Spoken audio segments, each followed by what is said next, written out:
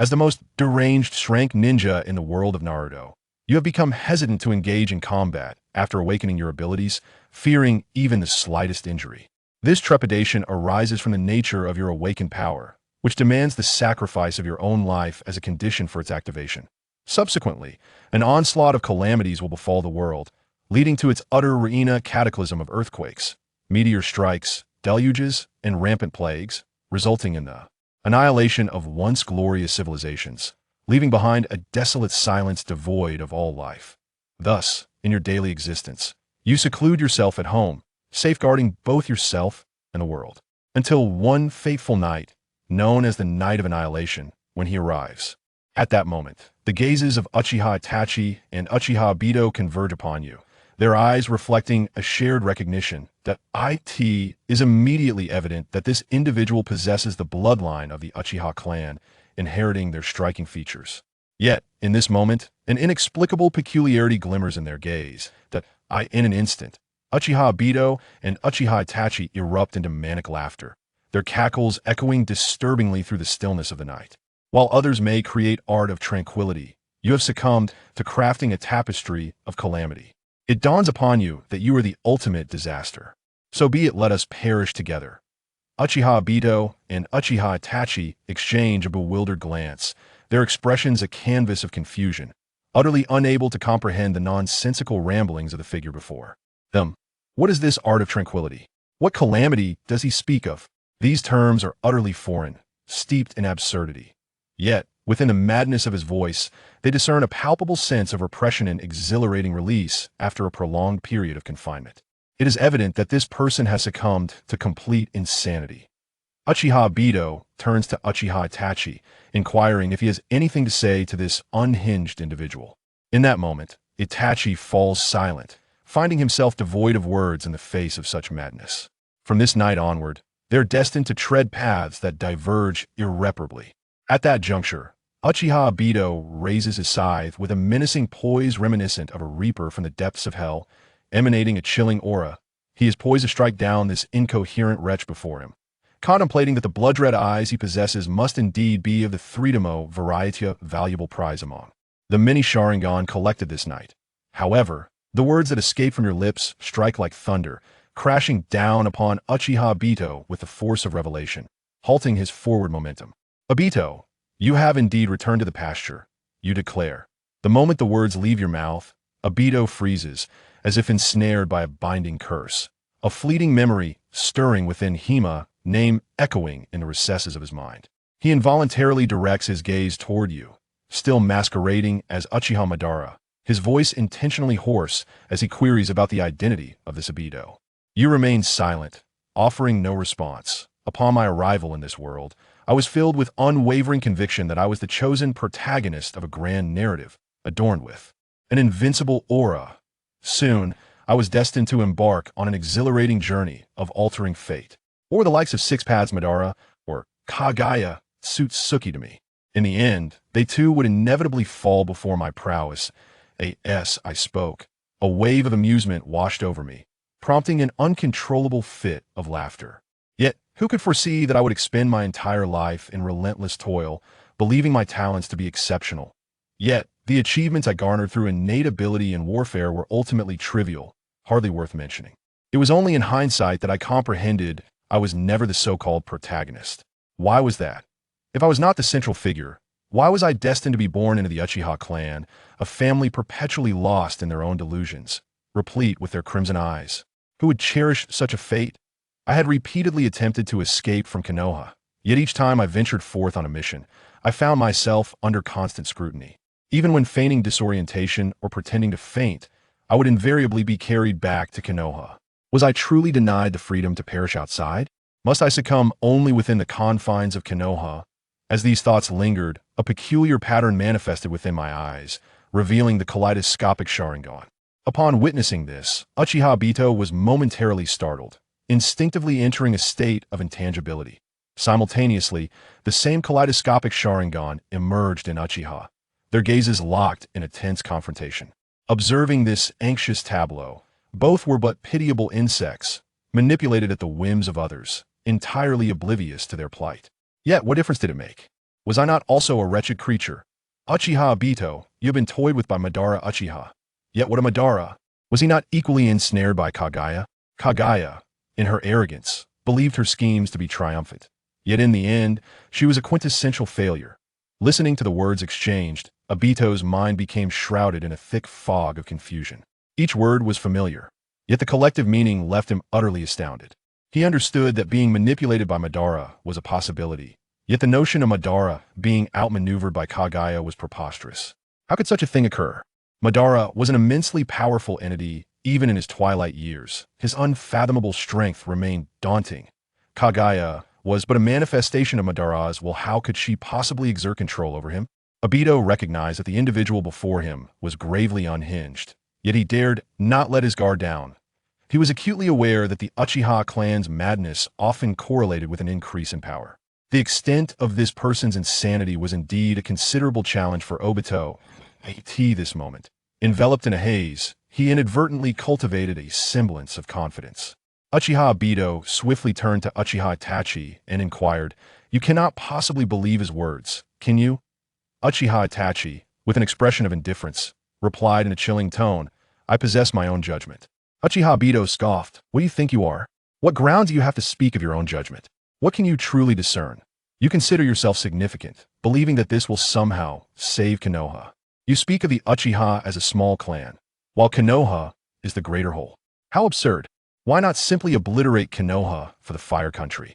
The daimyo of the Fire Country harbors great apprehension towards Konoha as well." Upon hearing this, Uchiha Obito was momentarily taken aback, a fleeting thought crossing his mind.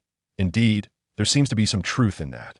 However, he quickly shook his head vigorously, casting aside this notion. "How could I entertain such thoughts?" Uchiha Itachi continued, "You believe you are perpetually correct, that no one is as clever as you, and that everyone else is mistaken. Am I right?" He laughed once more, tauntingly. "Do you naively think you possess such selfless love? You speak of doing it for Konoha, but are you not doing it for the legacy of the Sarutobi clan and the Shimura clan? Your words are pure nonsense." Uchiha Obito retorted, feeling as though he was being baselessly slandered. "I act for the will of fire, for the greater good. If that is true, then why have you slaughtered everyone, sparing not even the elderly and children of the Uchiha clan, but only allowing Sasuke to live? Is this truly an embodiment of the will of fire? Are you certain you are not following the self-serving will of Sarutobi? It is for this so-called will that you have ruthlessly turned against your own kin, isn't it? You are merely a hound of Sarutobi." Each word uttered by Itachi pierced like barbed arrows. Uchiha Obito's grip on his katana tightened, his hand beginning to tremble as he could no longer bear to hear such words. His gaze instinctively fell upon the blood still trickling from blade. He was acutely aware that he had taken too many lives, and there was no turning back. He must steadfastly believe in his righteousness, convinced that all he had done was for the will of fire, for the greater good of Konoha. He was not a mere dog of the Sarutobi clan. The decisions made by the Hokage were indeed correct, as was he, Uchiha Obito. Thus, Uchiha Obito abruptly turned away, resolutely departing. What was there to discuss with such a madman? How could a person so mentally disturbed comprehend Uchiha Itachi and the illustrious will of fire embodied by the Hokage? Once Uchiha Itachi had completely left, Uchiha Obito finally mustered the awkward courage to ask, "How did you come to know about those matters?" His mind was filled with uncertainty. How had the other discerned his true identity? He had meticulously crafted an image of a formidable being, perfect in demeanor and enigma, and he believed his performance to be nothing short of exceptional. Furthermore, what was the nature of that peculiar ocular technique? At this moment, you gaze intently at Uchiha Obito with a playful expression that I can tell you are eager to unravel the mystery. Very well, since you are the last person I encounter before my demise, there is no harm in sharing with you. My left eye bears the same name as mine calamity. This is a power that will only awaken after my death. Yet, after I am gone, what does it matter if the shinobi world is engulfed in chaos? Perhaps all of this is merely the design of fate. I arrived in this world with a singular desire to become invincible, to possess the strength to obliterate everything, yearning to wield dominion over all existence. It is precisely for this reason that I awakened such abilities. Do you not find it impressive? Ha ha ha! You burst into laughter once more. But it is all thanks to you, Uchiha Itachi, and all the others in this world. Why will none of you listen to me? Each of you, blinded by your own confidence, believe your decisions are infallibly correct. Utterly deaf to the words of a thirsa group of fools, these issues could be easily discerned, yet they remain oblivious, each convinced of their own righteousness. I yearn to alter this reality, only to discover my utter helplessness. Thus, I have completely lost my sanity. Upon hearing these words, Uchiha Obito, subjected to such scathing rebuke, felt tumultuous waves rise within him. He was unwilling to revisit the kindness shown to him by his teacher. After all, in the world he envisioned, the world of the moon's eye's teacher would continue to care for him as before. Indeed, I'm not in the wrong, the fault lies with others. Uchiha Obito repeated this thought in his mind. Yet, in an instant, he felt a chill course through him, a realization that mirrored the accusations directed at him. These people, despite their transgressions, stubbornly believe their actions to be just a feed. No, they must be right. Uchiha Obito hastily reaffirmed this notion within himself. He then directed his gaze into your eyes, the kaleidoscopic Sharingan of calamity, said to summon various disasters. Such formidable ocular prowess stirred a flicker of emotion within him, even in one as powerful as he.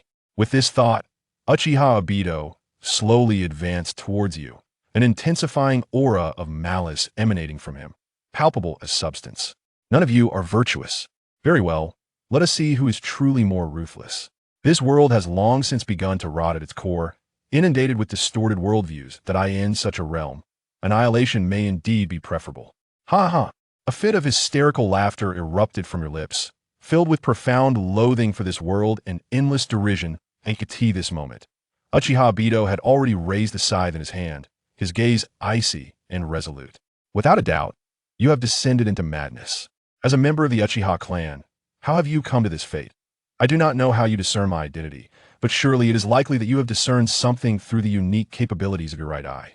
If that is the case, I shall graciously accept your gaze. Should you wish to end my life, then proceed. Strike me down. I dare you. In that moment, you erupted into a frenzied laughter once more. I am eager to witness the aftermath of your actions following my demise.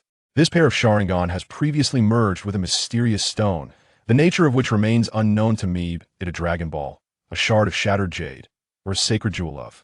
For souls, in an instant, your voice dripped with mockery, while despair consumed my heart, my eyes reflecting the distortions of this world of shinobi, a world that is utterly repugnant.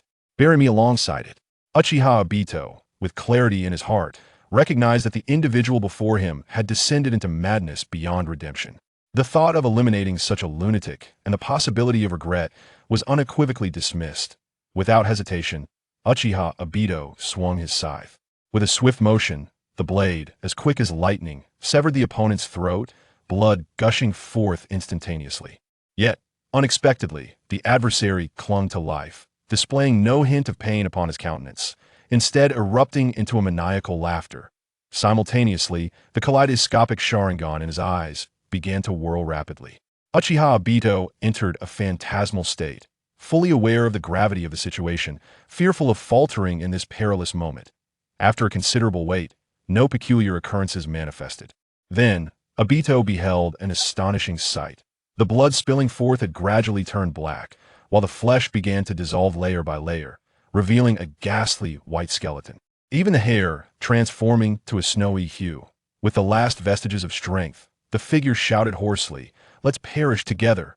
Obito, engulfed in confusion, could not refrain from inquiring, "What have you done?" At that moment, the now skeletal form slowly cast its gaze around, as the world whispered in feeble murmurs, "I have exhausted all my power. Even the energy contained within that stone has been spent. Countless breathtaking scenes are about to unfold. Yet alas, I shall never witness the spectacle of the entire shinobi realm accompanying me to the grave. What a lamentable fate." Uchiha Obito surveyed his surroundings with vigilance, yet everything appeared normal. Where were the so-called magnificent scenes? For reasons unknown, an overwhelming sense of impending crisis surged within him, as if an event of monumental significance was on the verge of transpiring. The oppressive feeling weighed upon him like an invisible mountain, rendering it nearly impossible to breathe. Unable to contain his urgency, he implored, "What have you done?" The voice that emerged, frail as a corpse, echoed with a chilling silence. "Why not see for yourself?" The alchemist's eyes, though still bearing the kaleidoscopic Sharingan, had lost their former brilliance, now possessing merely a flicker of residual power.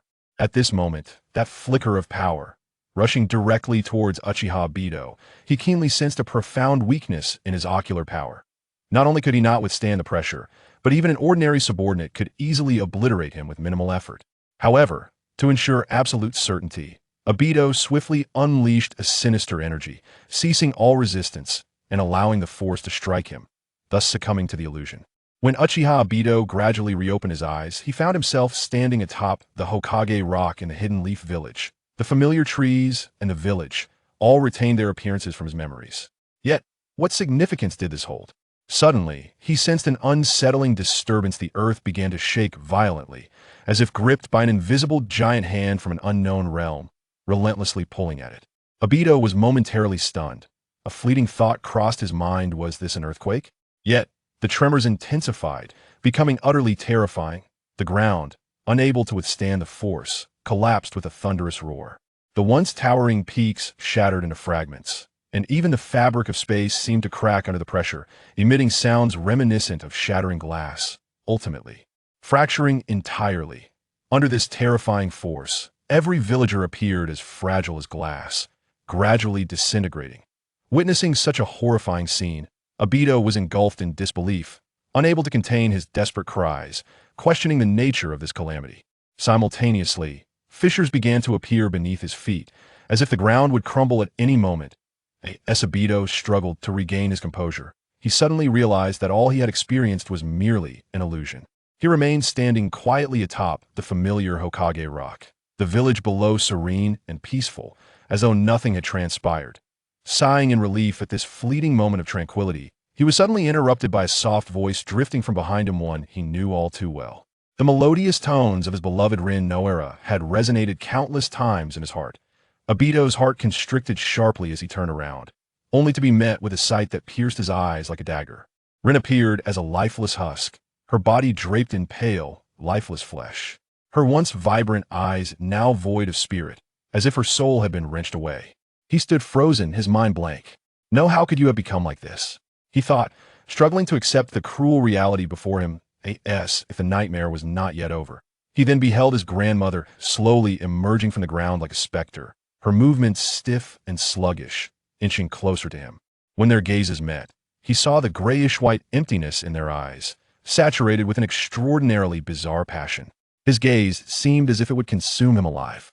Uchiha Obito could no longer endure this hellish scene, and could not help but roar in anguish. What manner of world is this? Suddenly, Uchiha Obito snapped back to reality, his forehead drenched in sweat. Breathless, he collapsed onto the ground, his arms straining against the earth, gasping for air as if he had just escaped from an eternal nightmare. To him, the destruction of the shinobi world was indeed terrifying, yet it paled in comparison to the horror and despair of seeing a beloved one emerge in such a ghastly form, demanding his life. As he regained his composure, Uchiha Obito fixed his gaze upon the scene before him, this time perceiving it with acute clarity. The 5 great nations, the land of fire, the land of water, the land of lightning, the land of earth, and the land of wind, all unfolded before his eyes, unreservedly laid bare. However, in the very next second, the earth convulsed as if the apocalypse had arrived, unleashing a cascade of horrifying calamities. First came the deluge, a torrent of water surging forth, like a ferocious beast, sweeping everything in its path. Then, a plague spread silently, an invisible harbinger of death that withered all life it touched. Next, volcanic eruptions spewed molten lava, painting the land in fiery hues. The summoning beasts, once enslaved by the shinobi, became frenzied, running amok and wreaking havoc.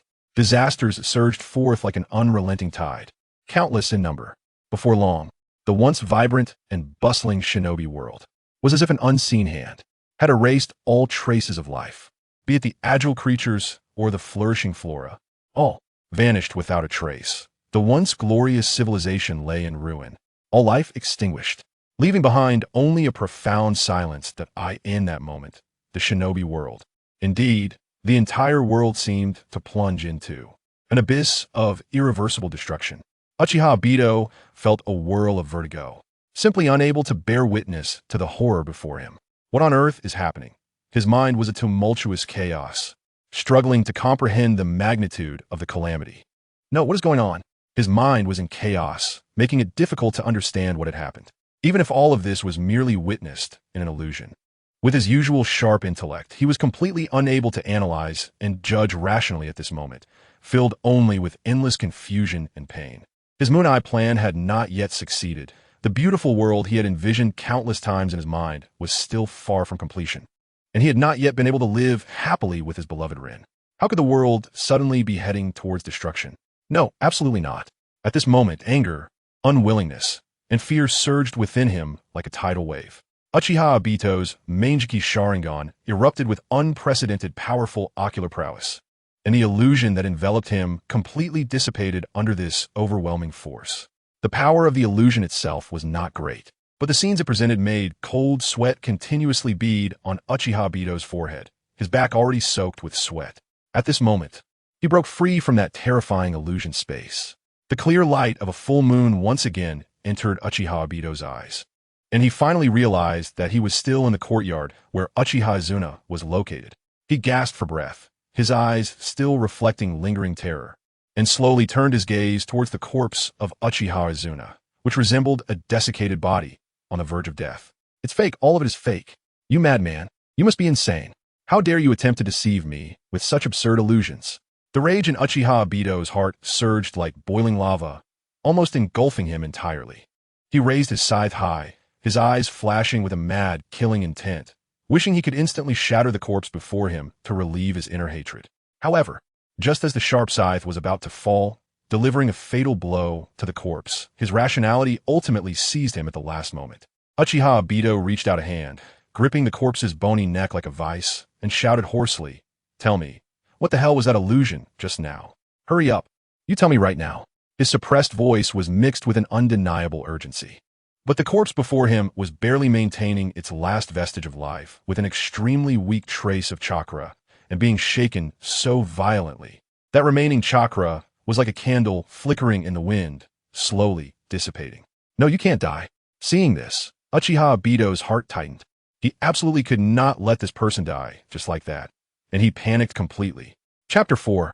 Uchiha Obito, I can be persuaded. I have long given you opportunities, but you insisted on pushing me to the brink of death. So let us all be destroyed together. As Uchiha Zaya's words fell, the last trace of chakra dissipated like a candle in the wind. His head drooped weakly, life extinguished. Seeing this scene, Uchiha Obito was instantly thrown into a panic. Completely panicked. Is he dead? No, he absolutely cannot die like this. Uchiha Obito was filled with anxiety. He felt that he must not let Uchiha Zaya die like this. He was burning with urgency and immediately shouted hoarsely, "Akatsuki, where are you? Come out quickly, hurry up." Back when he was severely injured and on the brink of death, he had relied on Akatsuki's help to survive, so he firmly believed that Akatsuki would definitely have a way to save Uchiha Zaya this time. This guy cannot die like this, absolutely not. He still hasn't permitted him to die. He can't die. I regret it. You cannot die. Accompanied by Uchiha Obito's furious roar, a foolish white Zetsu slowly emerged from the ground. It clearly hadn't grasped the situation yet and mumbled, "What happened to Lord Madara? Is he going to perform a poop show for me personally?" Hearing this, Obito realized that this was just an ordinary white Zetsu. His eyes turned red with anxiety as he yelled, "Who called you? Where's Akatsuki? Where the hell did that guy go?" The white Zetsu momentarily didn't react and foolishly asked, "Who died?" Uchiha Obito was furious and shouted loudly, "It's Akatsuki. I'm asking you where Akatsuki is. Tell me the truth." Only then did the white Zetsu scratch its head and say slowly, "He should be with black Zetsu. They usually stick together like conjoined twins." Uchiha Obito shouted frantically, "Get them over here. Bring them to me right now. There's no time. Move faster."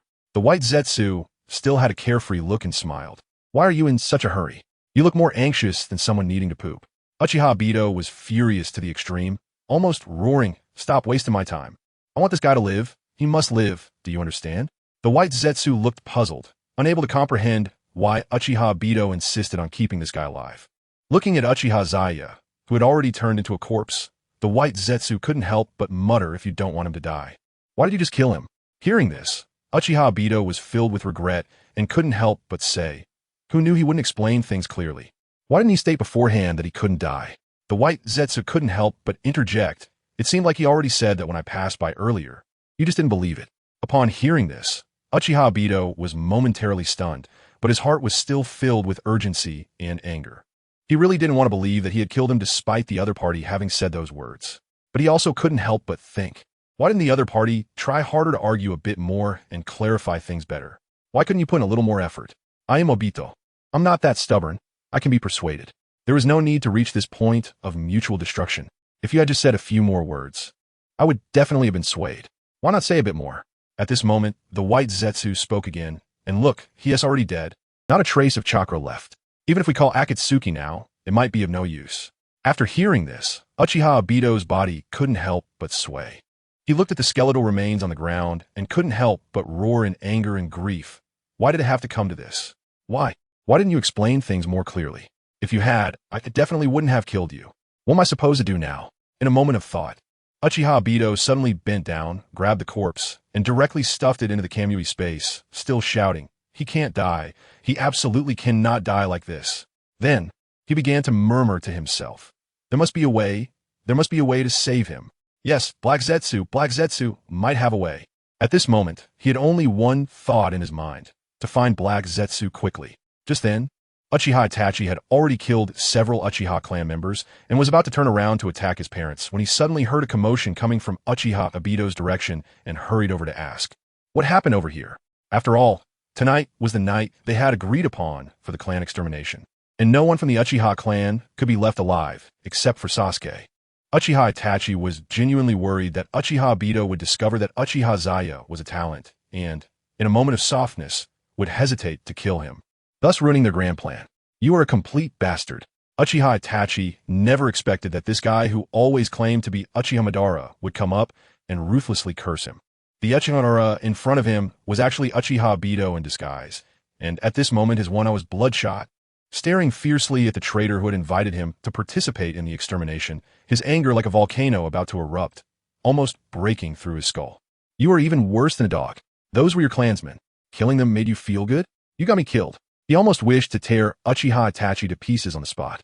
In his view, if he had to bear 10 of the responsibility for this matter, then Uchiha Itachi must bear 90 of the responsibility. He was a complete bastard and deserved to die immediately. The more Uchiha Obito thought about it, the angrier he became, feeling that Uchiha Zaya was absolutely right. What genius, Uchiha Itachi. This guy was nothing more than a complete fool, a total lackey, who deserved to go to hell. Hearing Uchiha Obito's nearly insane insults, Uchiha Itachi's face turned dark as ink. His eyes were sharp, staring intently at Uchiha Obito, coldly questioning, "Do you know what you're saying? Are you having second thoughts? You stupid dog, you still don't realize what has happened." Uchiha Obito roared in anger. In his eyes, this so-called lackey was utterly foolish, still unaware of how serious the situation had become at this point. As soon as he finished speaking, Uchiha Obito stopped talking and used Kamui, instantly disappearing without a trace, leaving Uchiha Itachi standing there. Uchiha Itachi was full of confusion, unable to understand what had happened. He instinctively leaped onto the roof, overlooking the once prosperous and bustling Uchiha ancestral land. However, at this moment, it was filled with endless darkness and silence, like a ghostly realm. After a brief moment of daze, Uchiha Itachi took a deep breath and shot like lightning towards his home. He knew that his parents were quietly waiting there, waiting to be ended by his own hands. But for his younger brother Sasuke, for him to live safely in Konoha, he felt it was all worth it, even if he had to bear the eternal infamy. In Uchiha Itachi's heart, there was still a lot of resentment towards his clan members. He simply couldn't understand why the people of his clan were so unwilling to listen to the third Hokage's arrangements. Why was everyone so fixated on the position of Hokage? What was the purpose of all this? Wasn't it good to be a subordinate under the Hokage? Could they not follow the Hokage's orders and act according to the will of fire? In his view, if the clansman could be as honest and stable as he was, everything could coexist harmoniously, and this tragic massacre would never have happened. He wouldn't have to endure such pain in his heart and ultimately raise that cruel blade with his own hands. At that moment, Uchiha Obito appeared on the Hokage Rock, overlooking the seemingly peaceful village below. However, terrifying scenes from the illusion involuntarily surfaced in his mind. Thinking of this, he couldn't help but clench his fists tightly, the veins on the back of his hands bulging from the effort. Just then, Kagaya's Black Zetsu quietly appeared and slowly said, "White Zetsu said you're looking for me." As soon as Uchiha Bito heard Black Zetsu's voice, it was like grabbing onto a last straw of hope. He immediately turned to look at him, panic evident in his expression as he said, "It's bad, really bad." Black Zetsu, upon hearing this, thought to himself that Uchiha Bito was indeed unfit for the task. If he were to impersonate Uchiha Madara, he should possess the calm demeanor and grace of Madara. Tonight was merely about executing a massacre mission. Why was he so unable to keep his composure, acting all anxious like he did when he was at the bottom before? Thus, Black Zetsu reminded him, "Madara, remember, your current identity is Madara. No matter what happens, you must remain calm and have the composure of a mountain collapsing before your eyes without changing your expression. Do you understand?" However, at that moment, Uchiha Bito couldn't calm down at all. "You have no idea what I just saw and what I learned. And you're telling me to calm down? Calm down my ass. It's really bad. This is a huge problem." But Black Zetsu remained very calm and unconcerned, saying, "What's the big deal? Did Danzo get his hands on the Uchiha clan's Sharingan? Or is it that the number of Sharingan you obtained is too few?" Black Zetsu thought that even if that were the case, it wasn't something to make a big fuss over.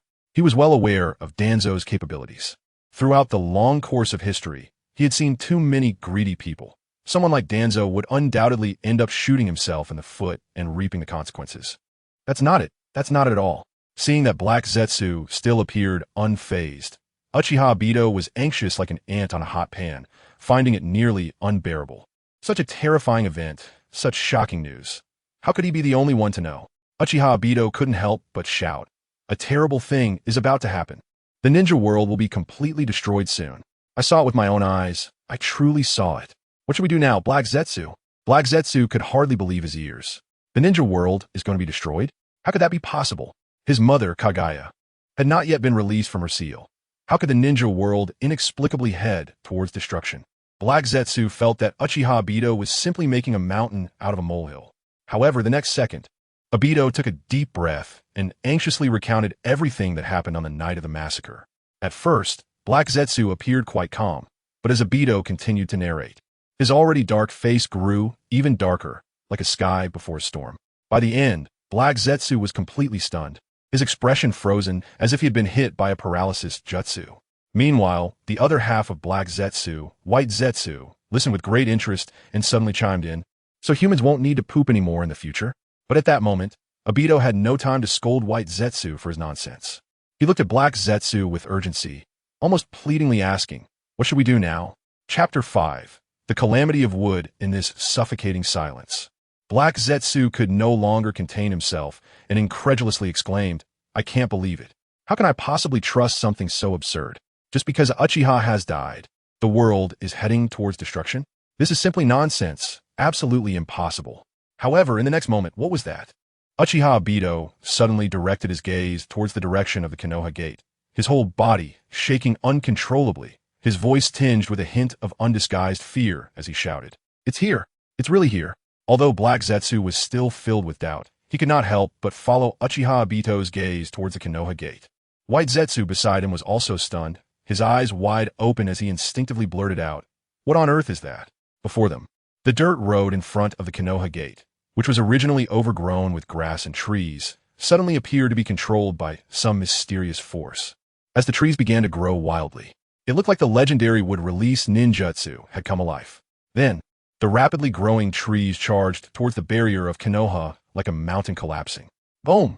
This loud sound seemed to shake the entire Konoha village.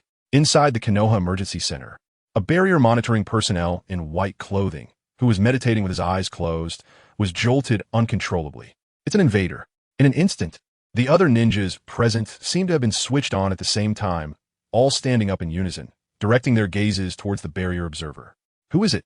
Which reckless invader dares to attack Konoha at this time? The barrier observer trembled like a leaf and screamed in terror. "It's the trees." "No. Could it be? Is it would-release?" "It really is would-release. The bloodline limit has appeared." Upon hearing this, everyone present displayed expressions of disbelief. At the same time, in front of the Konoha gate, the guarding ninjas were still performing their duties as usual. A woman holding a lunchbox approached the gate guard station with light steps, smiling as she handed the lunchbox to one of the ninjas. The two were a couple. The woman looked gentle and softly asked, "So, how are you doing here?" The ninja smiled warmly and gently nodded, replying, "It's quite safe here." not having to go out on those dangerous missions.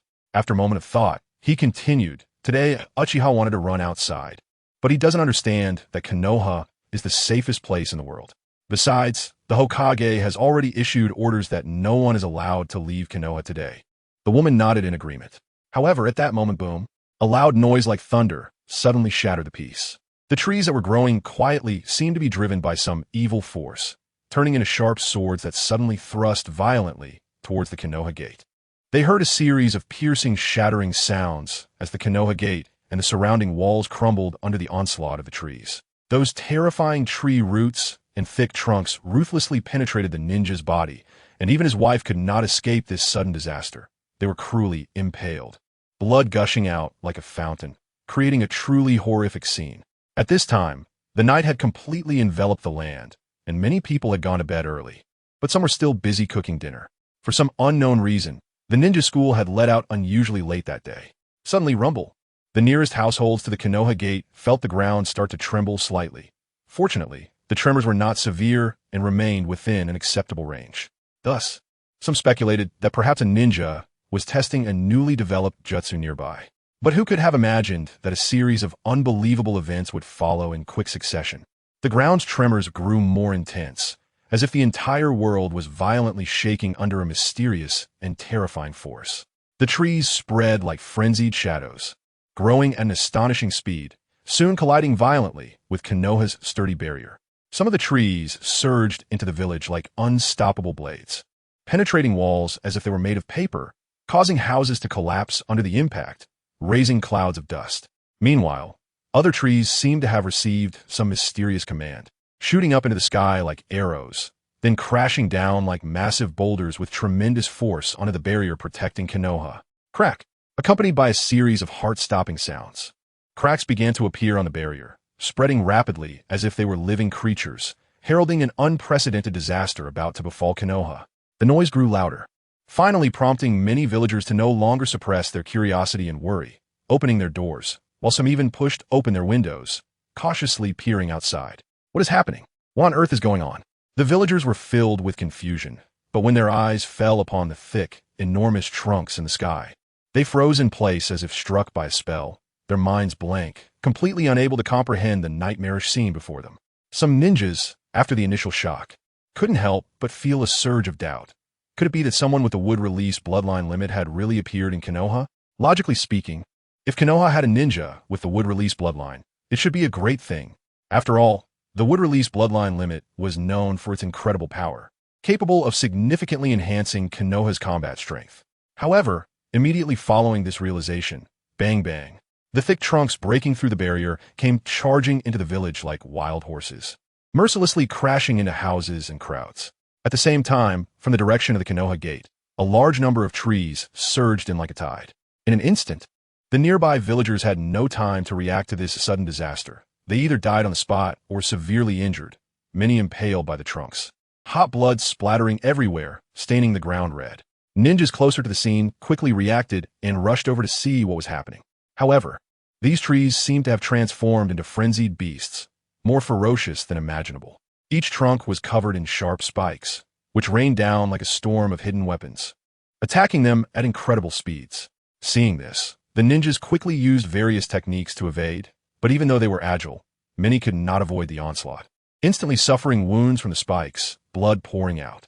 Meanwhile, the surrounding buildings began to collapse under the immense force, raising clouds of dust.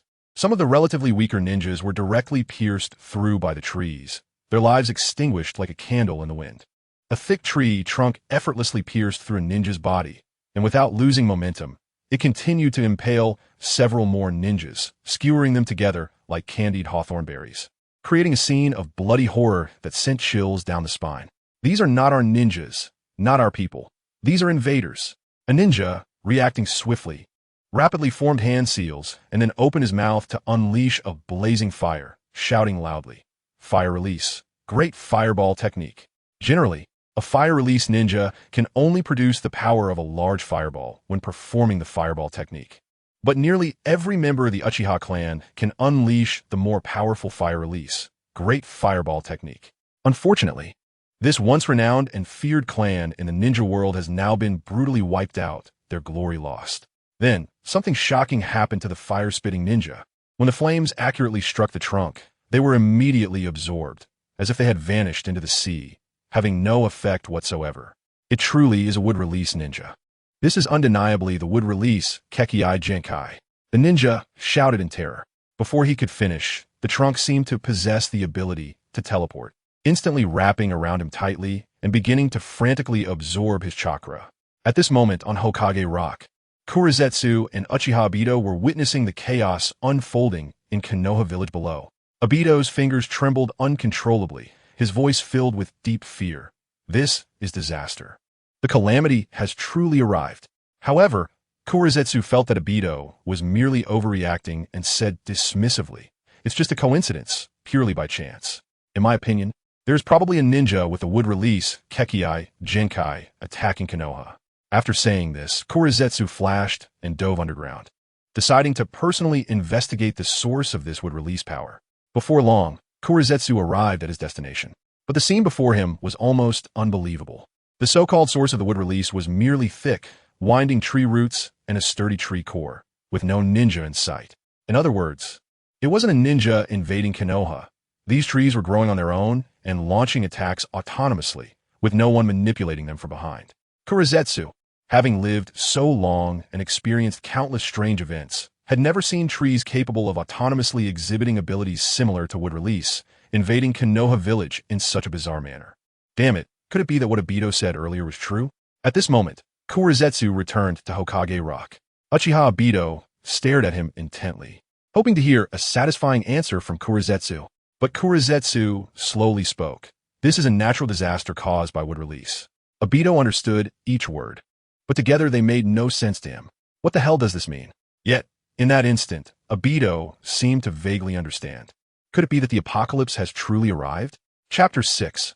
Naruto and Sasuke in the face of disaster. Remember, you're Madara. Seeing Obito's panicked state, Kagaya felt that he was a lost cause. How could Uchiha Madara have chosen him? At this moment, Kagaya spoke up to remind him.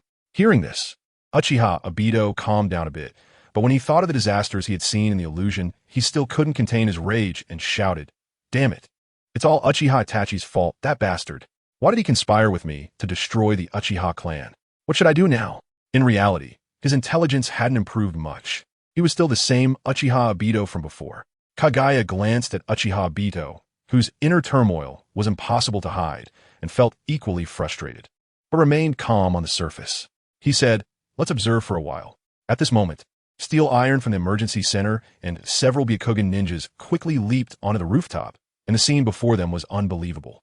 The Byakugan ninjas had veins popping at their temples. Upon activating their Byakugan, they shouted in shock, "It's trees. Could it be? Could it be wood release?" Steel iron furrowed his brows, also in disbelief. A wood release ninja? But once he processed the information, he urgently said, "Where's the ninja using wood release? Find them quickly." Several Byakugan ninjas hurriedly traced the source of the invading trees. But upon looking, there was no sign of any ninja. The source was actually the trees themselves. For a moment, they stood frozen, not knowing how to explain this to Steel Iron. Trees? Can they use wood release? Steel Iron was completely confused, unable to understand why the Hyuga ninjas were all so shocked they couldn't speak. At that moment, several ninjas with Byakugan shouted, "Quick, report to the Hokage." However, just as they turned to act, a series of dull thuds came from underground. Thick tree trunks shot up like arrows breaking through the earth, tearing the ground apart. With a swoosh, a tree trunk pierced straight through the head of a member of the Hyuga clan, blood splattering everywhere. The scene gruesome to the core. Following that, more tree trunks swiftly stabbed towards the Hyuga ninjas. Seeing this, Steel Iron and the remaining few immediately jumped and dodged. "Don't run, you all must die." Then, Steel Iron and the others heard a voice coming from the tree trunks, a voice hoarse and filled with resentment, as if the trees had transformed into vengeful spirits. Steel Iron, furious, shouted, "Are you a tree or a human?" From among the trees came a deep and terrifying voice. "I'm a tree, yet I have gained the spirit of someone. Hatred, resentment. Now I need more power, which is your chakra, your souls, to quell my hatred. I am both a tree and not entirely a tree. I am him, yet not him. Even I do not know what I am. But one thing is certain. I will slay you all." Only by killing more and more will I know who I truly am. Only by killing more and more will I understand what to do.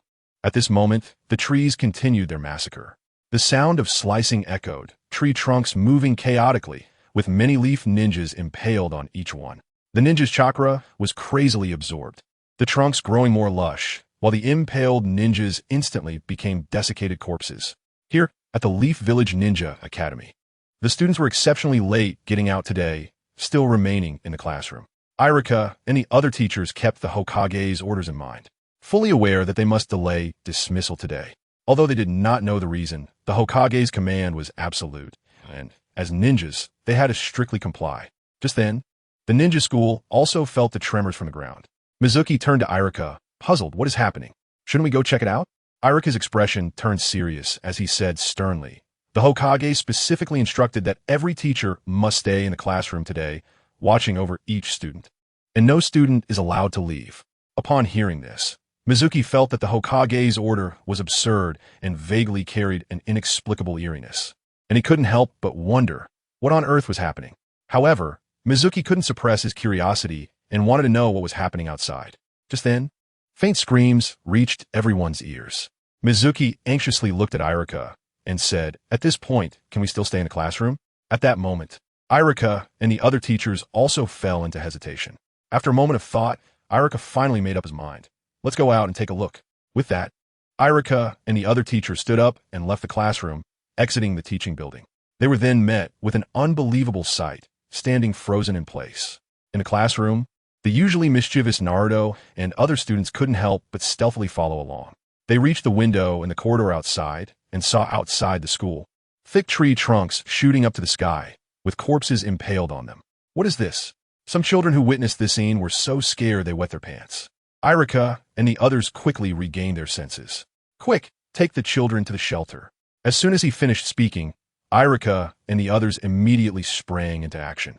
Irika looked at Naruto, hesitated for a moment, and then reached out to grab the back of Naruto's collar, leaping out of the teaching building. Irika appeared to be honest and trustworthy, but he was not foolish. The third Hokage had mentioned Naruto to him more than once, clearly indicating that Naruto was no ordinary child, but very special.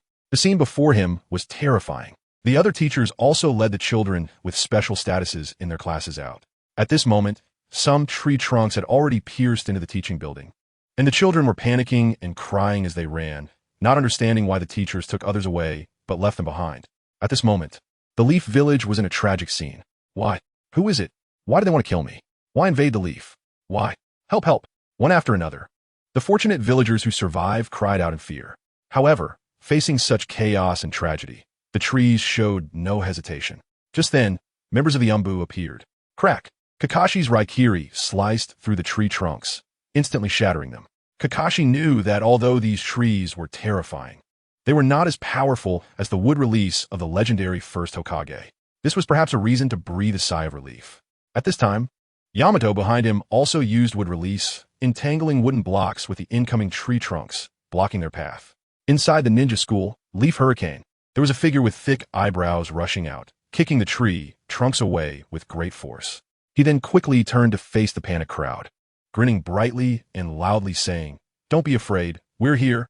The children looked at the thick-browed figure, and in that moment, it was as if they saw a glimmer of hope. Among them, a child named Rock Lee had eyes sparkling with a light he had never had before. However, this terrifying disaster did not stop its rampage. Chapter 7. The Strongest Hokage. Act quickly to save the world at the critical moment when the hidden Leaf Village was under attack. A well-organized and resolute defense mechanism was immediately activated.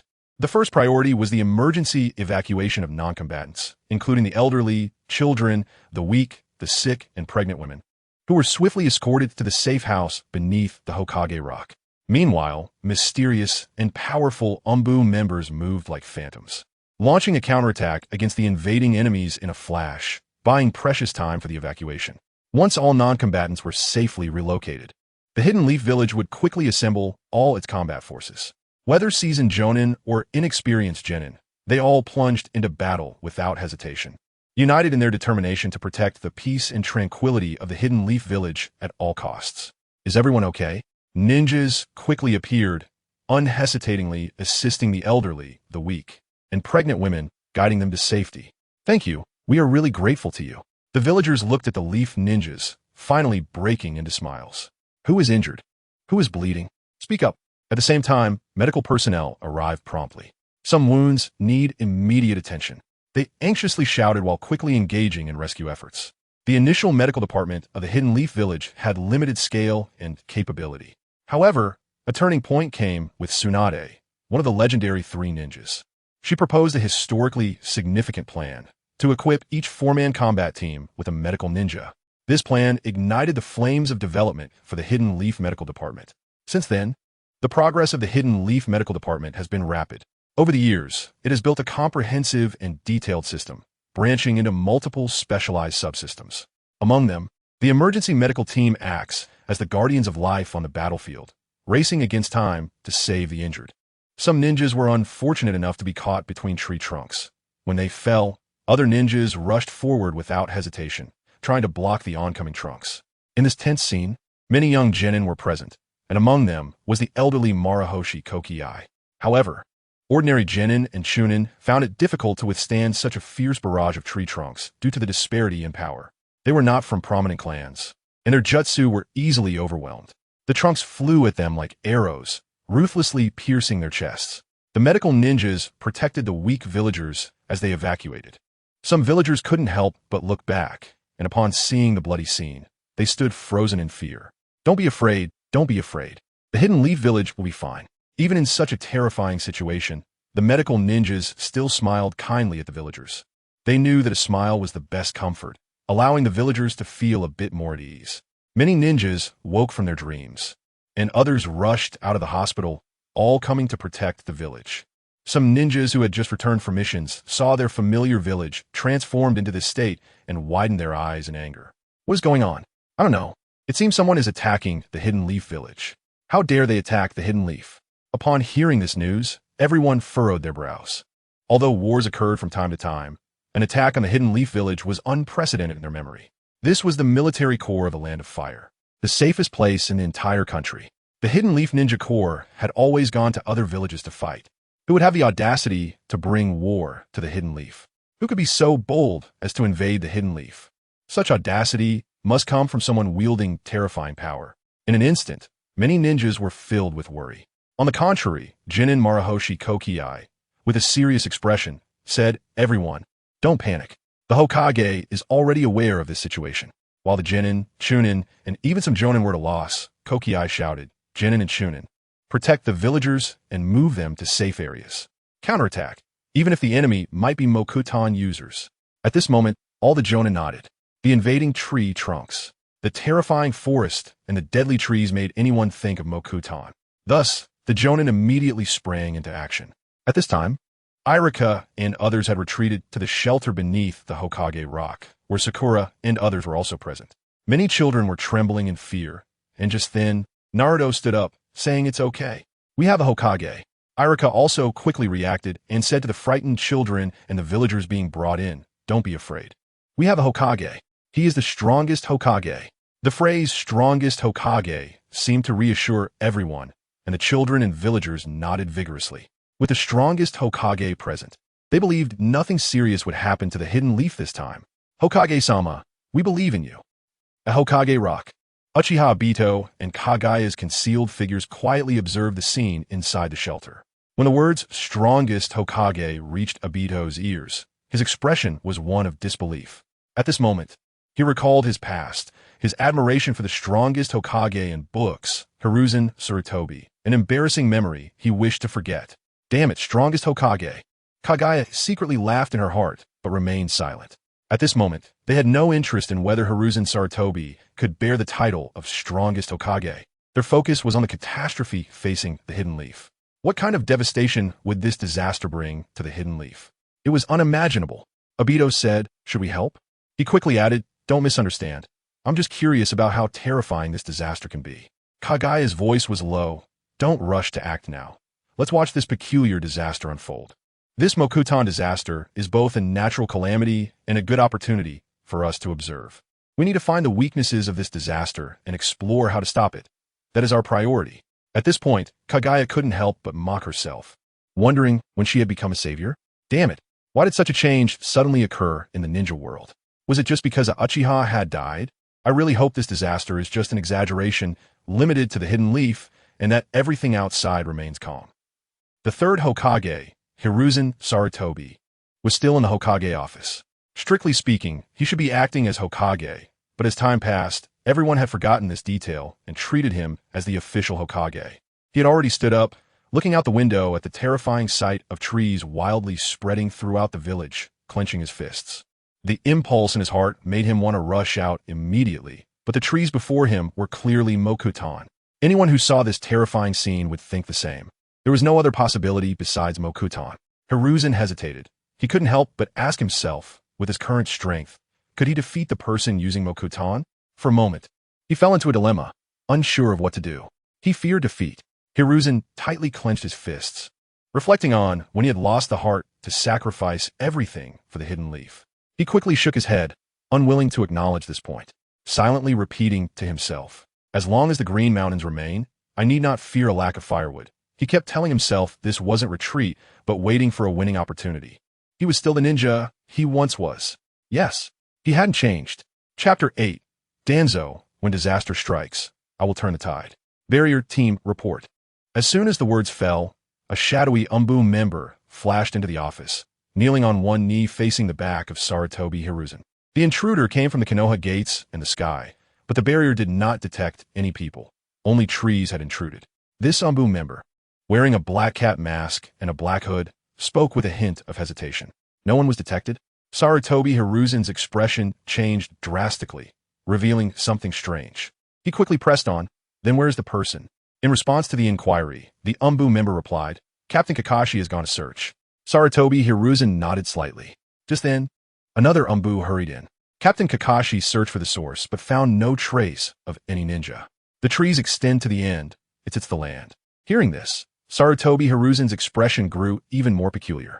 He pondered in his heart, what exactly is going on? If the one using would release is not a ninja, then what could it be? Is it the Monkey King? Is that a possibility? Sarutobi Hiruzen suddenly remembered that tonight is the night of the Uchiha clan's massacre.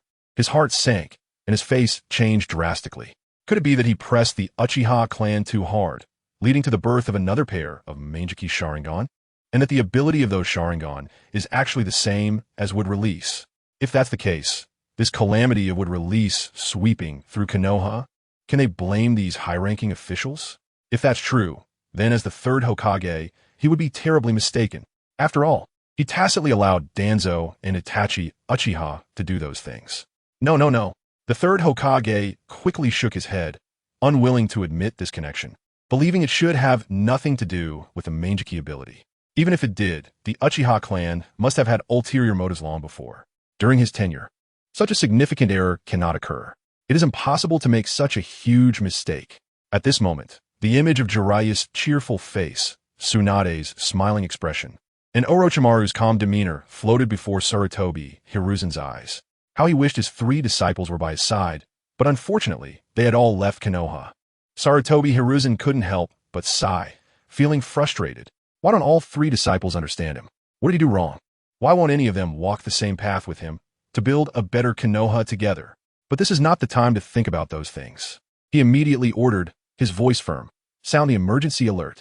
Also, activate the measures left by Jiraiya, and be sure to call Jiraiya back. This is the Konoha Council Office. Tien Kamaru and Mito Gate Inn, 2 high-ranking figures in Konoha, were hiding here, trembling all over. In the past, they often enjoyed tea here, discussing various matters of Konoha, feeling that they had the qualifications to guide the country due to their status and experience. However, when this sudden disaster struck, the 2 were pale with fear, speechless, their minds blank, completely unaware of what to do. Suddenly realizing something, Tien Kamaru panicked and shouted, Are the Umbu still guarding this place? As soon as the words fell, several Umbu ninjas appeared in an instant. Tien Kamaru frowned tightly and urgently ordered, Get more people over here. Mito Gate Inn hurriedly nodded in agreement, mumbling, With just these few people, how can they protect us? We are the high-ranking officials of Konoha. If something happens to the high-ranking officials of Konoha, how can Konoha function? Who will take charge? The high-ranking officials are the core of Konoha's operation. This core must not have any mishap. One Umbu ninja nodded and then disappeared. The other Umbun ninjas flashed and concealed themselves again, quietly guarding the two high-ranking officials. Kamaru stomped his foot in anger, wondering what was going on. Just then, a low and eerie voice sounded. It's outsiders, taking advantage of our extermination of the Uchiha clan to strike from the shadows. The speaker leaned on a cane, his right arm hidden in a wide sleeve, his right eye and forehead wrapped in white bandages, appearing frail and sickly. But his left eye radiated an intimidating aura. This person was the true power in Konoha, Shimura Danzo, the leader of Root. In Konoha, his power was second only to the Hokage. Is what you said true? Kamaru asked, his face filled with suspicion. Danzo's expression was grim as he slowly nodded. Hiruzen should have listened to me earlier and eradicated the Uchiha clan sooner. He was too late to give his consent, and our actions came too late, which gave the enemy a chance to strike. Just when we were about to annihilate the Uchiha clan, they took the opportunity to attack. Un's expression became serious, and he hurriedly advised, now is not the time to blame Hiruzen. His initial thoughts were not wrong. He believed the Uchiha clan could repent. But who would have thought they were so stubborn? Some children in the clan kept shouting to become Hokage. Kamaru echoed, especially the Uchiha clan members, who only believe in their own fathers and brothers, thinking they're the strongest, forgetting that in Konoha, the most prestigious should be the Hokage. Danzo nodded slightly. That's right. The strongest in Konoha can only be the Hokage. If someone denies this, they clearly have ulterior motives and want to gain personal benefits. At that moment, screams from the outside world reached them, and Kamaru's forehead broke out in cold sweat as he anxiously asked, who is it? Who cast this would-release technique? Who in the ninja world possesses such a bloodline limit? What do they want? Danzo spoke. Without a doubt, their target is the fourth Hokage's legacy, Uzumaki Naruto. At this moment, Danzo felt that the person invading Konoha and using would-release must be in league with Itachi Uchiha, initially planning to exterminate the Uchiha clan together. But unexpectedly, the other party changed their mind midway and wanted to destroy Konoha as well. Kamaru and Midogate and looked at Danzo, their eyes filled with hesitation, wondering if his judgment was really correct. Danzo confidently declared, trust me, my judgment is never wrong. Danzo's expression was cold, and he continued in a frigid tone. At this critical juncture, it is time for Naruto to take the field as a weapon. Yet Hiruzen has not issued such an order, but instead plans to recall Jiraiya. Upon hearing this, Un's eyes widened in anger as he shouted, what time is it? Hiruzen is still so soft-hearted? Naruto must be deployed. Kamaru nodded in agreement, worriedly saying, how can we call Jiraiya back? If he learns about everything Naruto has experienced, he might turn against us. Jiraiya is not a fool. Even if he knows about Naruto's situation, he would never turn against Konoha. Danzo believed he understood Jiraiya, but a trace of an imperceptible sneer flashed in his eyes. Then he said solemnly, that's why Hiruzen is increasingly incapable of handling Hokage affairs. If he continues to stay in the Hokage position, Konoha will eventually be finished. Hearing this, Midogate and Kamaru fell silent. They were too familiar with Sarutobi Hiruzen and knew Danzo's character well. Compared to Sarutobi Hiruzen, Danzo was far more ruthless. Sarutobi Hiruzen at least put on a facade, while Danzo would not. They would never dare to truly stand with Danzo and support him as Hokage. Just thinking about it was terrifying. At this critical moment, when Konoha was being ravaged by would-release, Danzo even attempted to seize the position of Hokage. Midogate and Kamaru were not completely ignorant.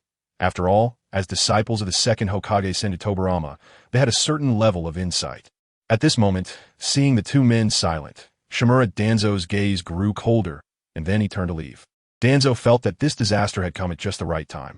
The Uchiha clan had been exterminated, and now someone was invading Konoha with would-release. Perhaps it was time to use the power of Shursue's Kodoame Tsukumi to manipulate the ninja-wielding would-release. When that time comes, this would-release power would be at his disposal. Looking at the terrifying range and might demonstrated by this would-release, it was clear that no one, not even that guy now called Yamato, could compare to it. Only such a powerful force was worthy of being controlled by him, Shimura Danzo. He was waiting for the right moment to turn the tide. Chapter 9. Jiraiya what? Something happened in Konoha. At this moment, Konoha village was undergoing a terrifying assault, with those horrifying trees rampaging through the village like crazed beasts. As they absorbed more chakra, they not only became harder, but also took on increasingly fearsome appearances, spreading at an astonishing speed. In the blink of an eye, they invaded numerous important ancestral grounds in Konoha. The members of the Nara clan were in a state of panic, staring in shock at the chaotic scene. At that moment, Nara Shikaku appeared. Use fire release. Use blade techniques. Use wind release. He urgently directed the ninjas, leading them in defense. Along the way, Nara Shikaku did not forget to help many villagers, but undoubtedly, the safety of his clan was always of utmost importance to him. Clan leader, what is happening? The ninjas of the Nara clan anxiously asked while fighting against the wildly growing trees. However, faced with this sudden and bizarre disaster, Nara Shikaku was equally puzzled and could only respond helplessly, I don't know. At this moment, the trees became sharper, making a piercing sound as they lunged forward like deadly blades. In a critical moment, Nara Shikaku quickly formed hand seals, and, in an instant, dark shadows rapidly spread from the ground. Secret technique, shadow stitching. The shadows instantly materialized into sharp, giant spikes, intertwining with the frenzied trees. Although the trees were pierced by the shadows, the strange and ominous aura still lingered. Clearly, Nara Shikaku's ninjutsu only temporarily restrained the tree's actions. At that moment, Nara Shikaku's expression was serious as he loudly commanded, first protect the women and children of our Nara clan, then worry about the villagers. The ninjas of the Nara clan nodded, and the other ninjas who had come with Nara Shikaku also remained silent. They understood what should and should not be said at this moment. The priority was to ensure the safety of the women and children of the Nara clan as they evacuated. Nara Shikaku's expression was grave as he performed the shadow manipulation technique again, and the shadowy tendrils skillfully pulled out shuriken attached to explosive tags from his ninja tool pouch and hurled them forcefully. He knew that the safety of the Nara clan was crucial tonight. In fact, he was aware of the fate of the Uchiha clan, which made him realize that while protecting the village, his own family also needed to be safeguarded. Moreover, he pondered that if the Uchiha clan was exterminated and enemies took advantage of the chaos, this was clearly a neglect on the part of the third Hokage and other high-ranking officials. He feared that this would release technique did not come from an external enemy, but was a desperate resistance from the Uchiha clan driven to the brink. If that were the case, then the third Hokage and others could not escape blame. Just then, in front of the evacuating members of the Nara clan, women and children, the ground suddenly erupted violently, and thick trees burst out from underground, creating a horrifying scene.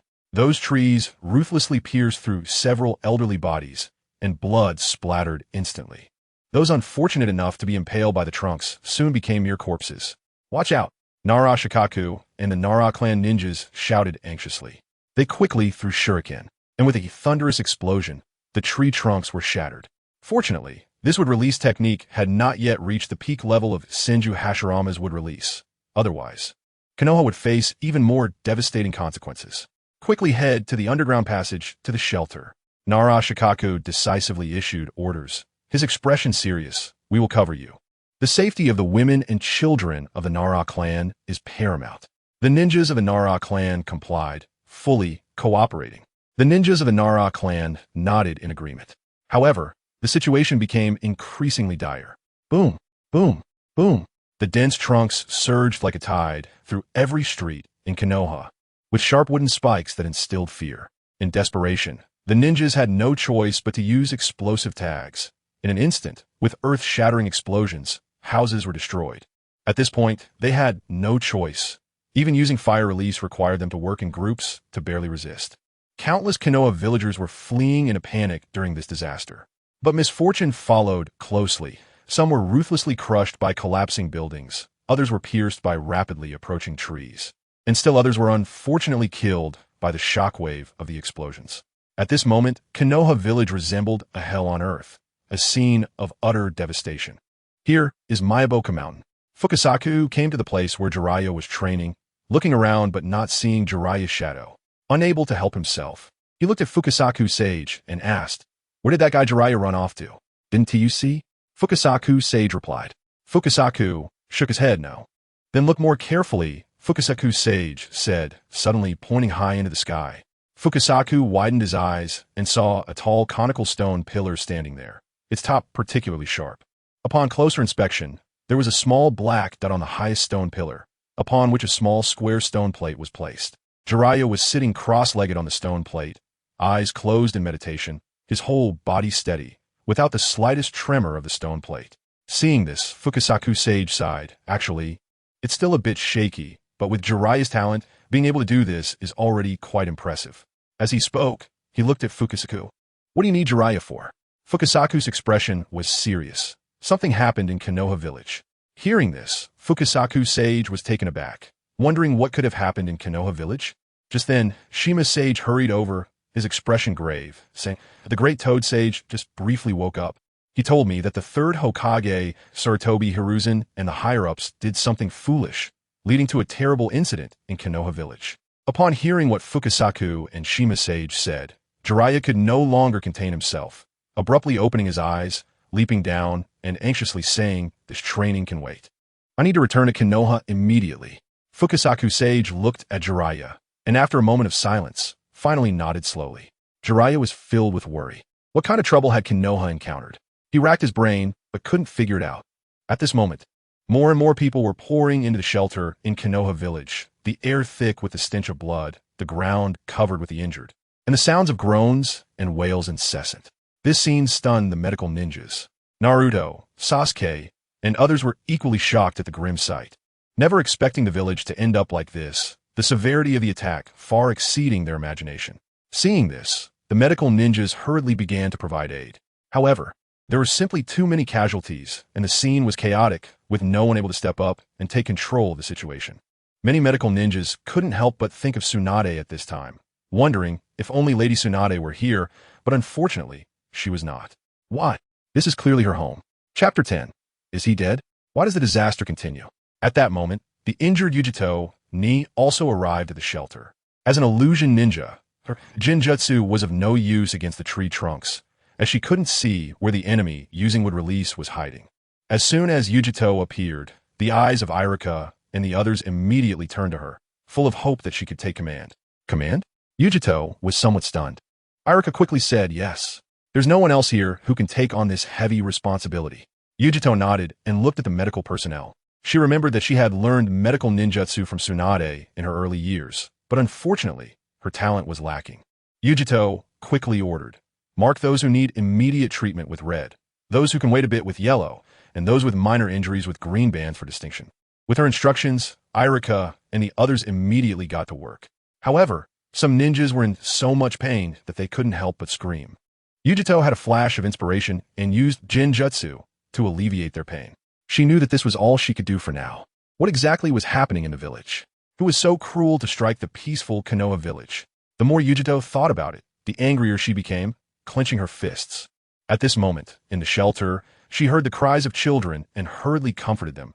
"Don't be afraid. The Hokage will solve everything." Meanwhile, in the Hokage's office, the third Hokage, Hiruzen Sarutobi, took a deep breath of smoke and then slowly exhaled, a thick cloud of smoke spreading. At this moment, Tsunade and Mito Minya pushed the door and entered. Tsunade had a serious expression. "Sarutobi, do you really want to wait for Jiraiya to come back? In my opinion, we should just let him stay outside." Hiruzen was astonished and angry, glaring at them. "Do you know what you're talking about?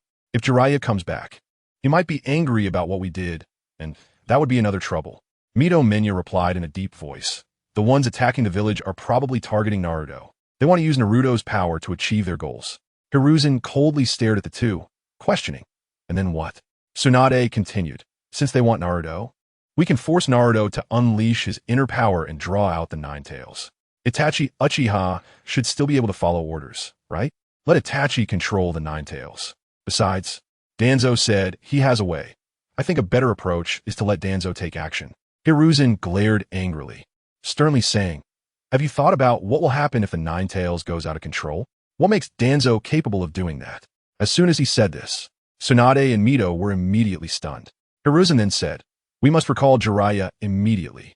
Tsunade and Mito looked confused and said in unison, "Sarutobi, you can handle this yourself?" "Yes. You need to personally eliminate this disaster." Hearing Tsunade and Mito's words, Hiruzen couldn't believe his ears. He suddenly looked at Mito, questioning, "Did you compile the textbooks for the ninja school? Let me ask you, do you really think I'm the strongest Hokage? Do you think I can handle this disaster?" Tsunade screamed in shock. "How could that be? Sarutobi, how could you not handle this disaster?"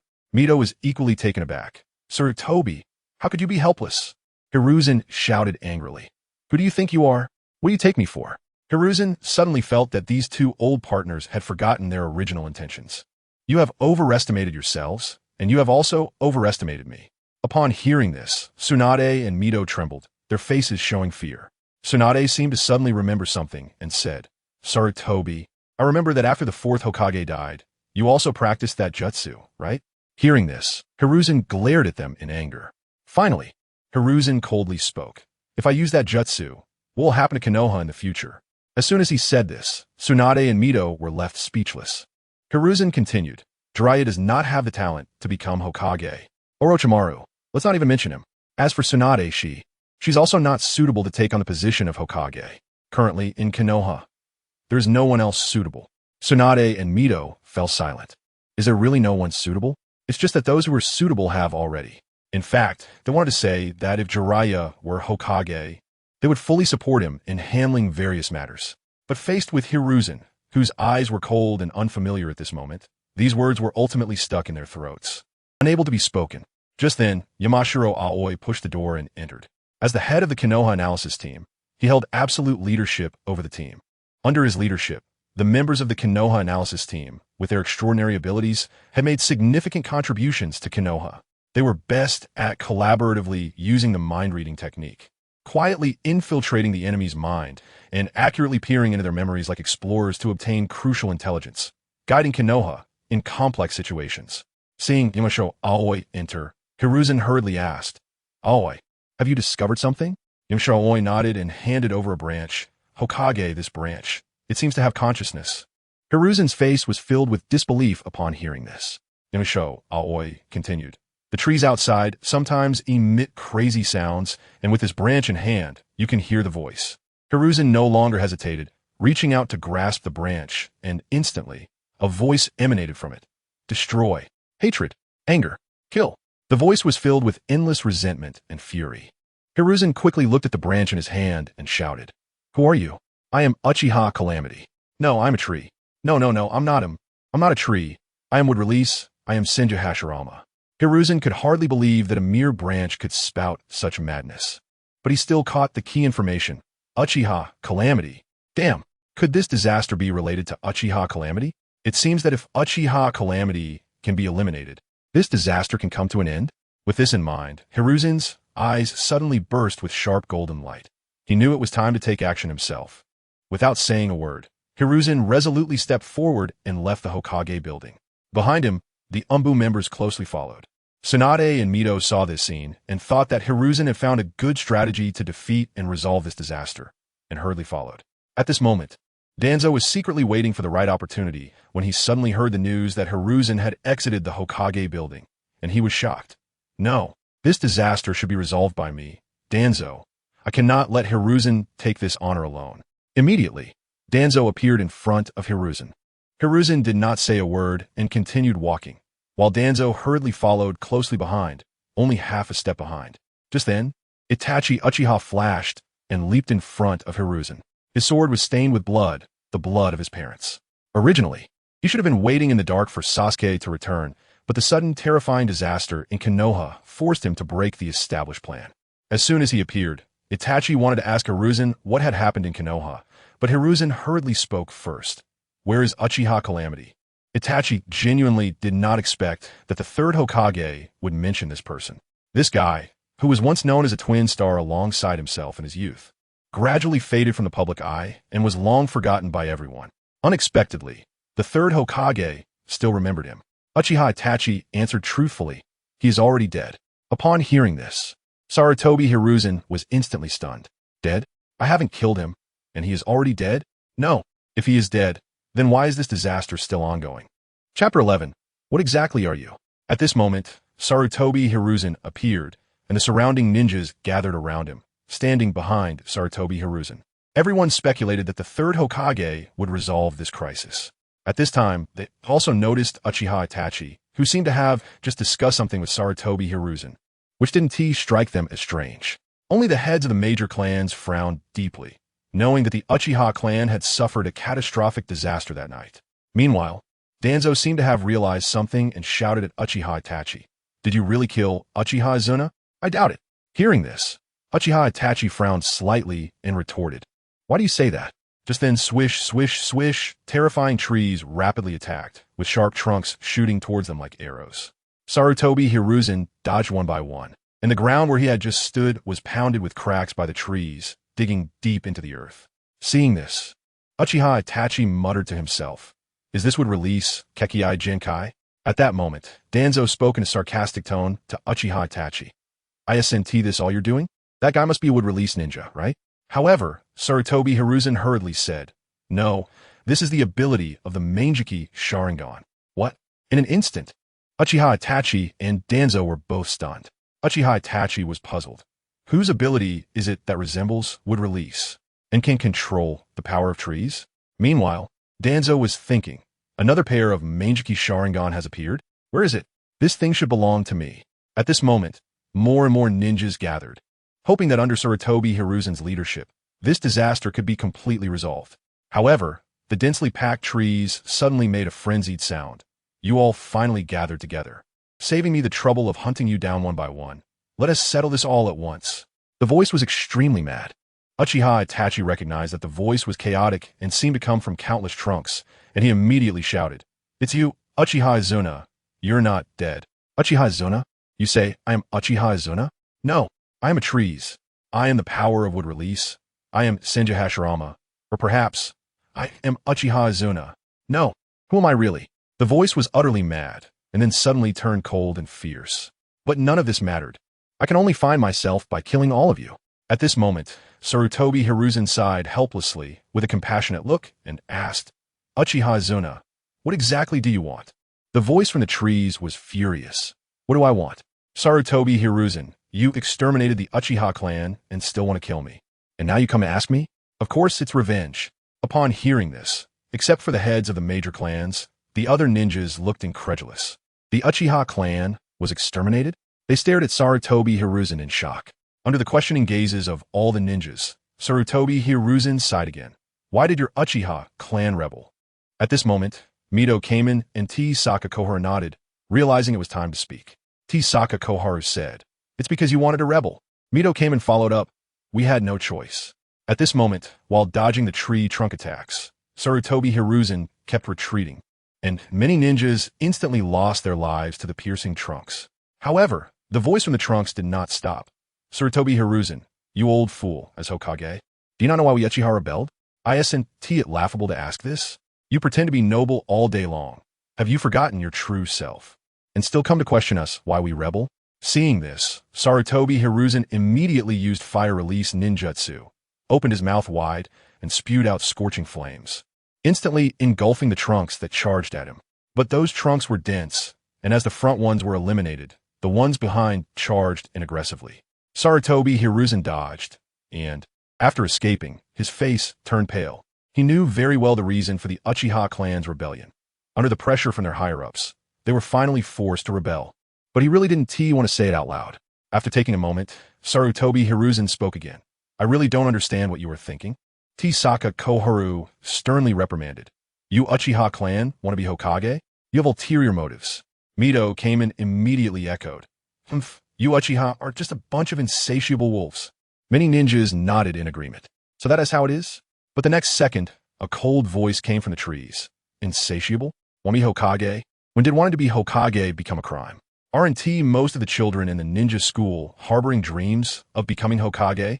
As soon as this was said, many ninjas went blank. Yes, when did wanting to be Hokage become wrong? The voice from the trunks grew even more mad. "The truly insatiable ones are you people. In the past, the Mito clan and the T-Saka clan were just nameless small clans, but now they have transformed into the major clans of Konoha. The Sarutobi clan and the Nara clan were not major clans either, but now they're already the giants of Konoha. Over the years, you have used your positions to fill your pockets. How many benefits have you gained? You know in your hearts, who is the greedy one? Is Hokage your private property? Why is it right for you to be Hokage, but not for us Uchiha?" At this moment, Danzo was furious, scolding in his heart. Indeed, the evil Uchiha still dared to aspire to be Hokage. Simply unforgivable. Just then, Narashikaku rushed over with people. He happened to hear Danzo's words, and his brows furrowed tightly. The situation he feared the most had finally appeared. If this continued, no matter who won in the end, It would be a bad thing for Konoha. If Sarutobi Hiruzen and the others could resolve this disaster at once, it would be fine, but clearly they could not. They could only let the mad voice from the trees continue to shout, which would inevitably dampen Konoha's morale and disturb the people's hearts.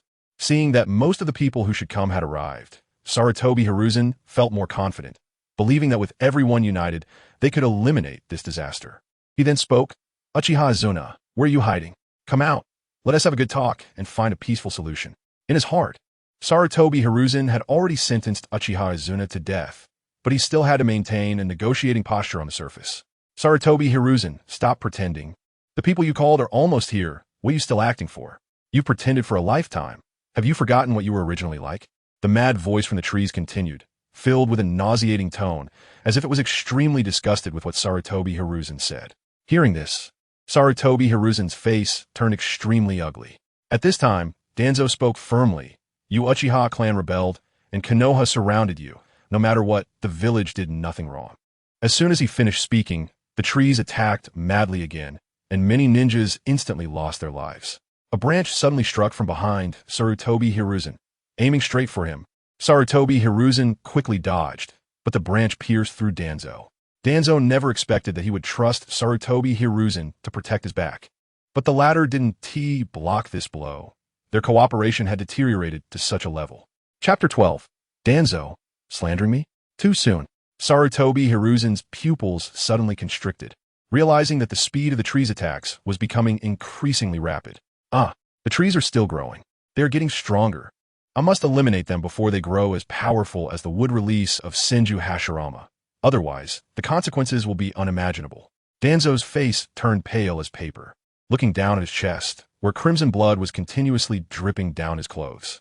The voice of Tsunade was sharp to the point of being piercing, staring at Danzo, who had been stabbed through. She panicked and then screamed, "You actually dared to attack Elder Danzo, you evil Uchiha!" However, Danzo's corpse unexpectedly disappeared. In a dark corner, Danzo casually walked out and said, "You all saw it. The Uchiha clan has already rebelled. Uchiha Zetsu is hiding in the shadows, using the power of the Mangekyō Sharingan to ambush us. We can only suppress this rebellion." Danzo felt that he had found a good reason. Although he had wasted one Sharingan, it didn't matter. Today he would surely gain many Sharingan, especially Uchiha Zetsu's Mangekyō Sharingan, which was akin to wood release, simply fantastic. This legendary eye of the Uchiha clan should rightly belong to him. Danzo. Thinking of this, Danzo looked greedily at the surrounding trees. In his view, the Mangekyō Sharingan, a bloodline limit, was not suited for the Uchiha clan. It was only appropriate for him to control.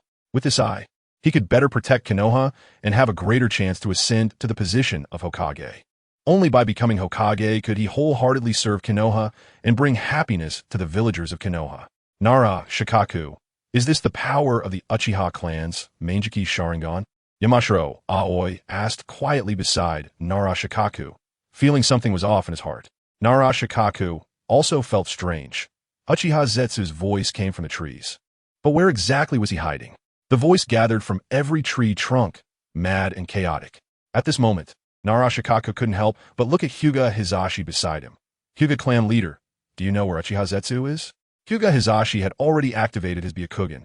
However, no matter how he looked, he couldn't find any trace of Uchiha Zetsu, only feeling that each tree contained strange power, seemingly chakra, yet definitely not chakra. Truly bizarre. Hyuga Hizashi shook his head. He no longer understood what was going on. The Mangekyō Sharingan, is it really this powerful? On Hokage Rock, Uchiha Obito and Kurozu were watching the scene below. Uchiha Obito's expression was serious. Kurozu turned to Uchiha Obito and asked, "Are you sure Uchiha Zetsu is dead?" Uchiha Obito nodded, gritting his teeth. "His corpse is still in my Kamui space." Hearing this, Kurozu was momentarily speechless. He had doubts in his heart. Strange. What kind of power is that? It doesn't look like the Mangekyō Sharingan at all. The person is dead, yet these trees keep growing, becoming an increasing threat. Kurozu looked up at the entire Konoha village from Hokage Rock, witnessing the scene vividly. The surrounding trees were crazily growing, spreading towards Sarutobi Hiruzen and the others from all directions. No matter how one looked at it, it seemed as though wood release had completely surrounded the Konoha ninjas. Kurozu couldn't help but ponder, how will they resolve such a large disaster? If they resolve this, there shouldn't be another one, right? No matter how powerful the Mangekyō Sharingan is, it shouldn't be able to continuously trigger disasters one after another. Even the Rinnegan can't do that. Kurozu believed that the illusion Uchiha Obito had seen earlier was likely fake, probably a method used by Uchiha Zetsu to scare Obito. Therefore, once this crisis caused by would release was resolved, there likely wouldn't be any other disasters, right? At this moment, the trees continued their relentless assault. Sarutobi Hiruzen led everyone to resist with all their might, using fire release to burn the rapidly attacking trunks, which crackled loudly, and then using wind release to slice through the trunks like blades. However, those trunks were dense and seemingly endless. Just as one batch was eliminated, new ones kept emerging, aggressively attacking them again. Danzo was once again pierced by a trunk, but in an instant, another Danzo emerged from the shadows. Danzo was filled with rage. Uchiha Zetsu, where are you? He noticed that the trunks attacking him were faster and sharper than those targeting other ninjas. You evil Uchiha! Danzo roared in anger again. Where are you hiding? Ha ha ha ha! That extremely mad, almost insane voice suddenly erupted from every tree trunk. Danzo, you always call our Uchiha clan evil, but what about you? Why are you using our Uchiha clan's secret technique, Izanagi? Your arm is filled with the eyes of our Uchiha clan. You've secretly researched the cells of the first Hokage, not knowing how many lives you've harmed, and in the end had Orochimaru help you create this arm. You not only steal the power of the Uchiha, but also don't spare the power of the first Hokage. I never expected that a beast like you could become an advisor to the Hokage. It's simply laughable. Ha ha ha ha. This terrifying laughter made people's ears ache, and the surroundings instantly fell silent. Everyone instinctively looked at Danzo's arm. Don't talk nonsense. Is it only your Uchiha clan that has secret techniques? Danzo's heart tightened, thinking, how is this possible?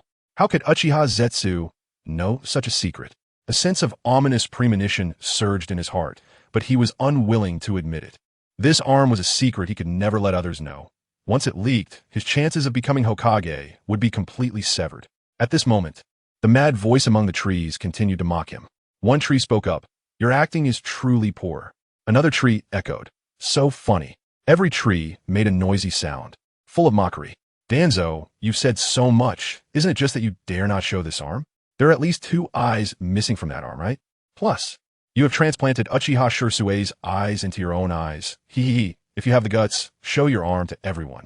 At this moment, Uchiha Itachi couldn't help but look at Danzo. Meanwhile, from the trees came dense, frenzied voices. Uchiha Itachi.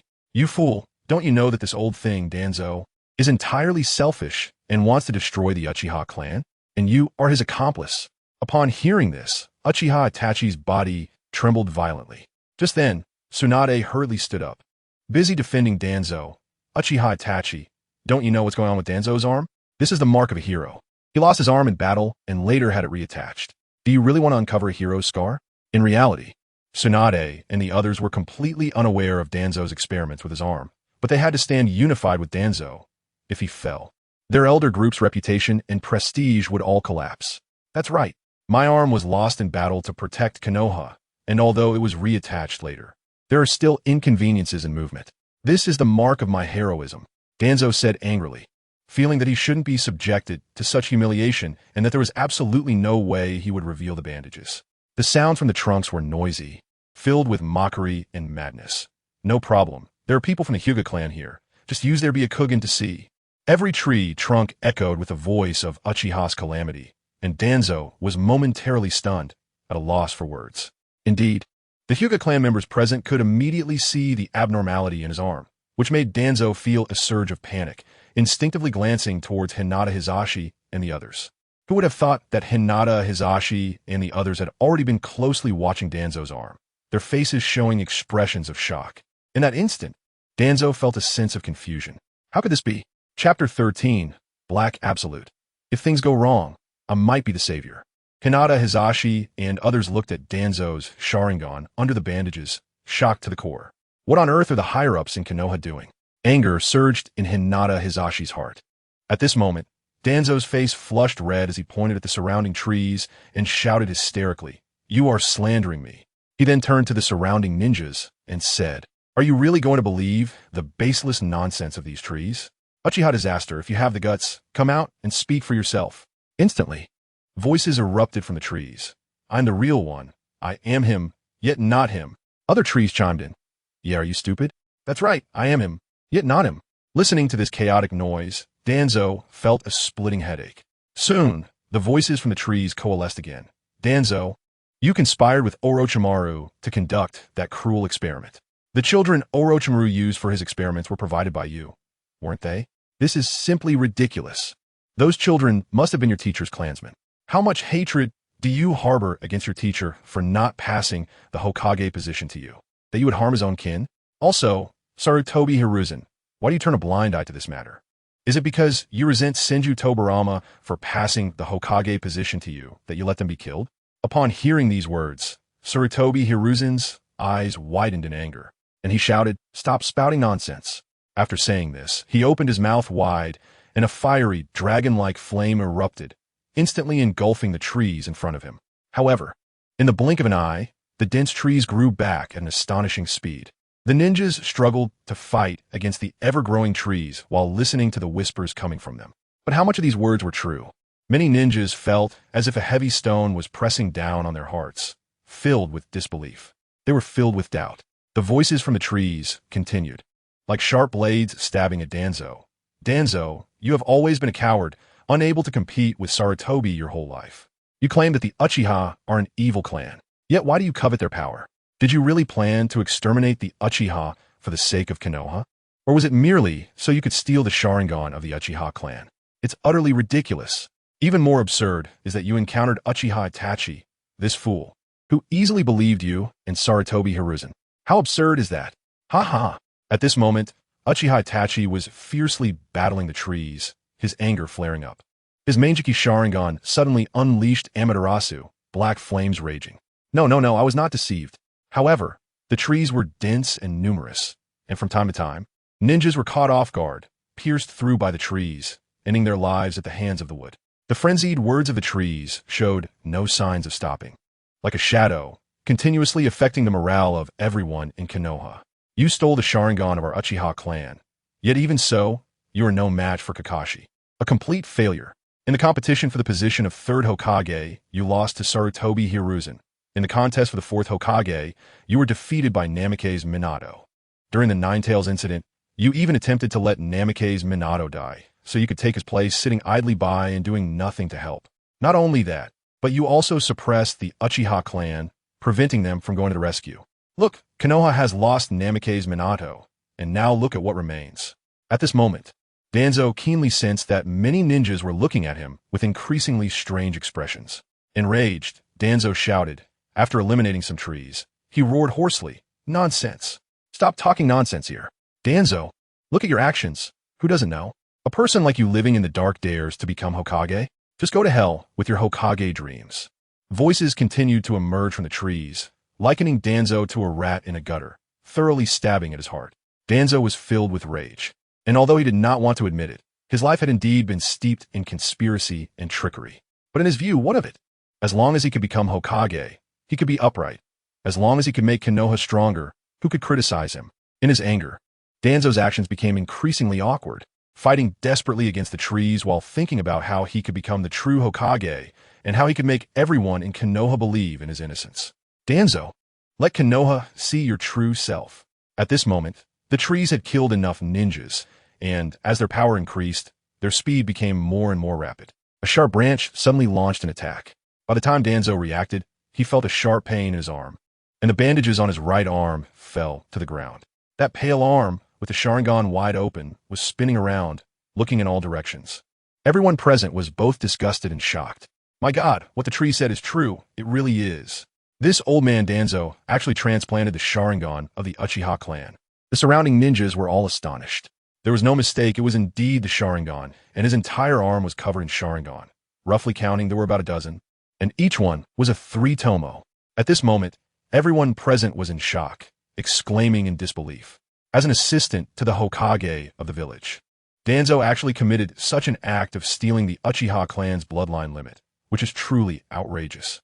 The other ninja clans present, already embroiled in conflict with the Uchiha clan over interests, found it difficult to coexist peacefully. But now, Danzo's actions were of a completely different nature. He openly attacked a family with a bloodline limit, which made other ninja clans feel fear. If he could do this to the Uchiha clan today, would he extend his dirty hands to their clans tomorrow? Thinking of this, many ninja clans glared at Danzo, their eyes filled with anger. Even the usually calm Uchiha Itachi, upon hearing this, couldn't help but start to sway. Waves of turmoil surged in his heart. Was everything he had done wrong? Was he wrong to destroy his own clan today? Was he actually a fool? Uchiha Itachi's mind was in turmoil, causing him a headache. On Hokage Rock, Black Absolute murmured, "It really is a matter of killing and striking at the heart." Uchiha Obito's expression was serious as he nodded heavily. However, how should the calamity caused by the wood release be resolved? After pondering for a moment, Uchiha Obito spoke, "Unless I take action." However, Black Absolute advised, "Let's continue watching for now. It feels like this wood release is strange. If we let it continue to grow, who knows how it will develop? You mentioned that there will be other disasters later, so we must find the opponent's weaknesses in this disaster. Only then can we completely end the upcoming disasters." Uchiha Obito nodded again, suddenly feeling a sense of helplessness in his heart, realizing that he was ultimately inescapably burdened with the fate of this savior.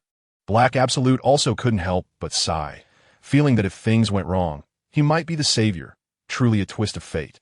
A situation he never dared to imagine in the past. Chapter 14. What have we done wrong? You bastard! Danzo roared furiously, charging recklessly towards a tree trunk, completely losing his sanity in that moment, resembling a madwoman, attacking without any strategy. Soon after, a tree trunk pierced straight through Danzo's body, even causing the third Sharingan on his arm to slowly close. However, moments later, Danzo emerged from the shadows. "Danzo, what do you want now? And our Hokage-sama, how do you think this matter should be handled?" Every tree emitted bursts of laughter, the giggling sounds particularly grating to Sarutobi, Hiruzen, and Danzo. "This is a matter of mine alone. It has nothing to do with Sarutobi. He is unaware."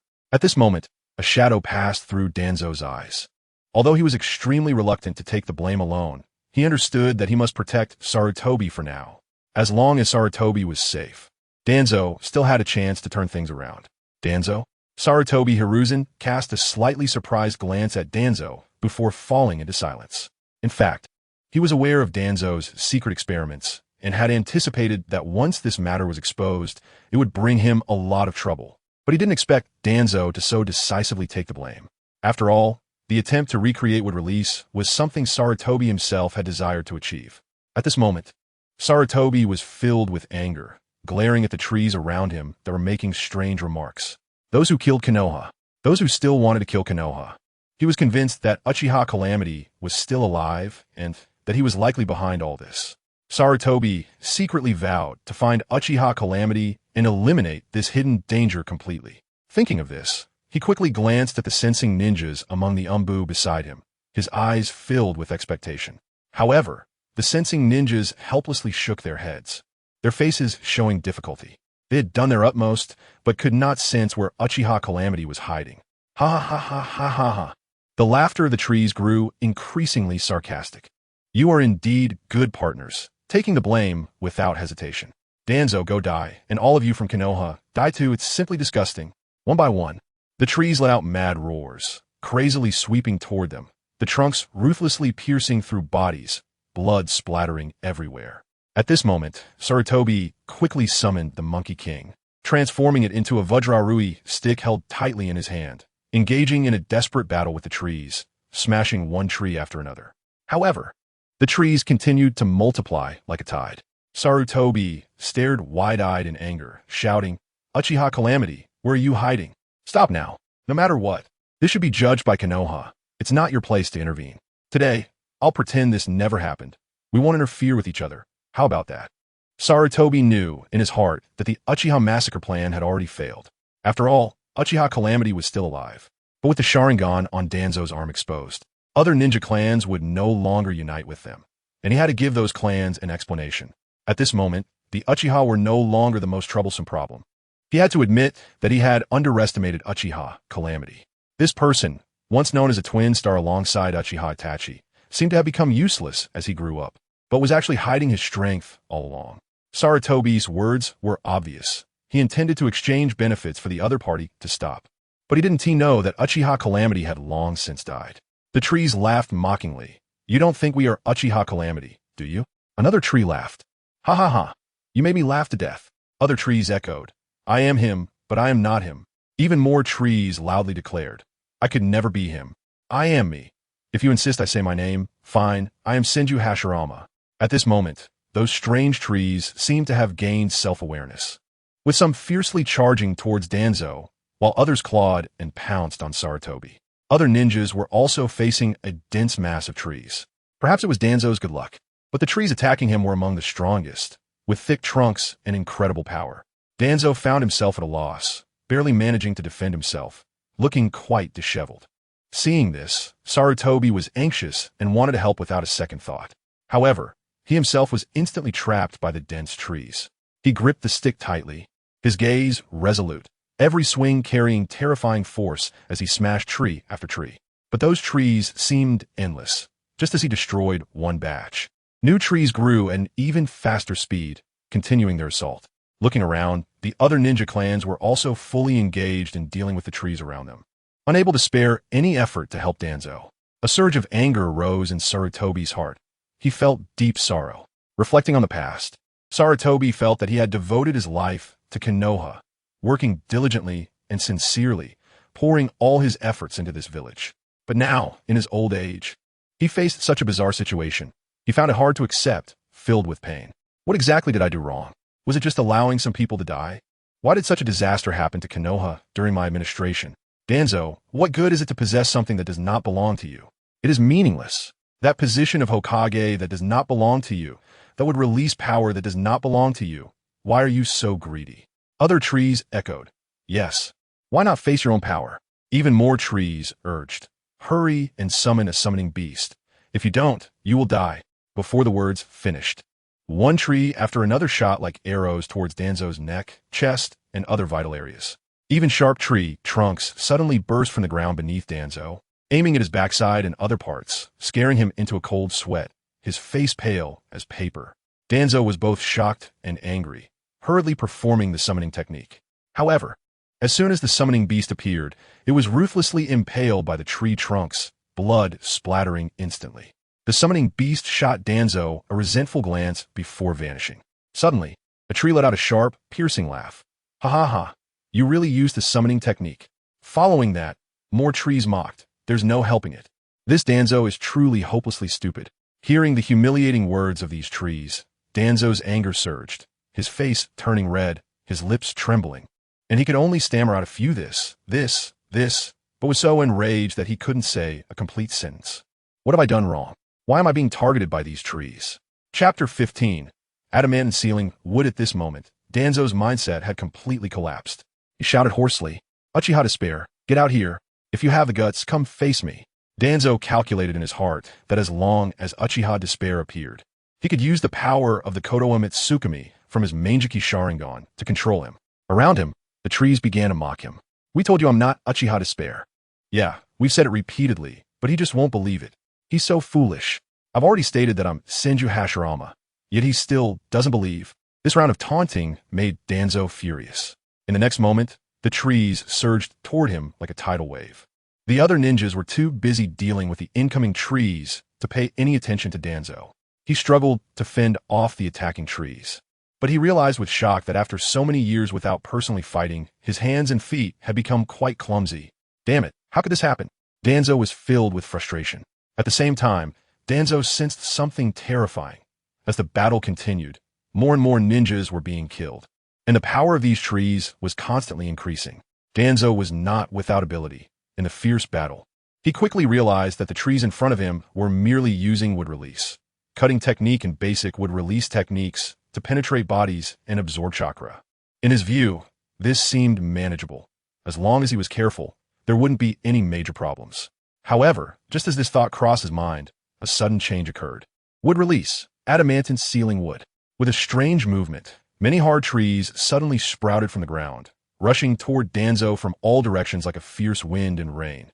Moving in astonishing speed, Danzo certainly recognized this technique, wood release, adamant sealing wood. That annoying Yamato could use it. But at this moment, he had to admit that the wood release, adamant sealing wood used by Yamato was simply worlds apart from what he faced now. Just then, a voice came from the trees. Hello, I am adamant sealing wood, and I will host you well. In an instant, the trunks coming from all directions had completely surrounded Danzo. Then, a huge and sharp tree trunk shot through the air like a blade, piercing straight through Danzo's heart. Another Sharingan was lost. Many ninjas around had already perished beneath the trees, deeply feeling the terror and cruelty of these trees. But looking at Danzo was truly disappointing. As an assistant to the Hokage, many ninjas had expected him to perform better, yet he turned out to be like this. Sarutobi Hiruzen, wielding the adamantine staff, quickly approached Danzo after shattering a tree. However, strangely, just as Danzo's corpse disappeared, another Danzo appeared. Meanwhile, the trees continued their assault, surging toward Danzo again. I am adamantine sealing wood. Danzo, your opponent is me. As soon as the words fell, thick and sturdy trunks shot up from the ground repeatedly, tightly binding Danzo. Then, sharp tree trunks struck like blades, piercing Danzo's body, instantly causing blood to flow profusely. Sarutobi Hiruzen watched helplessly as Danzo faced disaster, wanting to reach out to save him. But he was too late. Observing Danzo's performance in this crisis, Sarutobi Hiruzen couldn't help but shake his head slightly. For so many years, Danzo had been hiding in the shadows, rarely stepping onto the front lines, and now it seemed that his strength had indeed diminished significantly. At this moment, Sarutobi Hiruzen hoped this matter would come to an end. Thus, he shouted loudly, Uchiha despair. The Uchiha clan's extermination was actually all orchestrated by Danzo in collusion with Uchiha Itachi, and I was completely unaware of it. You've already killed Danzo so many times, and his Sharingan is completely ineffective now. It should be enough, right? At this moment, Sarutobi Hiruzen understood that Danzo had only one life left. Countless trees around made a sound. Actually, we've calmed down quite a bit, but there's a condition for us to fully cease our anger. Upon hearing this, a glimmer of joy flashed in Sarutobi Hiruzen's eyes. First things first, let us stabilize these trees. He hurriedly said, speak. Sarutobi Hiruzen thought that as long as he could buy some time, he could go back and carefully consider how to deal with the wood release disaster caused by the Mangekyō Sharingan. The surrounding trees chimed in. We want to kill Danzo one more time. Yes, kill him once more, and then we'll let him go. That's right, this is the last time. Hearing the voices of the trees one after another, Sarutobi Hiruzen couldn't help but curse inwardly. Damn it, what's the difference between this and saying nothing? Kill Danzo once more? How can we kill him when he has already like this? If it's the last time, he'll really be dead. Get out of the way. I don't need your help. Danzo shouted in a hoarse voice, pushing Sarutobi Hiruzen aside. His eyes burned with defiance against the trees around him, convinced that he still had one last move that could solve these annoying trees. You want to use the 4-symbol seal, right? Then go ahead and use it. At this moment, the voice of adamantine sealing would echoed from below. This was merely a name for a wood release technique, but now it seemed to have become a real title. The surrounding trees echoed along. So it was this move, I remember it too. The ultimate technique that sealed a bridge. How hilarious. Dying and ending up sealing a bridge, haha. Yeah, sealing a bridge technique. Danzo sacrificed his life just to seal a bridge. The mocking voices were dense, like blades stabbing at Danzo, making him grit his teeth in anger. What nonsense are you talking about? What's sealing a bridge? The technique Danzo, used my life to perform could not simply be sealing a bridge. Stop talking nonsense. Danzo trembled with rage. The trees themselves were already terrifyingly lethal, but the mockery in their words was even more powerful, causing Danzo's veins to bulge. To an uninformed observer, it might seem he was about to expose his Byakugan, startling the Hyuga clan members. At the same time, Danzo understood that with his current pathetic appearance, wanting to become Hokage was merely a delusion. His lifelong dream had completely shattered. Not only that, but the roots would also be difficult to rebuild, and he was destined to become a sinner of Konoha. Reflecting on the many years he had plotted and worked hard for Konoha, only to end up with such a tragic result, Danzo gritted his teeth, a sense of determination rising within him. Let us perish together. Uchiha despair. What exactly do you intend to do? Sarutobi Hiruzen furrowed his brows. At this moment, everyone was trapped here, although they were all trying their best to evade the tree's attacks. Their ears were still attentive. Sarutobi Hiruzen understood that he could neither overly protect Danzo nor ignore Danzo's life and death. At this time, the trees emitted more mocking voices. Sarutobi Hiruzen, have you gone muddled? Sarutobi Hiruzen, you're really blind. I've said it repeatedly. I am Senju Hashirama. Sarutobi Hiruzen, I am adamantine sealing wood. You must have heard my name. How can we possibly be Uchiha despair? Don't joke around. Chapter 16 won't have a beast disaster, right? Sarutobi Hiruzen gritted his teeth and shouted angrily at the trees. What is this Senja Hashirama? What is this Kangon Jiaomu? What the hell are you? Sarutobi Hiruzen was filled with confusion and completely at a loss. He suppressed his anger and said as calmly as possible, I am willing to discuss with you for the peace of Konoha, no matter what your origins are. Sarutobi Hiruzen believed he had shown enough sincerity. Sarutobi Hiruzen, you are so hypocritical. A tree emitted a sharp voice, filled with disdain and mockery. Soon after, other trees also began to speak. Hey, Danzo has rotted to the core, yet you still protect him. How can you do this and still be worthy of your teacher? The second Hokage? Sarutobi Hiruzen, could it be that you have a grudge against your teacher, the second Hokage? You want to reconcile? Huh? Please call my name. I am Senja Hashirama. Another tree shouted loudly. Even more trees mercilessly mocked. Sarutobi Hiruzen, at this point, do you really think your decisions still count? At this moment, a large tree spoke as if it could see everything. Even if we don't need to lift a finger, this guy will die by his own hand. He will soon be unable to suppress the first cells. Ha ha ha ha ha. The surrounding trees burst into cold laughter, their voices filled with endless ridicule, as if to drown Sarutobi Hiruzen in it, causing panic. At the same time, sharp tree branches, like the claws of a mad demon, wreaked havoc among the Konoha ninja. One after another, Konoha ninjas fell beneath the branches, blood staining the ground. The branches seemed to revel in all of this. They knew full well that the first cells were not something that could easily be suppressed. Over the years, the reason for the relative peace was entirely due to the balance between the Sharingan and the first cells. But now, Danzo, one Sharingan after another was closing, like the flame of life gradually extinguishing. Danzo was about to be completely consumed by the first cells, heading towards an irretrievable abyss. How did it come to this? Hearing the merciless mockery from the trees, Sarutobi Hiruzen was filled with worry. These trees, though eyeless, seemed to see everything. Sarutobi Hiruzen, Konoha is not a place where you can decide everything alone. Your reign should come to an end. The trees laughed mockingly while continuously launching attacks that caused death. In the eyes of the trees, Sarutobi Hiruzen was incredibly hypocritical. They speculated in secret. Who did Sarutobi Hiruzen want to make the fifth Hokage? Undoubtedly, it was Asuma Sarutobi. From the future division of the 12 ninja, clues could be seen. Yuhi Kunai led Hinata, Shino, and Inazuka Kiba, representing the Hyuga clan, Inazuka clan, and Yamanaka clan respectively. The Hyuga clan would become the largest clan in Konoha. The Yamanaka clan acted low-key, but their family strength should not be underestimated in the eyes of the trees. They completely had the ability to trigger a bug disaster. The Inazuka clan was also strong, with the potential to cause a dog disaster. So why choose Yuhi Kurenai? Because at that time, Asuma was pursuing Kurenai. If the two got together, it would undoubtedly pave the way for Asuma to the Hokage position. Looking at the members Asuma brought, it was the Inoshikecho, which was the direct power of the Hokage. This means that in due time, if Asuma wanted to become the new Hokage, he would gain the support of 6 clans. As a Jonin, Might Guy was undoubtedly stronger than Asuma, but he was paired with Tenten and Lee, who had no strong family backing. Tenten, though wealthy, lacked deep family roots. Niji was even from the branch family of the Hyuga clan. As for Kakashi, he was also considered a direct descendant of the Hokage. The Sakura he led came from a civilian background. Naruto had always been mocked as a demon fox, and the Uchiha clan of Sasuke had already been wiped out. What could they provide Kakashi as support? It seems Sarutobi Hiruzen's intentions were already quite clear. At this moment, Sarutobi Hiruzen watched helplessly as the trees continued their relentless attacks while mocking him, the surroundings already drenched in blood, as if instantly turning into a hell on earth. Sarutobi Hiruzen gritted his teeth, thinking to himself, in such a desperate situation, it seems I must let Naruto come out. And those strange trees seemed to have sensed Sarutobi Hiruzen's thoughts. Just then, bang bang bang, a loud noise erupted from beneath Hokage Rock. Everyone turned to look, only to see 2 thick wooden trunks, like a pair of fierce giant hands, tightly binding Naruto and Sasuke, dragging them over.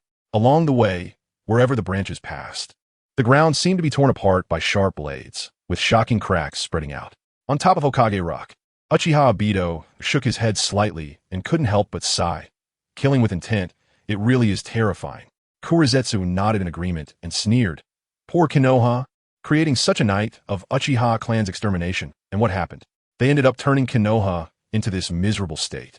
After pondering for a moment, Kurizetsu felt that even if they brought a dog to be Hokage, it might not do as well as Sarutobi Hiruzen at first, but later on, it might outperform him. During Sarutobi Hiruzen's rule, so many good seedlings appeared, and what was the result? One by one, they died without explanation, and the causes of death were indeed thought-provoking. Looking at Konoha village, which was being ravaged by wood release, Korezetsu had only one thought. This is really enjoyable to watch. However, he also had some worries. Thinking to himself, when will this wood release disaster disappear? It wouldn't start from Konoha and spread to the entire shinobi world, would it? But after careful observation, he found that the current wood release seemed to lack such capability. For now, it seemed that this wood release had only given birth to a Kangon Jiaomu, which clearly was just a ninjutsu, but seemed to have transformed into a conscious existence. The more Korezetsu thought about it, the more frustrated he became. Pondering, how did the Uchiha disaster Sharingan achieve this step? The abilities of the Mangekyō Sharingan are indeed extraordinarily unique, but how could they be so absurdly unique? What exactly is going on? Did Obito leave out some key information? With Obito's intelligence, it is very possible he missed some critically important details. But it was clearly not the right time to ask about this. What do you intend to do? Sarutobi Hiruzen watched as the branches dragged Naruto and Sasuke closer, and he was instantly stunned, his face full of panic. He stood there blankly, witnessing Naruto trapped in the branches, unable to break free. Thus, there was no time for Naruto to unseal the seal, let alone hope to use Itachi Uchiha to control the Nine Tails to defeat the enemy. Grandpa Third, save me. Naruto cried out in fear under the constraint of the branches. The branches had killed too many people along the way. As he was dragged forward, he witnessed too many corpses pierced by the branches, blood everywhere. Many vibrant lives instantly drained by the branches and turned into dry corpses. It was truly terrifying. Chapter 17. The truth about Naruto at the same time. A thick tree trunk, like a demon's arm, tightly dragged Sasuke. In this moment, Sasuke was filled with panic. Even at a young age in school, he already displayed that oppressive, kingly aura. But facing this sudden, terrifying situation, he couldn't help but scream loudly. Help! He caught sight of Itachi Uchiha not far away, as if he had grasped a lifeline, and urgently shouted, "Brother, save me!" Sasuke, Itachi Uchiha, seeing this, was anxious and clenched his teeth, wanting to rush forward at all costs. However, the surrounding trees acted like a dense barrier, instantly blocking his way. In a critical moment, Itachi's Mangekyō Sharingan suddenly appeared, and without hesitation, he unleashed Amaterasu. Black flames surged like a tidal wave, sweeping madly toward the trees, trying to clear a path to rush over and save Sasuke. But the trunk seemed to have a consciousness of its own, dragging Sasuke backward relentlessly. Along the way, new trees sprouted like bamboo shoots after rain, one after another, densely blocking Itachi's path, making every step forward extremely difficult, completely sealing off the way ahead. Ha ha ha ha. Sasuke, even at this time you still call him brother? Don't you know? The Uchiha clan has been exterminated, and all of this was caused by your brother. Bound tightly by the trunk, Sasuke heard these words and was filled with disbelief. He couldn't believe what the trunk was saying and shouted loudly, "Don't talk nonsense." Sasuke hurriedly turned to look at Itachi, but Itachi remained silent, not saying a word. In an instant, Sasuke froze. An ominous premonition quietly surged in his heart. Just then, other trunks began to speak, their voices rising and falling chaotically. Didn't Tiwi say we would slowly take our revenge at this time? One trunk questioned. No, that was the grudge of Uchiha disaster. It has nothing to do with us, another trunk responded. Then another trunk chimed in, but it seems we are also part of it. Even more trunks loudly retorted. Nonsense. I am Senju Hashirama. At the same time, voices emerged from below. I am the Vajrawood. My name is Vajrawood. Although I want revenge. I am not Uchiha disaster. I am just Vajrawood. This voice was urgent and firm, as if trying to emphasize its identity. For a moment, various voices intertwined, making it increasingly confusing. These strange trunks seemed to have different consciousnesses and claims, yet there appeared to be some complex and indescribable connection among them. All right, everyone, shut up. At this time, another tree spoke up. Naruto, today I brought you here to let you know a truth. What truth? Bound by the trunk, Naruto's eyes flashed with confusion, filled with questions about the truth mentioned by the surrounding trees. At this moment, Hiruzen Sarutobi seemed frozen in place, standing there as cold as if he had fallen into an ice cellar. Danzo, on the other hand, was panting, with only one life left. He had already understood the intentions of these trees. They not only killed people, but also aimed to destroy the reputation of Konoha's higher-ups. For some reason, in his dying moments, Danzo felt a bit of schadenfreude. He had always had a bad reputation and endured silently. But now seeing that Hiruzen's reputation seemed to be at risk too, Danzo inexplicably felt a bit happy. At this moment, the trees in Konoha village were crazily killing, with blood splattering on the trunks, and many ninjas' bodies were pierced by the trunks. While the trees were killing, they chattered incessantly. Naruto, do you know why the villagers call you the Demon Fox? A trunk tightly bound Naruto, who anxiously asked, Why do the villagers call me the Demon Fox? He had always harbored this question in his heart, feeling wronged. Clearly, he was also human. Why did the villagers bully him and call him the Demon Fox? One tree spoke up, because your father is the fourth Hokage, Minato Namikaze, and your mother is Kushina Uzumaki from the Uzumaki clan. Back then, your parents sacrificed themselves to seal the Nine Tails, and the Nine Tails was sealed within you. But you must understand, you are not the Demon Fox. You are the son of a hero. Other trees echoed. That's right, you are the son of a hero. However, certain higher-ups in the village deliberately linked you to the Demon Fox to control you and spread this news. Another tree added, Hiruzen Sarutobi, I am curious. If you see Minato and Kushina after you die, will you really have the face to meet them? Oh, by the way, it seems Minato is with the Shinigami. How did you promise them back then? The things you promised were just like letting out gas. Ha ha ha. Other trees followed with laughter. Even more trees spoke sharply. I am curious. You said exposing Naruto as Minato's son is dangerous, so you conceal Naruto's identity. But I have a serious question. Is it not dangerous to let Naruto bear the title of the Demon Fox? Who doesn't know about the Nine Tails? Who is it that concealed the title of the son of a hero, took away Minato's property, and under the guise of protecting Naruto, made him eat expired instant noodles and set heavy constraints on him in a ninja school, all to control him?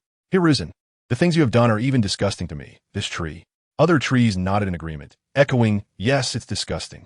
The words spoken by the trees, one after another, seemed to have an invisible magic, making the ninjas present gradually slow down their movements, unable to help but be distracted. Then, amidst the horrific scene of trees interspersed with blood splattering, many people were trying to fend off the trees while their gazes occasionally fell on Hiruzen Sarutobi. Hiruzen found that his usually eloquent mouth was now as if glued shut, unable to utter a single word. Faced with the successive questioning from these towering trees, he felt an unprecedented sense of powerlessness, not knowing how to respond. At this moment, many ninjas were still being ruthlessly attacked and killed by the trees, and the bloody scene was shocking. However, Hiruzen seemed to no longer care about these things. What he cared about now was only his own reputation. In the eyes of these trees, even though the village had announced that Naruto was the son of a hero, it was certain that as a Jinchuriki, Naruto's life in the village would still not be easy. Just like Gaara from Sunagakure, even though he was the son of the Kazekage, he still suffered from discrimination. Although Naruto was unlikely to enjoy the love of everyone. After all, the villagers had personally experienced the Nine Tails incident and harbored fear towards Jinchuriki. However, Minato had many friends in his lifetime, as well as numerous subordinates, and many villagers had benefited from him. Wouldn't those people accept Naruto as well? After all, how many people had been saved by Minato from the hands of the Shinigami, and how many had genuinely received Minato's kindness? At the very least, those people should ensure that Naruto could live a normal life in Konoha, and he shouldn't have to drink expired milk or eat expired instant noodles. Chapter 18. A sight too gruesome, right? At this moment, more trees began to speak loudly, suggesting that these were actually all orchestrated by Danzo. Just like the incident with Konoha's White Fan back then. Because of White Fang's immense contributions, rumors spread in the village, claiming he abandoned a mission for his comrades, causing losses to Konoha. Thus, under such slander, Konoha's White Fang chose to commit suicide. So, how did you explain this to Kakashi? Did you secretly shift the blame onto Danzo? Following this, another tree spoke up, Kakashi, you're really ridiculous.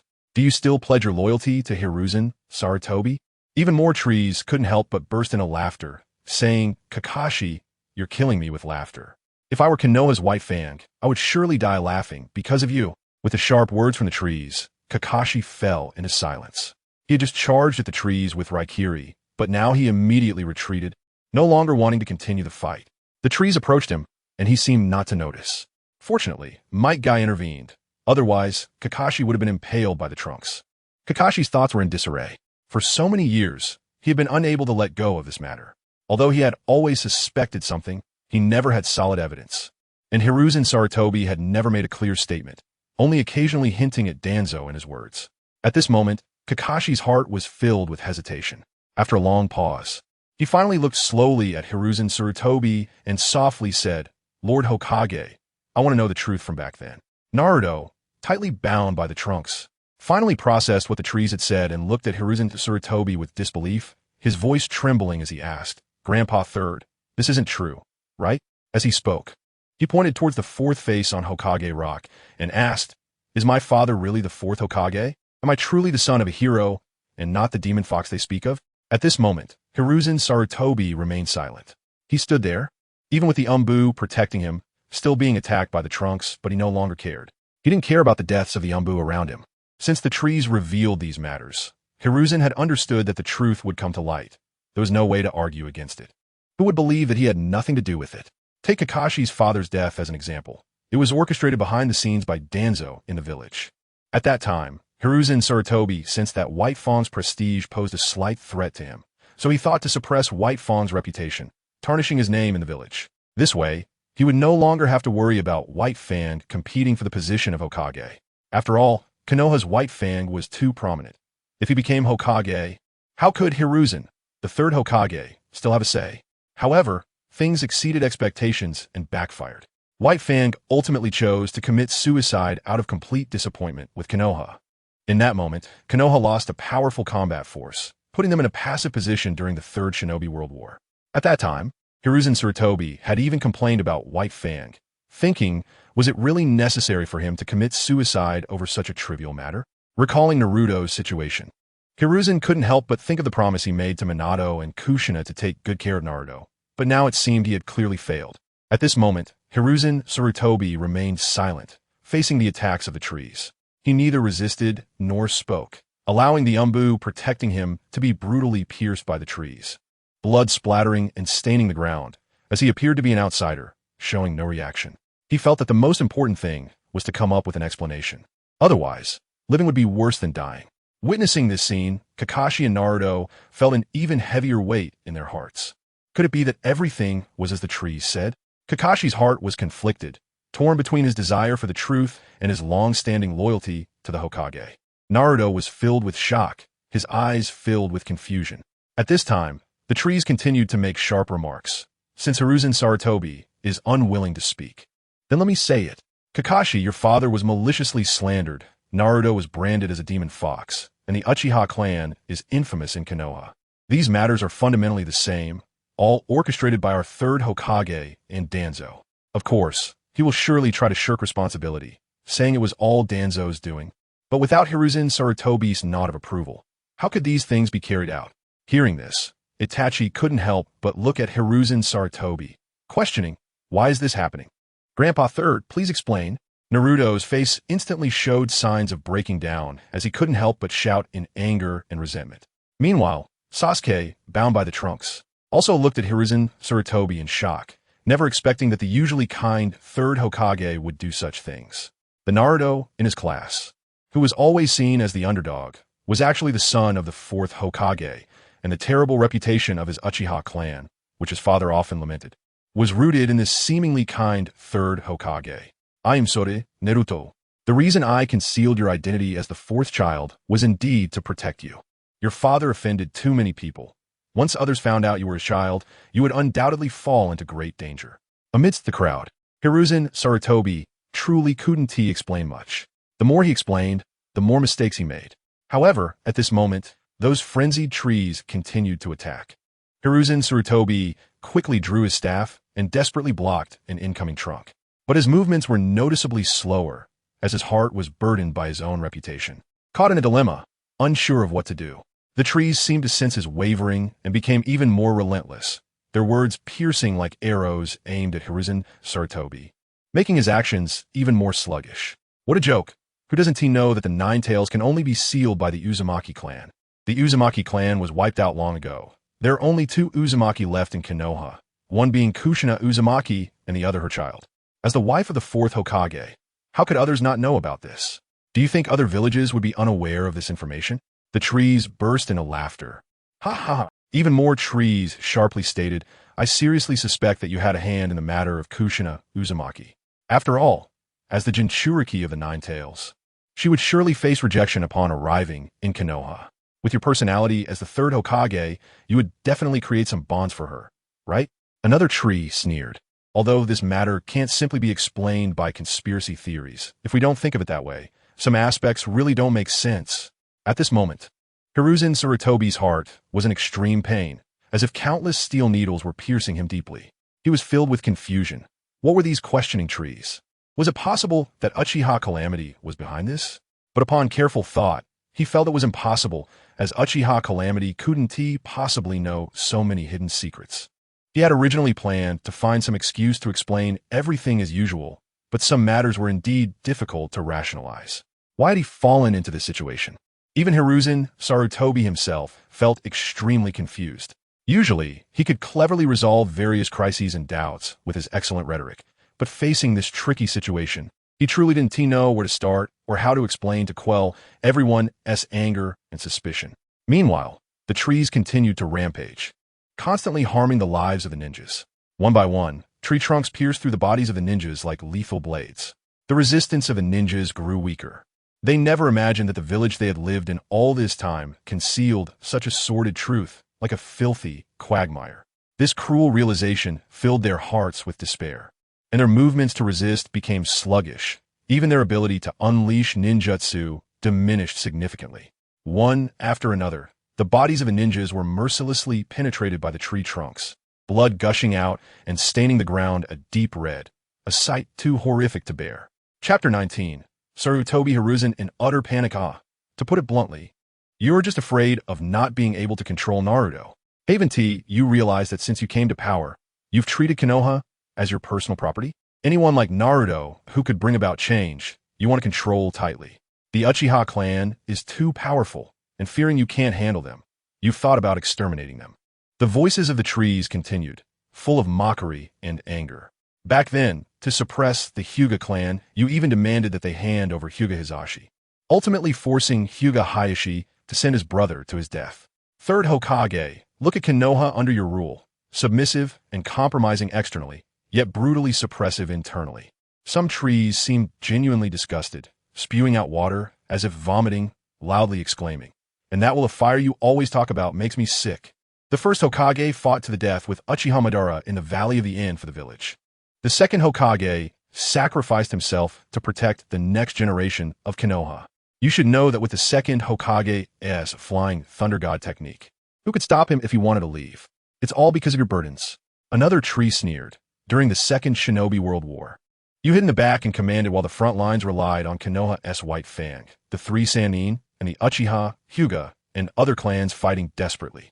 In the Third Shinobi World War, you still shrank back, with the front lines still held up by the Uchiha clan and many other families, just with the addition of Minato Namikaze.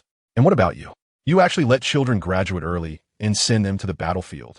Then, a tree directly roared. What is this will of fire exactly? Is it just sacrificing others to save yourself?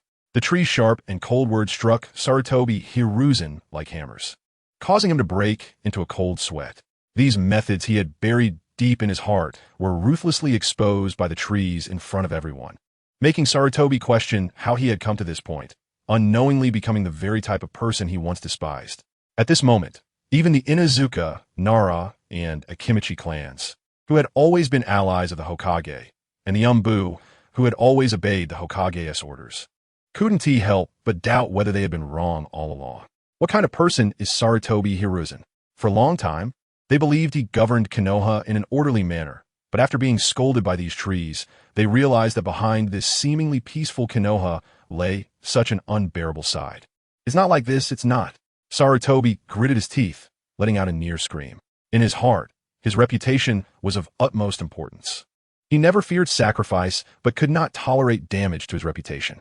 These trees were not only killing crazily, but also trying to tarnish his name. He saw a thick tree trunk attack like a released arrow, instantly piercing through the body of an Umbu ninja in front of Sarutobi, blood splattering onto him. But he didn't care at all, only thinking about how to argue back. During the Second Shinobi World War, the village was in a state of panic and turmoil. I did this to stabilize people's hearts. In the Third Shinobi World War, we were forced into the conflict.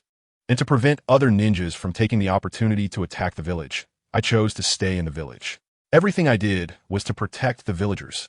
Sarutobi spoke rapidly, eager to express these words to prove his innocence. As for the matter of Hyuga Hizashi, I feel deeply guilty. But at that time, Konoha's strength could hardly bear another war's impact. If we rashly went to war, Konoha would suffer even greater losses. I could only compromise helplessly. As for controlling Naruto, that's absolute nonsense. I never thought about exterminating the Uchiha clan. I have always been seeking peaceful solutions. The Uchiha clan's current situation was entirely caused by Uchiha Itachi and Danzo. It has nothing to do with me, and I was completely unaware. At this moment, Sarutobi was desperately trying to distance himself from these matters. Although his defenses sounded somewhat weak, he felt that this explanation was acceptable. However, the trees continued to surge like a tide, their offensive undiminished. Sarutobi hurriedly picked up the adamantine staff, trying to defend himself, but his movements were obviously much slower. At this moment, he thought only of preserving his own life, using the remaining strength to argue for himself.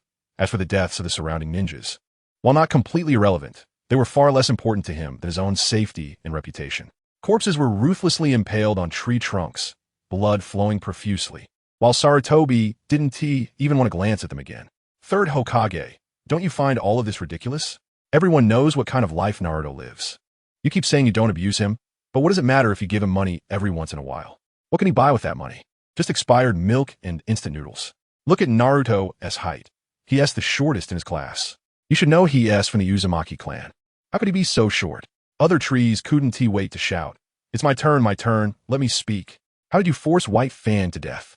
After Senju Rope Tree died, why was his body emptied? Don't tell me Tsunade would agree to that.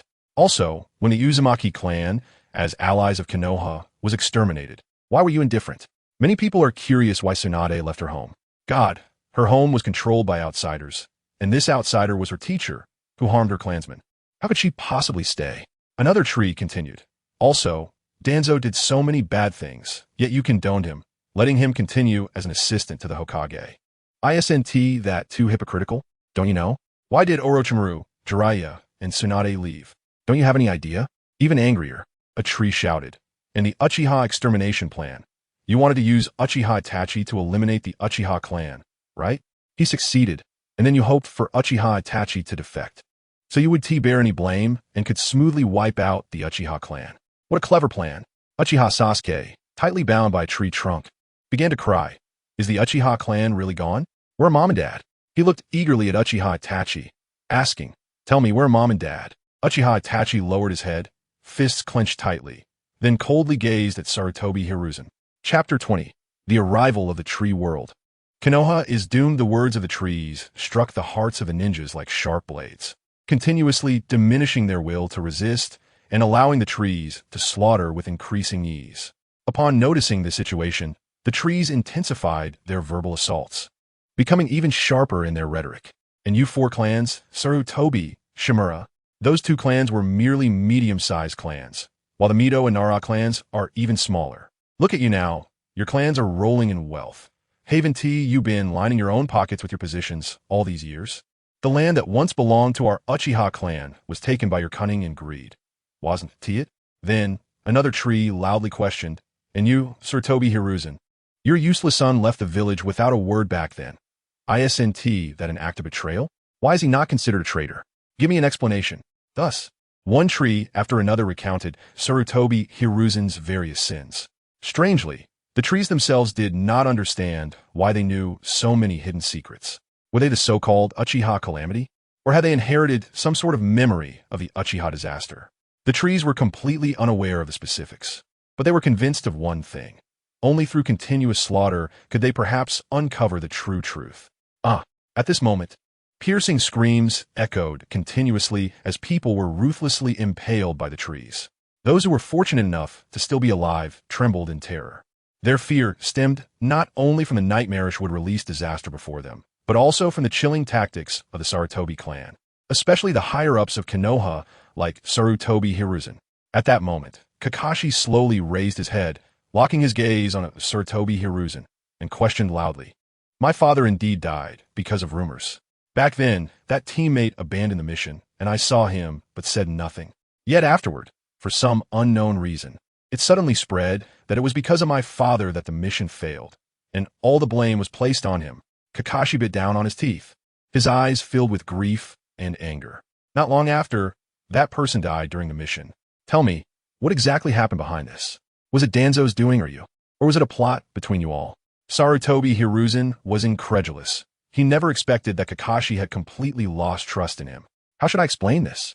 Sarutobi Hiruzen's head throbbed painfully, completely at a loss. The trees came at him like ferocious beasts, and his thoughts became chaotic. His limbs felt as if they had frozen, unsure of how to retaliate.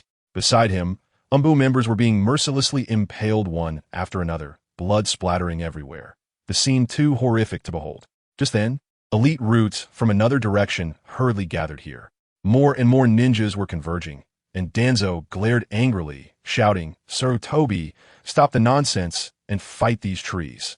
At that moment, the trees seemed to gain consciousness and laugh maniacally, having nearly finished their slaughter. Now our power can rival that of Hashirama Senju. One tree spoke loudly, "That's right. Since Konoha was founded by the Senju and Uchiha clans together, today, it is only right that the abilities of the Uchiha and Senju clans destroy everything."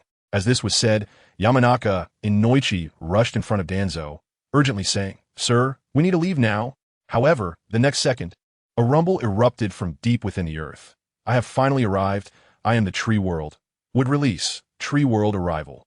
This was a ninjutsu developed by the first Hokage, Hashirama Senju, requiring one's own chakra as the source of life to activate this secret technique, but at this moment, it seemed to have transformed into a name carrying a sense of destruction. The earth trembled violently, rapidly sprouting countless trees. Those trees uprooted themselves with a loud crash, and the ground shattered instantly. In the blink of an eye, the entire Konoha was covered by a forest. Everything within the forest was controlled by the trees, and they spread rapidly throughout the entire space. Even powerful ninjas like Inoichi were ruthlessly impaled in an instant. Bang! Under the trees' fierce strikes and impalements, Inoichi turned into a mist of blood, leaving no trace behind. In that moment, a thick shadow of dread enveloped the hearts of the surrounding ninjas. But this was futile. The ninjas continued to be impaled one after another by the trees. The strength of the trees was even greater than before. On Hokage Rock, Uchiha Obito was filled with disbelief, not daring to recklessly descend. Kurizetsu's expression was grave as he slowly said, "Even if Hashirama Senju himself were to perform would release Tree World arrival, it would hardly be any different. Damn it, what should I do now?" At this moment, Danzo was in a state of extreme agitation. The precious Sharingan on his arm had closed, and now he was left with only this life. Fear spread like a tide, gradually enveloping Danzo's heart. Terrified, he dared not approach recklessly and could only hoarsely command the surrounding root ninjas and other ninjas, "Everyone attack. Quickly at all costs. We must destroy these trees here." At this moment, the entire Konoha village was already covered with dense trees. Screams echoed from all corners of the village. It was easy to imagine that among them were both ninjas and ordinary civilians. Danzo despairingly realized that he had no way out. Looking around, up and down, even underground, it seemed all filled with trees. Damn it, how did that Uchiha calamity create these trees? It's as if a doomsday disaster named Wood Release has been unleashed. Just then, Nara Shikaku shouted loudly, "Everyone, now is not the time to ponder these issues. No matter what the third Hokage has done, we must unite and overcome this crisis." "Yes," the ninjas shouted in unison. However, Kakashi and the others remained silent, unwilling to speak. For those ninjas who had already lost faith in Konoha, how could they possibly give their all for such Konoha? Sarutobi Hiruzen took a deep breath, understanding in his heart that after this battle, he would have no face left to continue serving as Hokage. But regardless, he had to find a way to save the people of Konoha. If he could resolve this disaster, he would be considered more beneficial than harmful to Konoha. In an instant, Sarutobi Hiruzen shouted loudly, "After today, I will resign from the position of acting Hokage. But everyone for Konoha, for our home, please believe in me one last time. Let us join hands and work together." With that, he fixed his determined gaze on the densely packed trees that had already transformed into a vast forest. Every ninja of Konoha possesses the will of fire. Uchiha Calamity, whether you are dead or alive, to attempt to destroy Konoha is nothing but a delusion. Sarutobi Hiruzen roared in anger. However, the trees quickly responded. "I told you, I am not the Uchiha Calamity. I am Hashirama Senju.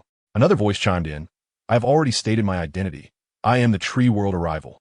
Sarutobi Hiruzen's eyes widened in anger, and he shouted, even if you are the Tree World Arrival, you will not succeed.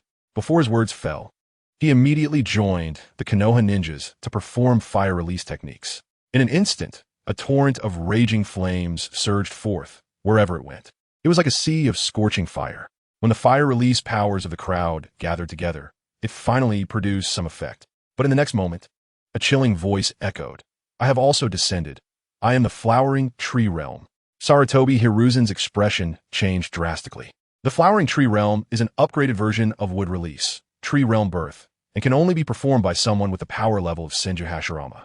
This technique uses the user's chakra as nourishment, allowing trees lying dormant in the ground to grow rapidly and become immense. Sure enough, with a series of loud crashes, towering trees sprang up from the ground. Thick branches bulged from the earth with such force that they could cut through mountains and penetrate rock. With a loud bang, even the Hokage rock collapsed. Uchiha Obito, along with Kagaya, hurriedly fled, thinking to himself, this is terrifying. Meanwhile, flowers bloomed among the trees, and these vibrant blossoms quickly opened, releasing toxic pollen. Seeing this, Sarutobi Hiruzen shouted urgently, be careful of the pollen.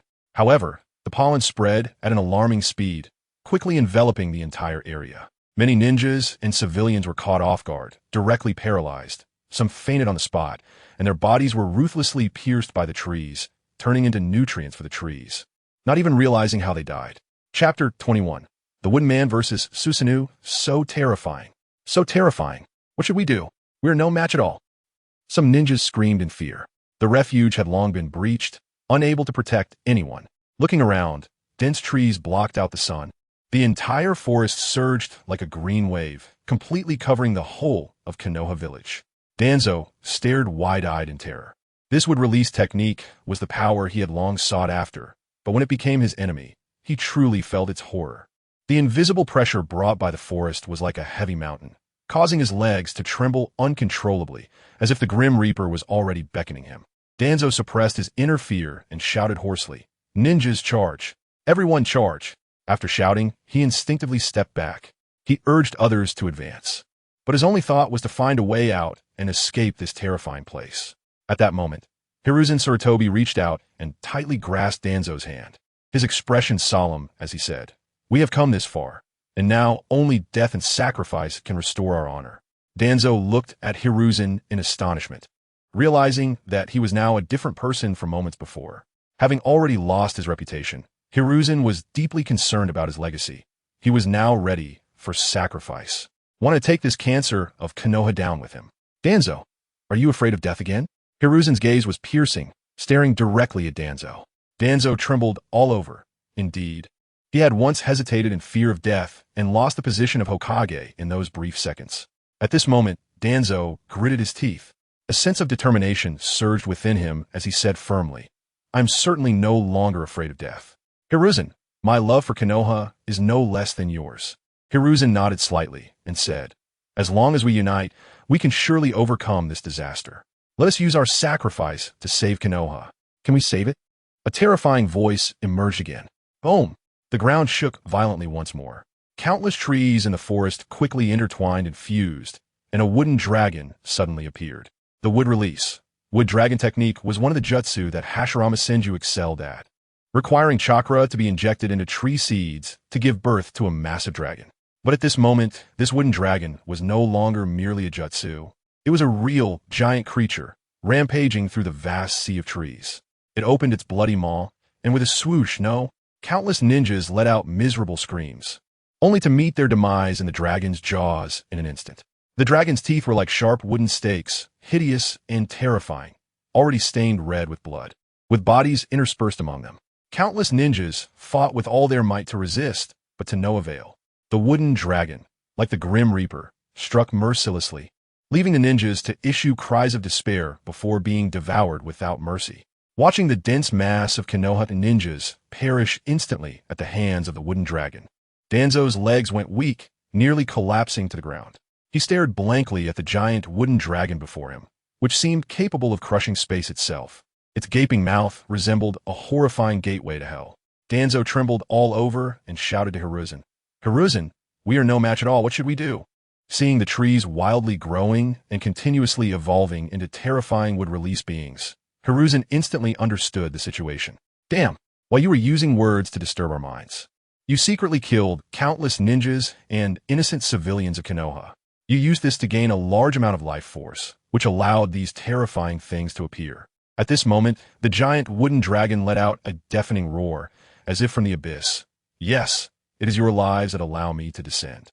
I am Uchiha Despair. I am Hashirama Senju. I am the wooden dragon. What exactly I am, I do not even know myself. But I only know that I want to become stronger. To become even stronger, please offer your lives. Hiruzen's eyes widened in anger, and he roared furiously. Don't make such absurd jokes here. Before his words fell, Hiruzen immediately unleashed his most powerful jutsu, with chakra surging wildly around him. He decisively performed the shadow clone technique, instantly summoning 4 clones. The 5 Hiruzen Tsurutobi cooperated seamlessly, each unleashing fire, lightning, water, earth, and wind jutsu, creating a dazzling and powerful array of techniques. This was the formidable 5-nature Great Bomb technique. Swish, swish, swish. The 5 types of jutsu combined and struck fiercely at the wooden dragon. However, the wooden dragon was exceptionally strong, although it was slightly slowed by the fierce attacks. It remained unharmed. At the same time, the wooden dragon angrily retorted, Hiruzen, am I not learning from you? Konoha ninjas for my Tsurutobi clan, for everything about me. Please offer your lives? What? Am I wrong for learning from you? Seeing this, Hiruzen was so enraged that he nearly spat blood. He immediately shouted, Don't listen to its nonsense. All ninjas, gather around me quickly, and we will face the enemy together. The ninjas moved upon hearing his call, gathering around him in a scattered formation and performing jutsu alongside Hiruzen. This gathered powerful force finally barely held back the wooden dragon's assault. But the situation did not improve.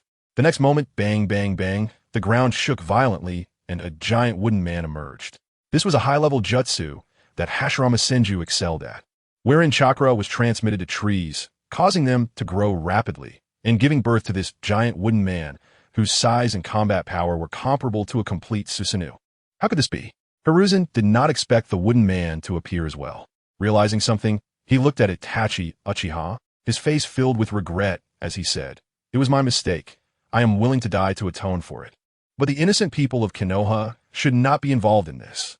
Itachi gritted his teeth. In the end, he made his decision. His eyes sharpened and, finally, the crimson Susanoo manifested powerfully.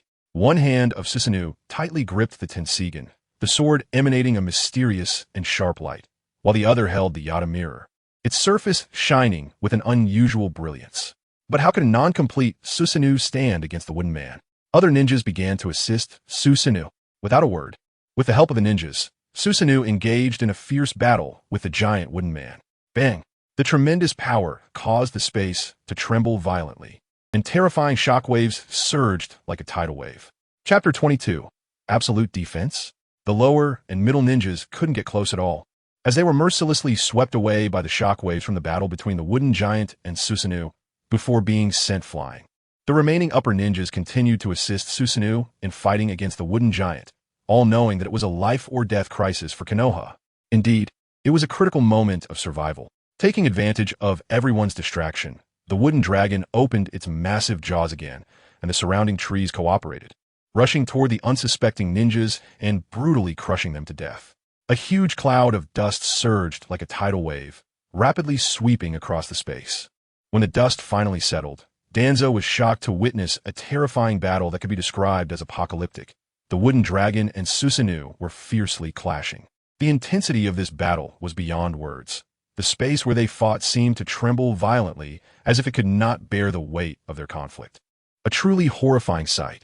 Uchiha Obito and Kurozetsu were currently hiding in the shadows, nervously watching this scene. Though they had ulterior motives, they dared not approach in the face of such overwhelming power. Uchiha Obito gazed at the battlefield, murmuring to himself, Is this the Susanoo that can only be wielded by a pair of Mangekyō Sharingan? It truly lives up to its reputation with astonishing power. However, this wooden dragon seems to be equally formidable. At this point, a hint of insecurity unconsciously seeped into Obito's tone. He frowned slightly, anxiously continuing. This is only the first disaster, and it's already so terrifying. I can hardly imagine what will happen next. Beside him, Kurozetsu's face was darker than ink, as if he could drip ink. He was filled with irritation and unease, cursing in his heart. Damn it. What direction will the ninja world take next? Even I can't predict it. Meanwhile, Susanoo and the wooden giant were engaged in a fierce battle. While Sarutobi Hiruzen and others were battling against the wooden dragon and various wooden creatures, with the sounds of combat echoing throughout the battlefield. Danzo, I don't believe you only have this little ability. Sarutobi Hiruzen was anxious in his heart, feeling that their side was gradually at a disadvantage. With ninjas continually being mercilessly impaled by tree trunks, blood splattering, and ultimately becoming corpses hanging from the trunks. Sarutobi Hiruzen cast his gaze at Danzo, having overseen the village for many years, turning a blind eye to many of Danzo's actions. However, he wondered what kind of research Danzo had been conducting in the root over the years. Could it be that Danzo possessed only this meager strength?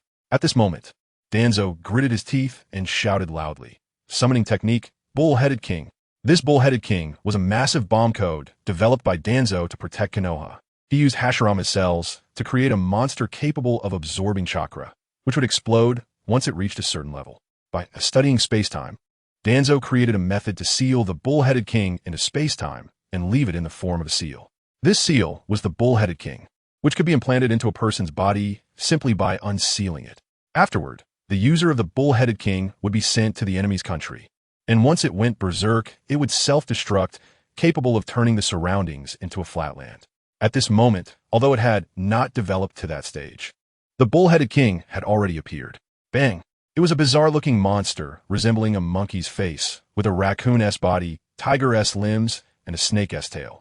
Without saying a word, the Bull-Headed King charged straight toward the wooden dragon and collided with it. Seeing this, Danzo immediately shouted angrily, "Explode!" Sarutobi Hiruzen instantly realized something was wrong and yelled, "Not now." However, it was too late for him to speak. Boom! A thunderous roar echoed. Whether the wooden dragon was killed or not was unknown, but many Konoha ninjas suffered casualties as a result. Severed limbs were blown away.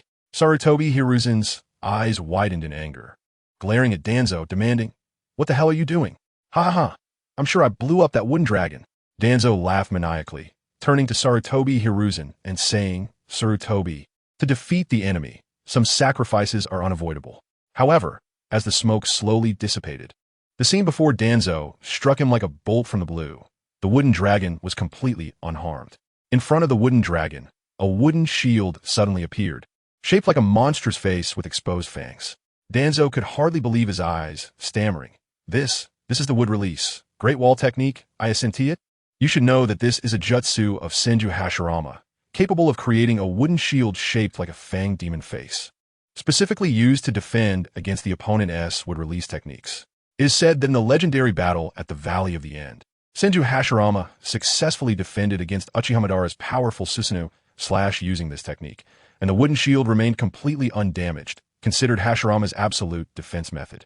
At this moment, the wooden shield emitted a sound resembling a ghostly howl. That's right, I am the Great Wall. My name is Great Wall. Why is this happening? I have killed so many Konoha ninjas, yet I can't do anything to the shield? Danzo was filled with shock, murmuring to himself, "Since you're going to die anyway, let me make it clear to you." As soon as he finished speaking, behind the Great Wall, the wooden dragon reappeared. The wooden dragon felt somewhat bewildered and thought, no wonder in Uchiha's memories of disaster, some villains always loved to talk endlessly when they were in a dominant position. It turns out that watching everything about the enemy under one's control is such a wonderful feeling. Danzo, do you know? We are the wood release disaster. While creating disasters, we let the disaster spread everywhere, causing slaughter. And in the midst of slaughter, we will become even more powerful, ultimately possessing the ability to surpass Senju Hashirama. The wooden dragon roared as it charged toward Danzo. Danzo was terrified, retreating step by step, shouting hoarsely, "Block him! Block him!" However, those Konoha ninjas who dared to stand in front of the wooden dragon were instantly bitten to shreds and then mercilessly swallowed. This is terrifying. This is simply the power of a god. Danzo witnessed this scene, his eyes hollow, muttering to himself, his face filled with despair. But within this despair, a hint of ambition faintly emerged. Where is Uchiha's disaster? If Uchiha's disaster were to appear before me right now, I could use Konoha Tsukumi to control him. In that case, this power would be at my disposal, and I could unify the ninja world with it. But where exactly is Uchiha's disaster? Is he really dead? What connection do these wooden creatures have with Uchiha's disaster? The surrounding trees ruthlessly slaughtered the Konoha ninjas, greedily absorbing their blood and chakra. Meanwhile, they seem to have sensed Danzo's disgusting face. With just one glance, these trees seemed to see through the calculations in Danzo's heart. He was about to die, yet he was still daydreaming? Chapter 23. Jiraiya comes to save the day at that moment. The wooden dragon suddenly opened its massive mouth, lunging at Danzo like a hungry beast. Danzo's expression changed drastically. Gritting his teeth, he raised both hands to brace against the dragon's giant maw. The wooden dragon bit down hard, intent on swallowing Danzo whole, but he used every ounce of his strength to prevent it from succeeding. However, damn it, my chakra! Danzo realized in horror that his chakra was being drained at an alarming rate by the wooden dragon. In an instant, his limbs felt weak, and he could barely muster any strength, knowing he was about to be bitten to death by the dragon. No, I can't die here for the sake of Konoha. In this life-and-death moment, Danzo thought of something and unexpectedly assumed a ridiculous posture, his butt sticking out in a falling goose pose. In an extremely awkward manner, he leaped out of the dragon's mouth. Without hesitation, he kicked a few nearby leaf ninjas, sending them flying into the dragon's mouth, where they were instantly crushed to death, buying Danzo a bit of precious time. I can't die, I can't die. Danzo felt like he could lose consciousness at any moment. He struggled against his weakness and exhaustion, desperately holding on with the little chakra and sanity he had left, only wanting to escape this terrifying place. But the dense trees surrounding him were like a wall of iron, making it impossible for him to leave easily. At that moment, Sarutobi Hiruzen raised the kanabo, which instantly grew larger, temporarily holding back the wooden dragon. He glared at Danzo and shouted, "Danzo, what did you just do?" I don't know what I did. Really, I have no clue. Hiruzen, I want to live. I really want to survive." At this moment, Danzo was already in tears, letting out a desperate wail. He was terrified. He truly did not want to die here. Hiruzen clearly saw the despair deep within Danzo's heart, as well as the same despair reflected in the eyes of many leaf ninjas. Their resistance was weakening, one by one being mercilessly impaled by sharp wooden trunks or brutally devoured by the wooden dragon. Witnessing this apocalyptic scene, Hiruzen's expression gradually became vacant and desperate.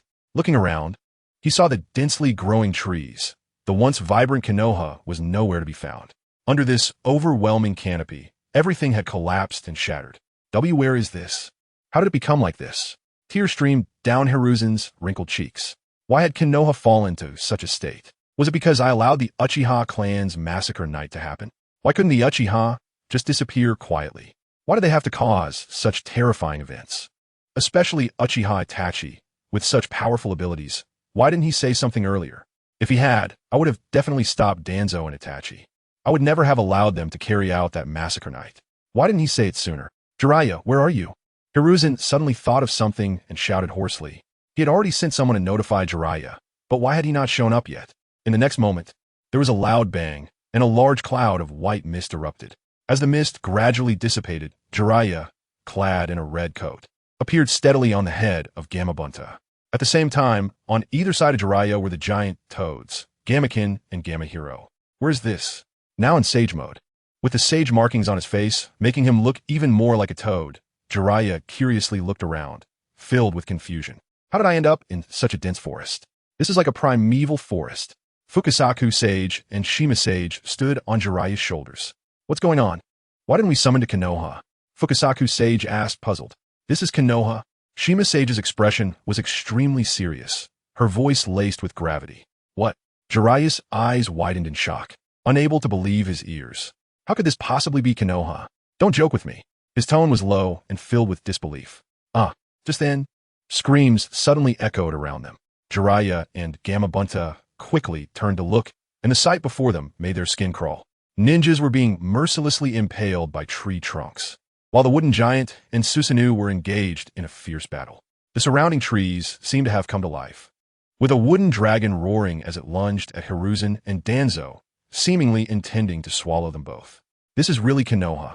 Jiraiya trembled, murmuring to himself, Jiraiya, save me. At that moment, Hiruzen shouted loudly.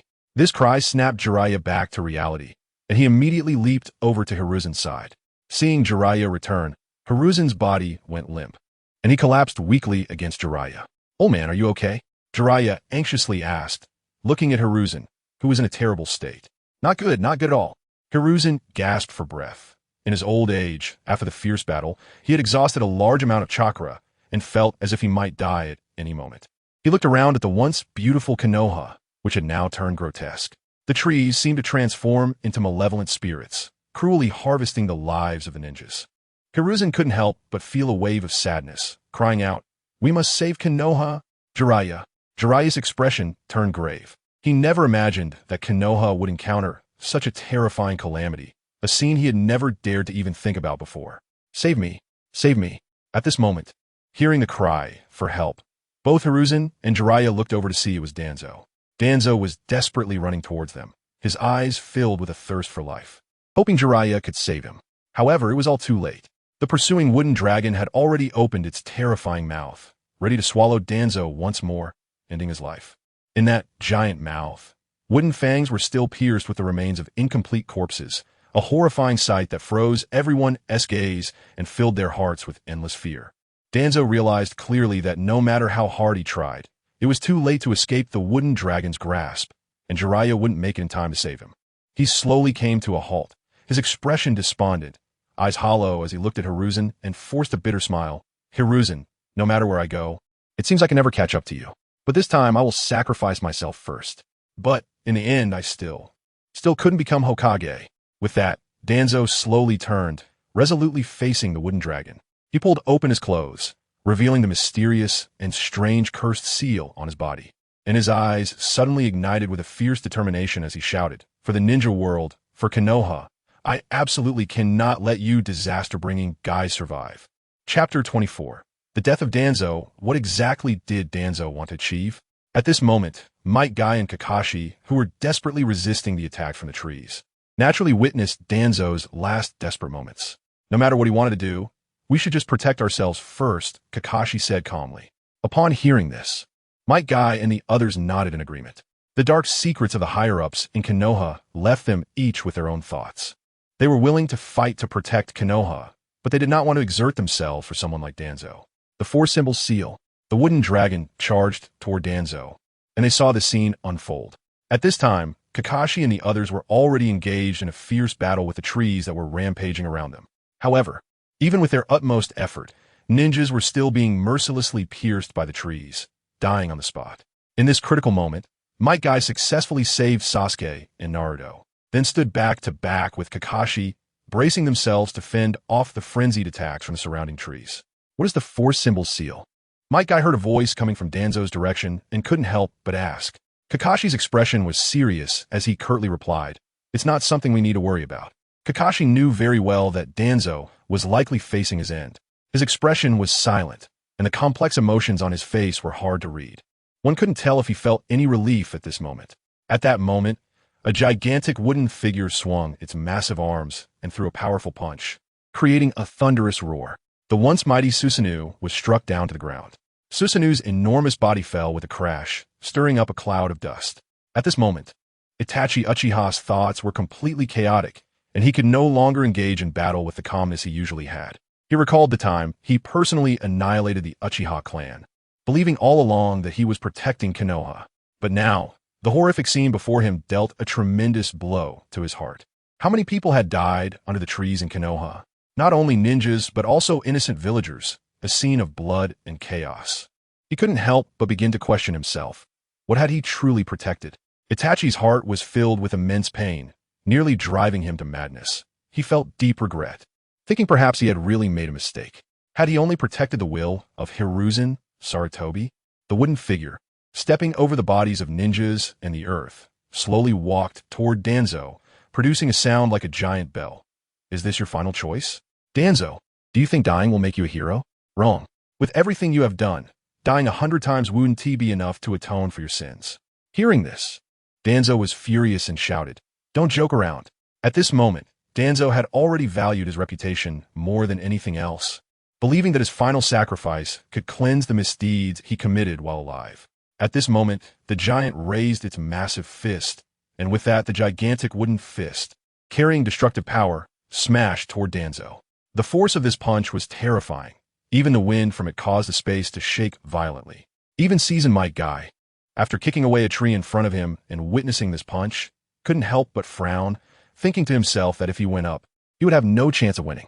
Might Guy felt immense guilt, resenting that his efforts on ordinary days were still far from enough. He thought to himself that if he could open the 8th gate of the 8 gates, perhaps he could save Konoha and rescue them from this crisis. Seeing this, Kakashi gently patted Might Guy's shoulder. Then his Raikiri flickered as he instantly cut through a tree. Kakashi said solemnly, "Don't blame yourself too much. Konoha has fallen to this state because..." Kakashi's words suddenly stopped. He truly did not want to continue. Might Guy remained silent, looking at the numerous bodies scattered around Konoha and the ongoing cries of despair. His heart was filled with mixed emotions. Although Might Guy was always full of passion and was a reckless man, at this moment, he also understood that the third Hokage and the higher-ups were not innocent in this disaster. The giant wooden fist, carrying earth-shattering power, came crashing down, and the scene was horrifying. Before the fist reached Danzo, the deafening sound of the impact had already echoed like thunder, exploding around them. Danzo felt a sharp pain. His eardrum burst, and blood slowly flowed out. This punch created a path of destruction as if the ground were fragile glass, shattering instantly with shocking cracks spreading outward. Seeing this, the root ninjas, with a resolve to die, leaped up one after another, attempting to block this terrifying punch with their own bodies. However, under the overwhelming force of this fist, the sound of thuds echoed as the root ninjas were smashed into mush, blood mist spreading in the air. But the terrifying punch showed no sign of slowing down and continued to smash toward Danzo with relentless momentum. At that moment, Danzo activated the 4-symbol seal, and instantly, black blood or a substance like stains splattered out, tainting the giant wooden fist. Yet, even so, the power of this punch was too great. It still heavily struck Danzo. Danzo could never have imagined that after spending his life chasing the position of Hokage, he would end up in a tragic fate of turning into a pile of mush. At this moment, the giant wooden figure's arm was completely covered in black. But astonishingly, the giant figure ruthlessly tore off this tainted arm and then threw it away with great force. Immediately, countless trees seemed to be summoned by some mysterious force and gathered toward the direction of the giant's severed arm. In the blink of an eye, a brand new arm grew out again. Boom! Bang! The direction where the giant arm had fallen suddenly triggered a massive explosion. The energy from the explosion surged like a tidal wave, wreaking havoc and impacting the surroundings. A mountain outside Konoha was directly sealed by this powerful force, with rocks flying and dust filling the air, transforming the original Green Mountains into a wasteland in an instant. Even the 4-symbol seal seemed ineffective in the face of this would-release catastrophe. In the shadows, observing this scene, Obito Uchiha couldn't help but widen his single eye in shock. The would-release disaster, is this too terrifying? Obito's heart was filled with fear, and waves of panic surged within him. He recalled the disasters he had witnessed in the illusion. This one was merely the beginning, and who knew how many more horrifying calamities would follow. Just this first disaster had already plunged Konoha into such dire straits. What about after this? Is the ninja world really going to end? Thinking of this, Obito felt restless. Chapter 25. Sarutobi Hiruzen's catastrophe of doom. The air was thick with a nauseating smell of blood, and countless corpses were skewered on tree trunks like skewered meat.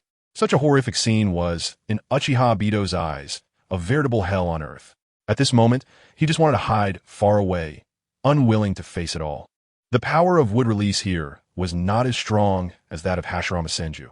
However, the cruelty contained within this would release calamity was beyond that of Hashirama's, making it even more terrifying.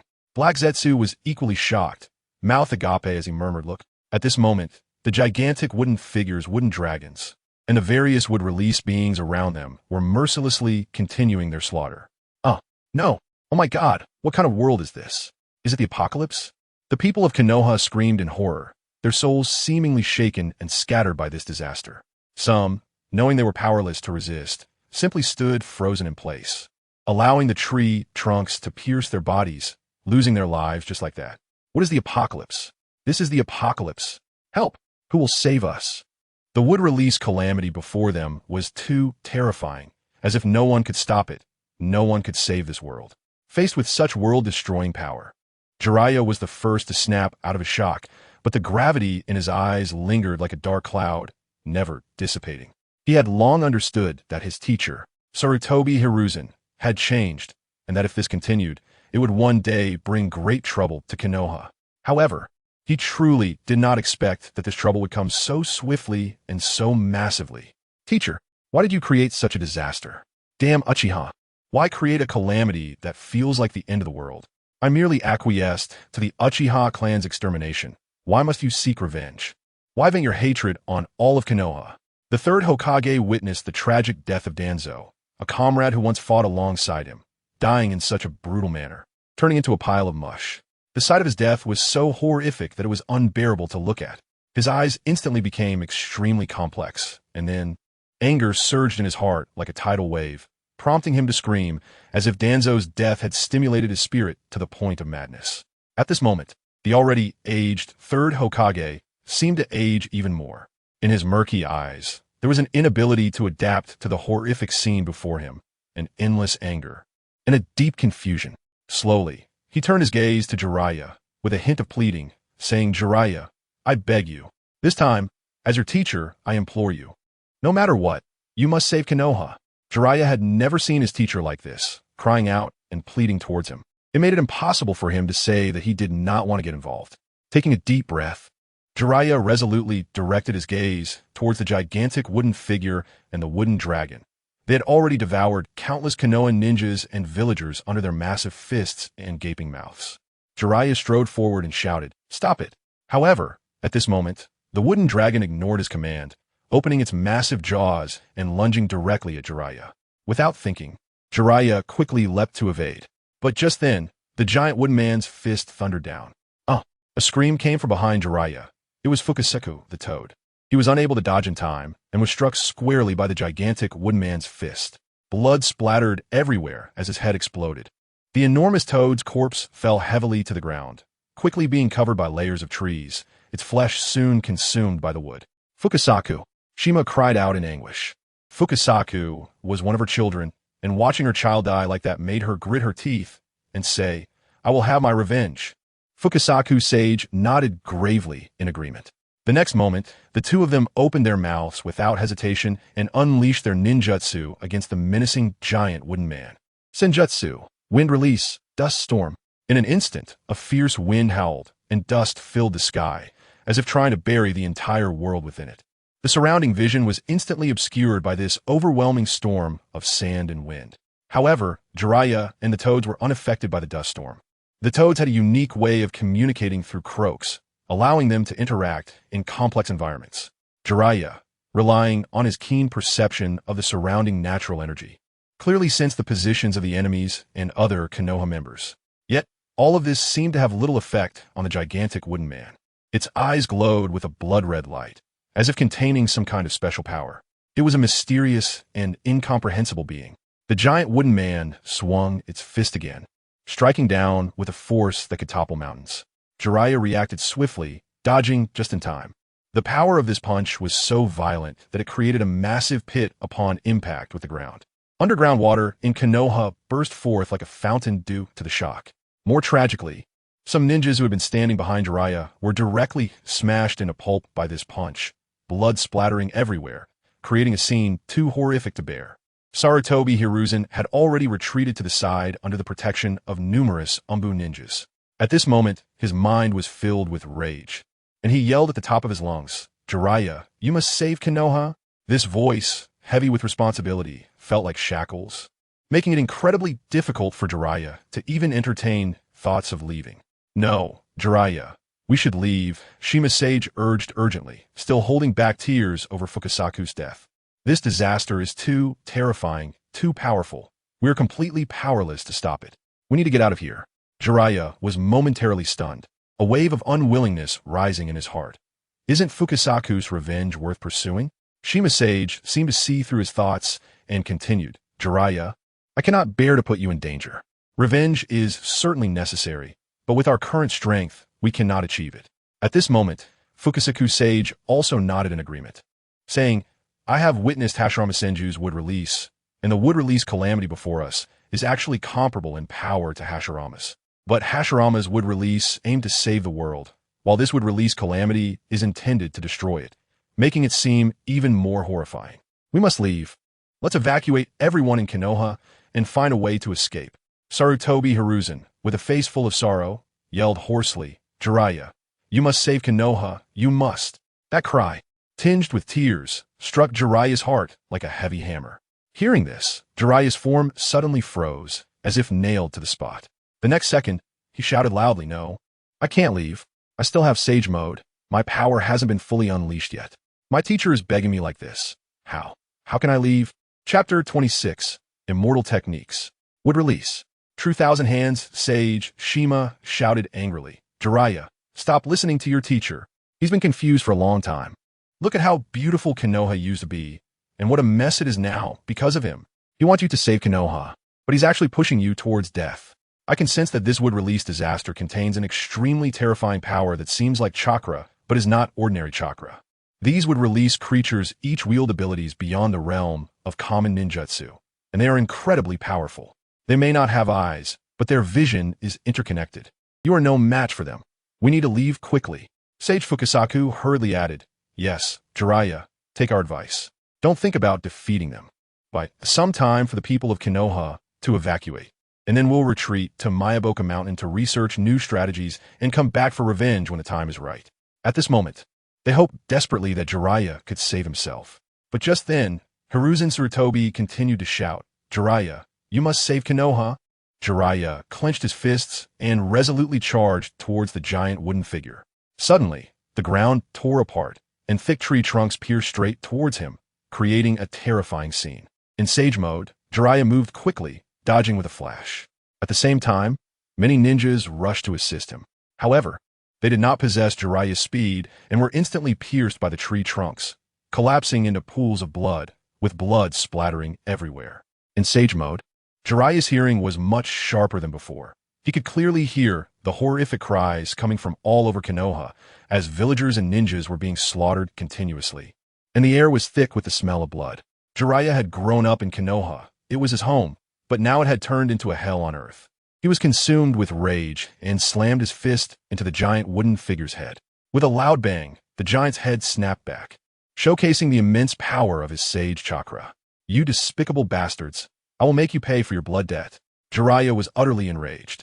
How could he not be furious seeing his home destroyed like this? In the next moment, he extended his hand, and a Rasengan infused with sage power appeared. He threw it with all his might, and the powerful Rasengan smashed into the giant's head. Undoubtedly, this destructive force caused the giant's head to sink deeply, but it only dented it. Jiraiya was unwilling to accept this. Having finally hit the giant, why was the damage so limited? He stared at the Rasengan in his hand, watching its glow become more intense as its power continued to gather. Finally, the Rasengan transformed into a sage art, super large Rasengan. Its size increased dozens of times compared to a normal Rasengan. Accompanied by a powerful wave of energy, the super large Rasengan slammed into the giant wooden figure. In an instant, wood chips flew from the giant's head, and the sound of cracking was clearly audible. It seemed that there was finally hope of breaking through its head. Just as everyone was watching intently, there was a loud bang, and the giant wooden figure's head exploded at that moment. Seeing this scene, Hiruzen Sarutobi, who was dealing with other tree trunks in the back, was filled with joy and shouted, yes, that's it, Jiraiya, keep it up. You must save Konoha. At this time, the other Konoha ninjas who were preparing to escape should have taken the opportunity to retreat, while Jiraiya attracted the giant's attention. But Hiruzen Sarutobi urged them not to flee. They could defeat the enemy. Jiraiya's toad companion, Fukasaku, shouted anxiously, what are you Konoha ninjas doing? Hurry and escape while you can. Kakashi and the others heard the call and nodded, slowly retreating. However, Hiruzen Sarutobi felt it was unnecessary. He looked steadfastly at the battlefield and continued shouting, Jiraiya has the upper hand now, doesn't he? There's no need to escape. Some ninjas believed in Hiruzen. The Hokage was, after all, the Hokage. He was more profound than the rest. They trusted him. However, at that moment, something unimaginable happened. Suddenly, the ground shook violently, and a rumbling sound echoed continuously, as if an earthquake was occurring. This intense tremor was even noticed by Uchiha Obito and Kurizetsu, who were hiding far away. Then, a chilling scene appeared. Sage art would release, true thousand hands manifested, revealing a terrifying Buddha. This Buddha was formed from overwhelming would-release power, with countless arms densely packed behind it. The Buddha slowly brought its hands together, and those 1,000 giant arms were unimaginably massive, far exceeding the previous giant wooden dragon, and even several times larger than the giant wooden figure, creating a truly horrifying sight. No, it can't be. Faced with the appearance of sage art, would-release, true thousand hands, everyone was left dumbfounded. The terrifying aura seemed to suppress everything in the world, and some ninjas were directly rendered immobile by this pressure. Above the sage art, would-release, true thousand hands, everyone could clearly sense the presence of sage chakra. True thousand hands was indeed terrifying. Jiraiya, hurry and get out of here. This would-release disaster is too terrifying. It is beyond what we can withstand. Seeing this, Sage Fukasaku shouted anxiously. The current scene was too frightening, leaving everyone trembling with fear. Hiruzen Sarutobi was also stunned, his eyes filled with disbelief as he muttered, "How can there be such terrifying power?" True thousand hands, originally just a name of a ninjutsu, had now become a title for a would-release creature. The true thousand hands let out a chilling, terrifying sound, as if it came from the depths of hell. Want to leave? Is it that easy? As soon as the words left its mouth, countless massive arms shot out from behind it, like a group of clawing, monstrous creatures rushing towards everyone. Ah, ah, ah. The cries of despair merged into one. Those ninjas who trusted Hiruzen Sarutobi and did not flee earlier were now being crushed into meat patties by the giant hands, sinking into the collapsing ground. Before dying, they only had one thought: what a fool to trust Hiruzen Sarutobi. Seeing this, Jiraiya's expression changed dramatically, his eyes filled with terror. In the face of these overwhelming giant arms, he felt as if he were trapped in an airtight cage, with no space to escape. With his current power, resisting was utterly futile. He knew that if he was caught by these giant arms, it would be certain death. In his eyes, each giant arm behind the true thousand hands contained enough terrifying power to capture a tail beast. At this moment, Jiraiya felt deep regret and self-blame for listening to his teacher's words and recklessly engaging in a life-and-death struggle against this terrifying would-release disaster. He realized he had been set up. He understood that even with Sage Mode, he still had no ability to save this disaster against such a terrifying existence. Run, everyone! Hurry and escape! Jiraiya finally shouted in extreme panic, his voice filled with unprecedented fear. This was no longer a calamity that a single ninja could save. It was the end of days. This was true terror. Chapter 27. The death of Jiraiya. With Jiraiya's desperate shout, Kakashi, my guy, and the other ninjas ran even faster, desperately fleeing in the direction away from danger. At this moment, they all knew that leaving this place was what Jiraiya hoped to see. Even the usually calm Sarutobi Hiruzen turned around and ran without a word. As long as the Green Mountains remain, one need not worry about firewood. Sarutobi Hiruzen knew he had to leave and plant the seeds of the will of fire. He could not let Jiraiya down. He had to escape. As for using the Reaper Death Seal, don't joke about it. True thousand hands, does it have a soul? Sarutobi Hiruzen could sacrifice himself, but he couldn't sacrifice something that had no value. In an instant, the entire Konoha was in chaos, with everyone still alive, desperately trying to escape this terrifying disaster zone. It must be said that Jiraiya made a tremendous contribution. He successfully attracted all the attention of the would-release disaster, causing those terrifying powers to converge into the sage art, true thousand hands, thereby creating a path of escape for others, a precious opportunity to flee. However, at this moment, Jiraiya was trapped in a desperate situation, with the chilling arms of true thousand hands surging towards him like a tide. In a critical moment, Jiraiya quickly unleashed the sage art, super big Rasen Shuriken, crashing it against one of the massive arms. The tremendous impact shattered that arm instantly, sending blood and wood chips flying. However, before he could catch his breath, other arms were already preparing to grab him in their palms. Nevertheless, Jiraiya did not give up hope for survival. Just as he was about to be caught, he decisively used the sage art, hair needle thousand needles, instantly hardening his hair like iron and then shot it out like a storm. The dense hair shooting towards the enormous palm, closing in on him like a barrage of arrows. This move was indeed effective, creating a slight opportunity for him. He took advantage of it to leap out of the control range of the massive arm. At this point, Jiraiya was drenched in cold sweat, his back soaked through. Terrifying. He had never encountered such a terrifying opponent in his life. The horror of true thousand hands exceeded his imagination. That giant Buddha-like figure and the thousands of densely packed arms haunted him like a nightmare. At this moment, he dared not linger for a moment longer, turning around and desperately fleeing into the distance. He had to escape from here. However, Jiraiya's speed was ultimately a step too slow. In an instant, a thick, gigantic finger from one of the huge arms had tightly pinched his legs. At this critical moment, Jiraiya understood that no matter what he did, he would find it difficult to escape this calamity. He had never imagined he would have such a fearful day, but without any hesitation, he immediately used the Sage Art, 5 Elements Gate. This was a combined ninjutsu he performed in Sage mode alongside Fukusaku and Shima. Jiraiya first spat out oil, Fukusaku followed with wind, and Shima then added fire. The 3 types of ninjutsu merged cleverly, instantly unleashing an astonishing killing power. The thousands of degrees of boiling oil, like a demon that devoured everything, theoretically made it difficult for any tangible substance to resist. Under this powerful offensive, the giant finger that had caught Jiraiya was finally burned to ashes by the raging flames. But the cost was that Jiraiya's legs were also burned away. "Are you okay?" Fukusaku exclaimed in shock, his face filled with concern. "Little Jiraiya, can you still escape?" However, the crisis was not yet resolved, as countless enormous palms continued to pound down from behind like raindrops. The wooden palms of true thousand hands covered the sky, densely packed and terrifying. Jiraiya endured the excruciating pain in his legs, rolling frantically on the ground to evade. He did not want to miss any chance of survival. Bang, bang, bang. Jiraiya dodged the palms, but every time true thousand hands palms struck the ground, it caused the earth to violently collapse. The shockwaves carried a terrifying destructive force. After a struggle, Jiraiya was already covered in blood. "Pull yourself together, Jiraiya," Fukusaku shouted loudly, his voice filled with urgency. But at this moment, Jiraiya's ears had become deafened by the shock. The tremendous shock waves from the arms of true thousand hands not only destroyed his ears, but also ruptured his throat. He opened his mouth to respond, but could not make a sound. He could only continue to roll on the ground, desperately avoiding those lethal giant arms.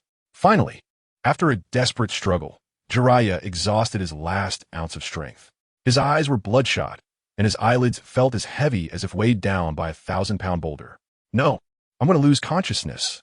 Am I going to die? Am I going to fail?" Jiraiya felt the world in front of him gradually darkening. At that moment, another gigantic arm came crashing down with immense force, heavily striking Jiraiya. Puff! A mouthful of blood flew from Jiraiya's mouth, and at the same time, blood gushed from his 7 orifices, quickly staining his snow-white hair red. Reflecting on the past, Jiraiya felt a bitter sense of regret, as if his life had been shrouded in failure.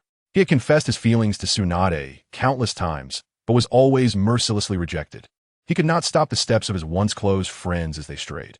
He had even failed to protect the disciples he had taught and his beloved teacher. "Teacher, why did you come to this point, pushing Konoha towards the abyss of doom with your own hands?" Compared to the great achievements created by the previous Hokages, Jiraiya felt that everything he had done was trivial and meaningless. At this moment, Jiraiya clearly realized that he might be about to bid farewell to this world. "No, that's not it. You are an outstanding ninja with true ninja talent. No one is more outstanding than you." In a daze, the figure of Minato Namikaze appeared before Jiraiya. He sat leisurely in a chair, holding a book, his dazzling golden hair showcasing his carefree demeanor. "It's you, here to see me for the last time?" Jiraiya thought to himself. "Teacher, I want to name my child with Kushina after the protagonist in your book, Naruto." Following Minato's gaze, Kushina's figure also emerged.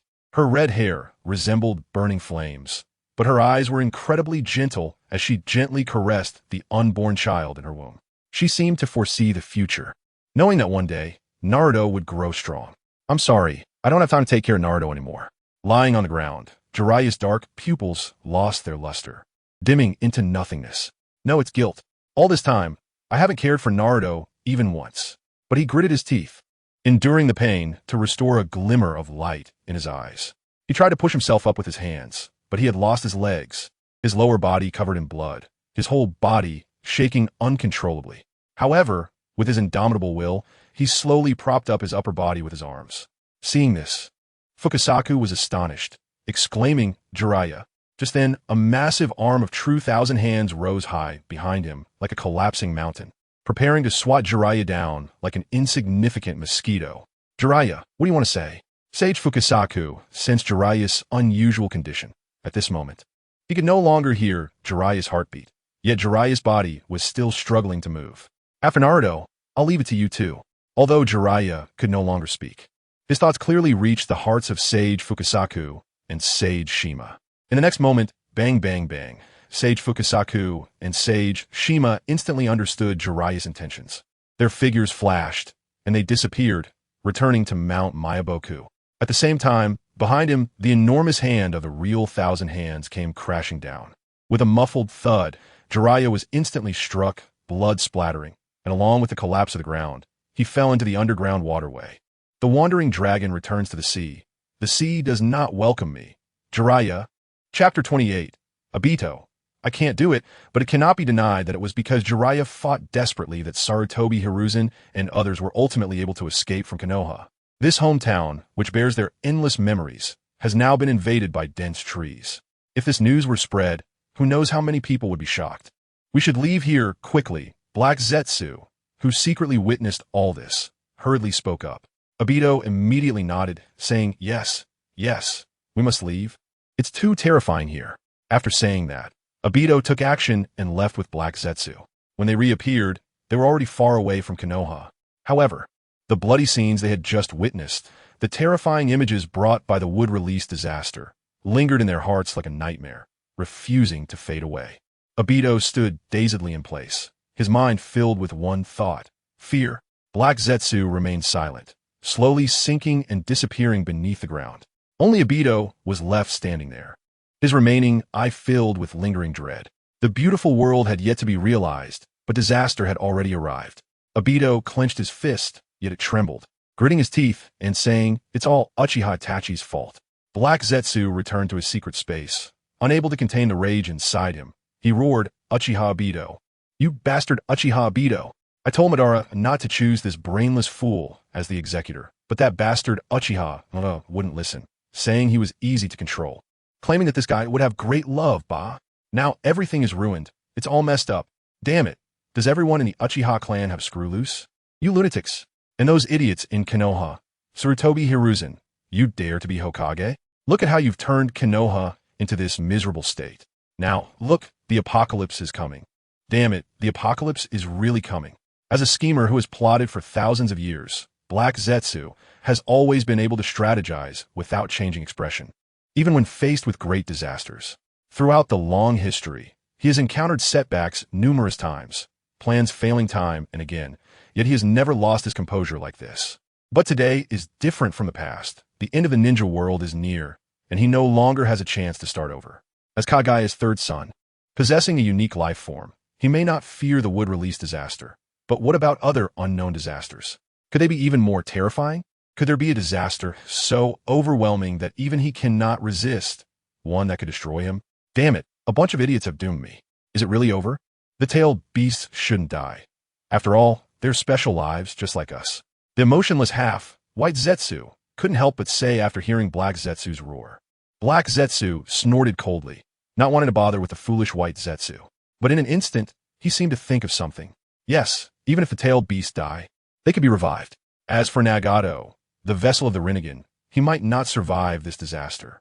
So they should find a way to let him hide in Obito's Kamui space. Those disasters can't possibly occur in Kamui, right? As for Obito, they should find a place for him to hide too. Perhaps they can avoid this disaster that way. In this case, the tailed beasts and the Rinnegan vessel, essential elements of the Moon Eye plan, can be preserved, but many lives in the ninja world will have to perish. Thinking of this, Black Zetsu breathed a sigh of relief. But he was also afraid of unforeseen terrible disasters. What if a disaster occurs that cannot be avoided even in another dimension? One that could even destroy the dimension itself? Black Zetsu pondered privately. There shouldn't be such a terrifying disaster, right? If it really happened this world, this planet would probably no longer exist. At this moment, Black Zetsu could only hold onto the last shred of hope. Of course, getting Nagato to hide is no easy task. That guy definitely won't agree. Nagato collects the tailed beasts not to realize the false beautiful plan of the Moon Eye. but to create an ultimate weapon to intimidate the entire ninja world and achieve long-lasting peace. If all the people in the ninja world die, then this plan would be meaningless. Nagato would rather die than live in shame. But how to persuade Nagato to give up the original plan and hide with him?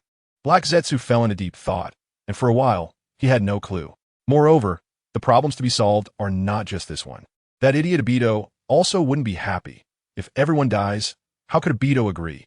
He wants to implement the Moon Eye plan to let the whole world enter the beautiful world created by the Moon Eye, achieving a perfect ending where everyone is a victor, rather than a few people hiding away in dreams. After all, if it's just about a few people hiding away in dreams, why would Obito go to such lengths? He could just hide and sleep himself. However, Black Zetsu was not particularly anxious. He was confident he could easily deceive Obito. He had observed Obito for a long time and knew very well that his intelligence was indeed concerning. This sense of superiority from his intelligence made Black Zetsu not worry at all about deceiving Obito, convinced he could easily manipulate him. After all, even Uchiha Madara was just a plaything in his hands, let alone Obito, who was a pawn of Madara, right? The only tricky part was Nagato. Nagato has always been wary of their side.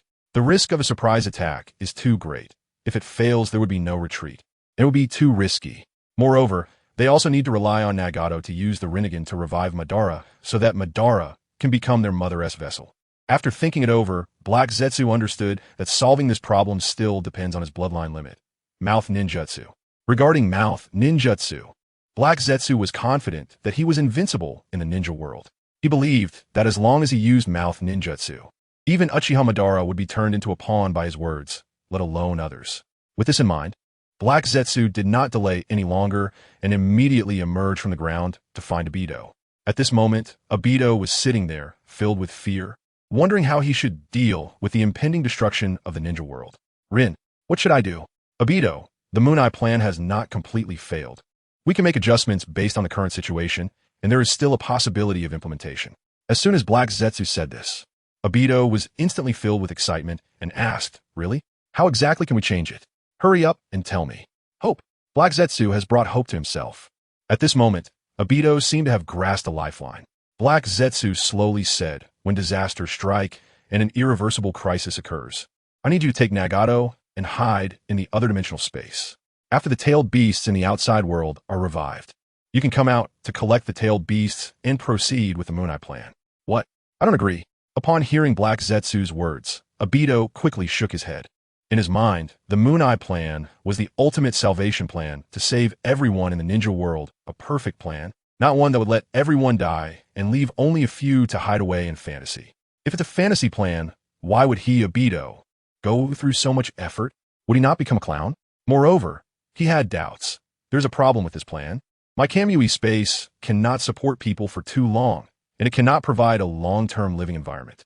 Black Zetsu was not surprised by this and said, the fact that you can awaken the Kamui space shows that you have considerable talent in space-time ninjutsu. I want you to use the Kamui space as a foundation to develop a new type of other-dimensional space ninjutsu that can support long-term habitation. Hearing this, Obito was first taken aback, then panicked and said, I can't do it. You really think of me as Uchiha Madara? But I have already realized that I'm not. Chapter 29, Nagato. Is the ninja world coming to an end? Obito has been pretending to be Uchiha Madara, thinking himself to be omnipotent. However, the events of tonight made him realize that he is nothing but a useless person. I'm useless. He was originally at the bottom. So how could he develop such powerful space-time ninjutsu? He truly has no power. I can't do it. At this moment, Kagaya continued, even if you can't do it, you must do it. Do you think things would have developed to this point if not for you? Upon hearing this, Obito immediately shouted in anger, it's not me. It's that bastard Uchiha Itachi. He actually conspired with me to carry out the genocide plan against the Uchiha clan, which led to all this apocalyptic chaos. At first, his voice was loud, but as he spoke, it grew weaker. He knew in his heart that he also bore an unshakable responsibility. After all, he was also from the Uchiha clan. He was filled with regret, thinking that he shouldn't have followed Uchiha Itachi to participate in the genocide. Moreover, knowing that Itachi was going to commit genocide, he should have stopped him. If he had done so, perhaps the apocalypse would not have come. As long as the Uchiha clan was not exterminated, then Uchiha Izuna would not die, and the series of disasters would not have appeared, leaving him not in such a state of fear. But now it has come to this. What should he do? Seeing Obito's voice weakening and losing confidence, Kaguya changed his tone. So you must cultivate a space-time ninjutsu that can allow you to survive for a long time. At that time, you can put those you think are qualified to join the new world into that space. Hearing this, Obito slowly closed his half-open mouth, his eyes filled with hesitation. The once perfect plan could only be discounted now. Why did it come to this? It's all that bastard Uchiha Itachi's fault. Seeing that Obito had been successfully swayed, Kaguya continued. Remember, no one knows how much time we have left. You must go and explain this clearly to Nagato. Persuade him to agree to this plan. Do you understand? Seeing that Obito did not refuse, Kaguya nodded and then returned to the land of rain with him.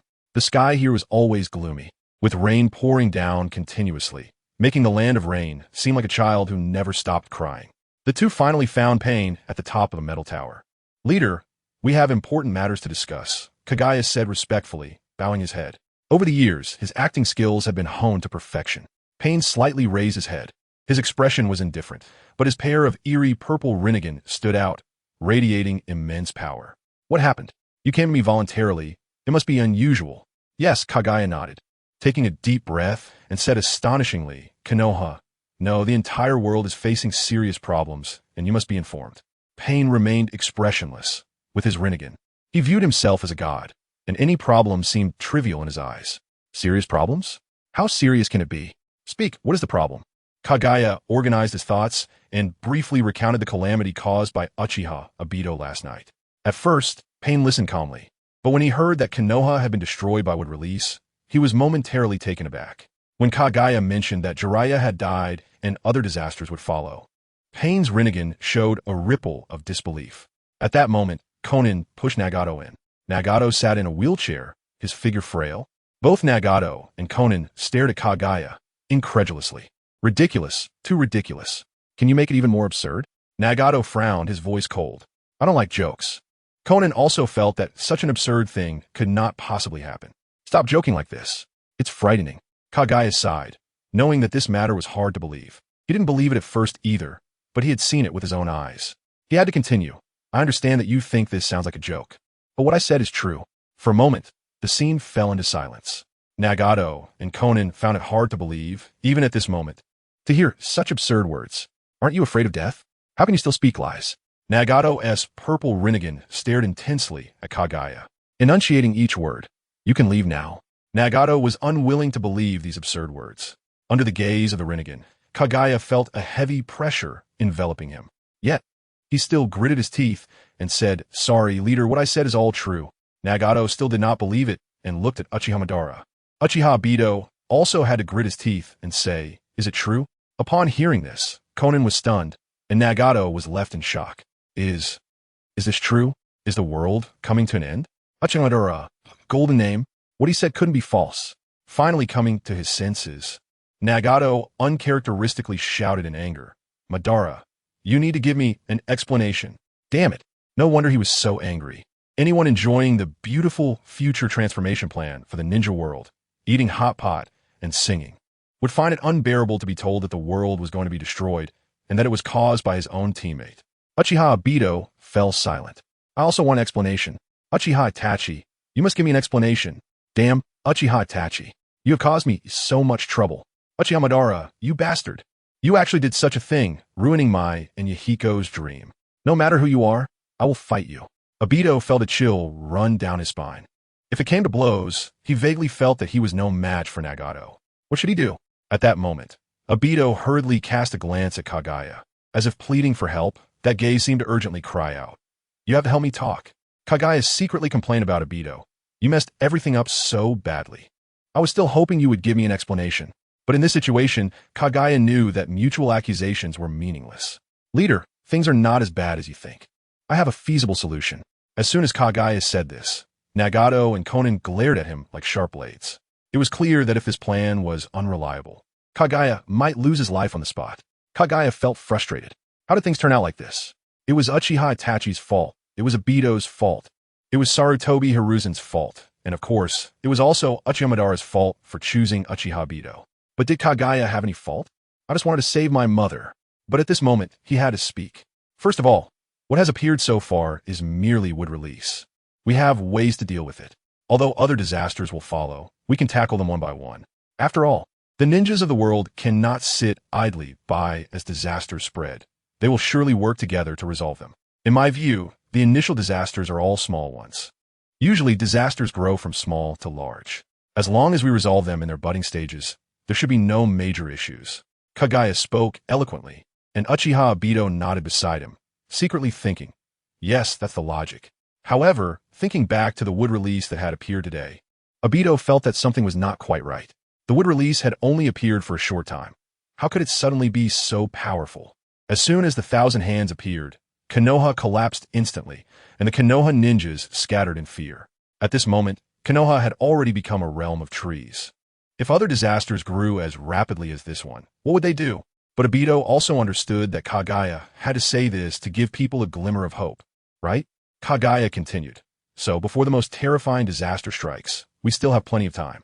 Maybe within this limited time, we can gather all 9-tailed beasts and create the ultimate weapon. With this ultimate weapon, we should be able to cope with all disasters, right? Kaguya was aware that the concept of the ultimate weapon existed from a certain perspective, but from another perspective, it seemed elusive. Gathering all 9-tailed beasts would revive the 10 tails. At that time, Mother would be able to be reborn in the 10 tails. Mother, of course, is the ultimate weapon. No, how can I think like this? I am unfilial. However, Kaguya was confident that Mother would have the ability to resolve all disasters, and he had absolute confidence in this. But what if we fail? Conan instinctively asked. Chapter 30. Is the world of Shinobi destined for destruction? Conan has a pessimistic nature and has felt a layer of darkness shrouding all things in the world since childhood. Yahiko was once a ray of light in her life, but unfortunately passed away. Nagato is another light, but one that she has to take care of. Now, Nagato has taken a strange path. She holds no optimistic views about the Akatsuki or the current shinobi world.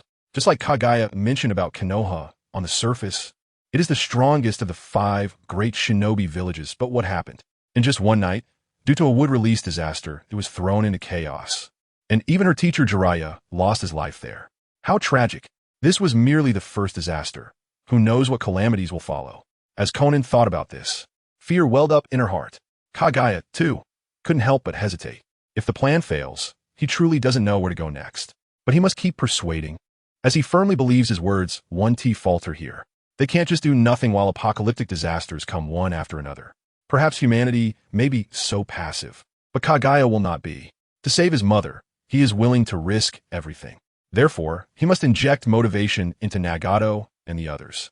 Suddenly, Kaguya's self-proclaimed clever brain had a flash of inspiration, and a clever argument surged to his mind. Kaguya has always been extremely confident, convinced that his plans are invincible. At this moment, Kaguya said, we absolutely cannot fail. Nagato, with the Rinnegan, is undoubtedly the god of the new world, the new sage of 6 paths. How could he fail?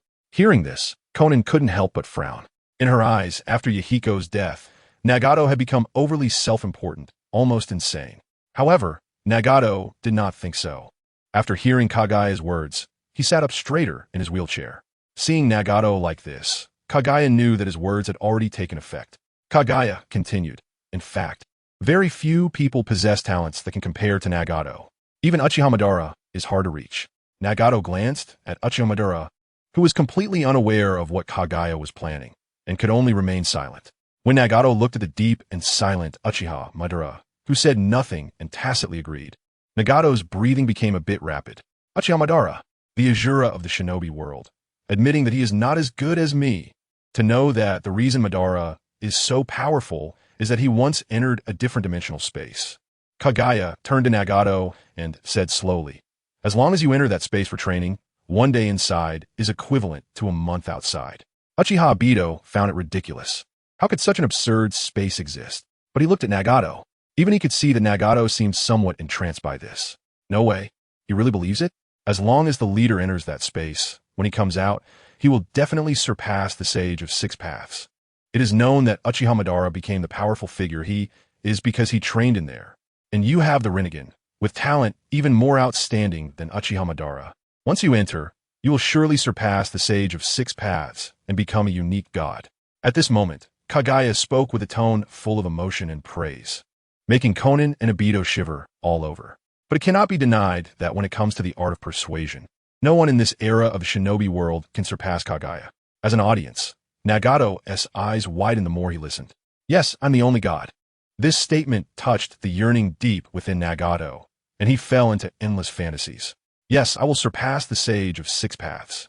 At this time, Konan couldn't help but speak up, still somewhat rational. Nagato, this space is too unreasonable. Kaguya immediately added, this space is known to Madara. Uchiha, the Azura of the shinobi world, the god of death on the battlefield that makes people tremble. Would he lie? After saying this, Kaguya looked at Uchiha Obito. Uchiha Obito deliberately spoke in a hoarse and cold voice. It's true. Upon hearing this, Nagato nodded in agreement, and his Rinnegan under the red hair glowed with excitement. The Azura of the shinobi world, what a legendary figure. He had previously investigated Uchiha Madara's life, and knew he was an extremely cold person. Such a man indeed would not stoop to lying. So it seems that this training space should exist. Uchiha Madara, that name is a golden sign. Nagato believed it. With this space and his own Rinnegan, Nagato firmly believed he could surpass the sage of six paths. However, a thread of doubt lingered in Konan's heart. Feeling that something was off, she immediately asked, if such a space exists, why has it not been mentioned before? At this moment, Kaguya appeared confident on the surface, speaking eloquently, but inside he was undoubtedly a bit anxious. He knew that there is no flawless argument in the world, and any explanation could be found to have flaws. But Kaguya understood that he must do his utmost to fill in the gaps in his argument. After all, throughout the history of the shinobi world, countless people have been dazzled by his words, unable to find their way, proving that most ninjas lack intelligence. Relying on his verbal skills, he was confident he could handle the situation at hand. So, Kaguya quickly said, such a space only opens at a specific time. Otherwise, it cannot be found at all. I was afraid that if I mentioned it earlier, over time, you would suspect I was deceiving you. You must know that if this space were always open, how could Madara have lost to Hashirama back then? After saying this, Kaguya subtly looked at Obito again. Obito understood, pretending to have a stern face, and nodded at the right time. In fact, Kaguya was taking a risk, betting on the intelligence of Nagato and Konan, wagering that they wouldn't notice the flaws in his argument. He even bet that they wouldn't discover the flaws in Obito's acting. It turned out that this time, he won the bet. Nagato couldn't hide his excitement, his face flushed with excitement as he eagerly spoke. So, the space is about to open soon, right? Kaguya nodded. Uchiha Obito felt a surge of panic. He knew that Kaguya wanted him to develop a dimensional space ninjutsu. But how could he have such ability? He was being set up. Nagato pretended to be calm, his voice trembling slightly as he ordered. Okay, once the space appears, you must report to me immediately. No matter what apocalyptic disaster the shinobi world encounters then, I will be able to resolve it. In the original work, he was indeed a person easily deceived, lacking in opinions. The concept of the ultimate weapon was also induced by Obito, and he was later persuaded by a little blonde using verbal skills, willingly sacrificing his life. After all, having not read many books, it is not surprising that he was easily swayed by Kaguya, the master of persuasion. Kaguya secretly rejoiced, thinking that it was too easy to deceive. This self-proclaimed god, who was actually foolish, had been completely dazzled by his persuasion. Kaguya nodded. Rest assured, once the space appears, I will report immediately. I can't wait to witness the existence that surpasses the sage of six paths. Under Kaguya's flattery, Nagato pretended to be calm, but the excitement in his purple Rinnegan was impossible to hide. With the space to assist him, what kind of disaster could he not extinguish? What great things could he not accomplish? Nagato was excited. Indeed, I am the chosen one, destined to become a god. Kaguya continued. Chapter 31. Uchiha Itachi does not admit his foolishness at this moment. Korezetsu spoke again. This matter must be reported to the others. Such a significant disaster should be known to them. After all, we are in the same organization. If we conceal it now and explain it later, it may affect the trust between us. Nagato nodded, feeling that this statement made sense. However, Korezetsu had his own plans in mind. He hoped that the other members of Akatsuki would find a way to block the impending disasters. After all, Akatsuki was composed entirely of S-rank rogue ninjas, each possessing unique abilities. Perhaps one of them could come up with a solution to the crisis facing the ninja world. At this moment, it might require some creative thinking to save the world. Nagato glanced at Konan, who said, "All right, I'll arrange it right away." Konan then turned and left. Uchiha Obito continued to pretend to be Uchiha Madara, his voice hoarse as he said, "By the way, I brought Uchiha Itachi as well. I recommended him to join Akatsuki. What should we do with him now?"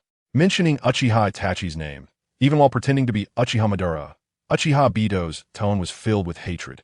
He was burning with anger inside. This despicable guy. If it weren't for him, how could he have slaughtered the Uchiha clan? How could the ninja world be facing the crisis of destruction? Everything was thanks to Uchiha Itachi. This beast. He could even kill his own parents. Can he still be considered human? He merely indirectly caused the deaths of his master and mistress, and he couldn't be compared to Itachi at all. Uchiha Itachi. Nagato clenched his teeth at this moment, coldly squeezing out Uchiha Itachi's name between his teeth. In his heart, Uchiha Itachi was undoubtedly the culprit who had pushed the ninja world to the brink of destruction, even though he had never met Itachi. Nagato's hatred for him burned like a raging fire, incredibly intense. "This damned thing. Bring him over. We need a punching bag later," Nagato said angrily. "I understand," Uchiha Obito replied, nodding before vanishing in a whirlpool. At this moment, Uchiha Itachi had already received the black and red cloud clothing, nail polish, and the special ninjutsu essential for Akatsuki members from a white zetsu. He received a notification from Obito, relayed through white zetsu, to attend a meeting. He silently nodded. Now he could no longer stand alongside the people of Konoha. After Konoha suffered heavy losses, people fled in droves, seeking refuge in other villages of the Fire Country. The once united Konoha was now like a pile of scattered sand, with people struggling to come together. However, Uchiha Itachi felt slightly relieved that Sasuke was safe. He couldn't help but sigh inwardly, filled with worry. Where would this great ship of Konoha ultimately sail? Uchiha Itachi was anxious, reflecting that he truly lived up to the third Hokage's praise. Though he had never held the position of Hokage, he was always concerned about Konoha's fate, thinking about the matters that a Hokage should consider. So tired. Too much responsibility for the capable. Not long after, everyone gathered in the dark cave, which served as Akatsuki's conference hall. Pain floated at the forefront, looking down at the crowd. Most people wore indifferent expressions, while some showed impatience. Clearly dissatisfied with this sudden meeting, Kakuzu was one of them. He felt that making money was the priority and that the meeting was pointless. At this moment, Pain spoke. "Today, I would like to introduce a new member, the annihilator of the Uchiha clan, the S-rank rogue ninja from Konoha, Uchiha Itachi." Even though Pain usually spoke in a calm tone, mentioning Uchiha Itachi's name at this moment made him grit his teeth in anger. This was an expression and tone that Akatsuki members had never seen from Pain before. It was strange. This left the members of Akatsuki puzzled, and they all turned their gazes toward Uchiha Itachi. His crimson Sharingan was calm and unruffled, yet the two lines on his forehead added a maturity that didn't belong to his age. Everyone was secretly astonished. They hadn't expected this person to have wiped out the once mighty Uchiha clan, which had been formidable since the Warring States period.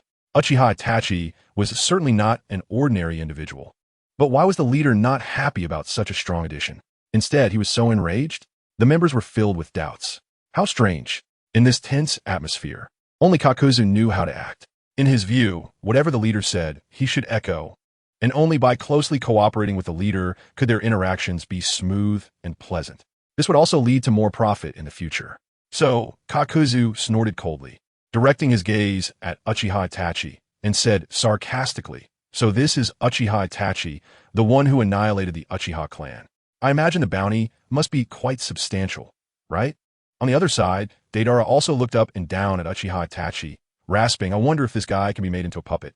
Uchiha Itachi remained calm, facing the gazes of everyone. Among these gazes were curiosity and exploration, cautious probing, but the most intense was the unabashed hostility coming from Pain. Uchiha Itachi couldn't help but feel puzzled. He looked at Pain and asked flatly, "Do you seem to have something against me?" Pain's tone was cold, like the biting wind of winter, as he said, "Why would I have something against you?" "Because you pose a tremendous threat to human civilization. Because you are leading the entire ninja world toward destruction. You're the most despicable person disrupting the peace of the ninja world." This cold tone and hateful words shocked everyone present.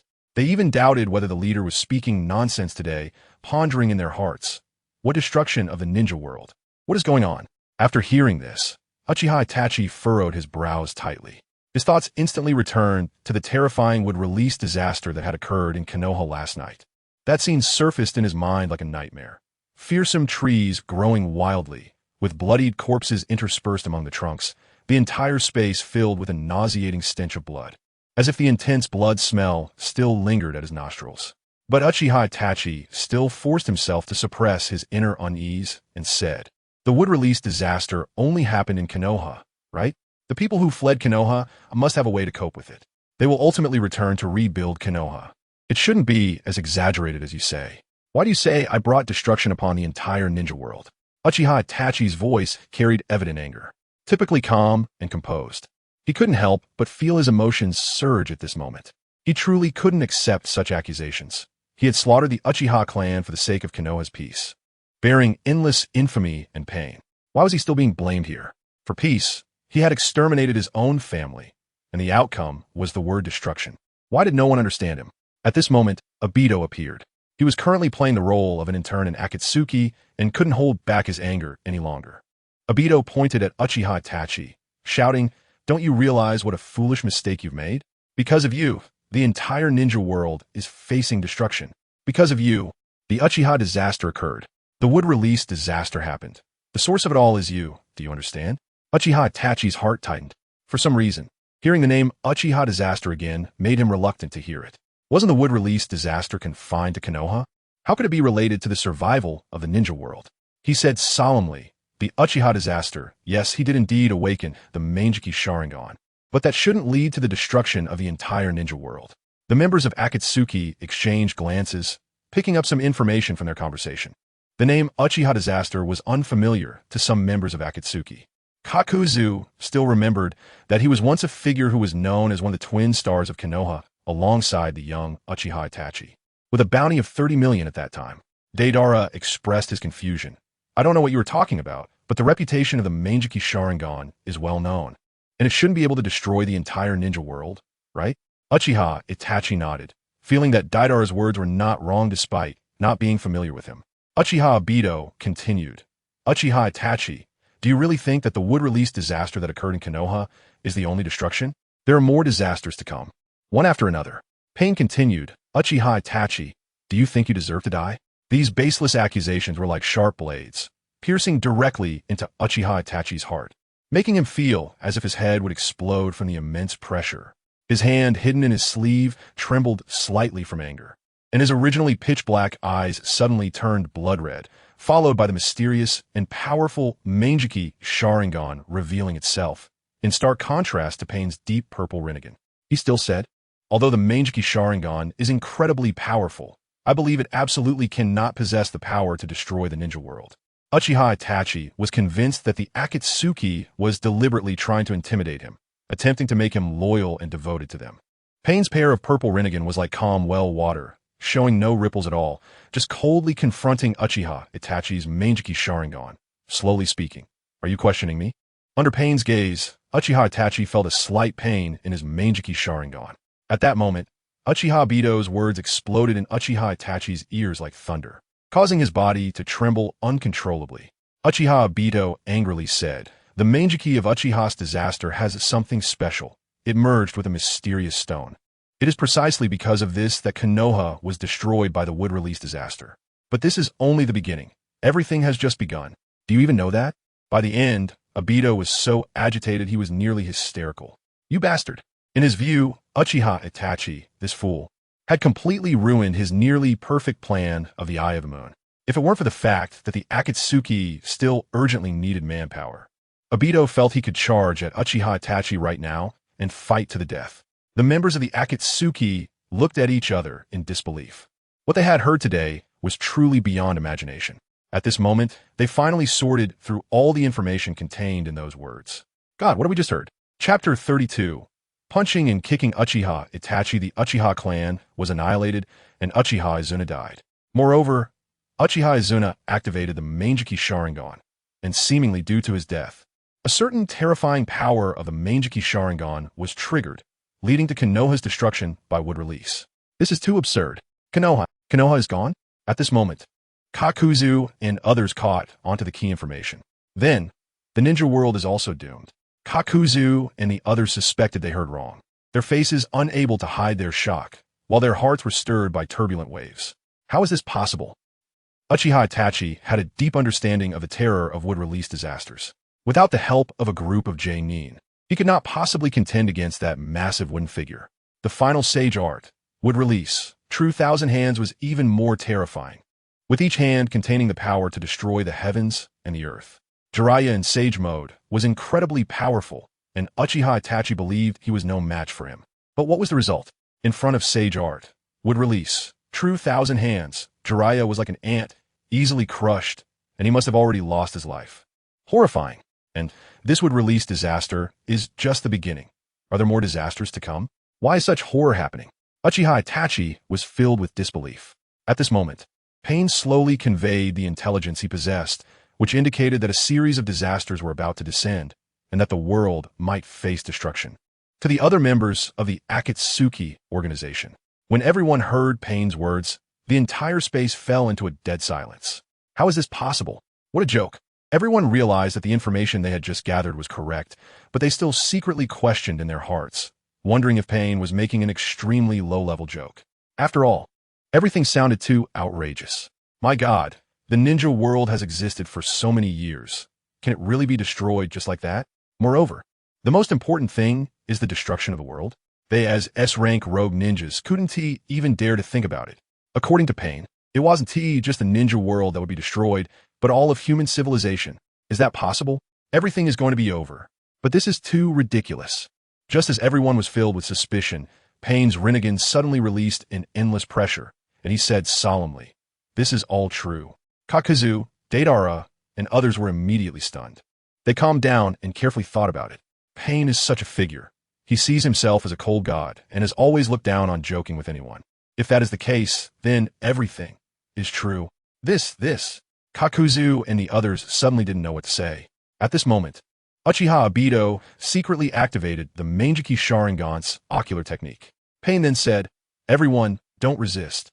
This is just a simple illusion that will allow you to see what will happen next." In an instant, the scene in front of Kakuzu and others changed dramatically, revealing the terrifying would-release disaster that occurred in Konoha.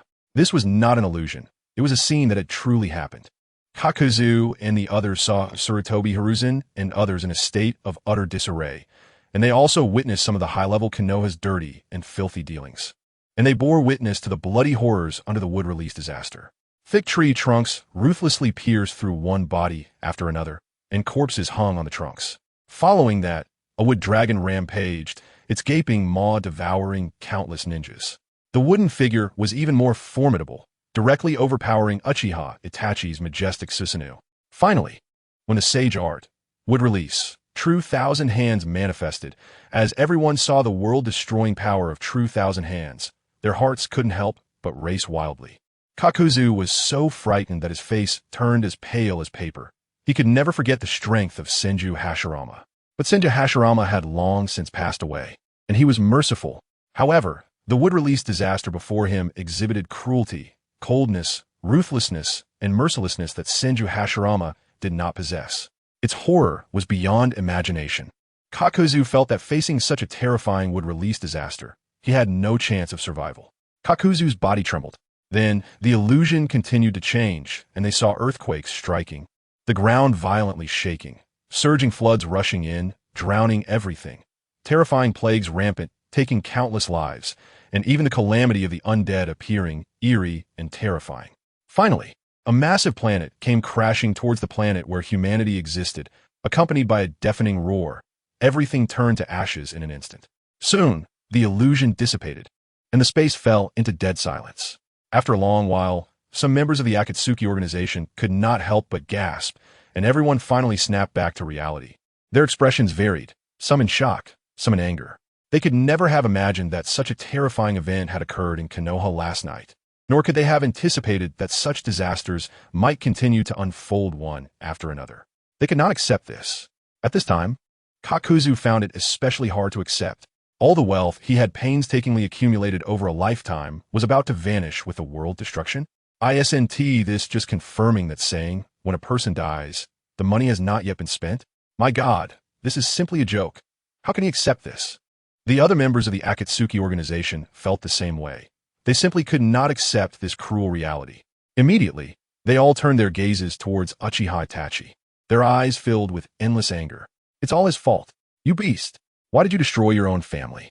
Finally, Kakuzu could no longer suppress the anger in his heart and charged towards Uchiha Itachi. You bastard! Do you even know what you've done? You beast! Didn't your family treat you well? Uchiha Itachi, you bastard! The members of the Akatsuki organization surrounded Uchiha Itachi. Those who were unaware might have thought there was a deep emotional bond between the Akatsuki organization and the Uchiha clan. Uchiha Itachi also did not expect that he would face a situation of being beaten up as soon as he arrived. He had just been shocked by the series of disaster news. It was only at this moment that he had to confront a terrifying fact. The Wood Release disaster was merely the beginning. There were many more disasters about to sweep through the ninja world. This fact was something he could not accept. Why is all this happening? My God, why is this happening? Uchiha Itachi truly found it hard to accept such a reality. Is it really just because one Uchiha Izuna died? In his youth, Uchiha Izuna was indeed referred to as the twin stars of Konoha alongside him. However, Uchiha Itachi looked down on him from the bottom of his heart. After all, Uchiha Itachi had already received praise from the third Hokage for his outstanding thinking at a young age, being considered to possess the insight of a Hokage. But what about the other party? Although they were comparable in strength when they were young, in Uchiha Itachi's eyes, the other party was far inferior to him in both emotional intelligence and IQ. After all, he was praised by the third Hokage for having the thinking of a Hokage. As the years passed, as the son of the clan leader, Uchiha Itachi received many resources and left the other party far behind. He had Shirsue's careful guidance, while the other party did not have such opportunities. In Uchiha Itachi's view, the other party could not compare with him at all. But what is going on now? Why has the other party also awakened the Mangekyō Sharingan? Why can the other party's eyes fuse with a mysterious stone? What kind of stone is it? Why is it that after the other party died, they still had the ability to create disaster after disaster, even to destroy the ninja world? Why is this happening? At this moment, Kakuzu and the others were already raining down punches and kicks on Uchiha Itachi. With a series of dull thuds, Uchiha Itachi's face instantly swelled up. Blood oozed from the corner of his mouth, and he received a heavy kick to the chest that knocked him straight to the ground. However, Uchiha Itachi did not resist. At this moment, only one thought kept swirling in his mind. The ninja world is about to be destroyed. The world is heading towards its end. All because of the extinction of the Uchiha clan. Everything is due to the so-called Uchiha disaster that died. Everything is because of him. Uchiha Itachi. My God, how did it come to this? It was just one person who died. Why? Is my sin this great? Uchiha Itachi could not comprehend the reason behind it, no matter how hard he tried. At this time, Uchiha Obito rushed in angrily, kicking Uchiha Itachi repeatedly. The anger in Uchiha Obito's heart had already reached its peak. It's all your fault, you beast. If it weren't for you, how could such a terrible thing have happened? Pain looked at all of this with an expressionless face. If it weren't for his need to maintain his noble, godlike demeanor, he probably wouldn't have been able to hold back and would have rushed up to kick and punch Uchiha Itachi. This despicable guy, just because of his cold-heartedness, caused the entire world to be buried with him. What an absurd joke this is. The members of the Akatsuki organization were freely beating Uchiha Itachi in front of him. And pain not only did not stop them, but also suppressed his own impulses, trying his best to control the urge to rush up. The punches and kicks fell like rain, and Uchiha Itachi's consciousness gradually became hazy. In a daze, he witnessed countless people dying tragically. Wood Release rampaged. People's bodies were mercilessly pierced. Water release surged. Houses, animals, and people were swept away by floods, and the crowd struggled desperately in the water, only to succumb to the flood and suffocate, their lives instantly extinguished in the torrent. The despairing feeling of suffocation was truly unbelievable. Plagues and other disasters followed one after another, and a ripple of unease rose in Uchiha Itachi's heart. But that was all. He was filled with doubt. Would such a tragedy really happen in the future? Then, in his daze, he actually saw Sasuke dying. No. Upon seeing this scene, Uchiha Itachi could no longer bear it. Under the continuous punches and kicks, he clenched his fists and gritted his teeth. He could face death calmly, but Sasuke must not die. Even if everyone in the ninja world perished, Sasuke must survive. But why is this happening? Why? Just because of the death of one person, Uchiha disaster. Must the entire ninja world suffer such calamity? Uchiha Itachi was unwilling to believe all of this. Only by refusing to believe could he feel a slight sense of solace in his heart. In a vague state, feeling dizzy from the beating in his mental space, Uchiha Itachi saw a figure. This person had the handsome features unique to the Uchiha clan, dressed in black, extraordinary and suave. But at this moment his face was as pale as paper, revealing his sickly appearance. The person laughed maniacally. Beast, do you remember me? Chapter 33. The Second Calamity. Mental calamity, it is you, Uchiha, calamity. In an instant, Uchiha Itachi roared with all his might, glaring at the person before him in this space where spirit and consciousness intertwined. This bastard, with no will of fire in his heart. He merely took his life, yet he created a terrifying would-release calamity that destroyed the peace of Konoha. As a result, Uchiha Itachi, who sacrificed his clan for the so-called peace, became a complete joke. Uchiha Calamity had a cold smile at the corner of his mouth, looking mad and sickly. He watched Uchiha Itachi's furious roar and actually covered his face with his palm, then threw his head back and laughed. The laughter transforming into a terrifying sound of cackling in the mental space. Uchiha Itachi could no longer hold back and struck out at the person before him. But the next moment, he was shocked to find that no matter how hard he tried, he could not get close to Uchiha Calamity, clearly within arm's reach. It was as if there was an insurmountable chasm between them, and he could not cross it. It's useless, it's useless. Uchiha Calamity spoke at this moment. The second calamity has already descended. Do you not know this? What? The second calamity? Uchiha Itachi finally stopped.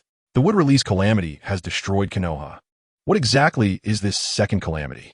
At this moment, Uchiha Calamity looked at Uchiha Itachi's surprised and confused expression and sighed helplessly, saying with a face full of disappointment, "You can still be known as the twin stars of Konoha. This is simply my shame." Uchiha Itachi gritted his teeth. This should have been said by him. Uchiha Calamity continued to laugh maniacally. Have you not noticed? The emotions of those members of the Akatsuki organization are abnormal. The second calamity is a mental calamity. From today onwards, everyone's emotions will be easily ignited. Even the slightest emotion will be infinitely magnified.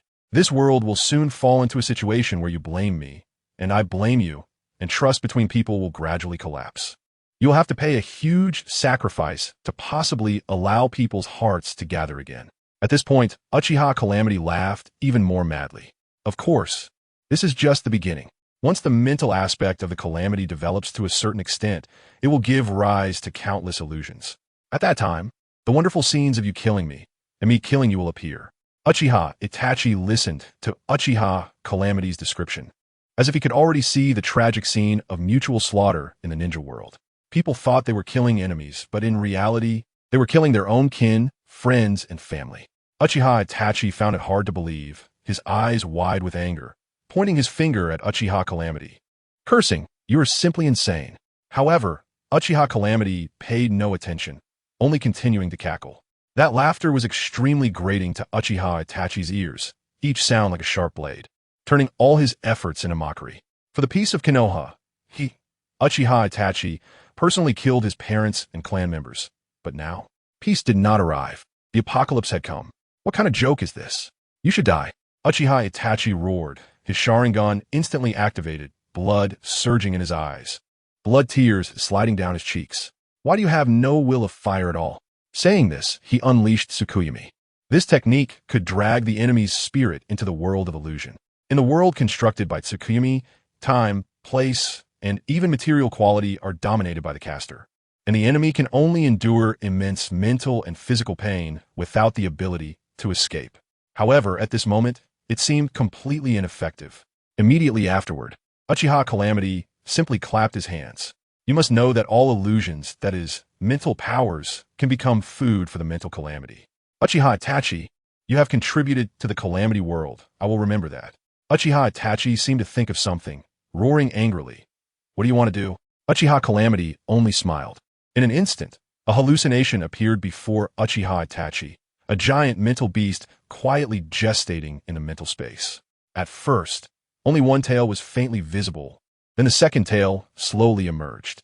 Everyone's mental space was originally an independent existence. However, when this giant mental beast was born, they were strangely interconnected. As the giant beast grew more tails, everyone's spirits would fall into madness, a level of insanity never seen before. As long as this giant beast exists, it would be as if people's emotions were stripped away, leaving only anger, hatred, and other negative emotions rampant. Clearly, the power contained in the earlier Tsukuyumi had added some might to this giant mental beast. And this was only the second tail. No one knew what terrible things the giant beast would do when other tales appeared. Uchiha Calamity was very satisfied. The 10 tails of the spirit will eventually be completely born. All living beings dance with me. Uchiha Itachi could no longer listen. What 10 tails? How could such a thing exist? But this was not the time to think of names. He roared, Why? Why do you want to destroy the peace of the ninja world? Did I destroy the peace of the ninja world? Upon hearing this, Uchiha Calamity laughed even more wildly, too naive, too innocent. The second Hokage, Senju Tobarama, was indeed right. Although the Uchiha clan understands love, once love is lost, it easily falls into extremes, becoming a complete mental illness. Indeed, I admit I'm a mental illness. Saying this, he continued to laugh, his eyes full of mockery as he looked at Uchiha Itachi. And what about you?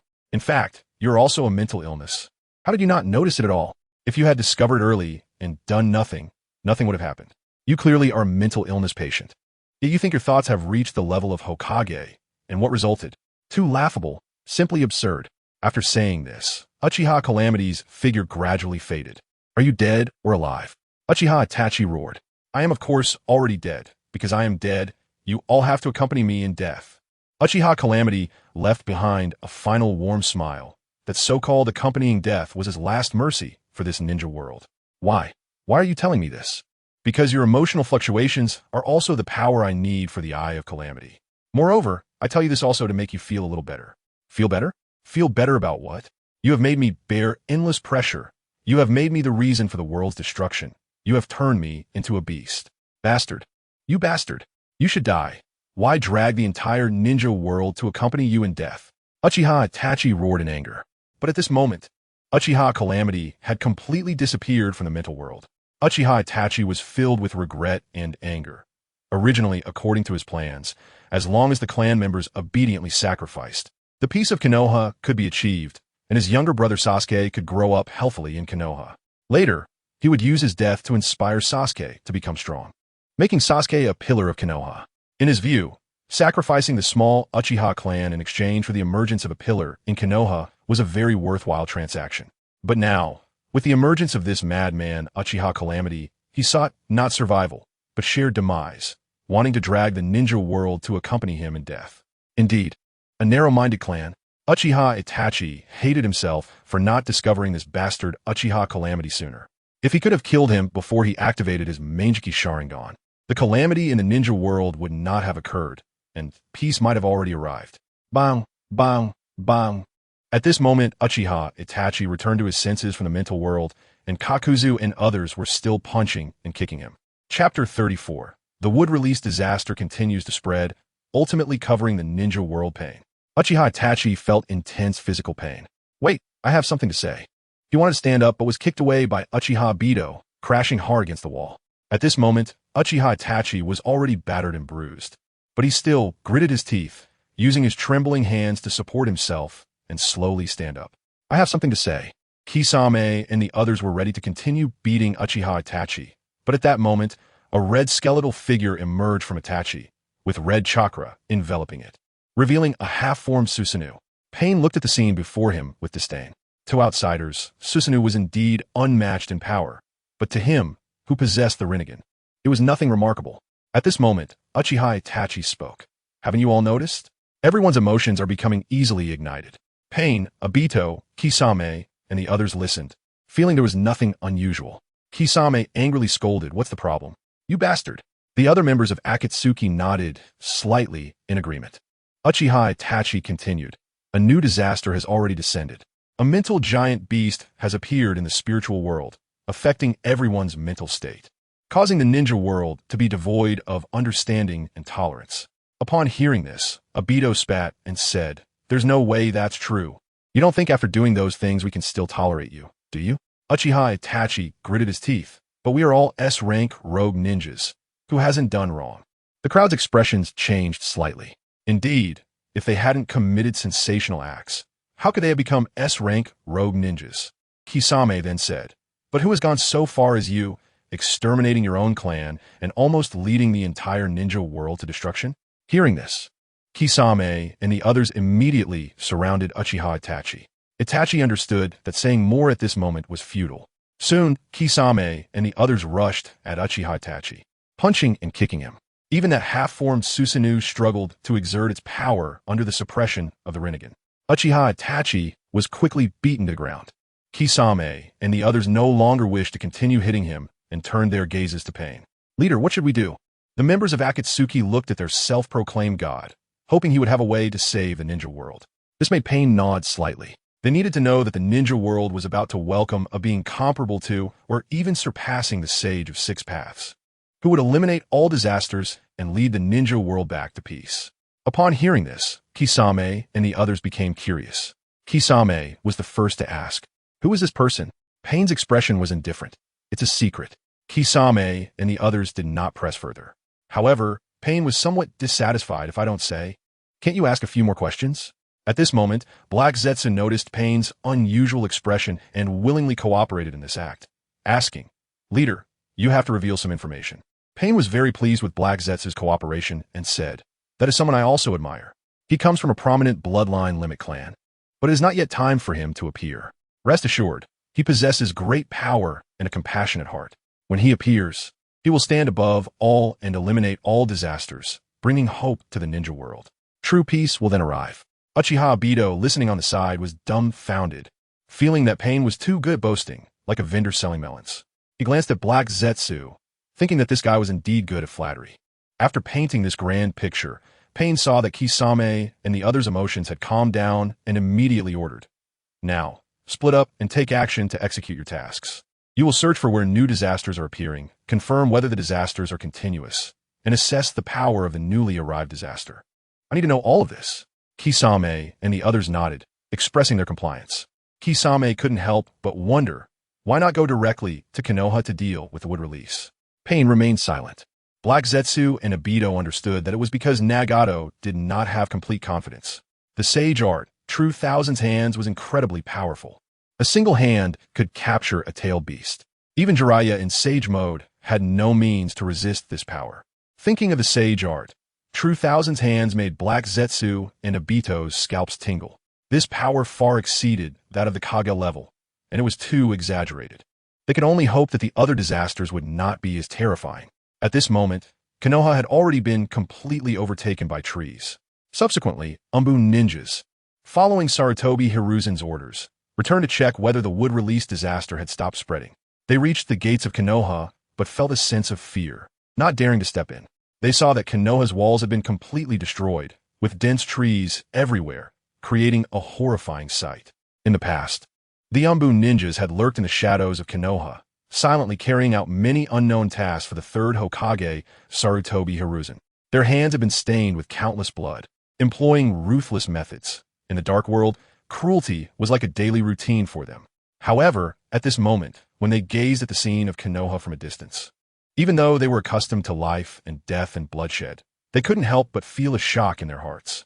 They saw that on the trees of Konoha, countless corpses were hung high, swaying slightly in the wind, and the entire scene was filled with a chilling aura of terror. The pupils of the Umbu ninjas suddenly contracted sharply, as if an invisible force had gripped their throats. They instinctively began to step back. "This is too terrifying. This is our home. How could it become like this? I think this would release disaster is probably only rampaging in Konoha. We need to hurry back and report this situation to the Hokage." The others nodded in agreement. But just as they turned to leave, the ground suddenly trembled violently, as if an irresistible force was surging underground. Then, thick and ferocious tree trunks, like the claws of a demon breaking through the earth, burst forth from the ground, charging directly at the Umbu ninjas with fierce momentum. Ah! In an instant, the sharp tree trunks ruthlessly pierced through the bodies of the Umbu ninjas, blood gushing out like a fountain, staining the surrounding land red. In just a moment, these Umbu ninjas became like those corpses hanging from the trees, their bodies rapidly shriveling and turning into lifeless, bloodless corpses. In the distance, other Umbu ninjas witnessed all of this. Initially, they had just slightly relaxed, but when they saw their comrades die tragically in an instant, they froze, and their steps became chaotic. They realized that this wood release disaster was far from limited to Konoha. It was spreading uncontrollably like a plague. One of them, in terror, exclaimed, "If this wood release disaster continues to spread, the entire land of fire will fall into an irreparable state. No, even the entire ninja world will face a catastrophic disaster." They had experienced countless brutal battles and seen various terrifying scenes. But everything they witnessed today made their legs go weak uncontrollably, and they began to retreat in panic. Then, they turned and fled like scared dogs, desperately wanting to reach Sarutobi Hiruzen as quickly as possible to report this terrifying news to him. Chapter 35. Sarutobi. I am not the king of a fallen nation. You are all ministers of a fallen nation. Meanwhile, in a tranquil forest near a small village in the land of fire, Sarutobi Hiruzen was leading a group of people, intending to spend a night in the village. He was confident that, with his identity as the third Hokage, the villagers would surely welcome him. However, when he made the request to stay, he was met with unanimous rejection from all the villagers. No way, you're ninjas, we won't agree. We don't want you to stay. The villagers were resolute, their tone filled with resistance. Sarutobi Hiruzen could hardly believe his ears. After years of promotion, his fame as the third Hokage should have been well known in every corner of the land of fire, yet he was met with such coldness. He frowned slightly, filled with confusion. Fortunately, Naruto, Yuhi Kurenai, Kakashi, and other ninjas were present as well. Sarutobi Hiruzen thought about the agitated villagers and felt something was off, saying, I feel like the mental state of these villagers is a bit strange. However, upon hearing this, Naruto and the others remained silent, with no one responding. In their hearts, Sarutobi Hiruzen's reputation had long since become notorious due to various events, and their disappointment in the once respected third Hokage had reached its peak. Sarutobi Hiruzen was filled with anger, thinking to himself, even if my reputation has been damaged, how could it deteriorate so quickly? Even the people in this small village are so resistant to me. Clearly, these villagers' mental state is distinctly abnormal. Coincidentally, there were ninjas from the Umbu who belonged to the Yamashiro clan. They quietly followed orders to capture a villager, attempting to investigate his mental state to uncover the reason. However, no matter how meticulously they investigated, they could not determine what was wrong with these villagers. If the villagers' mental state truly had issues, why were there no clues, even under such detailed scrutiny? Naruto, Yuhi Kurenai, Kakashi, and others were naturally observing Sarutobi Hiruzen's every move, and their disappointment in the acting third Hokage grew stronger. In their eyes, merely suspecting the villagers of having mental issues because they were rejected was a sign that this once respected third Hokage had become increasingly pathological. At that moment, the Umbu ninjas rushed back, their eyes behind their masks filled with unmasked fear. Not only elite ninjas like Kakashi, but even some Chunin could clearly sense the unusualness of the Umbu at that moment. The usually cold Umbu appeared as disheveled as clowns. What happened? Sarutobi Hiruzen immediately asked. The Umbu ninjas trembled as they spoke. One person nervously swallowed and finally revealed what they had witnessed. There is terror in Konoha. The trees have spread beyond the village. Upon hearing this, both Sarutobi Hiruzen and Kakashi's expressions changed dramatically. They had originally thought that the wood-release disaster would only ravage within Konoha, but now it seemed to be spreading outward. How would this wood-release disaster develop next? Would it gradually spread and consume the entire land of fire? For a moment, the atmosphere became suffocating, and Kakashi's gaze unconsciously fell on Sarutobi Hiruzen. If it were not for this third Hokage permitting Danzo and Uchiha Itachi to annihilate the Uchiha clan, how could this apocalyptic wood-release disaster have appeared? Now that the disaster continued to spread, what would happen in the future was simply unimaginable. Undoubtedly, Sarutobi Hiruzen had become the sinner. The once revered third Hokage of Konoha was now engulfed in endless pain.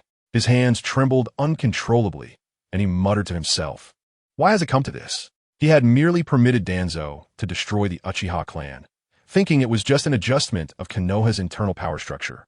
But he never anticipated that this decision would open Pandora's box, leading to disastrous consequences. How could this happen? Now, Konoha had already perished, and that terrifying wood-release disaster not only devoured Konoha, but was also continuously spreading outward. Sarutobi Hiruzen's mind was in chaos. He could hardly bear to imagine what would happen next. Why was it like this? It was known that under his permission, the Senju clan had gradually moved toward annihilation. Those Senju bloodlines hidden among the common people had sacrificed 9/10 of their lives on inhumane experimental tables.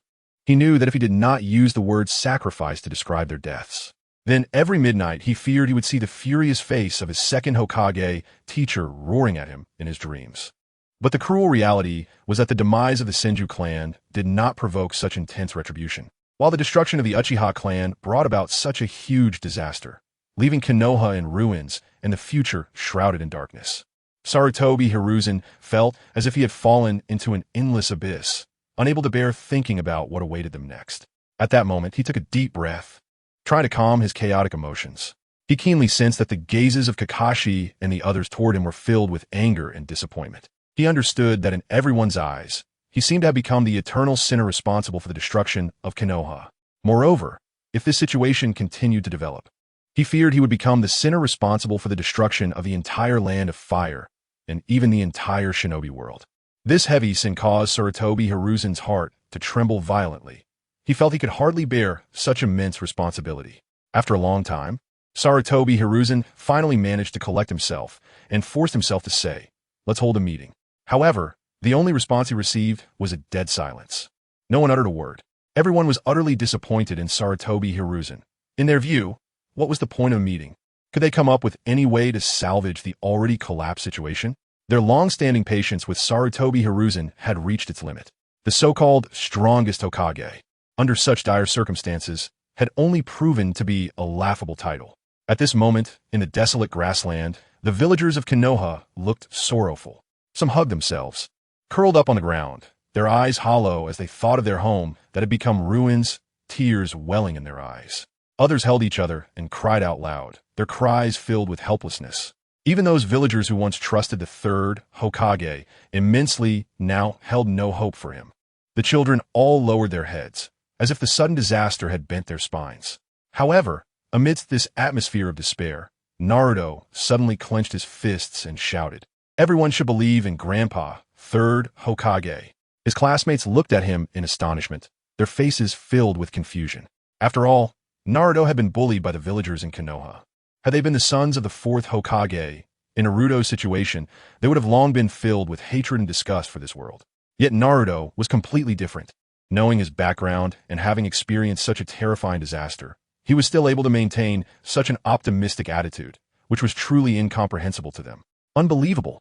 Sarutobi Hiruzen looked at Naruto with deep appreciation. At that moment, he felt that all the hardships he had endured in the past were not in vain. At least, Naruto deeply imprinted the will of fire in his heart, unlike some other ninjas and villagers, which truly disappointed him. Sure enough, Naruto, your grandfather did not spoil you for nothing. Sarutobi Hiruzen sighed internally. He had the intention to revive Konoha, but looking around, there was no one who truly followed his orders. What should he do? I, Sarutobi Hiruzen, possess immense wisdom, and I have a plan that could bring Konoha from darkness to light. Yet no one listens. A wave of desolation surged in his heart. Akin to that saying, I am not a king of a fallen nation. You are all ministers of a fallen nation. P.S. Everyone can guess what Sarutobi's plan to bring Konoha from darkness to light might be. Let's see everyone's imagination. Chapter 36. The disaster of wood release is spreading in this atmosphere of despair. The two elders of Konoha, Midogate-in and Zanken Koharu, stood firmly on the side of Hiruzen Sarutobi. After all, at this point, they were tied to Hiruzen like grasshoppers on the same rope, their fates tightly linked. If Hiruzen were to commit seppuku to atone for his sins, their own fates would likely not fare any better. Zanken Koharu leaned slightly closer to Hiruzen and whispered, Don't worry, Hiruzen. At this point, we have to look on the bright side. I've already written an urgent letter to the daimyo, and he will definitely come to our aid. Midogate-in quickly echoed, also speaking in a low voice, Yes, Hiruzen. The daimyo is always loyal and righteous. He will surely send troops to support us. Moreover, I have arranged for messages to be sent to Konoha ninjas who are on missions in various locations. They are hurrying back as we speak. With so many Konoha elites gathered together, along with the daimyo's assistance, I believe the just decisions we have upheld will eventually return to the right path, and Konoha will surely regain its former prosperity. As he spoke, he gently patted Hiruzen's shoulder, trying to give his old friend some strength and confidence. Hiruzen nodded slightly. Though his heart was still shrouded in heavy guilt and worries about the future, he could only follow their words and think positively at this moment. Otherwise, he feared that the torment within him would keep him from sleeping soundly or eating, and in the long run, it might wear him down to the point of exhaustion. Konoha had been destroyed, the land of fire was facing annihilation, and the ninja world was collapsing. How could an old man like him bear such heavy responsibility? How could you be so cruel as to make an old man like me bear such a burden? Thinking of this, Hiruzen couldn't help but feel an uncontrollable resentment rise within him. He simply couldn't understand why the Uchiha clan couldn't accept their fate of extermination quietly. It was just the annihilation of one Uchiha clan. How could it lead to such a dire situation? The Senju clan had vanished, the Uzumaki clan was gone, and he had heard that many clans with Kekkai Genkai had silently disappeared over the years, yet they hadn't caused any major disturbances. Why did the Uchiha clan have to make such a fuss? Couldn't they, like other clans, quietly exit the historical stage and disappear into the flow of time? The more Hiruzen thought about it, the angrier he became, and the frustration in his heart grew thicker like dark clouds, making it hard for him to breathe. The daimyo of the Land of Fire indeed received the letter. As the true ruler of the Land of Fire, the daimyo, despite lacking personal strength, wielded significant power. He had always lived leisurely. However, when he read the contents of the letter, he was instantly stunned. This was simply absurd. Konoha Ninja Village had been destroyed by wood release? How could he believe such a ridiculous thing? The daimyo suspected that Hiruzen was using this as a means to extort funds. After all, since Hiruzen came to power, the frequency with which he requested funds had been too high, and most of the time, it was that cold-eyed Danzo who came to collect. That icy gaze always frightened the daimyo into obediently handing over the funds, and he always felt that Danzo was no good. The letter mentioned that Danzo was dead, and the daimyo thought this might be the only good news in the letter. Ultimately, the daimyo still sent ninjas and samurai to Konoha to investigate the situation. A few days later, they arrived at Konoha Ninja Village. However, the horrific scene before them almost made them vomit. Countless desiccated corpses were impaled on tree trunks. Their deaths gruesome. Wood release, which was originally the Kekkai Genkai that Senju Hashirama used to pacify the chaotic world, symbolized hope, but at this moment, it had become a terrifying force of destruction.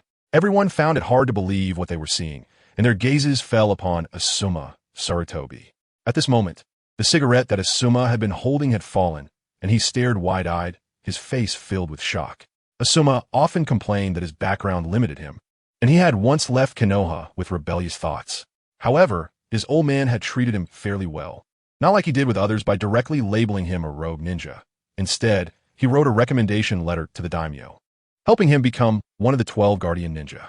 But now, Konoha was destroyed, and his old man's life or death was uncertain. Without Konoha, could the Sarutobi clan maintain their former status? Without his old man as support behind him, could he still stand tall in front of the daimyo as he had before? Indeed, while Asuma was dissatisfied with his family background, he also genuinely enjoyed the benefits it brought. In the past, he could pretend not to care, but now he had to confront it. Without his family background, the situation he faced in the future would undoubtedly be drastically different. Let us go back and report to the daimyo. The group nodded, preparing to leave. However, the next moment, bang, bang, bang, the ground suddenly cracked and everyone fell. Nevertheless, the ninjas and samurai were agile. They stepped on the rock walls and jumped up again. However, this terrifying crisis was far from over. Just as everyone relaxed their tense nerves, a chilling series of bangs suddenly erupted. Sharp tree trunks burst out of the ground at lightning speed. The speed of these tree trunks was beyond imagination, like bolts of lightning, rapidly attacking the group. Sensing the imminent danger, some quick-reacting ninjas and samurai hurriedly raised their sharp blades, trying to block the sudden attack. With a crisp sound, the sharp blades were easily sliced through by the hard tree trunks, as if they were fragile paper. Immediately afterward, the unimpeded tree trunks mercilessly pierced into the bodies of the ninjas. Blood gushed out like a fountain, and a horrendous scream pierced the sky. Even more terrifying was that with the piercing of the tree trunks, those people's bodies were instantly drained, turning into desiccated corpses in the blink of an eye. Their appearances horrifying. This shocking scene left Asuma, Sarutobi, and the other powerful ninjas present pale with fear. They knew that the crisis before them had far exceeded their ability to cope, and they didn't dare to hesitate for a moment. Without a word, they turned and fled. Behind them, the screams of their companions echoed as ninjas and samurai were ruthlessly slaughtered one after another by the tree trunks. Asuma, Sarutobi, and the other fleeing ninjas were filled with terror. They recognized that this was the dreaded wood release. This wood release technique was not only incredibly fast, but also immensely powerful wherever it went. They understood that with their current abilities, they were utterly powerless to save anyone. At this moment, the only thing they could do was to escape desperately without caring for anything else. Now, surviving was all that mattered. Escaping was all that mattered. And they couldn't care less about their companions. Chapter 37. It's time to elect a new Hokage no, the Hokage. In the palace of the Fire Country's daimyo, Sarutobi Asuma and others returned with pale faces. The horrific scenes of the ruthless slaughter by Wood Release still lingered in their minds. On their way back, they were relentlessly pursued by Wood Release, and it wasn't until they were forced to escape into a village that the pursuit finally ceased. However, soon after, they heard the villagers' desperate screams.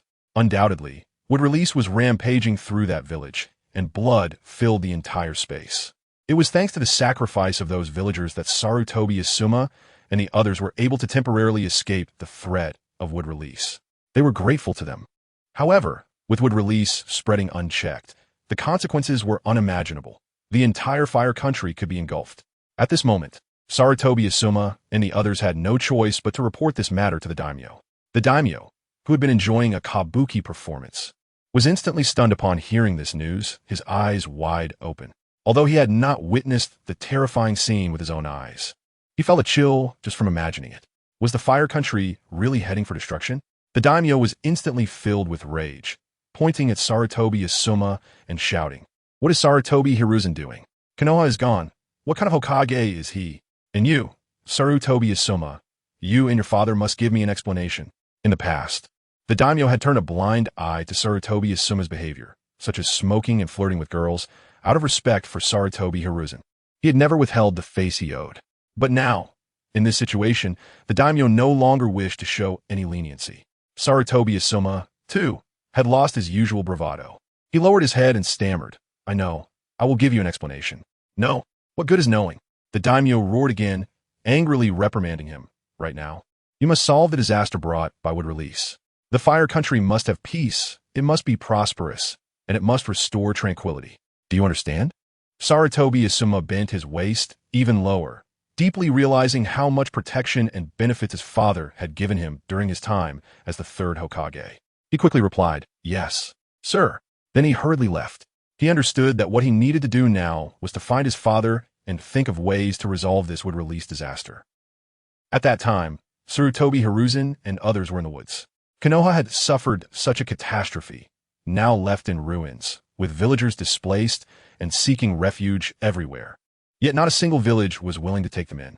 Sarutobi Hiruzen was filled with resentment. Within the territory of the Fire Country, although there were other villages, there was only Konoha as a ninja village. Throughout his long tenure, Konoha's ninjas had protected the Fire Country from external disturbances countless times with their powerful strength and fearless courage. Whenever villagers from other villages came to issue missions, Sarutobi Hiruzen always tried to provide them with many benefits, ensuring they came with joy and left satisfied. When issuing missions to the villagers of the Fire Country, he was even more considerate, providing benefits far better than those given to villagers from other countries. But now, these beneficiaries of Konoha showed such indifference in their most difficult times, completely lacking gratitude, which truly made Sarutobi Hiruzen's heart ache. Just at this moment of despair, Sarutobi Asuma's figure appeared before everyone. Seeing his son return, Sarutobi Hiruzen felt a long-lost joy surge in his heart.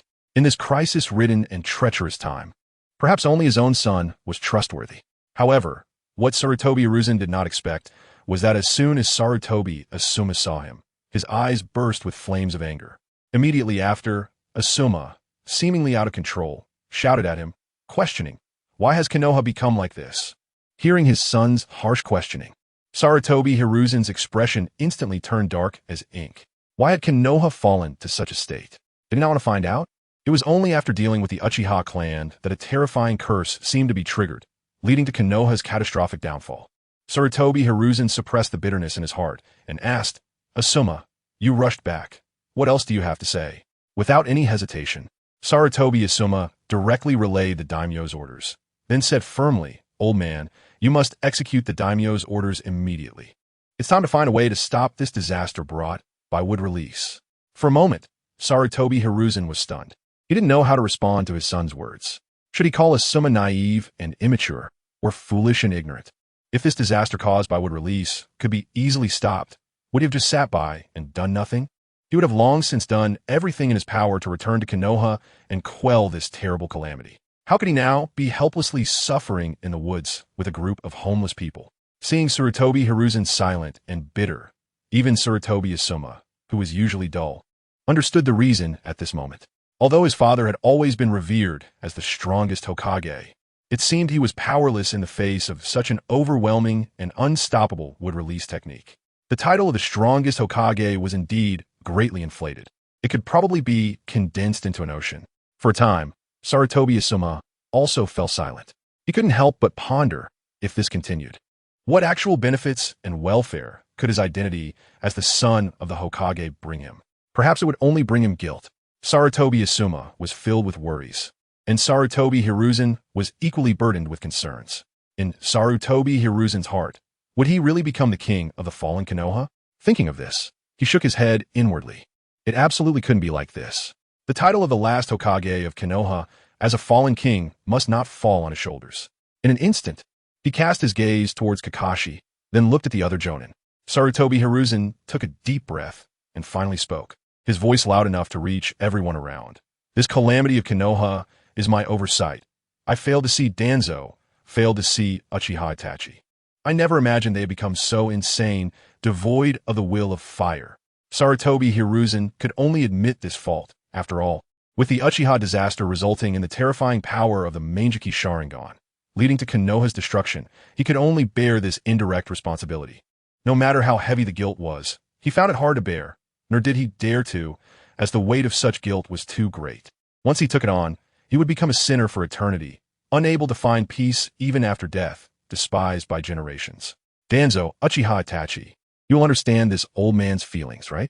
Kakashi and the others remained silent, unable to fathom Sarutobi Hiruzen's intentions. They only heard Sarutobi Hiruzen continue now. It is time to elect the 5th Hokage. Kakashi and the others. Chapter 38, For Peace. Willing to die like Fugaku as Sarutobi Hiruzen slowly began to speak, Kakashi and the others were instantly stunned. At this critical moment, he actually proposed to nominate the 5th Hokage. What was he trying to do? Everyone could guess. Even Might Guy, who usually focused on physical techniques and seemed carefree, couldn't he help but feel that the 3rd Hokage was clearly shirking responsibility, attempting to pass the mess on to the next generation, letting the successor deal with the aftermath. This wasn't a selection for Hokage. It was a choice for a scapegoat. At that moment, Sarutobi Hiruzen's gaze suddenly turned toward Kakashi. A bad premonition surged in Kakashi's heart. Sure enough, Sarutobi Hiruzen had already spoken. Kakashi, you are one of our elite Jonin in Konoha. Becoming a Jonin at the age of just 12 is a rare talent, truly a genius ninja. Moreover, you are the direct disciple of the 4th Hokage, Minato Namikaze, and the title of Copy Ninja is renowned across the nations. I believe you, however. Before Sarutobi Hiruzen could finish his sentence, Kakashi turned around without hesitation, completely ignoring him. Kakashi thought to himself that not attacking Sarutobi Hiruzen on the spot to avenge his father's death was already a sign of kindness. He had no desire to take on this hot potato, not to mention that his personality wasn't suited for the role of Hokage, especially during this difficult time when Konoha had suffered heavy damage. Konoha was in ruins. He truly had no ability to rebuild, no strength to turn the tide. In his view, Sarutobi Hiruzen's actions were clearly looking for a scapegoat. Unfortunately, he was not willing to take the blame like Danzo. Sarutobi Hiruzen felt a deep frustration. What? Was the position of Hokage, which held so much prestige, really not coveted by anyone? He turned to Nara Shikaku, who immediately started coughing, and said, Me? I'm better suited to be an advisor. Sarutobi Hiruzen then looked around at others, but was suddenly stunned. He realized something terrifying. When did Konoha become so devoid of people? Why was it so difficult to find someone to become Hokage? Choosing a suitable candidate from this group was harder than ascending to heaven. Even if Jiraiya were still alive, it would probably be difficult to find someone capable of becoming Hokage among them. Oh heavens, Konoha used to be filled with talent, with so many ninjas who could make a name for themselves in various countries. How did it end up like this? Where have all the geniuses of Konoha gone? Sarutobi Hiruzen suddenly felt panicked as he realized something dreadful. Under his tacit approval, those ninjas who dared to stand out seemed to have all sacrificed one by one. After calculating this repeatedly, Konoha now found itself in a dire situation with no one available to use. Sarutobi Hiruzen felt a mix of emotions, wondering if Konoha's downfall was truly caused by himself and Danzo's actions. So, unbeknownst to him, Konoha's talents had dwindled to this extent. No. Sarutobi Hiruzen panicked. He didn't want to admit it. Kakashi and the others also noticed the extremely ugly expression on Sarutobi Hiruzen's face. With disdain, they wonder how Konoha could have become this way. Didn't Sarutobi Hiruzen have any self-awareness? At that moment, a series of horrified screams suddenly erupted from the village. Kakashi and the others immediately stiffened and rushed toward the sound. Upon arriving at the scene, they were shocked to find a woman wielding a kitchen knife had brutally killed her husband. The people of Konoha were stunned into silence. Another scream rang out. In other villagers' homes, more horrific incidents were occurring. After some investigation, Sarutobi Hiruzen, Kakashi, and the others learned that the villagers' emotions had become extremely unstable and unusually volatile, as if a single spark could ignite their fury and lead to slaughter. What was happening? At this moment, Sarutobi Hiruzen's expression grew serious as he slowly said, I know that even if the villagers have some grievances against me, such grievances shouldn't lead to them rejecting us completely. Undoubtedly, there is something wrong with their mental state. Yamashiro Aoi, looking grave, replied, but after examination, we can't find any issues at all. The medical ninjas present all nodded in agreement. Sarutobi Hiruzen was momentarily speechless, but still said, I have a vague feeling that something extremely terrifying is about to happen. And what we are experiencing now is merely the calm before the storm. Everyone around felt a chill run down their spines. The villagers in the village had no chakra, and their mental world was relatively fragile, making them easily influenced. But what exactly was affecting them remained unknown. A series of questions arose in everyone's minds. What will happen next? Will even the ninjas be affected? What will it be like then? What other terrifying events might occur? In an instant, everyone wore worried expressions, their brows tightly furrowed. At this moment, on the land of the rain country, figures dressed in black cloaks with red clouds and wearing straw hats, organized in pairs, began to carry out Pain's orders to explore whether disasters had appeared in various places. Uchiha Itachi paired with JZBwa. Pain believed Uchiha Itachi still had some usefulness, and although he sensed that Itachi might have different intentions, Pain, confident in himself as a god, firmly believed he could control a mere Uchiha Itachi. Meanwhile, Uchiha Itachi had secretly gathered information on Sarutobi Hiruzen and the others' whereabouts. He knew he had to find Sarutobi Hiruzen quickly to inform him of a very serious matter. There were significant issues in the mental world, and now everyone's mental states were interconnected and influenced by a mental giant beast. Pain scoffed at this matter and didn't believe it at all. However, Uchiha Itachi believed that Sarutobi Hiruzen, as the true inheritor of the will of fire, should understand and believe what he had said.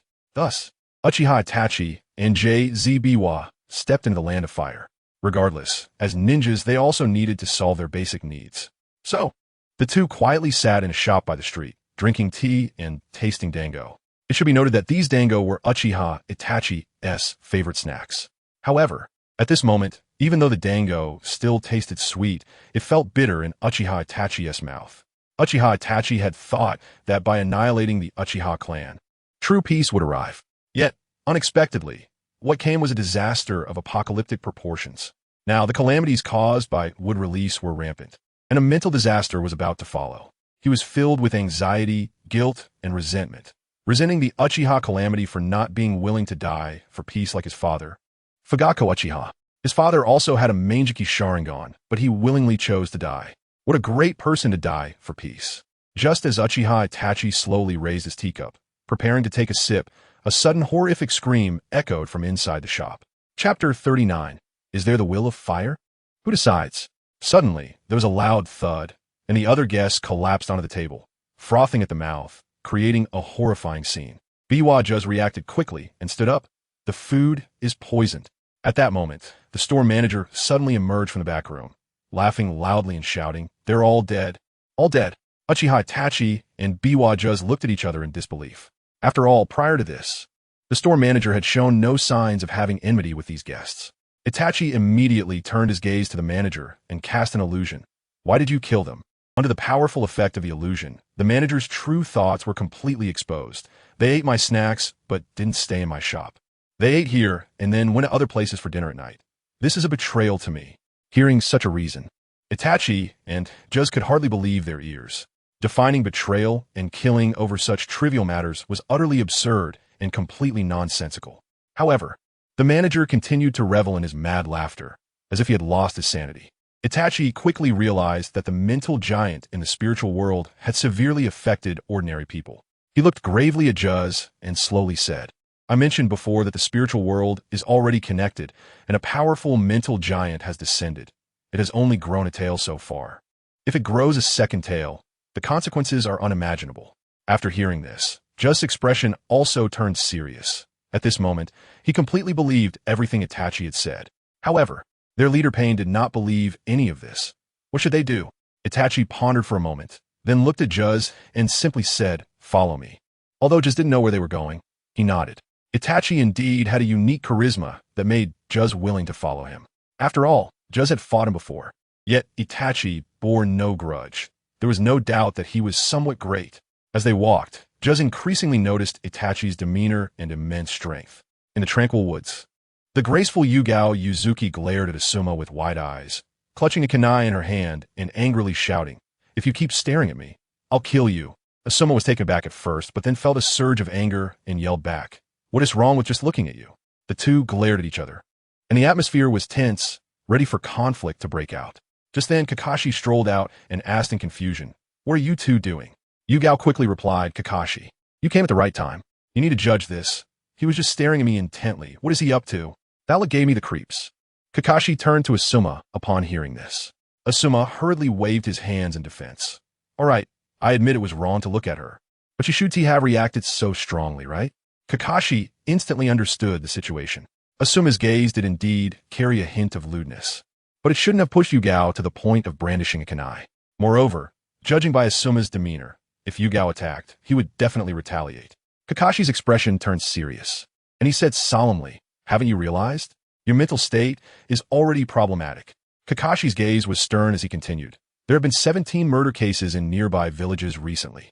In this very forest, lower ninjas are fighting fiercely, and even the middle ninjas are glaring at each other, accusing one another of not being diligent in past missions. If it weren't for us higher ninjas maintaining order, it would have already escalated into a deadly fight. In recent days, various bizarre incidents have occurred. Valentine's Day murder cases, lower ninjas feeling their teacher is unfair and poisoning people, insect riots resulting in murders, and the Inuzuka family's dogs going mad and killing people. Kakashi didn't even want to think about what might happen next. Kakashi, with your keen senses, you must have noticed that something terrifying is happening. Just then, two figures emerged from the woods, Uchiha Itachi and Biwa Juz. Long time no see, everyone, Itachi said softly, slowly removing his hat, revealing his crimson Sharingan eyes. Asuma recognized the eerie crimson eyes immediately and shouted angrily, You caused that terrifying incident and still dare to appear before us. He hoped that Itachi would stay far from his father, whose reputation was already tarnished. If Itachi kept his distance, perhaps his father could recover. Given time, the ninjas might trust his father again, and he would gain more benefits. And you, Biwa Juz. At this moment, Yugao also recognized the other person. You are one of the first 7 ninja swordsmen of the mist, the first master of the decapitating sword. Juz, it said that you were ambitious and ruthless. Back then, wielding the decapitating sword, you killed countless ninjas, and your brutal reputation is well known across the nations. But during the Third Ninja World War, you fought a lower ninja from Konoha and nearly died. You only escaped because the Mist Village was too brutal. Juz's expression was devoid of emotion, feeling no joy. Following Itachi, he had witnessed the gruesome sight of ordinary villagers slaughtering each other over trivial matters. For minor grievances, people were killing each other. Some even thought that a stranger looked ugly and wanted to kill them. What? Is being ugly a crime? Just felt a deep sense of frustration. Why did Juz escape from the Mist Village? Wasn't it because the Mist Village had become too terrifying? But now, it seemed that everywhere was becoming terrifying. In the past, the Mist Village was just about ninjas hating and killing each other, but now, ordinary citizens were starting to fight and kill each other too. Just thought, if this continues, what hope is there for this world? Itachi said this disaster was just beginning. Juz could hardly imagine how terrifying the apocalyptic scene would become in the future. Itachi hadn't expected Asuma to harbor such strong hostility towards him. But at this moment, he understood that he needed to meet Hiruzen Sarutobi. Pain did not trust him, but he firmly believed that Hiruzen would trust him. Itachi's expression was calm, but his tone was sincere as he said, Please take me to see the third Hokage. Asuma, however, flatly refused and shouted, You manipulated our old man. You conspired with Danzo to deceive him and slaughtered the Uchiha clan. You have no will of fire at all. Do you still want to continue deceiving him? Asuma's vehement accusations cast all the blame onto Itachi. This barrage of accusations left Itachi momentarily speechless. When he decided to annihilate his clan, the third Hokage had secretly endorsed his actions as embodying the Hokage's mindset, a manifestation of the will of fire. How could it now sound like he lacked the will of fire in Asuma's words? Itachi was momentarily at a loss for words, unable to refute. Did he truly have the will of fire? At that moment, Uchiha Itachi and the others keenly sensed something unusual and instantly leaped to evade. Bang, bang, bang, thick tree trunks suddenly burst out from the ground. Chapter 40, they all saw the second tale of the spirit 10 tails.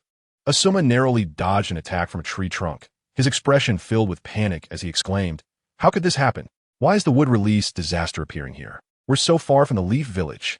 Kakashi, Itachi, Uchiha, and Asuma shared the same thoughts. They knew that although this place was within the land of fire, it was still far from Konoha. How could the wood release disaster spread this far, and at such a rapid speed? Their expressions were grave, filled with worry. The people resting in the woods suddenly let out miserable screams. Undoubtedly, they had fallen victim to the merciless attack of the wood release disaster. Thick tree trunks pierced through living beings like the claws of a demon, instantly turning them into desiccated corpses, the scene gruesome and bloody. In an instant, the once peaceful woods were completely engulfed in panic, descending into chaos. Everyone run. It's the end of the world. Run for your lives. Something terrifying is happening. Hurry. The panic cries echoed around them. However, where could they escape to? Many who had just prepared to flee suddenly found their feet tightly bound by branches that shot up from the ground, followed by merciless trunks piercing through their bodies, cruelly absorbing them. Is this the wood release disaster that appeared in Konoha? It's too terrifying. Even Bijou Shikakuzu couldn't help but exclaim in shock. He quickly drew his beheading sword and hacked at a tree trunk, but the trunk grew back like stubborn wild grass, multiplying rapidly and densely. These trunks extended at an alarming speed, and Bijou Shikakuzu felt completely overwhelmed, facing the relentless onslaught of trunks. He believed his strength far surpassed that of an average Jonin, yet he was still in such a dire situation. One can only imagine how terrifying this disaster truly was. I can't fight this. I must escape. At this moment, Itachi, Uchiha, and the others showed no hesitation and immediately fled. Thick tree trunks, one after another, chased them like a pack of wolves. The ninjas held villagers and children, leaping rapidly through the forest, desperately trying to escape this terrifying place. Behind them, screams rang out incessantly. However, the fleeing ninjas encountered bizarre changes. Some comrades suddenly drew kunai and viciously stabbed their companions in the back, brutally killing them. Even worse, some villagers in the arms of ninjas suddenly opened their mouths wide, biting at the ninjas' necks like wild beasts, ripping through flesh and spraying blood, the scene horrifying to the extreme. What was happening? Some ninjas were filled with terror, unable to believe what they were witnessing. Kakashi, at this moment, began to speculate, his expression grave. Those who were mentally disturbed in the spiritual world, when held by ninjas, and if their position makes them uncomfortable, may harbor resentment and thus bite the ninja to death. Upon hearing Kakashi's analysis, the surrounding ninjas were stunned, unable to believe such absurdity. Kakashi continued, "Also, if there are ninjas who report and run faster than others, the other ninjas may also develop resentment out of jealousy, leading them to harm their faster companions." This speculation seemed absurd, yet Itachi Uchiha nodded in agreement. After all, everyone's mental state was already unstable, and such actions were not impossible. Meanwhile, the trunks continued their relentless pursuit, and more of their own ninjas and villagers lost control of their mental state. In this critical moment, Itachi Uchiha decisively activated his Mangekyō Sharingan, and in an instant, black flames, Amaterasu, blazed upon the pursuing trunks. Just as everyone was in a panic-stricken escape, a loud bang suddenly reverberated from the ground below. A massive wooden hand burst forth from the earth. Seeing this, Bijou Shikakuzu quickly drew his beheading sword and shouted, "Itachi, I'll cover you. Leave this to me. I'll hold it off. Then you use your Mangekyō ability. Together, we can definitely." Itachi Uchiha felt a sense of foreboding and urgently shouted, "Stop." However, it was too late. Bijou Shikakuzu had already swung his sword and charged at the giant wooden figure. The massive wooden figure showed no fear, raising its arm and delivering a punch. With a bang, the beheading sword was instantly sent flying. And then the enormous fist came crashing down on Bijou Shikakuzu. With a crack, his body was smashed like a fragile watermelon, blood and brain matter, along with his internal organs, splattering everywhere. Itachi Uchiha and the others witnessed this scene, their hearts filled with mixed emotions, unsure of how to evaluate Bijou Shikakuzu. He was indeed courageous, daring to fight such a terrifying wooden figure alone. One must know that the wooden figure's strength was beyond imagination. Even Itachi's proud Susanoo stood no chance against it. Back in Konoha, Itachi had relied on the full cooperation of many Jonin just to confront the wooden figure for a short while. But at that moment, an even more chaotic scene unfolded. Among the fleeing ninja ranks, for some unknown reason, many ninjas suddenly erupted into fierce disputes, stopping in their tracks and turning to kill each other. I should have performed the best on that mission. A ninja shouted angrily. Other ninjas were equally unyielding, loudly retorting, "No, I was the one who performed best." Saying that, they unhesitatingly plunged their blades into their companions' chests. A murder incident sparked by unfair mission evaluations. Some ninjas who had been desperately fleeing with villagers suddenly stopped, revealing grotesque expressions, throwing the villagers harshly to the ground while shouting, "I've disliked you for a long time." Instantly, a murder incident due to grudges erupted. Even some ninjas who were holding villagers stopped simultaneously, completely disregarding the villagers' lives, and directly started fighting among themselves, engaging in a bloody melee. "I just want to kill you." Murder incident. Meanwhile, the pursuing trunks seemed to temporarily spare these mentally disturbed individuals, turning their focus back to Kakashi, Itachi Uchiha, and the others, continuing their frenzied chase. While desperately fleeing, Itachi Uchiha spoke gravely. "Did you all see it? Our spiritual world has been connected by a spiritual giant beast. At this moment, the spiritual giant beast has likely grown a second tail." At this critical juncture, in a daze, Itachi Uchiha seemed to hear a familiar voice. Indeed, it has grown a second tail. It's truly magnificent. Itachi Uchiha was taken aback. That was clearly the voice of the Uchiha disaster. Wasn't this guy already dead? Why was his voice still lingering in this world? Then, in a moment of confusion, Itachi Uchiha seemed to see a giant beast with a second tail growing behind it. Almost simultaneously, the fleeing Hyuga clan ninjas also heard that maddened voice. "Do you want to see its second tail?" As those with Byakugan, you are qualified to appreciate its second tail. In a daze, the Hyuga clan ninjas also saw a grotesque spiritual giant beast appear, with a second tail clearly visible behind it. "What is this?" They were astonished. Chapter 41. The mental catastrophe officially strikes. It must be said that Uchiha Itachi and the others were incredibly fast in their escape, quickly leaving the forest behind. In that forest, the sounds of battle intertwined, and those who ran slower were now emitting tragic cries. They had now reached the riverbank and had run quite far. Sarutobi Hiruzen had just stopped during his flight when he was surprised to see the figure of Uchiha Itachi. "Third Hokage, I have something to tell you," Uchiha Itachi said urgently. Sarutobi Hiruzen immediately responded, "Quick, come over here." Fortunately, this scene went unnoticed by others, as everyone else was still in a state of panic. Gasping for breath, some ninjas didn't even notice that Uchiha Itachi had returned. At this moment, Uchiha Itachi and Sarutobi Hiruzen had come together to a corner by the river. Uchiha Itachi's expression was serious as he solemnly spoke. "Third Hokage, I have something extremely important to inform you." Sarutobi Hiruzen's expression remained calm as he said directly, "It's a mental issue, isn't it?" Upon hearing this, Uchiha Itachi's expression changed slightly, and he asked in surprise, "You know as well?" Sarutobi Hiruzen slowly nodded and said, "Even if my reputation is poor, how could the villagers in a village so far from Konoha know about my predicament so quickly? They didn't welcome us into the village at all. There is no doubt something has gone wrong. Moreover, in the past few days, more than 30 Konoha ninjas have attempted to attack me." Sarutobi Hiruzen sighed helplessly. "It's normal for the ninjas to hold grievances against me. But to the extent of wanting to take my life, their mental state has clearly gone completely awry." Uchiha Itachi slowly nodded at this moment. In his heart, he believed that the third Hokage's actions were not wrong. Uchiha Itachi also dare not say that the third Hokage was wrong, because if he did, it would mean admitting that he was wrong as well. After all, he had personally killed his own clansmen, including his parents. If he was wrong, then what did that make his actions? Were they truly beastly? Uchiha Itachi understood that he could not delve deeper into this matter, or else he might completely collapse. At that time, his mental world would inevitably be invaded by the power of that mental behemoth, and he would entirely become a lunatic. Therefore, he had to avoid this issue and strive to maintain his current state of normalcy, keeping calm to think. Third Hokage, Uchiha Itachi looked at Sarutobi Hiruzen. Do you have any ideas moving forward? The new disaster has already descended, and everyone's mental world is connected to that mental behemoth. Now, apart from the crisis created by Uchiha's disaster, there's also the organization of Akatsuki, which secretly colluded with me to exterminate the Uchiha clan. Their plans seem exceedingly grand. Hearing Uchiha Itachi's words, Sarutobi Hiruzen let out a deep sigh. His heart was filled with frustration. What had happened this year? Just the death of one Uchiha clan member had triggered a series of major upheavals. The disappearance of the Senju clan, the Uzumaki clan, and others did not seem to have caused such a huge stir before.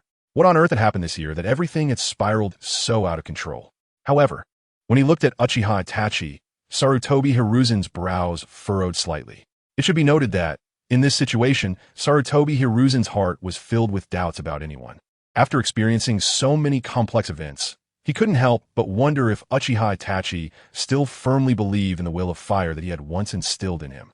In Sarutobi Hiruzen's eyes, any normal person would have long since harbored doubts and resentment towards themselves.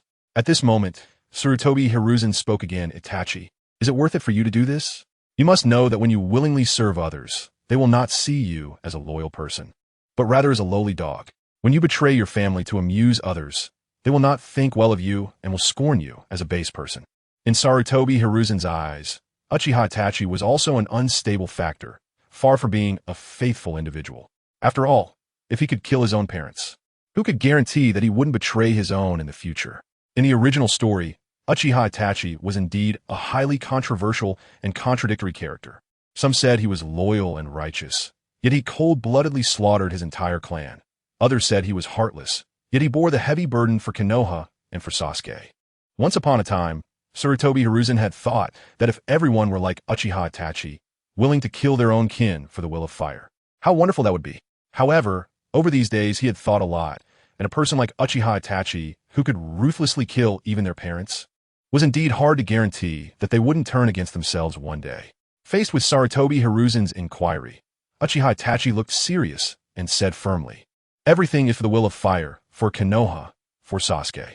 Uchiha Itachi's gaze fixed intently on Sarutobi Hiruzen as he asked again, so, third Hokage, do you have a way to eliminate the disasters that have come one after another? Uchiha Itachi was extremely concerned about this question. After all, he had colluded with outsiders and personally slaughtered the Uchiha clan, even killing Uchiha disaster, yet the result was a series of catastrophic disasters descending like the end of days. The first disaster had not yet been eliminated when the second one followed. If this situation continued to develop, the ninja world would one day face destruction. And tracing back to the source, it seemed that all of this originated from him, Uchiha Itachi.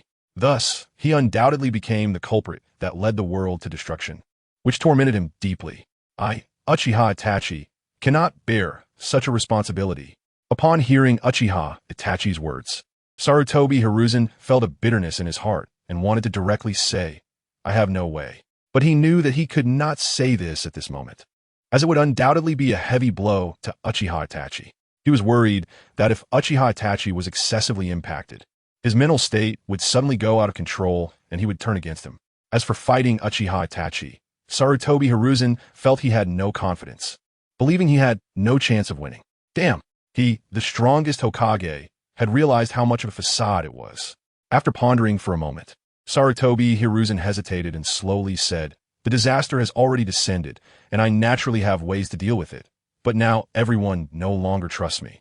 Sarutobi Hiruzen's words expressed that it was not his fault, but rather that the Konoha ninjas harbored grievances and did not trust him, making him powerless. A skilled woman cannot cook without rice. Upon hearing this, Uchiha Itachi suddenly came up with an idea and said, if you want to prove yourself and make the Konoha ninjas regain their trust in you, third Hokage, there is a way. Sarutobi Hiruzen, hearing this, couldn't help but feel curious. What method? He was eagerly seeking such a solution. Uchiha Itachi replied, Hokage-sama, you personally take action, leaving only one member of the Sarutobi clan and killing the rest. Even Uchiha Itachi himself did not know why he came up with such a method. Perhaps it was influenced by that mental behemoth. Yet in some way, he felt this plan was feasible. After all, he had slaughtered his entire clan for the greater good. And the third Hokage had previously tacitly approved and praised him for having the mindset of a Hokage. So he would do it, right? Upon hearing this, Sarutobi Hiruzen's hands trembled, and he had only one thought in his mind. Uchiha Itachi has gone insane. Immediately, Sarutobi Hiruzen changed the subject and said, "All right, Itachi, this place is not suitable for conversation. We must avoid Sasuke discovering you." Moreover, Sasuke was originally a pawn to balance Uchiha Itachi. Uchiha Itachi sighed helplessly and turned to leave. He also left, realizing that Sarutobi Hiruzen seemed to think that leaving one person behind to kill the whole situation was wrong for the greater good. So what was I once? At this moment, Uchiha Itachi really wanted to kill Sarutobi Hiruzen. Uchiha Itachi restrained himself. It must be the influence of the mental beast affecting him. He could not kill Sarutobi Hiruzen. Otherwise, he would go from being a normal person to a lunatic. Sarutobi Hiruzen also sighed deeply, missing Danzo more than ever. What is this? I see it. I see it too. So terrifying. Suddenly, the fearful voices of Kakashi, the Hyuga clan, and other ninjas rang out. Chapter 42. The spiritual behemoth sets its eyes on the Byakugan. Sarutobi Hiruzen immediately turned back to the riverbank after hearing the commotion. He saw Kakashi and the members of the Hyuga clan staring wide-eyed, their faces filled with disbelief. Sarutobi Hiruzen and Nara Shikaku, who were also present, curiously asked, "What exactly did you see?" Other ninjas also directed their gaze towards Kakashi and the ninjas of the Hyuga clan.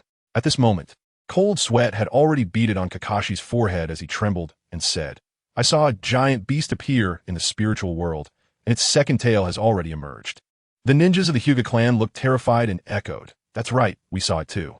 While we were escaping, a voice said we were qualified to witness that giant beast, and we really did see it. It's absolutely true. We saw it with our own eyes.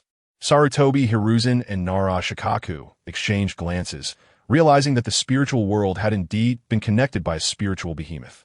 But why could only Kakashi and the Hyuga clan see this giant beast in the spiritual world? Was it merely because they possessed the Sharingan and Byakugan? Sarutobi Hiruzen suddenly recalled the information that Uchiha Itachi had conveyed to him, that the spiritual behemoth was called the 10 Tails of the Spirit. My God, that means it would have 10 tails, right? And now, it has only 2 tails and is already so troublesome. At this moment, Sarutobi Hiruzen knew he could not allow all 10 tails of this spiritual 10 Tails to emerge. The incident of the 9 Tails had already caused great panic in Konoha, and now the danger posed by this spiritual 10 Tails would likely far exceed that of the 9 Tails. Sarutobi Hiruzen fell into deep thought, contemplating how to respond next. He absolutely could not allow the world to head towards destruction. Otherwise, he would become a sinner for eternity. Nara Shikaku was also deep in thought, and then spoke. "But why only you two get to see that spiritual behemoth? Just because of the Sharingan and Byakugan? Even so, you shouldn't be able to see things in the spiritual world. What does it want you to see? What does it want to gain from you?" As the strategist of Konoha, Nara Shikaku's analysis was often very accurate. Kakashi remained silent, having no clue what the spiritual behemoth wanted from them. At this moment, among the Hyuga clan, the seemingly cute and delicate Hinata Hyuga, who appeared somewhat timid, weakly spoke up, "Could it be? It wants our eyes?" Hinata's words instantly stunned everyone present. Hinata Hayashi, her father, looked at her with a stern expression, his eyes filled with warning as he admonished, "Hinata, don't speak recklessly." However, Nara Shikaku did not react like Hinata Hayashi. He patiently walked in front of Hinata, slightly bent down, and gently looked at the little girl, asking Hinata, "Why do you say that?" Hinata Hyuga lowered her head slightly, feeling conflicted and unsure whether to speak up, especially since her father had just advised her not to say anything.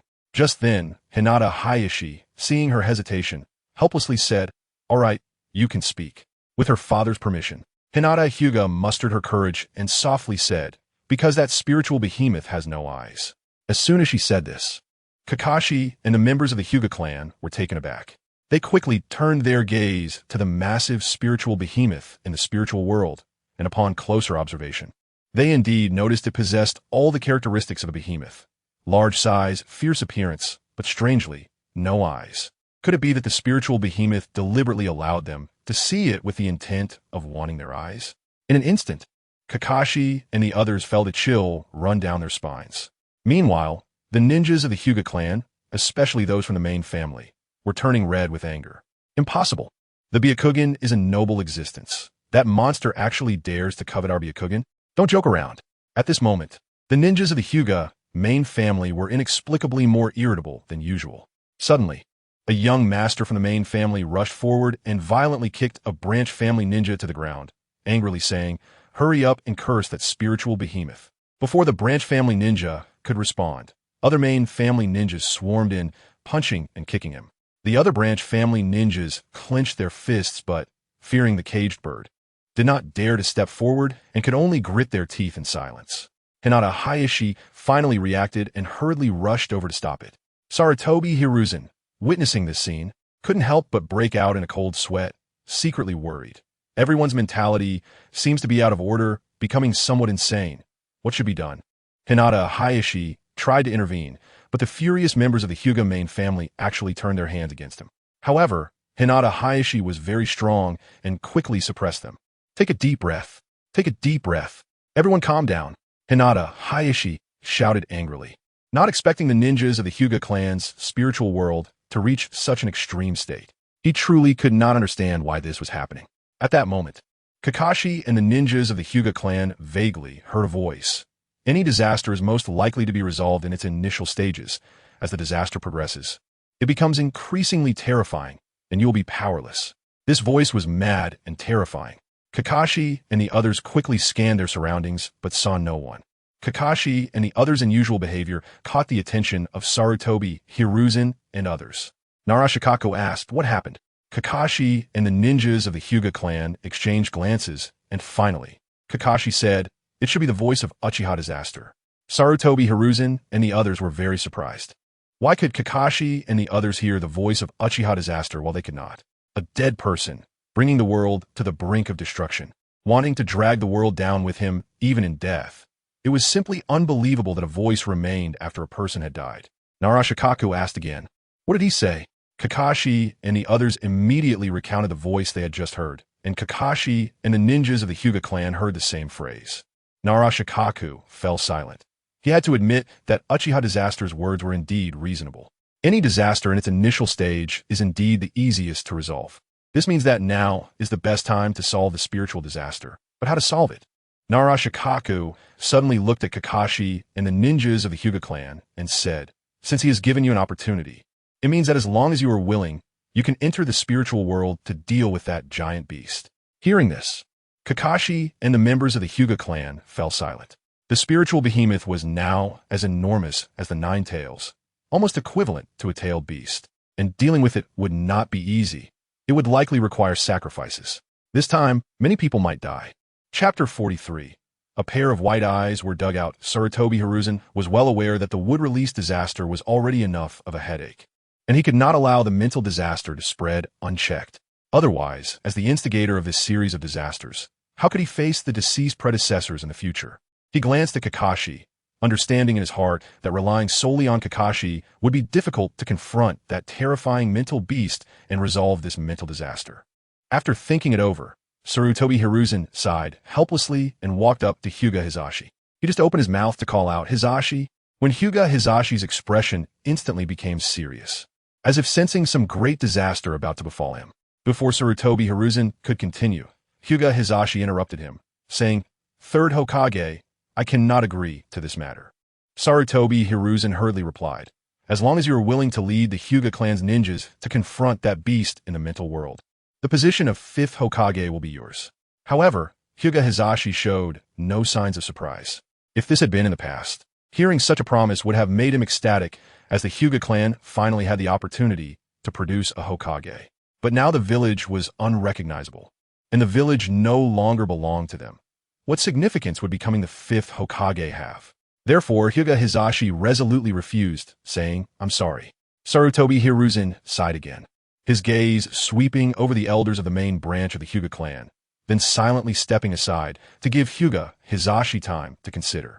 As expected, just as Sarutobi Hiruzen had predicted, the elders of the main branch could no longer suppress their inner greed. They gathered around Hyuga Hizashi, starting to persuade him, "Hizashi, become Hokage." Hyuga Hizashi felt that this was simply absurd and said seriously, "The village is gone. What good would becoming the 5th Hokage do for the Hyuga clan?" The elders of the main branch immediately began to analyze the situation for Hyuga Hizashi. Each elder was full of confidence, believing themselves to be wise. They said, "The village can be rebuilt." Indeed, back in the day, the Uchiha clan and the Shinju clan were able to establish Konoha. Our Hyuga clan can do the same. That's right. Our Hyuga clan is the strongest family in the ninja world now. We definitely have this capability. Listening to these words, Hyuga Hizashi was completely stunned. As the clan leader of the Hyuga clan, how could he not know that they had such abilities? Upon careful thought, rebuilding the village was not entirely impossible. However, at most, it would just be a small village like the grass village. Hyuga Hizashi still insisted, "But I do not have the ability to become Hokage."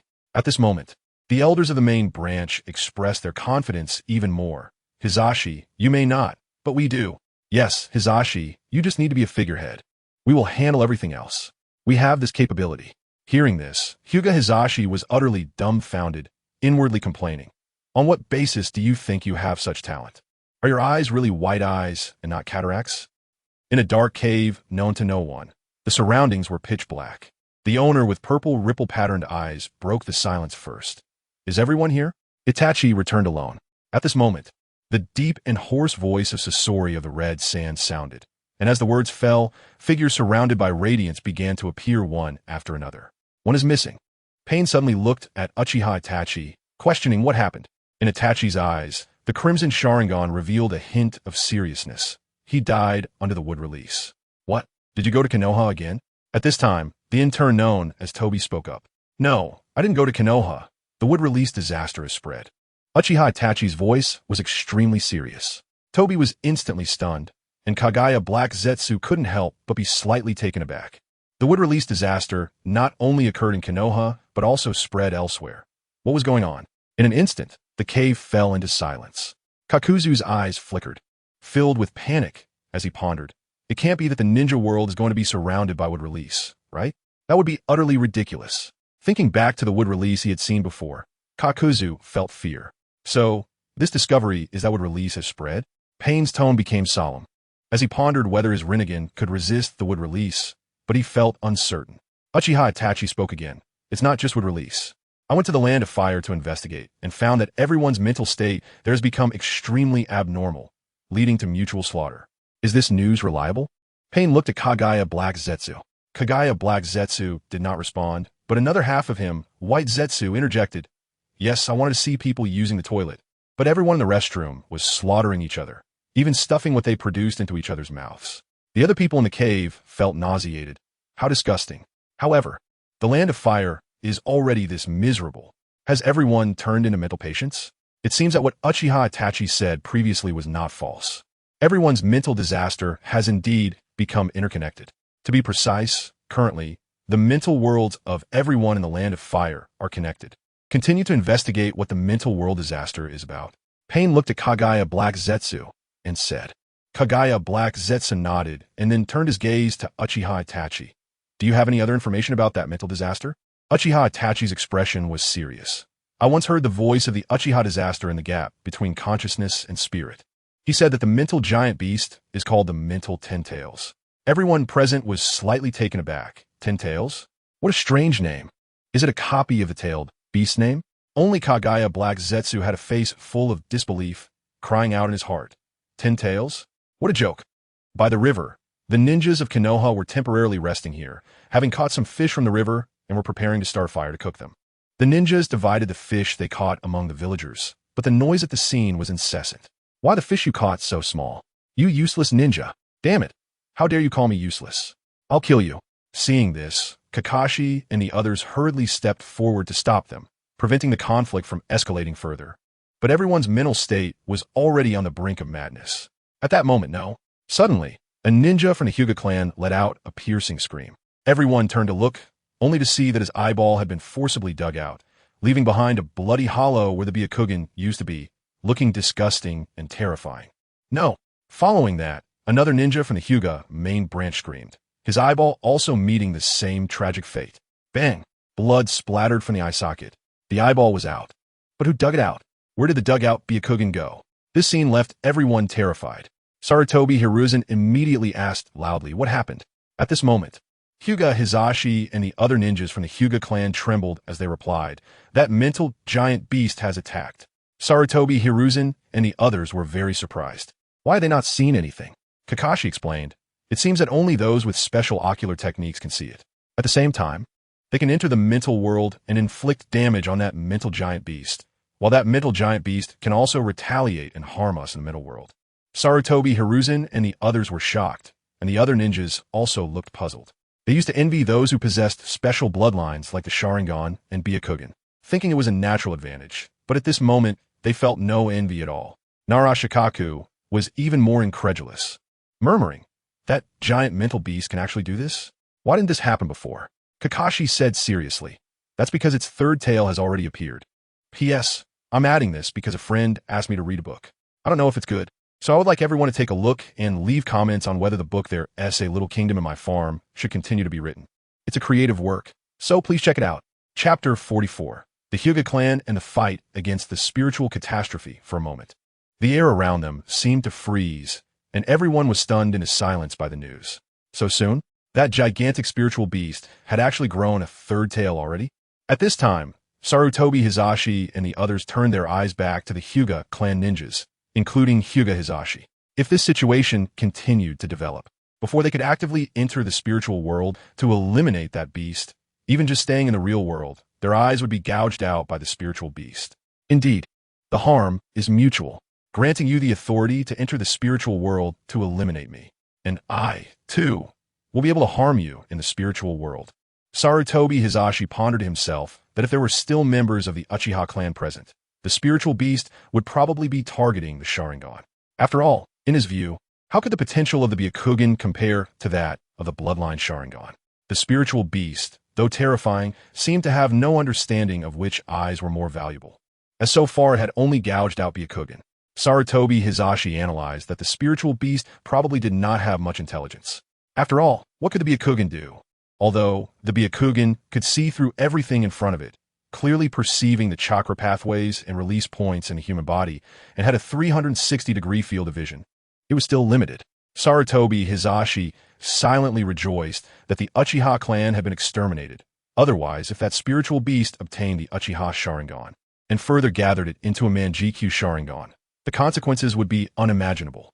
Although Sarutobi Hizashi was not certain whether the Sharingan could converge into a Mangekyō Sharingan, one could not rule out that possibility. Once the spiritual beast possessed a Mangekyō Sharingan, the situation would become uncontrollable. Fortunately, at this moment, the spiritual beast was only targeting Byakugan. Speaking of which, if the Uchiha clan had not been exterminated, the Uchiha calamity would not have died, and perhaps this spiritual beast would not have appeared. Thinking of this, Sarutobi Hizashi looked at Hyuga Hizashi. "Hyuga clan leader, what are your thoughts now?" Hyuga Hizashi remained silent, as if weighing something. Sarutobi Hizashi understood Hyuga Hizashi's character well, knowing that he lacked opinions on major matters. Sarutobi Hizashi then turned his gaze toward the direction of the Hyuga clan elders and said, "What I said before still stands." With Sarutobi Hizashi's words, the Hyuga elders turned their attention to Hyuga Hizashi and began to urge him in a chorus. "Let's do something practical for Konoha. It's time to eliminate that spiritual beast. Starting with the elimination of the spiritual beast, let the entire ninja world know that our Hyuga clan is the strongest ninja clan. That's right. As the strongest Hyuga clan in the ninja world, it's time to show everyone our power." Hyuga Hizashi was already hesitating, and at that moment, another member of the Hyuga clan let out a scream. His eyeball was brutally gouged out, and then it vanished in an instant. The elder ninja clutched his bloodied, hollow eye socket with both hands, writhing on the ground in pain and agony. Witnessing this scene, Hyuga Hizashi finally made up his mind and said loudly, "All right, it's time to set off." At this moment, Sarutobi Hizashi looked at Kakashi, who nodded in understanding. He was not doing this for Sarutobi Hizashi personally, but for Konoha. They all sat cross-legged by the river and slowly closed their eyes. Indeed, the spiritual beast seemed to have opened up some permissions to them. When they regained consciousness, they found themselves in the spiritual space, surrounded by a dreamlike atmosphere. It sparkled like the galaxy. The spiritual beast stood not far away, its body resembling withered wood and hard stone, with an odd texture that was impossible to identify. Behind it, 3 tails had already sprouted. The spiritual beast sensed their arrival and let out a roar.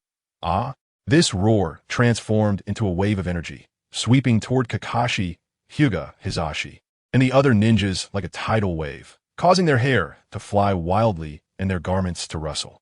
In the real world, Sarutobi Hisashi and the others were naturally taking care of Kakashi and the Hyuga clan ninjas' bodies. In the spiritual world, the elder of the Hyuga clan had a solemn expression, clapped his hands, and in an instant, the Hyuga clan ninjas quickly surrounded the spiritual beast. The elder's gaze was stern as he loudly declared, at this moment, "You are facing the Hyuga clan. We have a glorious past, once led by the Hyuga heavenly ninja." Before the elder could finish his words, the spiritual beast suddenly opened its massive mouth, moving with lightning speed. Despite its enormous size, its speed was comparable to that of the legendary Konoha White Fang. The elder was instantly swallowed whole by the beast. Blood dripped from the beast's mouth like the juices of food. The spiritual beast suddenly made a strange sound and then expelled something. Kakashi, Hyuga Hisashi, and the others focused their eyes and saw a pair of Byakugan.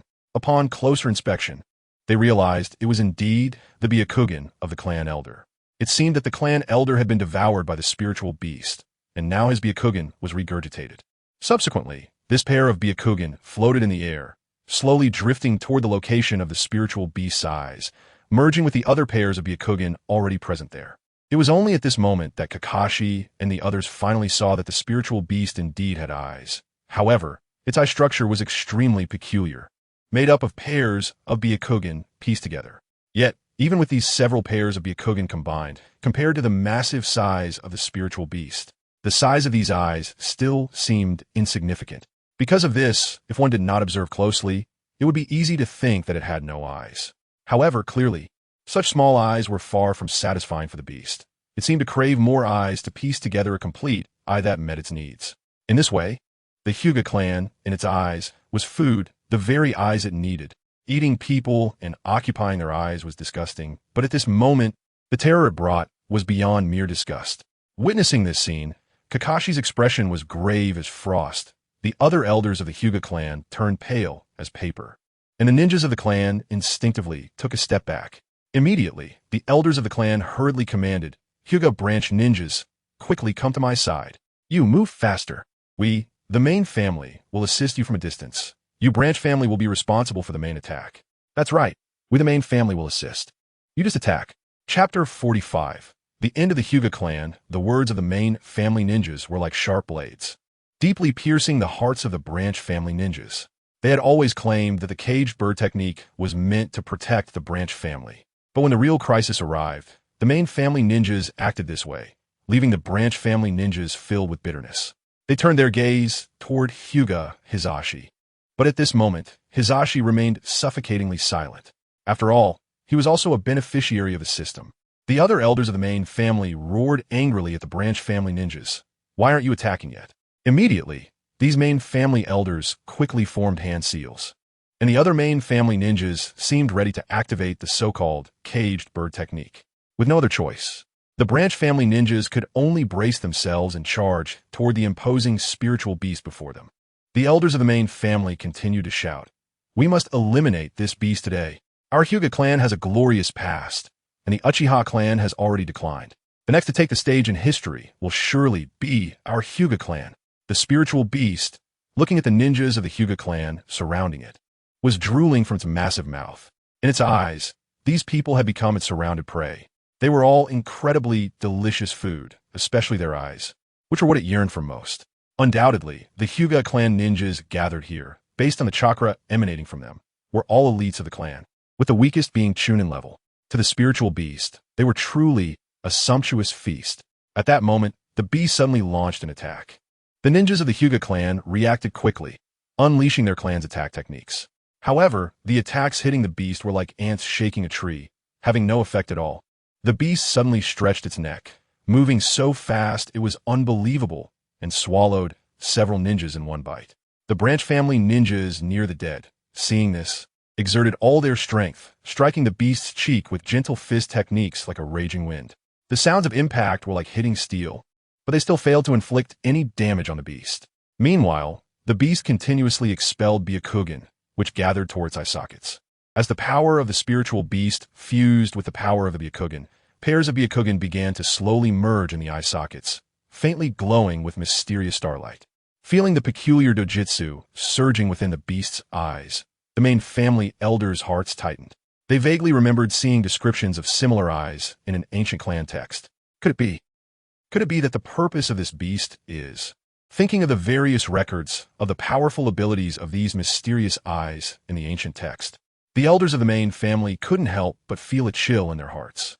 They had originally thought that the records in that text were merely absurd ramblings, the nonsensical words left behind by some madman in the clan. But now, witnessing such a scene, the elders' minds were thrown into chaos, and amid their panic, a hint of greed began to surface in their hearts. If they could pluck the eyes from the beast's eye sockets and take them for themselves, how powerful would they be?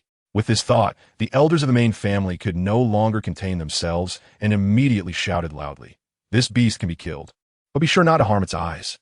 The other elders nodded in agreement. "That's right, we want those eyes. Remember, do not harm its eyes." Upon hearing these words, Kakashi felt that these main family elders had gone mad. In his view, if they could successfully injure the beast's eyes and blind this spiritual beast, they might have a chance to defeat it. Kakashi looked at Hyuga Hizashi with hope, wishing he would step in to stop these mad elders, but Hizashi remained silent. Hizashi stared blankly at the eyes in the spiritual beast's eye sockets, his expression filled with complexity. Although he had not seen the ancient text, the past clan leaders had described those eyes to the next generation of leaders before their deaths. Once, Hizashi thought such eyes could not possibly exist, but now, he was witnessing pairs of Byakugan, under the influence of some peculiar power, truly appearing in the world. Finally breaking his silence, Hizashi issued a cold command. The spiritual beast can be killed, but those eyes must be preserved. Charge. With this order, the branch and main family ninjas surged forward like a tide. Since the clan leader had spoken, how could anyone dare disobey? The elders of the main family roared hoarsely on the side. Quickly, kill this spiritual beast. Their aged wrinkles were tightly pressed together, as if they were pouring all their strength into this shout, giving undeniable orders to the surrounding Hyuga clan ninjas. Moreover, the elders of the main family also turned their gazes to the other main family ninjas, sternly saying, "You also charge, don't stay back, go personally, rush forward, and at all costs, kill this beast and seize its eyes." The ordered main family ninjas felt a wave of bitterness in their hearts. Just a moment ago, when they commanded the branch family ninjas to attack, they had felt a sense of pride and pleasure, but now, when they too became pawns driven by the main family elders, they truly understood the cruelty and helplessness brought about by this hierarchical system. The command of the main family elders was like an invisible shackle. They could not defy it and could only brace themselves and charge forward. The branch and main family ninjas unleashed all their skills, attacking the beast. However, everything seemed futile in front of the mighty beast. Some were swallowed whole by the beast, while others were violently struck down by its massive hands, blood splattering and lives extinguished in an instant. Those branch family ninjas, in their final moments, were filled with unwillingness. Their last thought being, why are we the branch family and not the main family? The main family ninjas couldn't help but complain about the incompetence of the branch family ninjas, muttering, "Even if you branch family ninjas can't access the unique advanced techniques of the main family like the Byakugan, you shouldn't be this useless. You really are useless."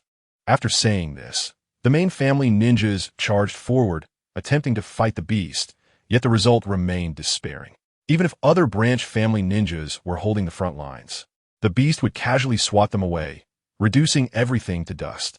No matter how exquisite the Hyuga clan's techniques were, under the beast's enormous palm, with a loud crack, the ninjas would be ruthlessly crushed, blood splattering, their organs compressed like thin paper. After their deaths, the pairs of Byakugan were instantly absorbed by the spiritual beast's eye sockets, continuing to merge into that mysterious process. Those main family ninjas, in their final moments, also had a thought. Why are we just ordinary main family ninjas and not main family elders? Chapter 46. The last glow of the Hyuga clan. Despite this, many clan ninjas and branch ninjas had no choice but to charge towards the psychic behemoth. The clan ninjas performed the technique of Kaiten, their bodies spinning rapidly, but this was still futile in front of the psychic behemoth. The behemoth, with its immense power, shattered all techniques effortlessly, disregarding this exquisite ninjutsu.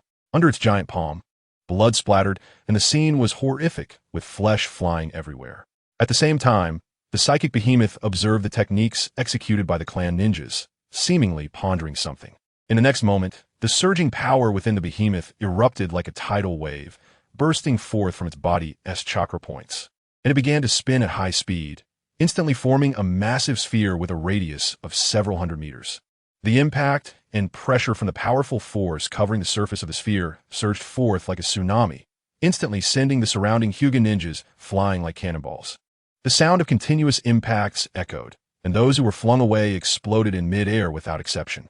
Subsequently, their pairs of Byakugan were drawn towards the behemoth's mysterious eye sockets, becoming a part of its mysterious power. Witnessing this scene, the clan elders were momentarily stunned. The psychic behemoth had actually stolen their proud Kaiten technique. But this Kaiten was not the same as theirs. It possessed not only extraordinary defensive capabilities, but also devastating destructive power. Coupled with the exaggerated attack range extended by the behemoth's massive body, everyone couldn't help but gasp in astonishment, a wave of cold dread rising in their hearts. In an instant, the psychic behemoth stopped spinning. Seeing this, the Hyuga ninjas thought the moment had come and, without hesitation, charged forward once more. Gentle fist technique. 8 trigrams 64 palms, 8 trigrams empty palm, 8 trigrams empty wall palm, 8 trigrams, mountain breaking strike. However, in that split second, the behemoth raised its enormous palm high, utilizing the 8 trigrams palm technique, slamming down with incredible speed, as if swatting at ants. Each slam was accompanied by the screams of Hyuga ninjas and the extinguishing of their lives. The space trembled as the speed of its strikes broke the limits, igniting waves of scorching flames, as if to burn everything around to ashes. The sounds of slamming echoed continuously, and the Hyuga ninjas were mercilessly swatted down like moths to a flame. This horrific and terrifying scene hit the nerves of Hyuga Hizashi and the elders like a heavy hammer, causing their souls to tremble, with fear spreading uncontrollably in their hearts. Why could our Hyuga clan's gentle fist unleash such incredible power in the hands of this behemoth? Witnessing the behemoth perform such astonishing techniques, even Hyuga Hizashi, who usually considered himself the most adept at the clan's secret gentle fist technique, began to doubt his understanding of the Hyuga style. It turned out that gentle fist was not merely about softness. The true essence lay in the combination of hardness and softness. And this psychic behemoth had evidently achieved this perfectly. In the spiritual world, the psychic behemoth ruthlessly slaughtered the Hyuga ninjas. Meanwhile, in the real world, Sarutobi Hizashi, Narashikaku, and others protected those who sat cross-legged, their consciousness entering the spiritual world, including Kakashi and the Hyuga ninjas' physical bodies. However, in the next moment, they witnessed a shocking scene. The clan's elder suddenly let out a scream and then collapsed dead on the spot. Following this, more Hyuga ninjas emitted tragic cries, then fell to the ground without warning, their bodies dropping like flies, instantaneously turning into cold corpses. Hinata watched helplessly as her elders died one after another, her mouth agape in disbelief. Fear rapidly spread across her face. Despite her father's usual strictness towards her, she was still deeply worried for his safety. Hyuga stood by, clenching his fists tightly, feeling a mix of emotions. At such a young age, he already knew the cause of his father's death and understood why his father had died, simply because he was from the branch family. His resentment towards the main family had reached its peak. At this moment, watching his fellow clan ninjas continuously perish, Niji felt a surge of satisfaction mixed with profound pain. This complex feeling was something he had never experienced before. In the fleeting moments, the spiritual world seemed to transform into a battlefield for the Hyuga clan, with ninjas falling like wheat and most of the clan members already dead. At this moment, more Hyuga ninjas were being mercilessly slapped to death under the behemoth's giant palm, blood splattering and staining this illusory land red. Given the speed of such brutal deaths, the Hyuga clan was likely facing annihilation, with the disaster of extinction looming near. Witnessing the deaths of their kin, Hyuga Hizashi was frantic, no longer able to care about much else, and immediately shouted, "Retreat! Retreat! We must go back now." He knew that this psychic behemoth was beyond their ability to contend with, and if they did not quickly withdraw from this spiritual space, the entire clan would perish here. However, the elders of the Hyuga clan seemed blinded by their obsession. They were filled with unwillingness, and their emotions became extremely agitated. One elder impatiently shouted, "We cannot go back. These eyes are the true eyes of our Hyuga clan." Another elder shouted hoarsely, "As long as we possess such eyes, Our Hyuga clan can dominate the entire ninja world. Indeed, this world will belong to our Hyuga clan. Several other elders echoed in agreement. Hyuga Hizashi looked at these elders in disbelief, secretly thinking, are they out of their minds? Even at this life and death moment, they are still dreaming such unrealistic dreams. Just then, the second elder of the Hyuga clan's expression changed, decisively ordering all remaining Hyuga clan members form the formation immediately. With this command, the remaining elders of the Hyuga clan quickly sprang into action, each leaping into position, organizing the remaining ninjas of the Hyuga clan into a peculiar and mysterious formation. Their expressions were solemn, chakra flowing like a lively stream, gathering in their palms like arrows on a bow, ready to launch. The second elder of the Hyuga clan coldly glanced at Hyuga Hizashi and said, in fact, the clan harbors some secrets that are not known to many. If the head of the main family is a foolish and incompetent person, the elders of the main family will activate this formation to suppress the elders of the main family and control the situation. Hyuga Hizashi was completely unaware of this formation, filled with astonishment. Kakashi, witnessing this scene, could not help but reflect. The Hyuga clan truly is the oldest noble family in the ninja world, with profound depth, always hiding some unknown powerful methods. The elders of the Hyuga clan shouted in unison. This is the 8 trigrams empty wall formation. With a furious roar from the second elder, all the ninjas of the Hyuga clan in formation simultaneously struck out a palm towards the psychic behemoth from a distance. In an instant, the entire air seemed to be violently stirred by an invisible hand, and the atmosphere changed dramatically. A wave of air pressure surged forth like an immensely powerful air cannon, crashing toward the psychic behemoth. The terrifying momentum was like a surging tide. Even Kakashi, who was standing at a distance, felt his breath momentarily stall. Hyuga Hizashi, with his Byakugan, suddenly detected something amiss. Chapter 47. The Distinct Class Divide. How the beautiful land of fire became a hell. Hinata Hizashi, with his Byakugan, suddenly discovered that among the Hyuga clan ninjas participating in the formation, except for the elders, the chakra within the others was being continuously drained, nearly emptied. Furthermore, it seemed that their life force was also being ruthlessly extracted. This meant that after using this formation, these ninjas had very little time left to live. In other words, even if they could successfully deal with the giant beast this time, the only survivors would likely be him, Hinata Hizashi, and a few elders. Aside from them, the other ninjas of the Hyuga clan would vanish. Hinata Hizashi was filled with disbelief. He knew that for a family, if only a few people remained, could it still be called a great clan? Elder Hyuga III keenly sensed Hinata Hizashi's thoughts and slowly spoke. As long as we can obtain those eyes, what need do we have for many clan members? Even if it's just the few of us, it's enough to dominate the ninja world. The other elders also spoke up, their words revealing an undeniable ambition. The ninjas forming the array were completely unaware of the painful price they would have to pay for this move. At that moment, the giant mental beast, with its yet-to-be fully formed Rinnegan, acted like a precise machine of insight, instantly seeing through everything. It clearly judged that the move before it was the 8 trigrams empty palm, forged by gathering all the life force of the Hyuga ninjas. These 8 trigrams empty palms merged and stacked together, combining into a more powerful 8 trigrams empty wall palm. Yet, these 8 trigrams empty wall palms did not stop there, but further condensed and sublimated, ultimately forming a more formidable 8 trigrams empty wall formation. It must be said that this secret technique, formed by such a combination, was indeed exquisite and powerful, showcasing the ultimate depth of the Hyuga clan. However, at this moment, the giant mental beast was not focused on admiring this secret technique. Its heart held only one strong obsession: to devour more of the Hyuga clan's lives and gain more Byakugan. It was dissatisfied with its half-finished Rinnegan and craved further enhancement of its power. In an instant, the giant mental beast let out a howl that shook the heavens and the earth, erupting with power like a volcanic explosion. It opened its massive mouth, as if to swallow the world. Immediately afterward, power crazily gathered in its mouth, gradually forming a sphere of light that contained terrifying energy. Kakashi witnessed this scene, and his pupils constricted, unable to help but exclaim, "Tailed beast ball." These 3 words seemed to carry endless fear and shock, lingering in the tense atmosphere.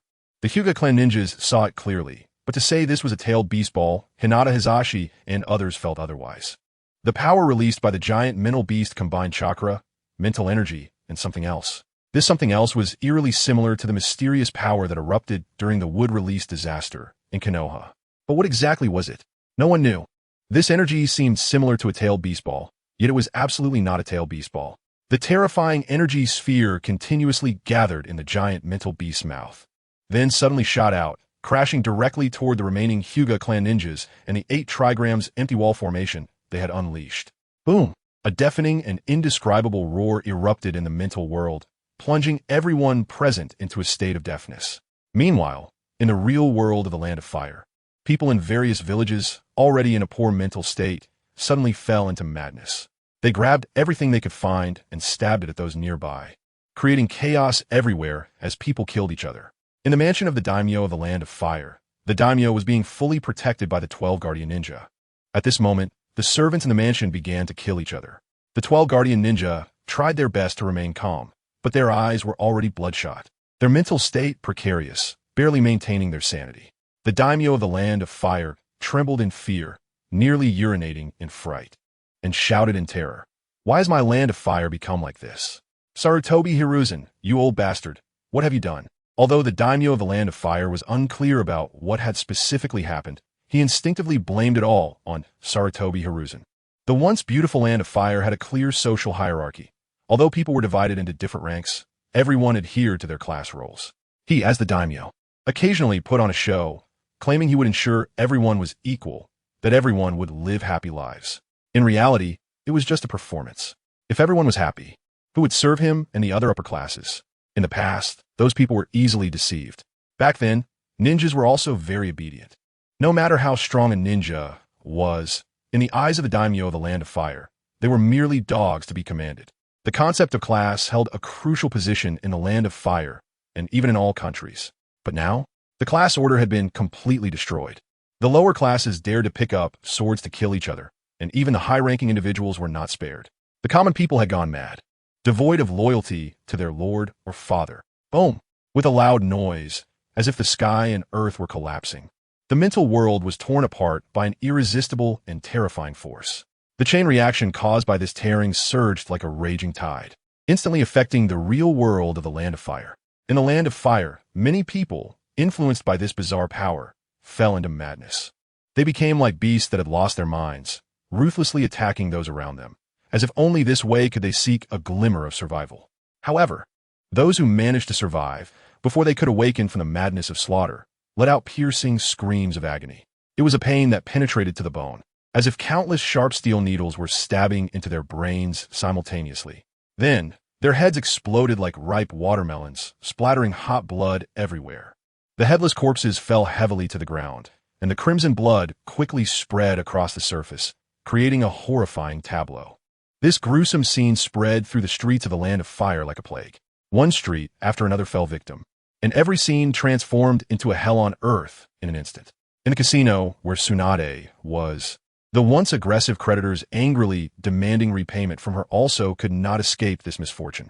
Their heads suddenly exploded without warning, warm blood splattering like water droplets directly onto Tsunade, instantly soaking her entire body. What on earth is happening? Tsunade was also trembling in fear at this moment. She suffered from hemophobia, and this bloody scene was undoubtedly her worst nightmare. Beside her, Shizune, anxious and frantic, hurriedly stepped forward to support Tsunade, who was about to collapse. But she too was shaking uncontrollably, her heart filled with terror. Why? Why has the Land of Fire become this horrifying sight? Chapter 48. The death of Hyuga Hizashi in an instant. A tremendous roar erupted, as if the heavens were collapsing and the earth was splitting. The entire spiritual world, under the collision of two terrifying attacks that could destroy the heavens and the earth, had its boundary walls crack like fragile glass under immense pressure, revealing shocking fissures. As the spiritual world crumbled, the mental defenses of the people in the Land of Fire also collapsed in an instant. Their originally normal mental states were completely shattered, as if they had encountered a catastrophic disaster. They appeared dazed, acting crazily, and their mouths emitted hysterical screams, reducing them to madmen who had lost all sanity. In the real world, Sarutobi Hiruzen and other ninjas watched helplessly as the Hyuga clan members, sitting cross-legged and looking solemn, seemed to suffer from an invisible yet deadly blow. They first let out piercing cries, reminiscent of a cuckoo mourning for blood, terrifying to the core. Following that, the faces of these ninjas turned pale as paper, devoid of any color, and they collapsed onto the ground. Their faces twisted in extreme pain, becoming grotesque and horrifying, and they died right before everyone's eyes, showing no signs of life. Sarutobi Hiruzen and others were stunned, their pupils contracting at the sight before them. At this moment, the spiritual world was shrouded in dust and smoke, as if chaos had just begun. A giant spiritual beast slowly stepped out of the mist. Each step of its massive body produced a deafening sound, as if it would shatter the entire world. The expressions on the faces of those present instantly revealed sheer terror. Impossible! Impossible! The second elder of the Hyuga clan was the first to shout, his voice stammering with fear. How could this be? The other elders seemed to lose their ability to speak normally, their faces filled with disbelief. Horrifying. They simply could not accept that the combined forces of so many sacrificed Hyuga ninjas and their 8 trigrams had no effect on the giant spiritual beast before them. It was like a fantasy. Was the Hyuga clan destined to perish here today? Hyuga Hizashi stared at the giant spiritual beast, exuding a terrifying aura, his eyes vacant and devoid of life. What should I do as the clan leader? At this moment, he knew that even if he exhausted his last ounce of strength, it would be futile, leaving him to mumble to himself in a daze. Just then, Kakashi suddenly grabbed Hizashi's shoulder, urgently saying, "We need to leave here." In the real world, Hinata was weakly crouched on the ground, tears streaming from her large, expressive eyes as she began to cry uncontrollably. Hyuga Niji silently stood beside her, saying nothing. He had always longed for the unreasonable family system of the Hyuga clan to be destroyed. In doing so, the cage that bound him might no longer be a shackle, allowing him to soar like a free bird. That was the taste of freedom. However, upon seeing so many clan members die and Hinata crying so sorrowfully, Niji felt as if his heart had been struck by a heavy hammer, causing him extreme discomfort. At that moment, Naruto approached Hinata and comforted her. The boy with yellow hair and fox whiskers on his cheeks spoke with determination. "Don't worry, Hinata. Everything will be fine." Sarutobi Hiruzen nodded in agreement, saying, "Yes, if we can't win, we should leave. I never demanded they defeat that giant spiritual beast." Of course, deep down, Hiruzen hoped that the Hyuga clan could defeat that giant spiritual beast. That would be the best outcome. "You must hold your ground, Hyuga clan." The spiritual world was filled with a suffocating aura of despair. Kakashi and the others were anxiously preparing to retreat. However, no matter how they struggled, the spiritual world seemed to be bound by an invisible and powerful force, preventing them from returning to the real world. Their eyes were filled with panic. The massive spiritual beast was slowly approaching, taking heavy steps. Though it could not speak like a human, it emitted deafening roars, like thunder exploding, producing intense sonic booms that seemed to tear the space apart. Wherever the sound waves passed, they stirred up surging giant waves, wreaking havoc on everything around. Kakashi's eyes were filled with shock, and in an instant he grasped the cruel truth. With a grave expression, he said, "It let us in, but it never intended to let us leave alive." The elders of the Hyuga clan were filled with disbelief upon hearing this. "What should we do?" Kakashi gritted his teeth and said, "If we had decisively left just now, there might have been a glimmer of hope." At this point, Kakashi's gaze turned oddly toward the elders of the Hyuga clan. It was their greed that caused them to miss the best opportunity to escape this perilous place. In the blink of an eye, the cold-blooded giant spiritual beast launched a bloody massacre against all living beings before it without warning. One body after another was mercilessly crushed under its iron paws, blood splattering everywhere, or they were reduced to food in its mouth, chewed beneath its sharp teeth. One pair after another of the Hyuga clan's distinctive Byakugan gradually gathered in the eye sockets of the giant spiritual beast. As the number of Byakugan increased, its originally blue eyes became even more dazzling, like a boundless galaxy, radiating a heart-stopping beautiful light. However, surrounding it were mountains of corpses, a sight too gruesome to behold. The elders of the Hyuga clan were now in utter despair. They had realized that they had committed an unforgivable mistake, but it was too late. How could the cold-blooded giant spiritual beast easily forgive them? It raised its massive paw high and slammed it down. The second elder of the Hyuga clan didn't even have time to resist more, before being crushed to death. Immediately after, another paw came crashing down. No, the third elder, even using all his strength to try to resist, was still crushed mercilessly, meeting the same fate. At this moment, Hyuga Hizashi seemed to understand something. He slowly turned his gaze toward Kakashi and said, "What it wants is the Hyuga clan." In other words, when the entire Hyuga clan is dead, the heart and mind of this giant spiritual beast may relax. At that time, perhaps you will have a chance to leave here, Kakashi. Hyuga clan leader, are you saying? Upon hearing the clan leader's words, Kakashi's eyes widened in shock, as if he were seeing the leader of the Hyuga clan for the first time. He could hardly believe that the clan leader intended to sacrifice himself for his chance to escape. At this moment, the Hyuga clan leader gritted his teeth and, with a determined expression, roared, "The ninjas of the Hyuga clan have already perished here. If I return alive, what face will I have to meet the ancestors of the Hyuga clan?" Having said that, he suddenly pushed Kakashi away and shouted, "Remember what I said. Also, take good care of Hinata, Niji, and the others." Then, the Hyuga clan leader resolutely looked ahead, watching helplessly as the last elder was devoured by the giant spiritual beast. "Damn it, I'll fight you," the Hyuga clan leader shouted, and vaguely, he seemed to see the shadow of Hyuga Hayashi, sacrificing oneself to fulfill others. "Hayashi, did you think the same way I do now before you died?" Without saying a word, Hinata clan leader rushed towards the spiritual behemoth with full anger and determination, desperately putting his life on the line. As the clan leader cannot do nothing, he gathered all his strength in his palms and unleashed the most exquisite 8 trigrams gentle fist of his life. The shadow of his palms swept towards the spiritual behemoth like a fierce storm. In Kakashi's eyes, Hinata Hizashi's 8 trigrams gentle fist was indeed powerful. However, the spiritual behemoth remained unfazed, opening its massive maw wide and instantly swallowing Hinata Hizashi whole. Boom! Boom! Boom! The spiritual behemoth's throat emitted a rumbling sound. Inside, there must be a weakness. It must be from the inside. Inside the behemoth's throat, Hinata Hizashi went wild. Using the gentle fist, this was his last attempt. If he couldn't defeat the beast from the outside, then he would defeat it from the inside. When a person reaches their final moments, they often unleash unprecedented strength. At that moment, perhaps hope would arrive. Hinata Hizashi will definitely. Glug. But it was useless. The spiritual behemoth gulped, and Hinata Hizashi was ultimately swallowed. Chapter 49. The shock of other ninja villages soon after, as Hinata Hizashi's Byakugan was slowly spat out by the psychic beast and gathered towards the beast's eye sockets. A pair of eyes exuding an endless terrifying aura was born. In an instant, a chilling atmosphere surged violently, rumbling. The entire space began to shake violently at that moment, as if it would collapse at any time. It was at this moment, Kakashi's eyes lit up. Seizing this chaotic opportunity, he decisively escaped from the spiritual world. He did not know the origin of the eyes ultimately formed by the psychic beast, but he clearly felt that his Sharingan was trembling in fear uncontrollably. Terrifying. Back in the real world, Kakashi suddenly opened his eyes while sitting cross-legged. Kakashi couldn't help but gasp for air, cold sweat pouring down like a heavy rain.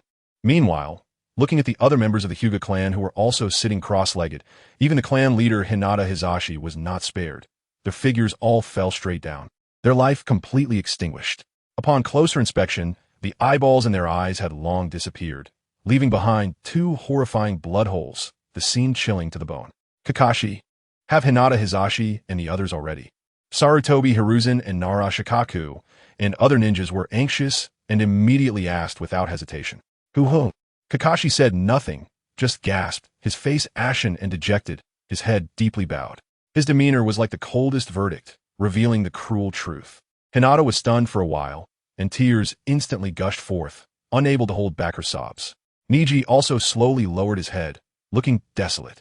The other children of the Hyuga clan were also engulfed in immense grief, some quietly sobbing, others silently shedding tears. At this moment, the entire Hyuga clan seemed like a building that had collapsed, completely disappearing before everyone's eyes. Uchiha Sasuke felt the same way, silently speechless. And the other villagers felt the same. None of them had a home anymore. The other villagers couldn't help but burst into waves of crying, like a surging tide, flooding this space, intensifying the endless sorrow. Sarutobi Hiruzen and other ninjas also couldn't help but lower their heads, falling into prolonged silence. They were filled with mixed emotions. What to do? Sarutobi Hiruzen hated Danzo, Uchiha Itachi, destroying the Uchiha clan, but now in this situation, who could clean up the mess? Who had the right to turn the tide? To turn the tide when it had already fallen? To support the collapsing building? Who could? Where are the talents in Konoha who could reverse the situation? At this moment, the sky seemed to sense this sorrow and gradually darkened. Drip, drip.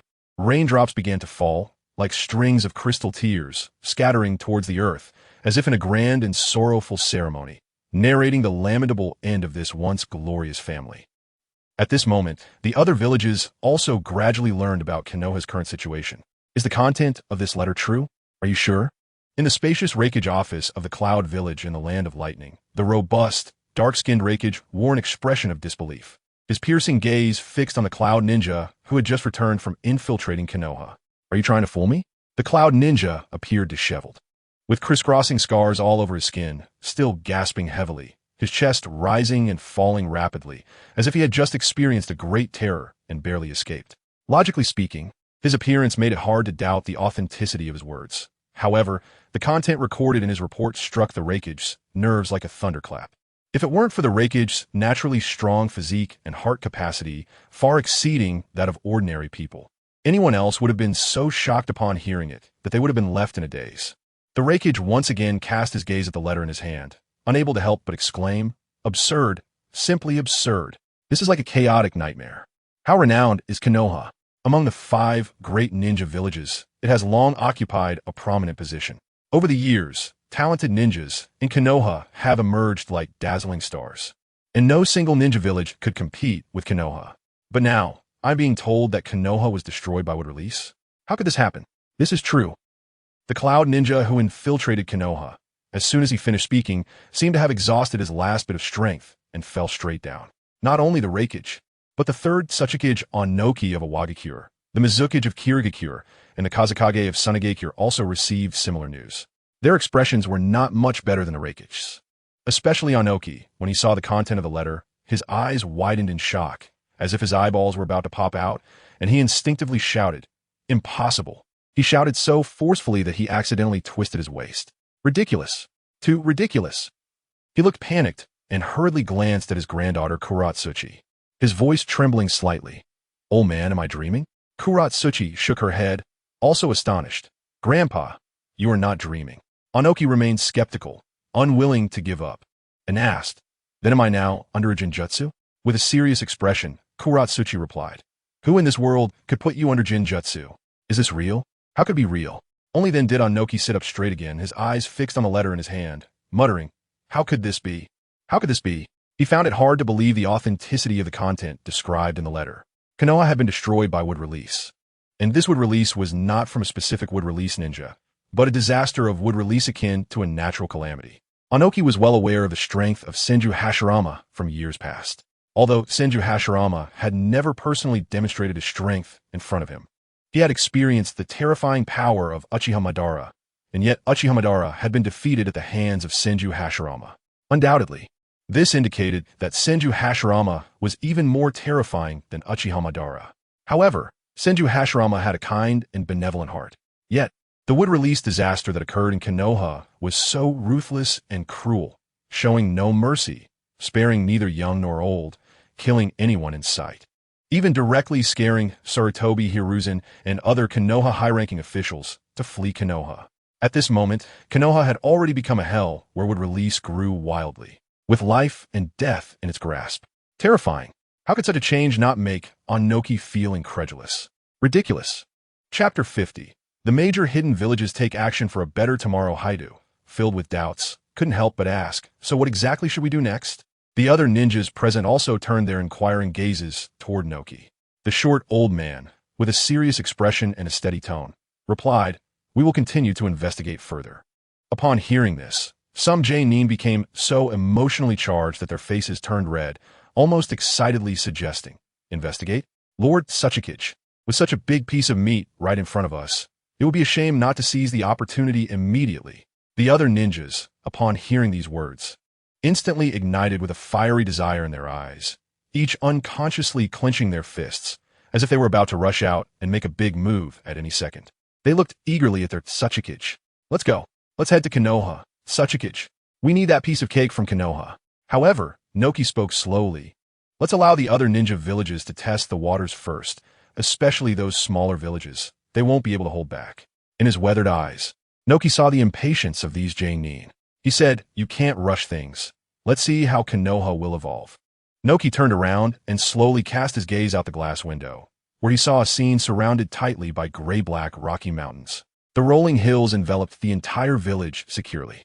Every building in the village was intricately carved from these gray-black rocks, showcasing the unique style of a Wagakure, while also forming an incredibly strong defense line, making it nearly impossible for enemies to penetrate its depths. However, there are pros and cons. This exceptional natural barrier, while providing unparalleled security for the village, also inadvertently limited communication with the outside world. It was indeed relatively difficult to break through the heavy mountains and connect with the outside world. Sigh. Looking around, there weren't many pleasing sights in this land, and the resources were not abundant either.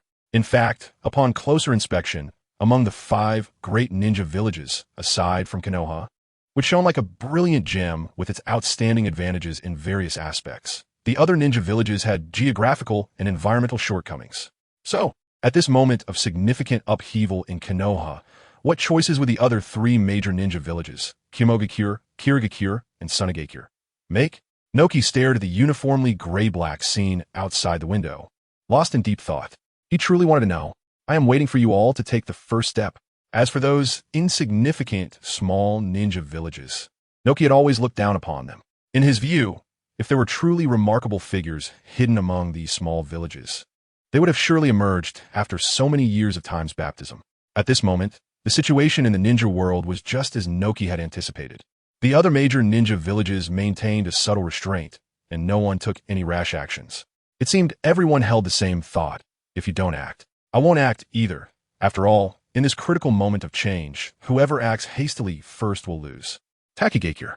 It hid behind a magnificent waterfall, the thunderous sound of the cascading water echoing year-round. Takigakure, with this natural geographical advantage, had never suffered an invasion from other countries. It was the only ninja village outside of the 5 great nations that possessed a Jinchuriki and had maintained a friendly relationship with Konoha. However, when the news of Konoha's destruction reached Takigakure, the leader, Shibuki, instantly became breathless, his panting clearly audible. A group of J-nin stood before Shibuki with grave expressions. Among them was J-nin Suen, who looked shocked and said, "I can't believe it. Konoha has actually fallen." The other ninjas nodded in agreement. Who would have thought? It's unimaginable. Each one wore a complex expression, their brows furrowed. They thought to themselves, indeed, the world is unpredictable. Shibuki's eyes flickered as he slowly spoke. Konoha is gone. Such a large cake would be a shame not to fight for. Leader, are you planning to? Upon hearing this, the other J-nin's expressions changed drastically, their eyes wide with shock. Oh my god, leader, you mean? That's right. Shibuki's lips curled into a confident smile, full of ambition for the future. Now that Konoha had fallen, the daimyo of the Land of Fire would surely need a village to take Konoha's place. This was our chance to shine and perform well. The stage of the era. Finally, it's my turn, Shibuki, to take the stage. It wasn't just Takigakure harboring such thoughts. Kusagakure felt the same way. Located in the Land of Grass, Kusagakure was slightly weaker compared to other ninja villages. Usually, they relied on clever diplomatic means to navigate between powerful nations, thus staying informed of the changing situation and preserving themselves. At this moment, the ninjas of Kusagakure had excited gleams in their eyes. They keenly sensed that the daimyo of the Land of Fire might need their strength. Meanwhile, in the northeastern part of the Land of Fire, in the Land of Hot Water, there was a ninja village known as Umgeikure, which had forgotten war. And the situation was similar. The daimyo of the Land of Hot Water had cut the funding for Umgeikure, even deeming the village no longer necessary. Now, the ninjas of Umgeikure had made up their minds, each shouldering their packs and heading towards the Land of Fire.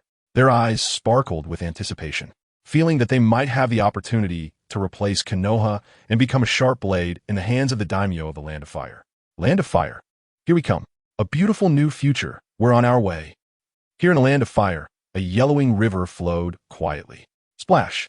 On the sandy, rocky land, mounds had risen, burying the fallen members of the Hyuga clan. Sarutobi Hiruzen and other ninjas stood solemnly before the mounds, their expressions grave and mournful, heads bowed in silent tribute. Hinata was still quietly crying. At this moment, the only sounds in the space were the gentle flow of the river and her sorrowful weeping.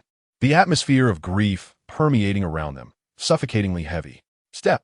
We can't stop here. Reality doesn't allow us to linger in sorrow. We must set off immediately. We need to meet with the daimyo of the Land of Fire, because only with the daimyo's assistance can we hope to rebuild Konoha. Indeed, the number of ninjas under the daimyo of the Land of Fire may not be as many as those in Konoha, but the samurai under his command and the resources of the Land of Fire were exactly what they urgently needed. The Land of Fire had ample resources, and with these, they could find a way to cope with the wood-release disaster that had erupted in Konoha.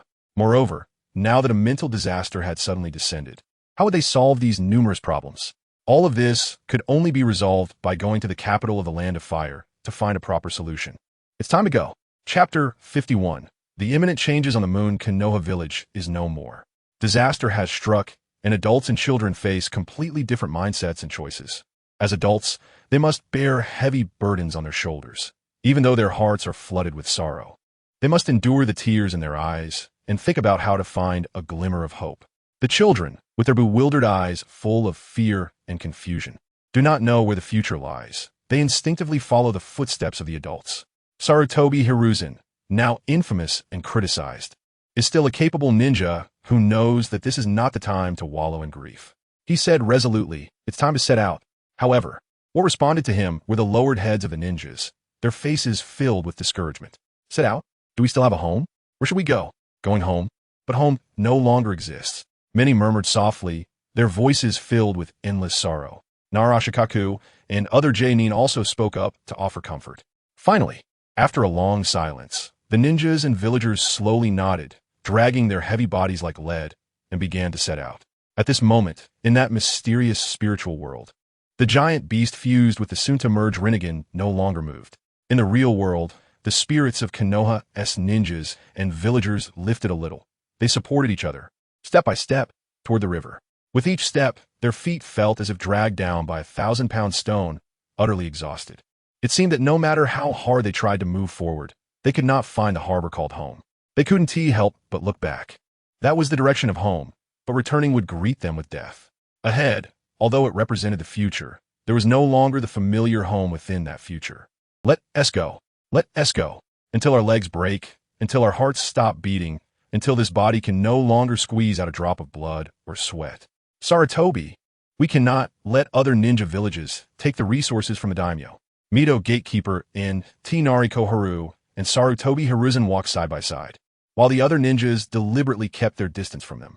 This was not out of respect, but because the ninjas felt deep down that these higher-ups were disgusting and utterly filthy. In the already ruined Konoha village, the wood-release disaster had completely exposed everything about the upper echelons to everyone. Disgusting. Sarutobi Hiruzen remained silent, his expression grave. Sarutobi, you must regain your fighting spirit. How could the resolute you of the past be easily defeated by disaster? Mito Gatekeeper exclaimed passionately, gripping Sarutobi Hiruzen's arm tightly. In the past, their team followed the second Hokage, and now only the three of them had survived. In the hearts of Mito, Gatekeeper, and Nariko Haru, Sarutobi Hiruzen was their backbone. If he fell into despair, how could they rise again? Yes, Sarutobi, you must pull yourself together. At this moment, Nariko Haru also urged earnestly. Sarutobi Hiruzen took a deep breath. Did he not know that he needed to regain his spirit? But truly achieving this was easier said than done. His feet mechanically moved forward. Yet was this path correct? Was there really hope ahead? He had no answers in his heart. He forced his feet to move, to find a direction. But his heart, it was full of confusion, not knowing where to go. In this scarred and uncertain moment, even the third Hokage, who had weathered many storms, looked bewildered, not knowing where hope lay ahead. However, among the crowd, Naruto was like a burning flame. He tightly clenched his fists and occasionally shouted loudly in the traveling group. Everyone, let us work hard. Our Konoha will definitely come back. The villagers, hearing this, felt a mix of emotions and avoided Naruto's gaze. How could they forget how ruthlessly they had bullied Naruto in the past, and how openly they had despised this child? Now, they knew that Naruto was the bloodline of Minato Namikaze. Guilt surged in their hearts like a tide, and they pondered whether they should apologize to Naruto. But looking back at the direction of Konoha, where their homeland had turned to nothing, were they not also pitiful people who could come to soothe their broken hearts and apologize to them? Yet, if they did not apologize to Naruto, that sense of shame would prick at their hearts like a thorn. This complex and intertwined emotion ultimately led them to choose to ignore Naruto and deliberately avoid looking at him. The ramen uncle pushed the small ramen cart, and his daughter SHBU helped push it alongside him. SHBU lowered her voice, filled with curiosity, and asked, "Dad, why is Naruto so optimistic and determined even now?" The ramen uncle squinted his eyes. Very few had seen him with his eyes fully open. Perhaps he was just born this way. Or perhaps the unseen filth of Konoha made him unwilling to see things too clearly. Hearing his daughter's question, the ramen uncle said slowly, "This Naruto is exactly the Naruto that the Hokage needs." Upon hearing this, SHBU was slightly taken aback, feeling as if she understood something. Yet upon careful thought, it seemed still clouded and misty. At this moment, she could only continue to push the ramen cart with everyone, step by step, moving forward. The people who had lost their homeland were like rootless duckweeds in the torrent of fate, seemingly only able to drift along with the current. In the spiritual world, the spiritual giant knew that its Rinnegan was still incomplete and needed a stronger Byakugan or other incomplete Rinnegan to function. In the ancient and luxurious palace on the distant moon, a heavy voice echoed, "It feels like something has happened in the ninja world." The speaker was a man with long silver hair cascading like a waterfall, and his eyes were pure white. He wore a simple long robe, seemingly out of place with the palace's opulence, yet naturally fitting. At this moment, he sat on a chair, one hand gently stroking the armrest, his voice light as silk, drifting in the empty palace. "Father, has something happened?" Soon, a slightly immature voice came from deep within the palace. Following the sound, a boy with the same silver hair was seen slowly walking out.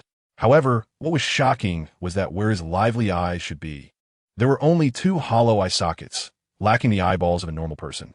It was a bad premonition. It always felt like something had gone wrong in the ninja world. Seeing his son approach, the robed man slowly stood from his chair, gently reaching out to caress his son's head, his words filled with reassurance. "But it's okay, no disaster can affect us. Even if something really happens in the ninja world, in the end, we will uphold the will of the ancestors of Wyken Village and create a new world. Then why not destroy everything now and create a new world?" The boy asked in confusion, tilting his head. "It's not the right time." The man shook his head gently, his expression serious, as if weighing each word. "Our power is not enough yet, and moreover, the situation in the ninja world is not clear enough. Only after ensuring there are no forces obstructing us can we unleash the power of the Rinnegan to correct the flawed world created by the Sage of Six Paths." After saying this, the man seemed to have everything under control, his pure white eyes radiating certainty. But just at that moment, the man, who originally had everything figured out, suddenly froze in expression, because he heard a frenzied voice. "Yes, it was a wrong world, but is the world you want really normal?" Chapter 52. The Meteor Game Who? The Otsutsuki man trembled all over, his white eyes suddenly narrowing, his sharp gaze sweeping around like a blade. He was incredulous to find that, with his current level of perception, he could not capture the trace of the person speaking at all. Is there someone in the ninja world who knows the secret of the passage and can infiltrate the moon? He was secretly horrified, his voice involuntarily raised. What kind of skill is it to hide and reveal? "Show yourself. You will never see me." The voice sighed, carrying an indescribable desolation. "I am already dead." "Nonsense." The Otsutsuki man shouted sternly, his palms secretly gathering chakra in his sleeve. "How could a dead person speak? The point is not who I am." The voice suddenly took on a tone of mockery, but rather, "Who are you?" "As far as I know, Otsutsuki Sharingan's father has long passed away. There should only be him left on this moon." The Otsutsuki man's pupils shrank abruptly, veins bulging on his forehead. "To know this, you must be a descendant of the Six Paths. Hyuga? Senju? Or Uchiha? Uchiha?" The voice suddenly laughed maniacally, the laughter echoing across the desolate surface of the moon, carrying an eerie resonance. "Uchiha." A thought flashed through the Otsutsuki man's mind. A branch of the Sage of Six Paths bloodline. I never expected that a descendant of the Uchiha bloodline left on Earth by the Sage of Six Paths would come here. He murmured, quickly regaining his composure. "I am Otsutsuki Suki, the current clan leader of the Otsutsuki clan. A terrible name. I have no impression of it." The voice mocked.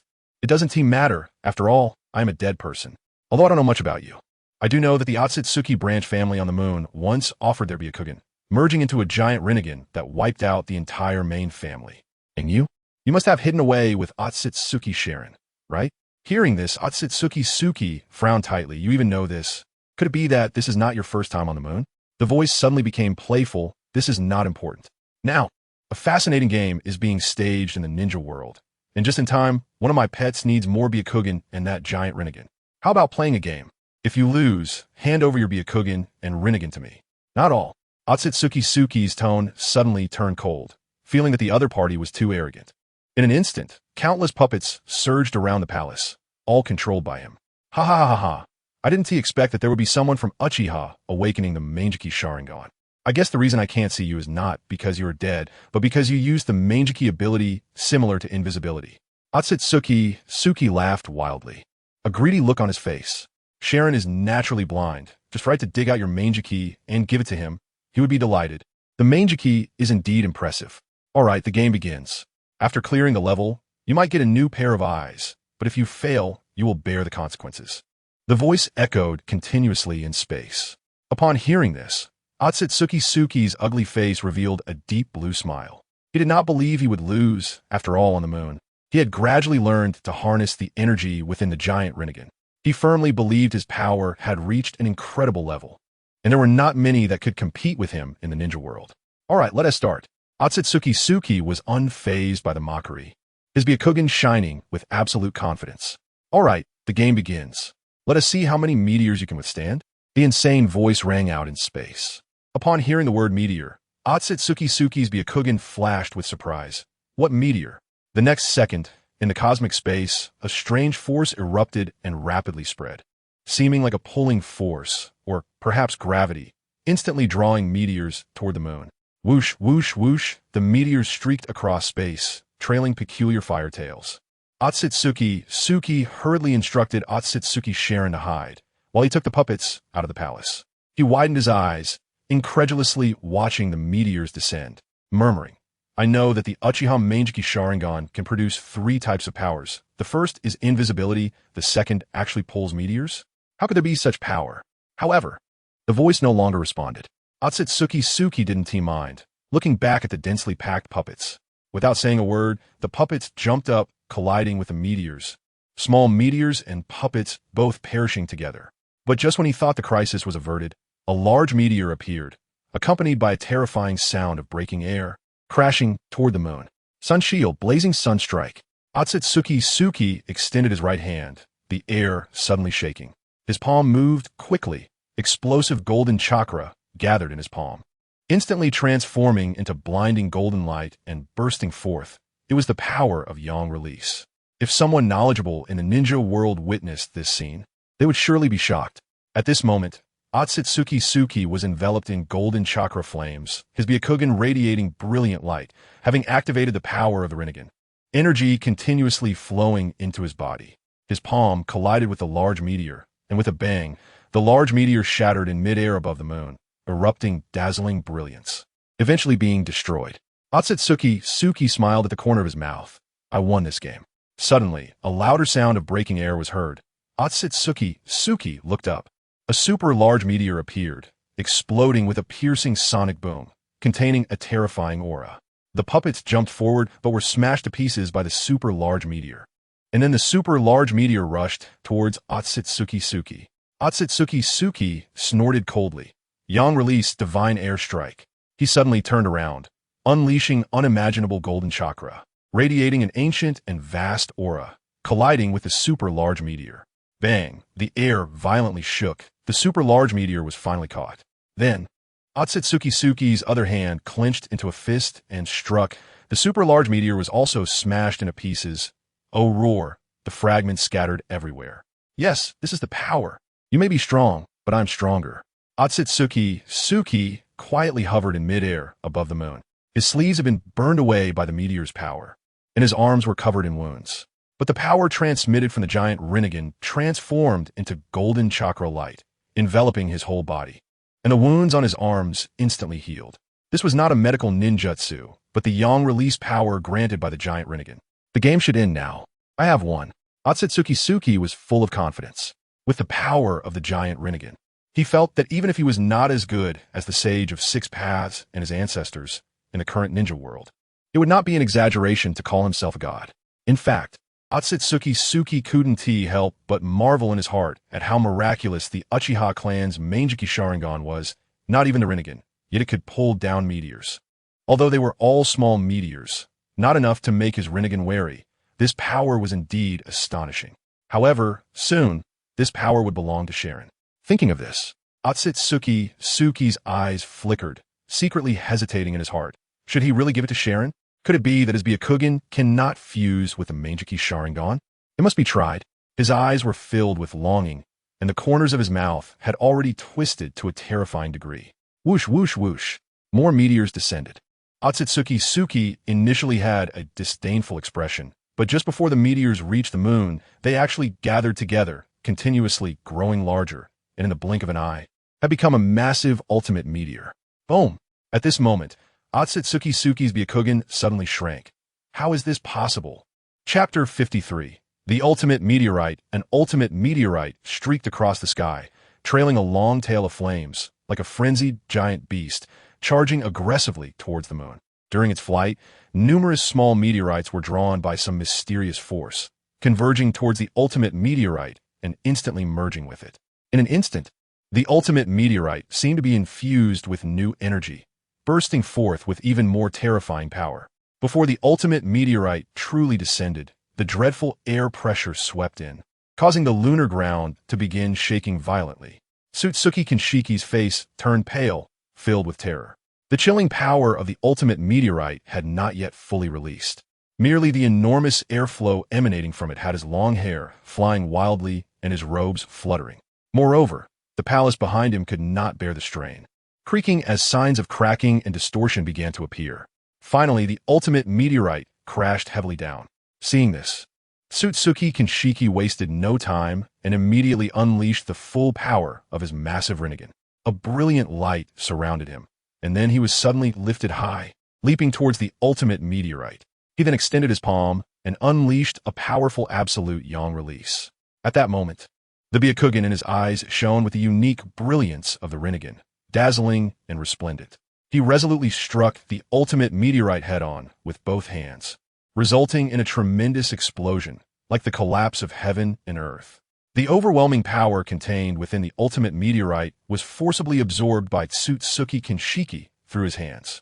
However, the terrifying force of the impact was still unstoppable, violently slamming Otsutsuki downwards, rapidly plummeting towards the palace, resulting in another loud crash.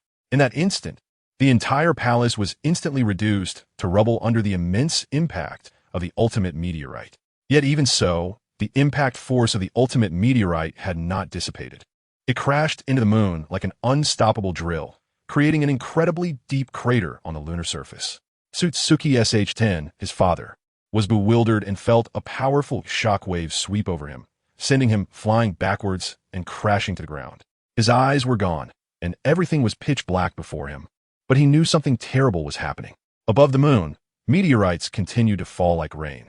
Those massive meteorites struck the ground one after another, with deafening booms echoing. Meanwhile, the puppets on the moon were being crushed and destroyed under the impacts of the meteorites, leaving the lunar surface riddled with craters, one next to another. The meteorites knew well that Otsutsuki would not be so easily killed by them. After all, he possessed the body of a sage of yang release. How could he be so easily defeated? Sure enough, a golden beam of light suddenly shot out from one of the craters, moving faster than imaginable. Following that, a fist engulfed in golden chakra flames appeared, swinging fiercely and instantly shattering the falling meteorites. However, before Otsutsuki could breathe a sigh of relief, those meteorites quickly gathered again, and soon an ultimate meteorite rolled towards him. Otsutsuki couldn't help but roar in anger. Damn it, is this ever going to end? This game had gone on long enough. He had long lost any sense of enjoyment. Indeed, just like any game, when a player is constantly at a disadvantage, it becomes exceedingly dull. At this moment, the ultimate meteorite erupted with a speed surpassing that of ordinary meteorites, plummeting down once again. Boom! The ultimate meteorite collided violently with Otsutsuki's hands. Bang! At the moment of contact, the shockwave generated by the collision spread out like a surging tide, instantly leveling the surrounding buildings. In the blink of an eye, all the buildings of the Otsutsuki clan on the moon had become riddled with holes, reduced to a wasteland. The ultimate meteorite came with great force, intent on smashing Otsutsuki back into the deep pit. Otsutsuki extended his hands, strenuously resisting the ultimate meteorite, with both sides exerting their strength. Suddenly, the ultimate meteorite began to push Tsutsuki Kinshiki back, creating a deep trench in the lunar ground as they moved along. At this moment, all the puppets had been utterly destroyed. Fortunately, the ultimate meteorite was ultimately stopped by Tsutsuki Kinshiki. He gasped heavily for breath. What a power from the kaleidoscope Sharingan, with invisibility and summoning meteorites. I must admit, your strength is indeed formidable. However, in this contest, I shall be the victor, right? Just as his words fell, the ultimate meteorite suddenly shattered on its own. The shattered pieces of meteorites shot towards Tsutsuki Kinshiki like sharp blades. Damn it, what is this, a meteorite or some kind of living creature? Tsutsuki Kinshiki cursed angrily. This was absurd. It should be known that the moon had withstood countless meteorite impacts in the ninja world. For the Tsutsuki clan on the moon, meteorites were commonplace. However, he had never seen such an outrageous meteorite before. In a moment of crisis, Tsutsuki Kinshiki decisively tapped into the full power of his massive Rinnegan once more. Instantly, the Rinnegan chakra mode activated, enveloping him in a thick layer of green chakra, and then several glowing green, truth-seeking orbs appeared out of thin air. These green, glowing truth-seeking orbs spun rapidly, defending against the sharp meteorites like blades. Ultimately, under Tsutsuki Kinshiki's full resistance, the crisis brought by the ultimate meteorite was completely resolved. It should be noted that these 9 green truth-seeking orbs were incredibly magical, capable of transforming into various forms at will, sometimes becoming indestructible shields, and, at other times, transforming into extremely sharp weapons. After this fierce battle, Tsutsuki Kinshiki clearly sensed an unprecedented powerful energy within his chakra. The power granted to him by the massive Rinnegan truly left him in disbelief. In the past, he had struggled to communicate with the massive Rinnegan, but today, for some unknown reason, the massive Rinnegan was willing to lend him a hand. Wrapped in green chakra, Tsutsuki Kinshiki's face darkened, resembling the sky before a storm. He coldly spoke, "You're still there, aren't you? I've already won this game. In the face of my immense power, you should concede, right?" In that instant, all the wounds on Tsutsuki Kinshiki's body healed completely. However, Chapter 54, Reincarnation I Chakra Mode. However, there was no response to his voice from the surroundings. The meteors continued to crash onto the moon like a raging tide. It must be said that the moon has always withstood countless meteor impacts for the ninja world. Look at the surface of the moon, covered densely with craters. Whenever a meteor falls to the earth, the will of Utsuen silently plays its role, allowing the moon to unknowingly block many disasters for the earth. But today's intense meteor attack is truly unprecedented. Yang release, Shokwa Fopalm. At this moment, the yang release chakra within Otsutsuki's body surged like a volcanic eruption, gathering green chakra in his palm, and then he suddenly slapped down with great force. With this strike, the air vibrated violently, and powerful gusts of wind surged forward like continuous air cannons, sweeping towards the falling meteor shower and instantly shattering those meteors. Indeed, I can do it. But those meteors were unwilling to give up easily. They continued to spin at high speed and quickly gathered together, forming an ultimate giant meteor in the blink of an eye. Moreover, this meteor kept growing larger until it became an ultra-ultimate giant meteor nearly 2/3 the size of the moon, now fully qualifying as a small asteroid. This asteroid, accompanied by a thunderous roar, charged toward the moon, its momentum causing the entire universe to tremble, stirring up boundless air currents, terrifyingly so. At this moment, the ninja world finally entered the night. Many people instinctively looked up at the night sky, their eyes widening in shock. Oh my God, what is this? They vaguely saw that next to the moon, it seemed as though a second moon had appeared out of nowhere. This strange sight filled everyone with confusion and unease, prompting them to speculate. What on earth is going on? Sarutobi Hiruzen and others were still heading towards the land of fire, and at this moment, they also saw the existence of the second moon. Sarutobi felt a chill run down his spine. This should have nothing to do with me, right? It should definitely have nothing to do with me. In the land of rain, when Obito raised his eyes to see the second moon, his only eye instantly widened in disbelief. How could it be so fast? Is another disaster about to strike? Obito, anxious and restless, turned his gaze to Kagaya, asking urgently, "What should we do?"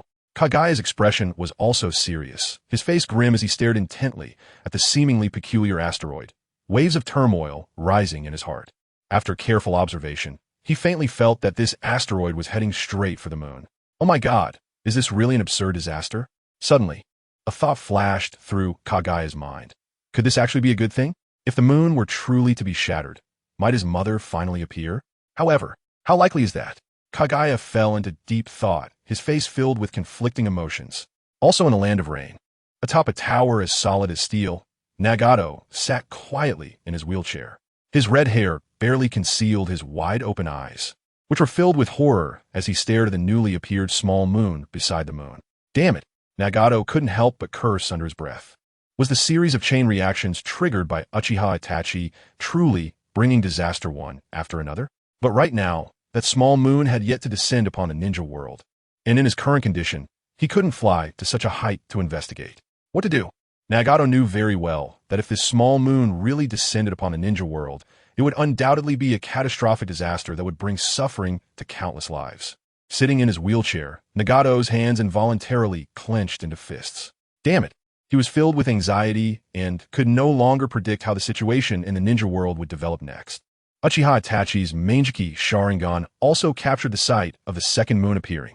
He stood quietly in the pouring rain of a land of rain, the cold rain constantly drenching him, as if it could slightly alleviate the torment in his heart. He tried to momentarily forget that it was due to his massacre of the Uchiha clan that the ninja world had to endure one disaster after another. However, when his gaze fell upon that object resembling a small moon, his palm involuntarily trembled slightly. His lips were tightly closed, silent. Even with the Mangekyō Sharingan, he deeply realized that he was powerless to save this crisis-ridden world, just thinking that he was the one who had created such a disaster, while being utterly unable to stop it, was undoubtedly a heavy burden on his heart that he could hardly bear. What should I do? Guilt and self-reproach flooded his heart like a tide. On the moon. What kind of joke is this? Otsutsuki couldn't help but roar in anger, filled with disbelief. He absolutely did not believe that everything before him was merely the result of the Mangekyō Sharingan's abilities. Impossible. Absolutely impossible. Damn it. How could the Mangekyō Sharingan gather meteors to such a massive extent? This is clearly an asteroid. Just as this asteroid violently crashed toward the moon, a tremendous roar echoed, as if the entire universe was trembling.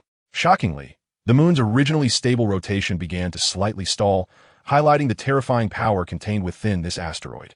At the critical moment, the giant reincarnation, I seemed to sense Otsutsuki's urgent need, continuously outputting power to him. Otsutsuki instantly released multiple truth-seeking balls from his right hand, then quickly spun these truth-seeking balls with both hands. During the spinning process, the surface of the truth-seeking balls gradually became covered with a rich layer of green chakra, forming dazzling green rings. Silver wheel, reincarnation, explosion. Otsutsuki roared, and with this roar, a massive tornado was suddenly launched from the rings. This tornado surged from bottom to top, powerful and formidable, seemingly possessing the strength to penetrate the moon. The terrifying black tornado, like an enraged black dragon, rapidly pounced toward the asteroid. Boom! Accompanied by another deafening sound, the powerful silver wheel reincarnation explosion heavily struck the asteroid. Bang! The two collided fiercely, and in an instant, the asteroid began to show signs of shattering. Although some results were achieved, Otsutsuki was now panting heavily. However, he knew it was still far from enough. The degree of the asteroid's shattering was insufficient to alleviate the crisis. He must continue to increase his power. My power can absolutely defeat everything. Absolutely. Meanwhile, within the ninja world, Nagato's eyes widened in shock, filled with astonishment as he saw a mysterious power launching a fierce destructive attack on the second moon. What kind of power is this? Is there really a force on the moon that can rival the reincarnation eye? Nagato couldn't help but begin to doubt his long-held belief that he was a god. For the first time, he felt shaken. But on the moon, the game was not over. Chapter 55. The impact of the second moon under the unmatched powerful force of the Silver Wheel's rebirth explosion. That asteroid was ultimately shattered completely. At this moment, Otsutsuki was panting heavily, gasping for breath. He felt as if he hadn't been this exhausted in years.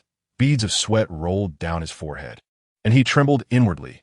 This power is truly astonishing. But I can't show panic or shock. So, he forced himself to shout, "It's all useless. I am the victor of this game."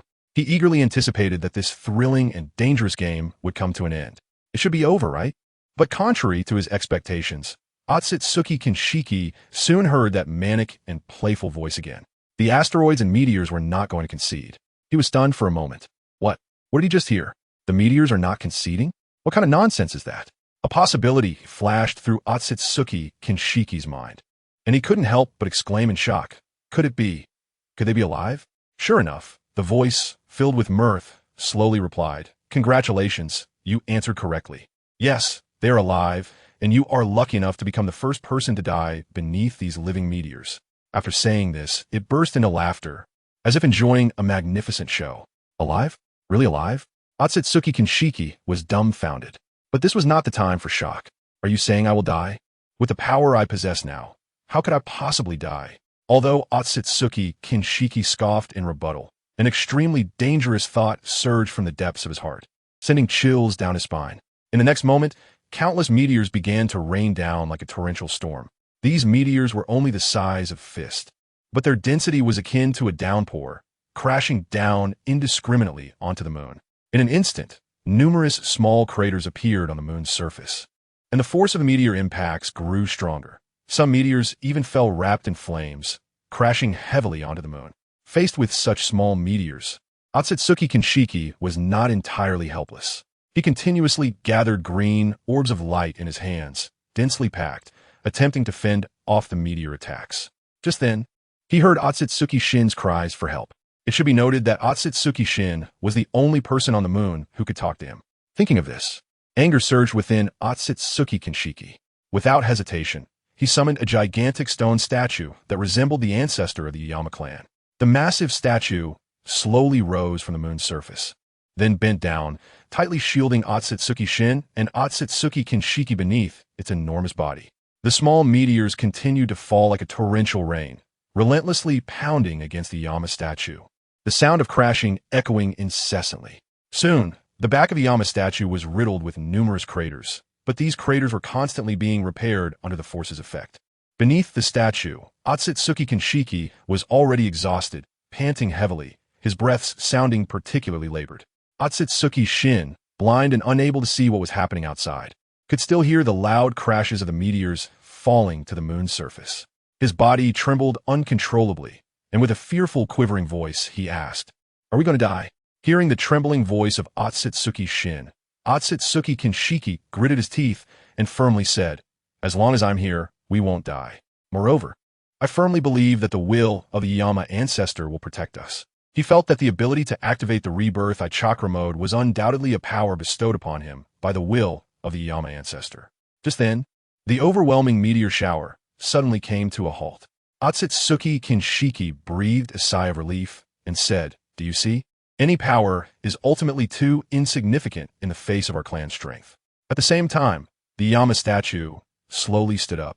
However, at that moment, Otsutsuki Kinshiki inadvertently looked up, and his pupils widened in an instant, his hands trembling uncontrollably again. Oh my God, what did he just see? In the sky above the moon chariot, amidst the vast universe, the meteors were gathering frantically, transforming from small to large, and in the blink of an eye, they had already grown to the size of the earlier asteroid. But that wasn't the end. They continued to grow larger. How was this possible? In Otsutsuki Kinshiki's terrified and near-desperate gaze, the gathering mass of meteors had completely transformed into a size comparable to the moon itself. Immediately after, this second moon began to rotate, and in an instant, the cosmic space began to shake violently, the terrifying turbulence seemingly possessing infinite power, effortlessly pushing the positions of the sun and earth further away. Otsutsuki Kinshiki couldn't tell whether this was an illusion created by his rebirth eye. At this moment, the second moon burned with a chillingly terrifying power, and then, with a momentum that seemed ready to destroy everything, it prepared to crash down upon the moon. Just then, he heard that manic voice. "Are you ready to die? What kind of terrifying power is this?" Otsutsuki Kinshiki could only watch as the second moon rapidly approached the original moon, feeling utterly crushed by fear, nearly losing his sanity, and could only scream madly. Impossible. Absolutely impossible. The second moon had already descended, and with a chilling howling sound, it seemed to shatter the tranquility of the entire universe completely. In the ninja world, everyone witnessed this bizarre and horrifying scene, the sudden appearance of a second moon. They instantly felt their scalps go numb, engulfed by deep fear. Those high-ranking daimyos, who usually lived in luxury, could no longer care about their usual dignity and enjoyment, staring in disbelief at the sky. What on earth is happening? Investigate this. We must get to the bottom of it. What has happened in the ninja world recently? Why has the world become like this? The daimyos shouted hoarsely, fully aware that a tremendous, catastrophic disaster capable of overturning everything had occurred in the ninja world, and they needed to understand the reason behind it. The ninjas and ordinary civilians were equally stunned, gazing at the sky. In the night sky, the two moons were so conspicuous that many children, unaware of the seriousness of the situation, found it novel and fun, but the adults seemed to have thought of something terrifying, standing there in a daze, their minds blank. At this time, Sarutobi Hiruzen was resting with the Konoha team in the woods, only a few days away from reaching the capital of the Land of Fire. Sarutobi Hiruzen stared blankly at the night sky, filled with fear and confusion. Mito Gate, In, and Tsunade were trembling beside him, their expressions dazed, their heads mechanically turning to look at Sarutobi Hiruzen. Tsunade's voice trembled, filled with endless fear as she said this. This can't be another after effect of the Uchiha clan's massacre, right? Chapter 56. The fear in the ninja world. Although Sarutobi Hiruzen was filled with fear and regret in his heart, he dared not admit it. Mito Gate, In, similarly muttered in disbelief, if we had known today, we should never have targeted the Uchiha clan. Regret. However, Sarutobi Hiruzen merely stared blankly at the second moon, remaining silent. He too was filled with regret. If others did not know his identity, they might think he was an elderly person suffering from dementia. At this moment, Sarutobi Hiruzen's heart was filled with extreme regret. How much longer could the ninja world hold on? And what could he do to salvage everything and save this crumbling world? In the tranquil woods, the ninjas, adults, and children all stared blankly at the sky. They had already endured the double torment of the wood release disaster and the mental disaster. Even the ignorant children could vaguely guess that something extremely terrifying was about to happen. Everyone fell silent, and the atmosphere was so oppressive that it was hard to breathe. A gentle breeze swept across the grass, and the rustling of the blades sounded particularly abrupt and clear in this silence. Only Naruto remained lively as usual. He suddenly shouted, "Everyone look, those two moons seem like they're going to collide." As Naruto's voice rang out, every adult's body trembled uncontrollably. A terrifying thought involuntarily flashed in their minds. What would happen if the two moons collided? Would the moon then crash into the ninja world? At this thought, their pupils widened instantly, filled with endless fear. Terrifying. Too terrifying. What should we do? The two moons, like runaway celestial beasts, charged fiercely towards the original moon. Thunderous roars echoed as if they would shatter the entire world. Golden Will rebirth explosion. Otsutsuki Sei gritted his teeth and let out a roar. He had only one thought in his mind. I cannot die here.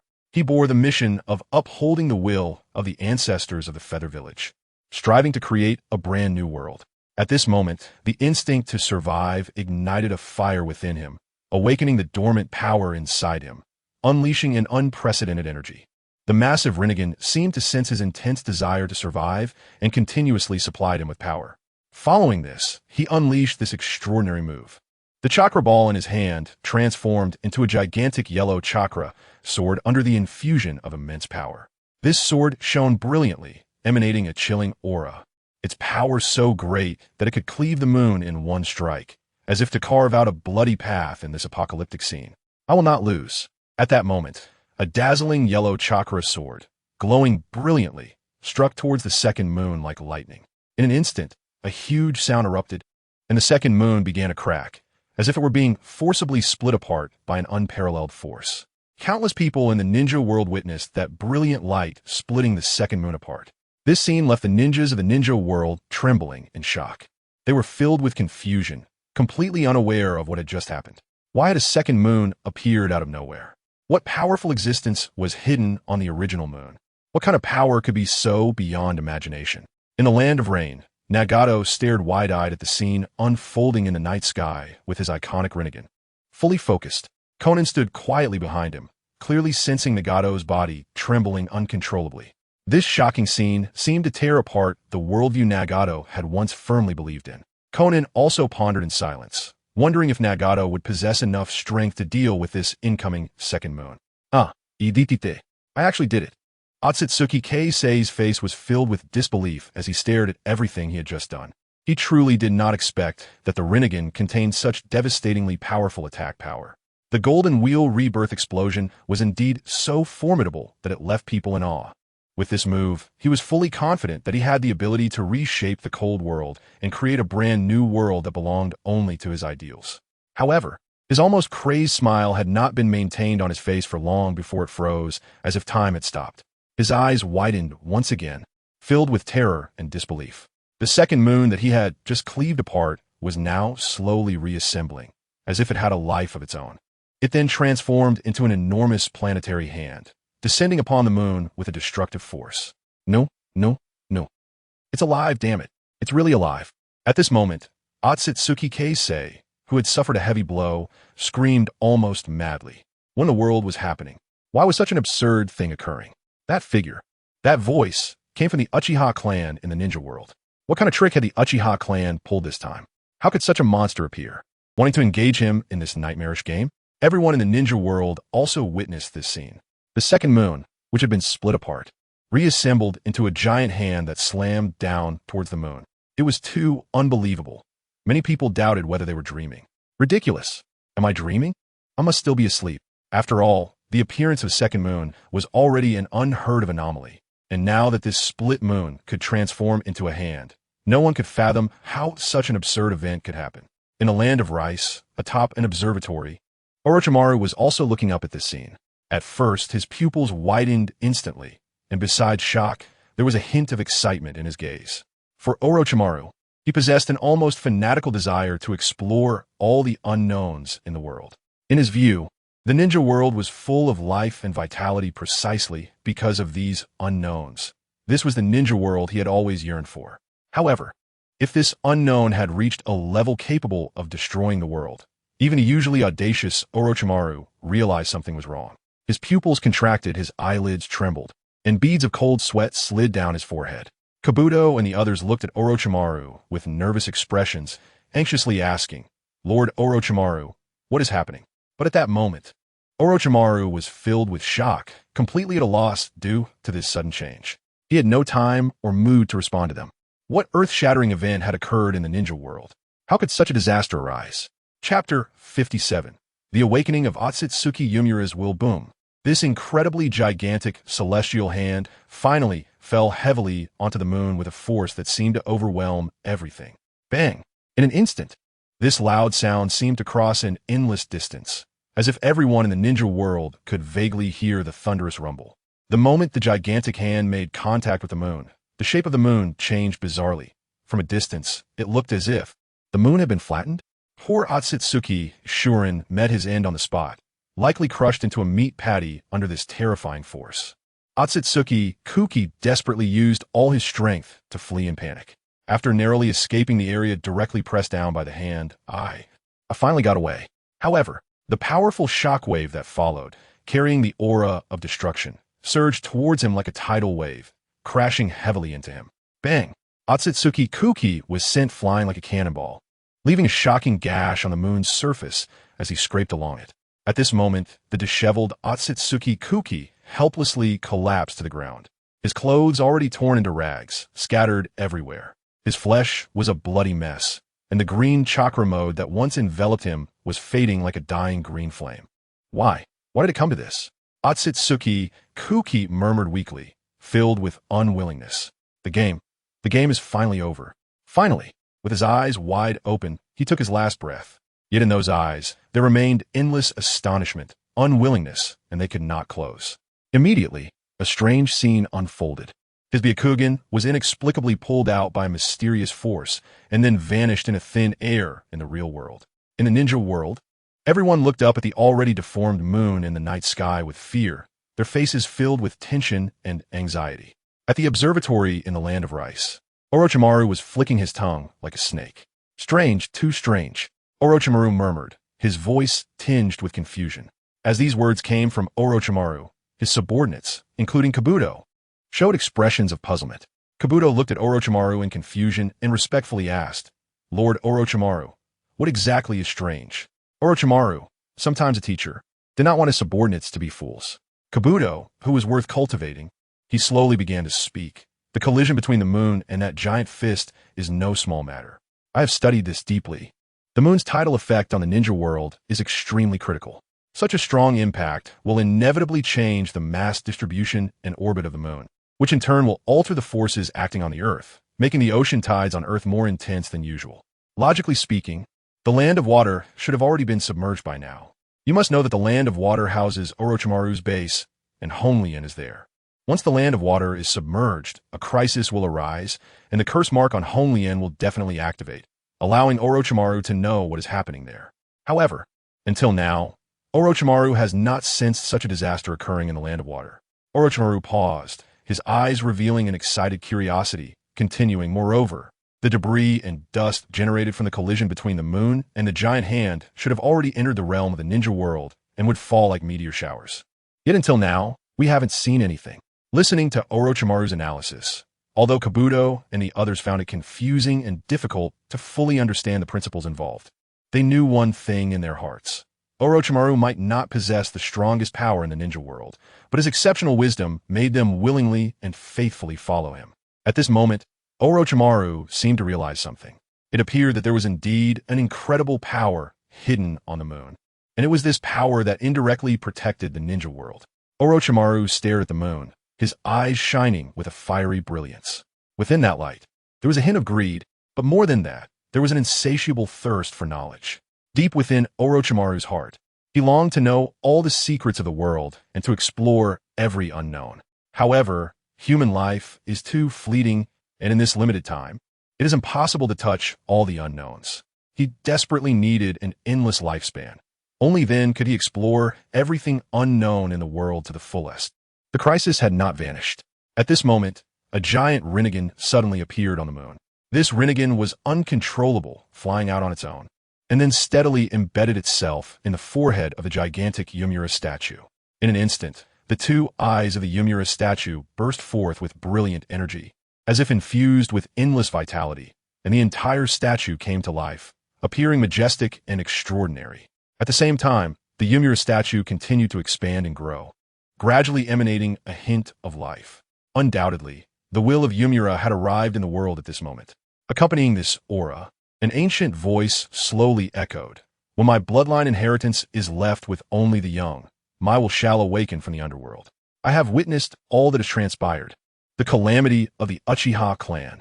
Since you have perished, then return to dust and be obliterated. Do not disturb the world any longer." Ha ha ha ha ha! On the moon, that maniacal laughter rang out again, unmistakably the voice of Uchiha Calamity. "You wish to protect the ninja world created by your brother, do you? Then how much a meteorite can you withstand?" At this moment, the gigantic meteorite hand that had originally crushed the moon slowly began to float upwards.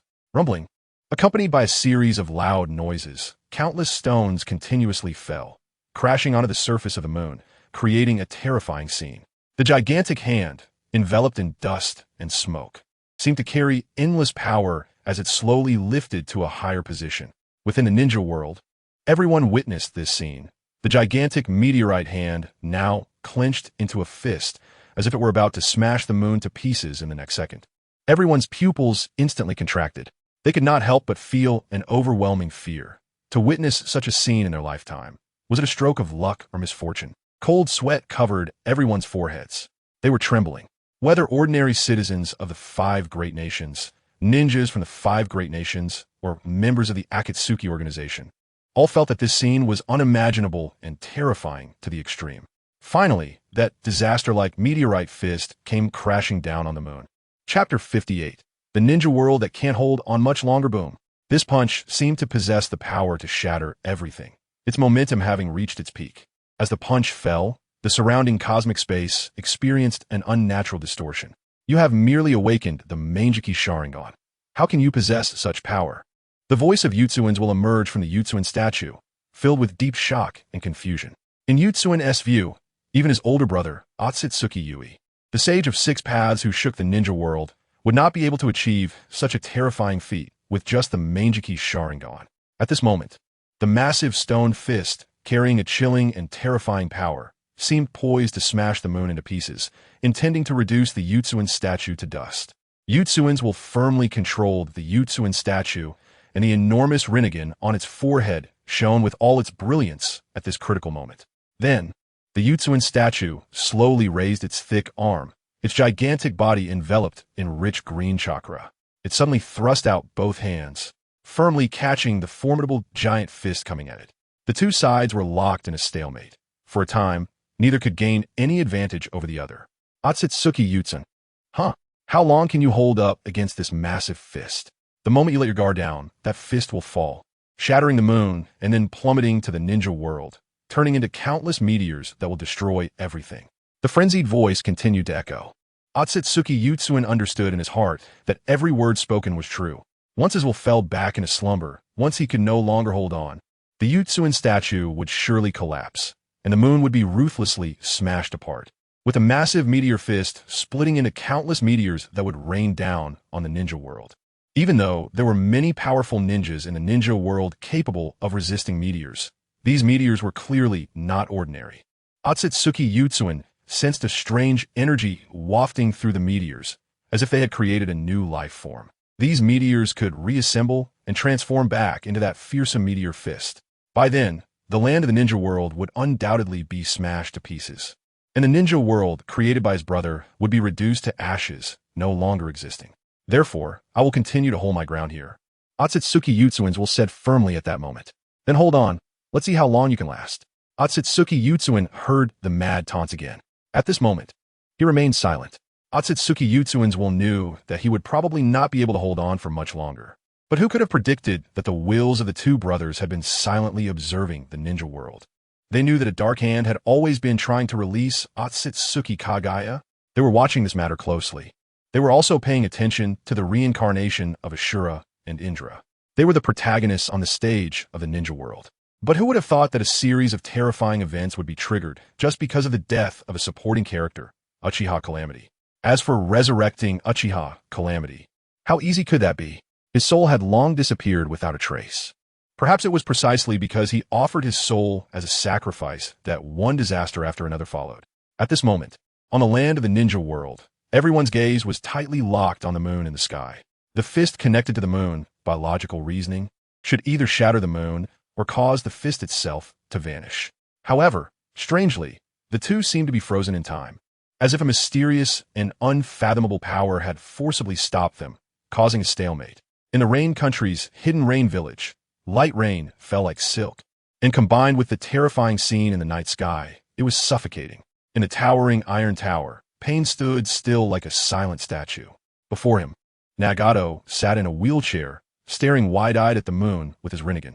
With the powerful perception of a Rinnegan, Nagato clearly sensed the existence of a vast will, and his Rinnegan involuntarily shrank in apprehension.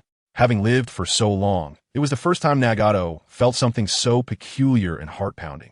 In the next moment, Nagato suddenly felt as if his will was being forcibly pulled into a mysterious space by an unknown powerful entity. Who are you? In the space of will, Nagato was surprised to find that his body was intact, no longer the frail figure he usually was. At this moment, he looked up at the figure before him and saw a person with silver hair, wearing a large white robe, holding a black staff, and with eyes that were characteristic of the Byakugan. Particularly unusual were the two horns on his forehead, making him look nothing like a normal human. I am Otsutsuki Utsuin. The figure floating in midair slowly spoke. Nagato was momentarily stunned. He had never heard this name before, yet his Rinnegan instinctively felt apprehensive, warning him that the presence before him was unimaginably powerful. Of course, in your understanding, I am the brother of the sage of 6 paths, as well as an ancestor of many clans such as the Hyuga and Otsutsuki Kagaya. At this moment, Otsutsuki Utsuin said with a serious expression, "What?" Nagato was instantly stunned. The sage of 6 paths, that was the legendary founder of the ninja sect. Could he really be real? Moreover, based on the timeline, shouldn't a being as ancient as this one have long since perished in the river of history? As you can see, I am currently on the moon, confronting a powerful meteor force. But how long can I hold on? Otsutsuki Utsuin's tone was heavy. Nagato was completely convinced. He had always believed that there could not be a power surpassing his Rinnegan in the ninja world. However, the terrifying fluctuations and shocking scenes repeatedly erupting on the moon undoubtedly proved that the power before him far exceeded his own. So that is your power, Nagato murmured. Then, the other power, could it be the world-destroying disaster? remembering that Kuro had mentioned that after Uchiha Calamity's death, a series of disasters would be triggered. Nagato couldn't help but clench his fists. I can't hold on much longer. Otsutsuki Utsuins will float it over, heavy as if carrying the weight of the world's rise and fall. Nagato incredulously asked, "Do you mean, when you can't hold on anymore, the terrifying meteor disaster will descend upon the ninja world, destroying everything?" Otsutsuki Utsuin slowly nodded. "As far as I know, there is currently no ninja in the ninja world whose power can withstand that massive meteor disaster." Nagato gazed deeply at Otsutsuki Utsuin, eagerly asking, "Not even the power of my Rinnegan can do it?" P.S. Adding another chapter, please continue to read. Please vote for recommendations. Please vote for monthly tickets. Please help. If the results are good after going live, I will be a daily 2,000 existence. Chapter 59. Orochimaru. Is the world coming to an end? Otsutsuki Utsuin looked at Nagato, wanting to say that the Uzumaki clan should not possess the Rinnegan, and that this Rinnegan did not truly belong to him. However, ultimately weighing the benefits, Otsutsuki Utsuin swallowed those words. At this moment, he said, "We need the power of your Rinnegan, and we need the strength of everyone in the ninja world." Nagato understood in his heart that one day, the fate of the savior would fall upon him, and now it seemed that day had indeed come. But was the power of his Rinnegan alone not enough? No, there was also the existence of that mysterious space. If that space, where one day of training equates to several months in the outside world, opens for a year, perhaps I could find a way. Otsutsuki Utsuin gazed at Nagato, having never heard of the space he spoke of. However, he was also aware that the ninja world was full of possibilities. Now you need to unite. Maiwa has been quietly observing the ninja world. Nagato, you need Orochimaru's power. As Otsutsuki Utsuin slowly spoke these words, Nagato's eyes widened in disbelief, his iconic Rinnegan shining. In the eyes of many ninjas, Orochimaru, as one of the famous Sannin, was undoubtedly powerful. However, with the Rinnegan, Nagato was very proud, and Orochimaru's power seemed insignificant to him. How could he need his power? You underestimate Orochimaru too much. The power that Orochimaru represents is not merely the surface-level strength, but a deeper kind of power. This power may be the crucial lifeline for you and the entire ninja world, Utsuin continued. Although Nagato had always been proud at this moment, facing the words of the more powerful Otsutsuki Utsuin, he couldn't help but sigh helplessly and said, "But how do we contact Orochimaru now? He is too good at hiding. I have no idea where he is." Otsutsuki Utsuin calmly replied, "Leave it to me. Now, for the sake of the ninja world, you all must give up everything personal." As soon as he finished speaking, the space will shattered instantly. Nagato returned to the reign of the land of rain, and Konan, who was behind him, noticed Nagato's unusual demeanor and asked with concern, "What just happened?" Nagato did not respond, remaining silent. He had always considered himself like a god, bearing the mission of saving the ninja world with the Rinnegan. However, now that such a heavy fate had truly fallen upon him, it left him somewhat breathless. How long could Otsutsuki Utsuin hold on? Nagato's heart was filled with worry. Once Otsutsuki Utsuin could no longer hold on, the meteor catastrophe would surely descend upon the ninja world. If by that time he still did not have enough power, the ninja world, he himself, and everything in the world would be buried alongside the Uchiha disaster. What a terrifying and unimaginable future that would be. Here, in the land of rice, Orochimaru had long been gazing intently at the direction of the moon. Inside, he felt like an ant on a hot pan, anxious and restless. He was filled with an uncontrollable curiosity about what was happening on the moon, that urgent desire to know the truth, yet being unable to find out. Even the usually calm Orochimaru could not help but feel anxious at this moment. In the next moment, Orochimaru's pupils suddenly became vacant, and his consciousness was pulled into a mysterious space. Lord Orochimaru! Lord Orochimaru! Kabuto and the others keenly noticed Orochimaru's abnormality, anxiously shouting, but no matter how hard they yelled, they received no response from Orochimaru. In the consciousness space, when Orochimaru slowly opened his eyes, he saw a mysterious figure floating in mid-air, sitting cross-legged. Upon seeing that figure, disbelief first flashed in Orochimaru's eyes, quickly replaced by ecstasy. "I've seen your appearance in some ancient ruins. You are the ancestor of the Hyuga clan, the real brother in the legend of the Sage of Six Paths," Orochimaru said excitedly. Otsutsuki Utsuin slightly nodded. He recognized the ninja before him. Orochimaru, once renowned in the ninja world for his genius, later took a different path that many viewed as misguided. However, Otsutsuki Yufeng saw different possibilities in Orochimaru's choices. Orochimaru, I am now on the moon, struggling to hold up that enormous meteorite's giant fist. However, I am left with only my will and cannot hold on for much longer. In a few months, this giant meteorite's fist will surely crash down upon the ninja world, and then the entire world will be destroyed, Otsutsuki Yufeng said gravely. Hearing this, Orochimaru immediately furrowed his brows, staring intently at Otsutsuki Yufeng's expression, trying to find even a hint of a flaw or exaggeration, but ultimately found nothing. Orochimaru's pupils shrank sharply, filled with disbelief. How could this be?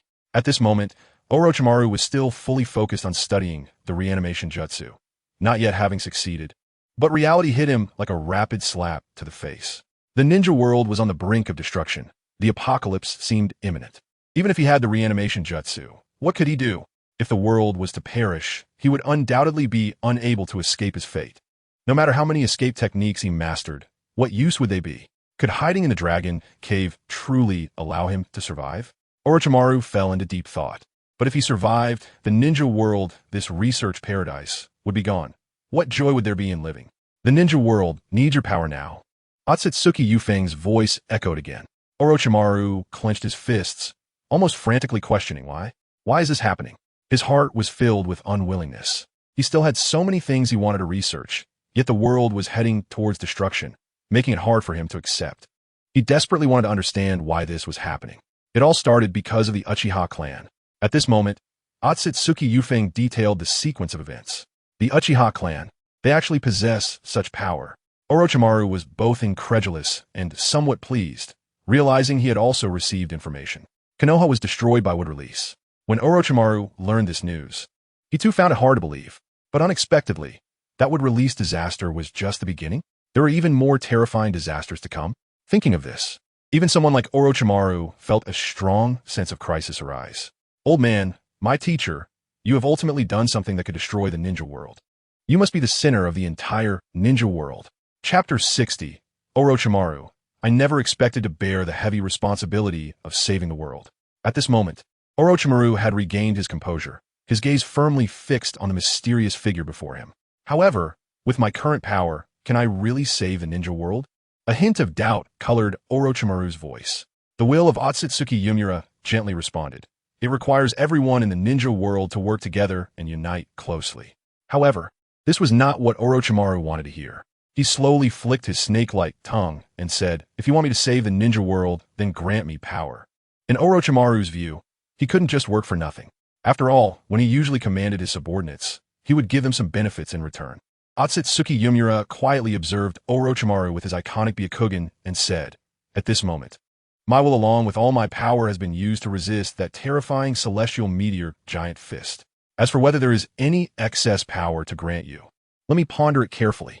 However, Orochimaru, you wouldn't want such an ecological garden, a testing ground like the ninja world, to disappear, right? As soon as the words were spoken, the space of consciousness suddenly shattered. Orochimaru's consciousness instantly returned to his body, and he saw dark clouds gathering on his face. His expression particularly grim. Yakushi Kabuto and the others keenly sensed that Lord Orochimaru had returned to his normal state. Lord Orochimaru, what just happened? Yakushi Kabuto couldn't help but ask. But Orochimaru did not respond, and instead quickly walked into his gloomy laboratory. Soon, Orochimaru handed a list to Yakushi Kabuto and said urgently and seriously, all current experimental projects are to be suspended. You must immediately go to the black market and procure all the equipment on this list as quickly as possible. Do not worry about the costs. Make sure to complete it quickly. If you encounter any obstacles, you may use special means without any concerns. Upon hearing this, Yakushi Kabuto and his subordinates were taken aback. They knew very well that in the rules of black market transactions, once one crosses the line, they would often be ruthlessly blacklisted. Lord Orochimaru had been navigating the black market for many years and was well aware of the stakes involved. What major change had occurred that made Lord Orochimaru willing to take such a huge risk? Go ahead, and when you return, I will explain everything to you. Orochimaru did not elaborate further. Yes, Lord Orochimaru. Seeing this, Yakushi Kabuto chose not to ask more. He understood that something extremely significant must have happened. After Yakushi Kabuto left, Orochimaru instructed other subordinates to bring him several ancient notes. These were records he had personally compiled over the years. documenting some secrets he had discovered while traversing the ninja world.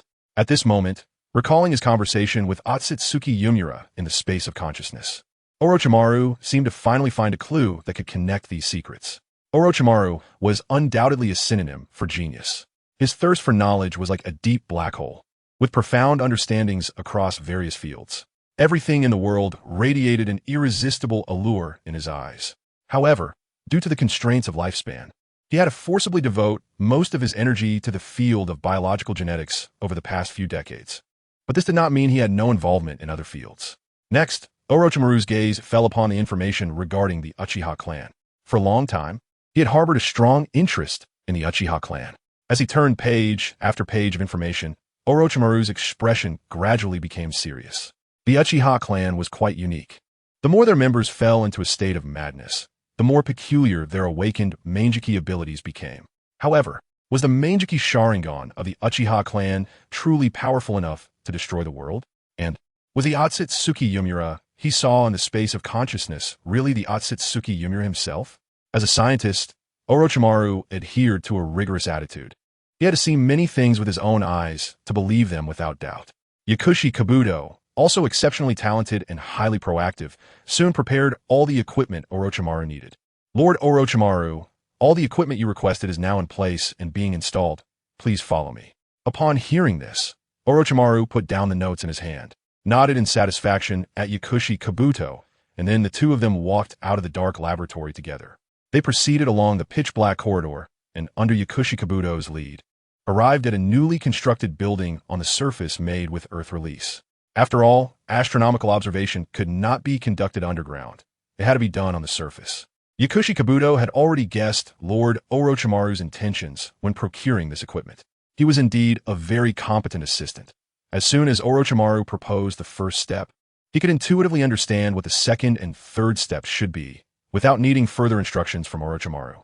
Because of this, Orochimaru found it increasingly easy to utilize Yakushi Kabuto as an assistant, and their cooperation became more and more tacit. Orochimaru stood before the professional astronomical telescope and finally captured the scene on the surface of the moon.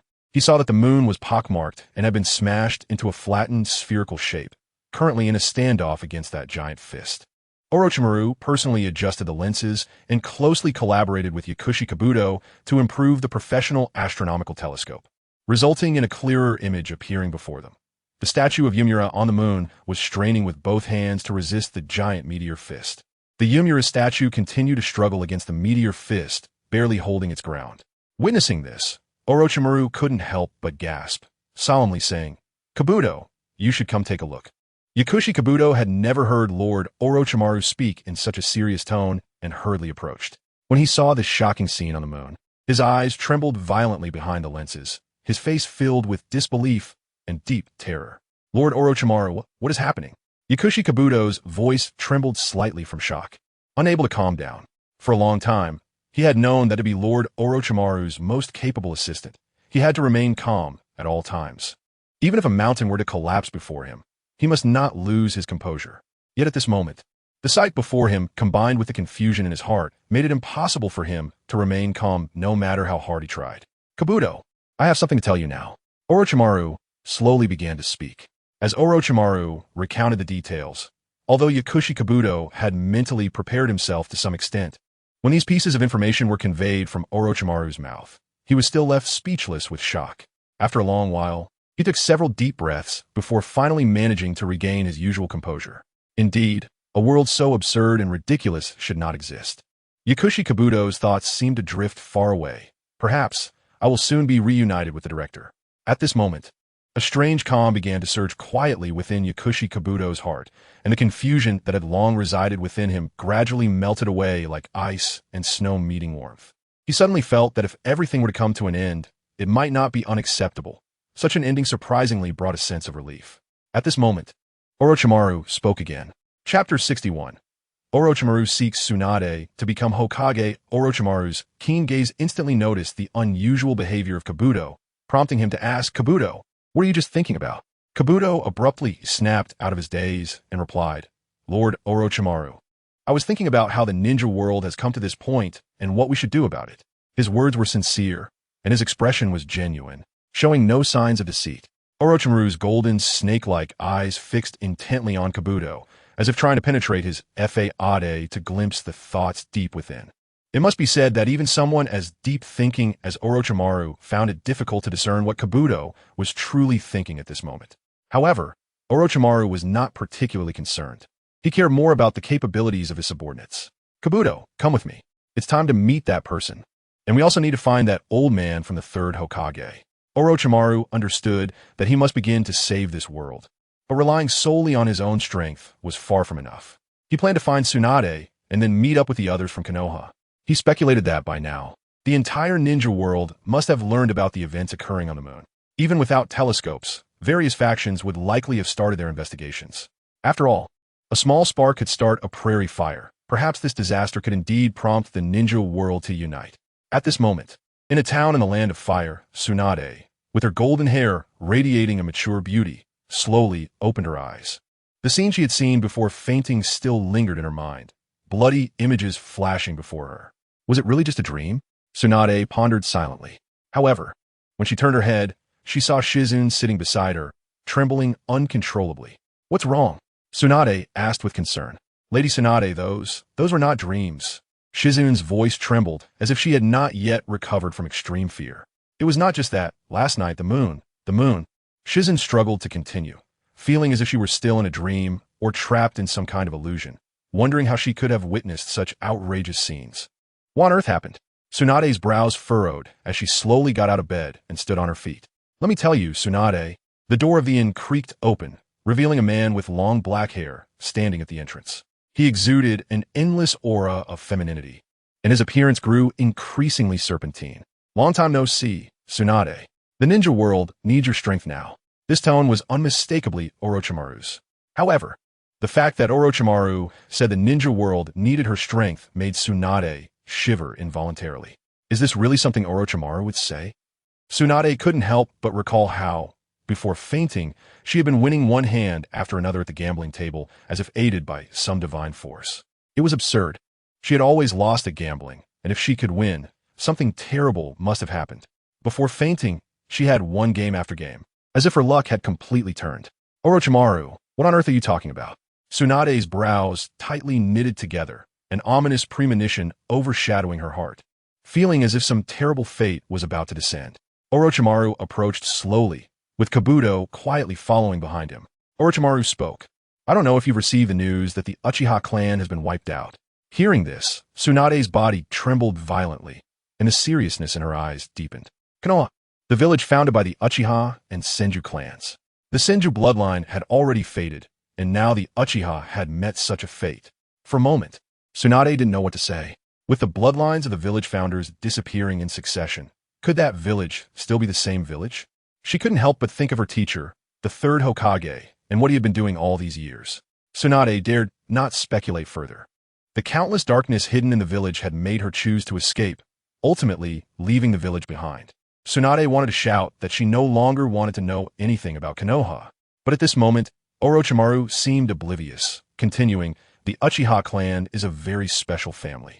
Since the second Hokage, they have always been guarded against and suppressed. The situation improved slightly during the fourth Hokage's time, but after his sacrifice, the Uchiha clan fell back into suppression. Now, the Uchiha clan has been completely exterminated, yet the disasters they brought have not disappeared.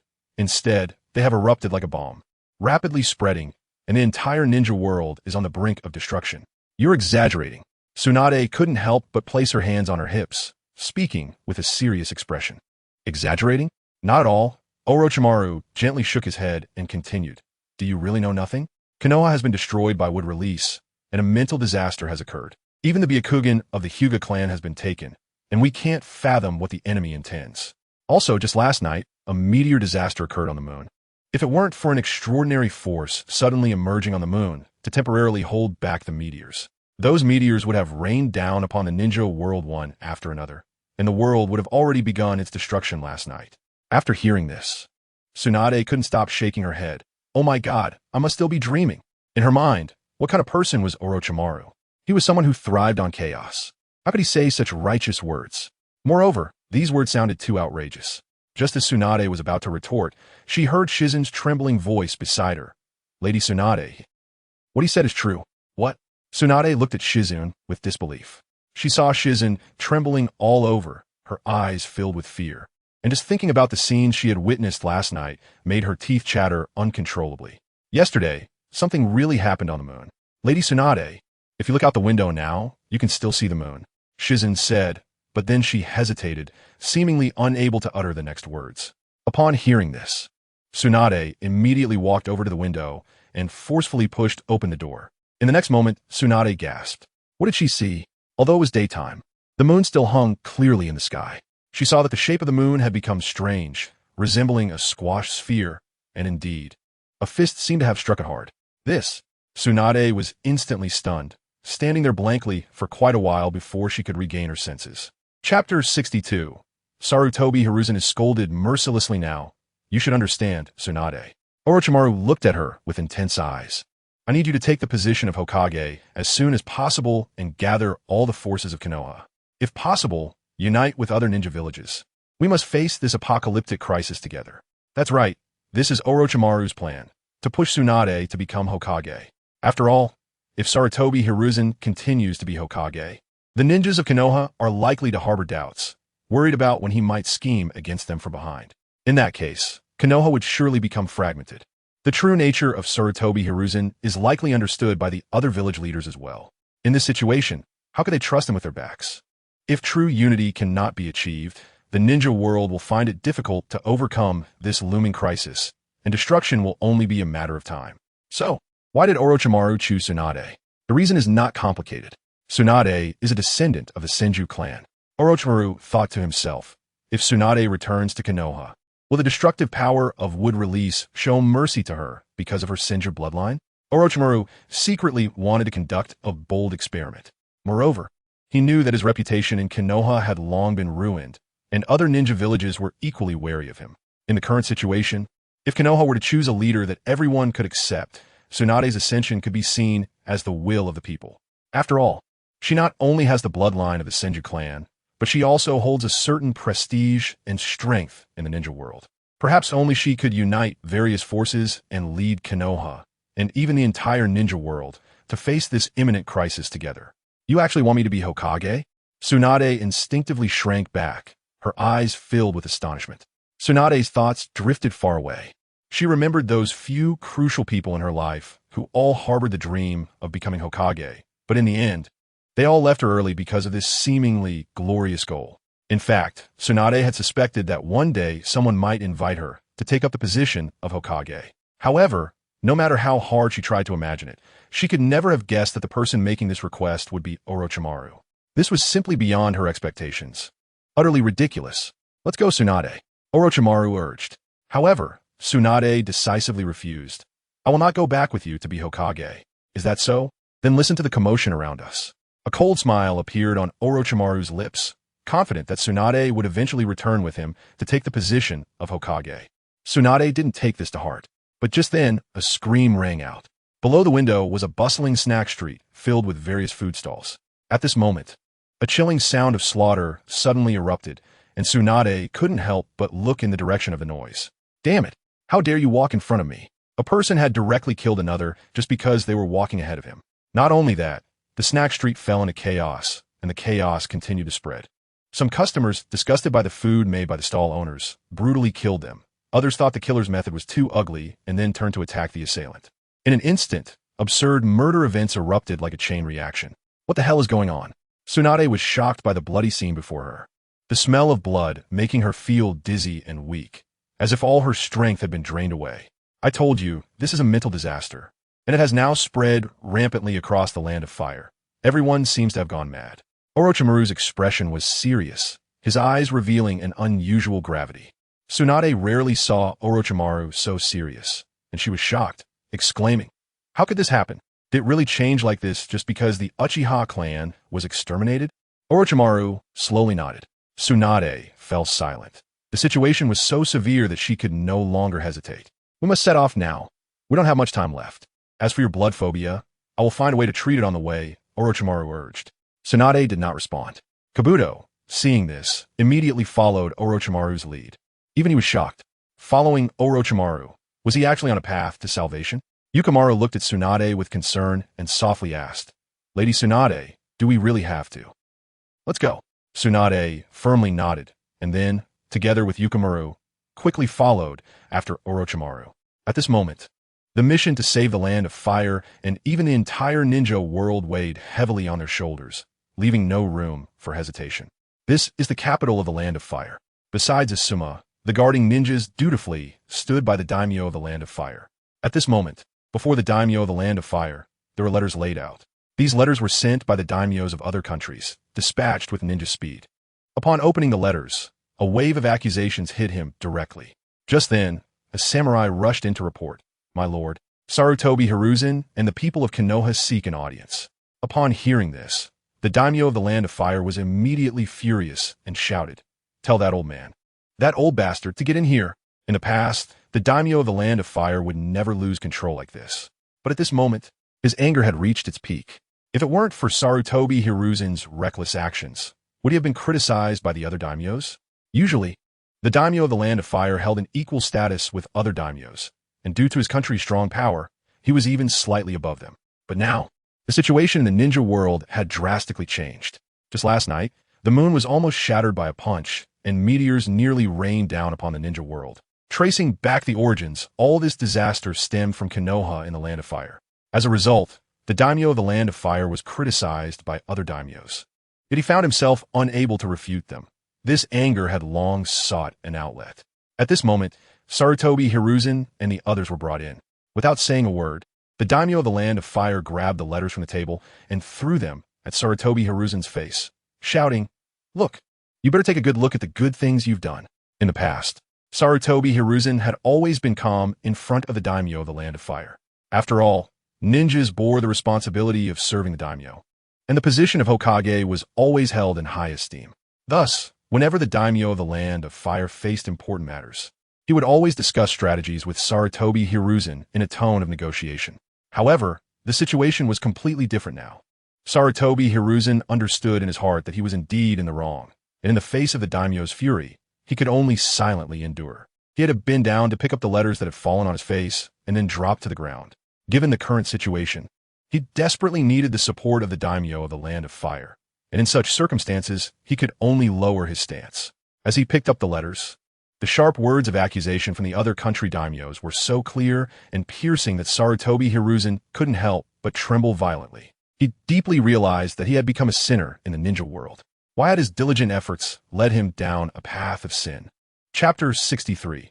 The path of salvation. The Uchiha clan was brutally annihilated, and Uchiha disaster died. The ensuing calamities erupted one after another. Especially the scene last night of the meteor giant's fist colliding with the moon, which everyone in the ninja world witnessed clearly. Such a major event could no longer be concealed. Sarutobi Hiruzen, with a heart weathered by the passage of time and now aged, trembled uncontrollably. He had diligently protected Konoha, ensuring its prosperity and serving the land of fire for many years, but he never imagined that he would end up as a criminal in the ninja world. This cruel reality was something he found hard to accept, yet the facts were right in front of him, leaving him no room to deny. How could this happen? Tell me, how should we clean up this mess now? The daimyo of the land of fire, furious, shouted at Sarutobi Hiruzen. He was extremely angry at the reckless actions of Hiruzen and the Konoha high-ranking officials who had exterminated the Uchiha clan, feeling that their actions had brought this catastrophic disaster upon the entire world. At this moment, the daimyo was eagerly hoping to hear a feasible solution from Hiruzen, such as that there was still room for salvation in the ninja world, or that the world could return to its former peace. However, Sarutobi Hiruzen, holding those letters, trembled uncontrollably, his lips quivering as if 1,000 words were stuck in his throat. No matter how hard he tried, he couldn't articulate an effective countermeasure and could only remain helplessly silent. Behind him, Mito, Gate, Kunai, Tsunade, and others with significant influence in Konoha, like Narashikako, all lowered their heads in shame, not daring to meet the angry gaze of the daimyo. The atmosphere in the room was stifling, making it hard to breathe. What kind of attitude is this? Speak up. Don't tell me you can't clean up the mess you've made. The daimyo of the land of fire was furious, roaring hysterically at everyone. Don't make such life-threatening jokes. You bunch of old fools. He slammed his fist heavily on the table in front of him, creating a loud bang that seemed to shake the entire room. The daimyo was not a ninja skilled in physical techniques, and his hand throbbed painfully from the punch. But his heart was filled with fear and anger, leaving him no time to feel the pain. He was genuinely scared. If this series of disasters was not resolved quickly, the entire world would head towards destruction. He could understand that Konoha might have had its reasons for exterminating the Uchiha clan, but why should the entire world be buried alongside them? Moreover, he had been completely unaware of the Uchiha clan's extermination plan. He considered himself innocent and blameless, believing he should not have to suffer such a catastrophic disaster. He didn't want to die. He didn't want to be buried with them. The other guarding ninjas beside the daimyo were all clenching their fists, their eyes burning with the flames of anger. Each of them harbored their own unique dreams and ambitions, whether to make a name for themselves in the ninja world or to bring supreme glory to their families. However, now, the ninja world was on the brink of collapse, as if it could crumble at any moment. Those once cherished dreams and ambitions had become utterly illusory in the face of such an apocalyptic situation. What use were they? They felt deeply resentful, not only hating the Uchiha clan for causing so many upheavals, but also loathing the actions of Hiruzen and the Konoha high-ranking officials. They couldn't help but question what unforgivable crimes the Uchiha clan had committed to warrant such a complete annihilation. Now, because of this extermination, the entire world had been drawn into a whirlpool of disaster, on the brink of destruction, and they too would have to accompany the Uchiha clan to their graves. It was truly infuriating. Sarutobi, say something. Midogate Kurenai could no longer endure the suffocating atmosphere, lowering his voice and anxiously speaking to Hiruzen. Yes, Sarutobi, you are still the third Hokage. You must make a decision and say something, Tsunade echoed, her tone filled with urgency. Listening to the words of his longtime partners, Hiruzen felt a mix of emotions, biting his teeth in silence. His heart was filled with bitterness and helplessness. What could he say in this situation? Weren't you all so eloquent when you were in power, commanding this and that? You all thought you were full of clever plans and felt you were assisting appropriately. Why is it that you have nothing to say now? You want me, Sarutobi Hiruzen, to speak? What should I say? Everything is already out of control. I have no idea how to respond to the daimyo's angry questioning, let alone how to clean up this already chaotic mess. In this tense and suffocating atmosphere, Sarutobi Hiruzen gritted his teeth and finally spoke. In light of the current situation, we need to gather the power of the land of fire. However, just as he said this, a cold voice abruptly interrupted. No, we should gather the strength of the entire ninja world. Everyone turned to look, and they saw Orochimaru walking in directly with Tsunade and others. Orochimaru didn't have time to follow the usual protocol and directly used Jinjutsu to pass through the heavy guards. Moreover, the attendants in the daimyo's residence were already in a state of chaos due to the enormous impact of the changes in the ninja world. Even if Orochimaru and the others had not used Jinjutsu, they could have entered to report to the daimyo without much obstruction. This was precisely why the daimyo had the 12 guardian ninjas accompany him at all times. The land of fire had become a nation of madness. Orochimaru and Tsunade. Sarutobi Hiruzen was astonished, never expecting Orochimaru to appear here. Even more shocking was that Tsunade had appeared alongside him. However, Orochimaru and Tsunade did not immediately turn their gaze to Sarutobi Hiruzen. Instead, they both looked towards the daimyo. Under the oppressive presence of Orochimaru, the daimyo unconsciously felt fear. Orochimaru slowly spoke, his voice seeming to come from hell. It is time to elect the 5th Hokage. Only by quickly gathering all our strength can we hope to save this world on the brink of collapse. As soon as he finished speaking, Tsunade stepped forward with a determined stride, hands on her hips. Her beautiful face was filled with resolve. Let me take on the role of the 5th Hokage. Tsunade's voice was firm and powerful. Along the way, her hemophobia had actually been cured. She had witnessed countless bloody killings, all of which were incidents of madness. And the horrific scenes were shocking. Even during the daytime, the oddly shaped moon and the giant fist still hung in the sky, clearly visible, constantly reminding everyone that the world was facing an unprecedented crisis. Tsunade understood deeply that this world had reached the final moments of life and death. As one of the last remaining members of the Senju clan, she felt it was her responsibility to shoulder this heavy burden and take on the duty of saving the world. Sometimes, it is not you who chooses the path. Instead, the path chooses you. Chapter 64. Tsunade decides to return to Konoha. You are one of the legendary 3, Tsunade, right? At this moment, the daimyo looked at Tsunade with a joyful expression. He had heard much about the legendary three and had seen them in person many years ago, but he hadn't met them in a long time. Among the legendary three, the daimyo was most familiar with Tsunade. After all, she was the granddaughter of Hashirama Senju. The granddaughter of that great man who once brought peace to the world undoubtedly carried a special aura since birth. Yes, I am Tsunade. Tsunade placed her hands on her hips, standing tall, her gaze filled with determination and exuding a powerful aura of a strong woman. At this moment, Orochimaru, who was beside her, spoke up. Tsunade intends to become the 5th Hokage. Daimyo, what do you think about this? Orochimaru's cold eyes fixed intently on the daimyo, causing him to shiver slightly. However, when he turned his gaze back to Tsunade, he suddenly felt that this might be a good thing. If both Orochimaru and Tsunade were willing to step up among the legendary three, perhaps there would be hope for the Land of Fire. Judging by appearances alone, Tsunade and Orochimaru were clearly more trustworthy than the old man, Sarutobi Hiruzen. After all, Sarutobi Hiruzen was already quite old. Why should he continue to occupy the position of Hokage? Without saying another word, the daimyo slammed the table and declared loudly, "I agree." In that instant, Sarutobi Hiruzen was completely stunned, his mind blank, and he didn't know how to respond.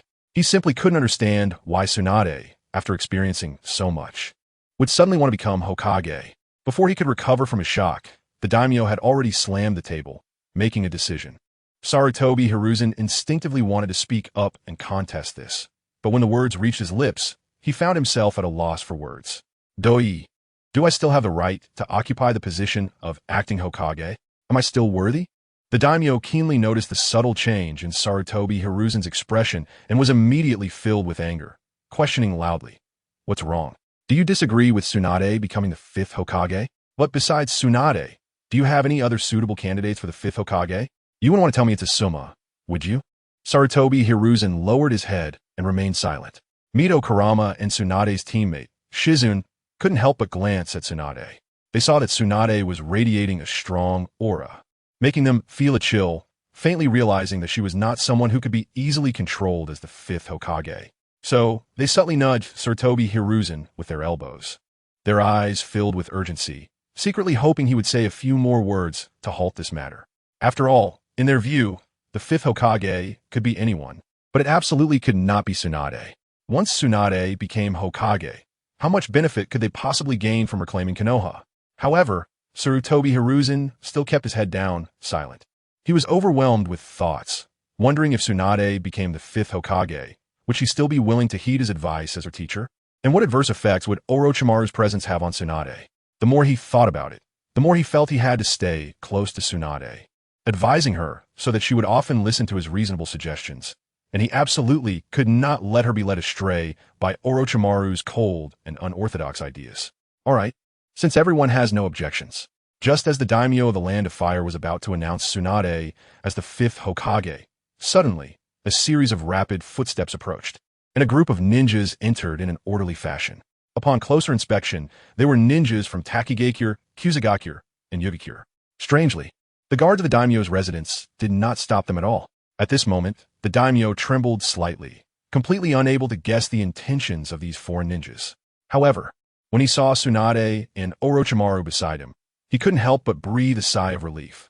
After all, these two were indeed reliable. Although Orochimaru appeared cold and sinister, if he could stand on the same side as the daimyo, it would undoubtedly bolster his confidence. Moreover, Tsunade was undoubtedly a reassuring presence as well. Just as Tsunade was about to question these foreign ninjas about their intentions, she was surprised to find that they all knelt on one knee, respectfully bowing their heads to the daimyo. "Daimyo of the Land of Fire, we are willing to serve you wholeheartedly. Lord Daimyo, we implore you to allow us to establish a new ninja village in the Land of Fire. We will surely do better than Konoha.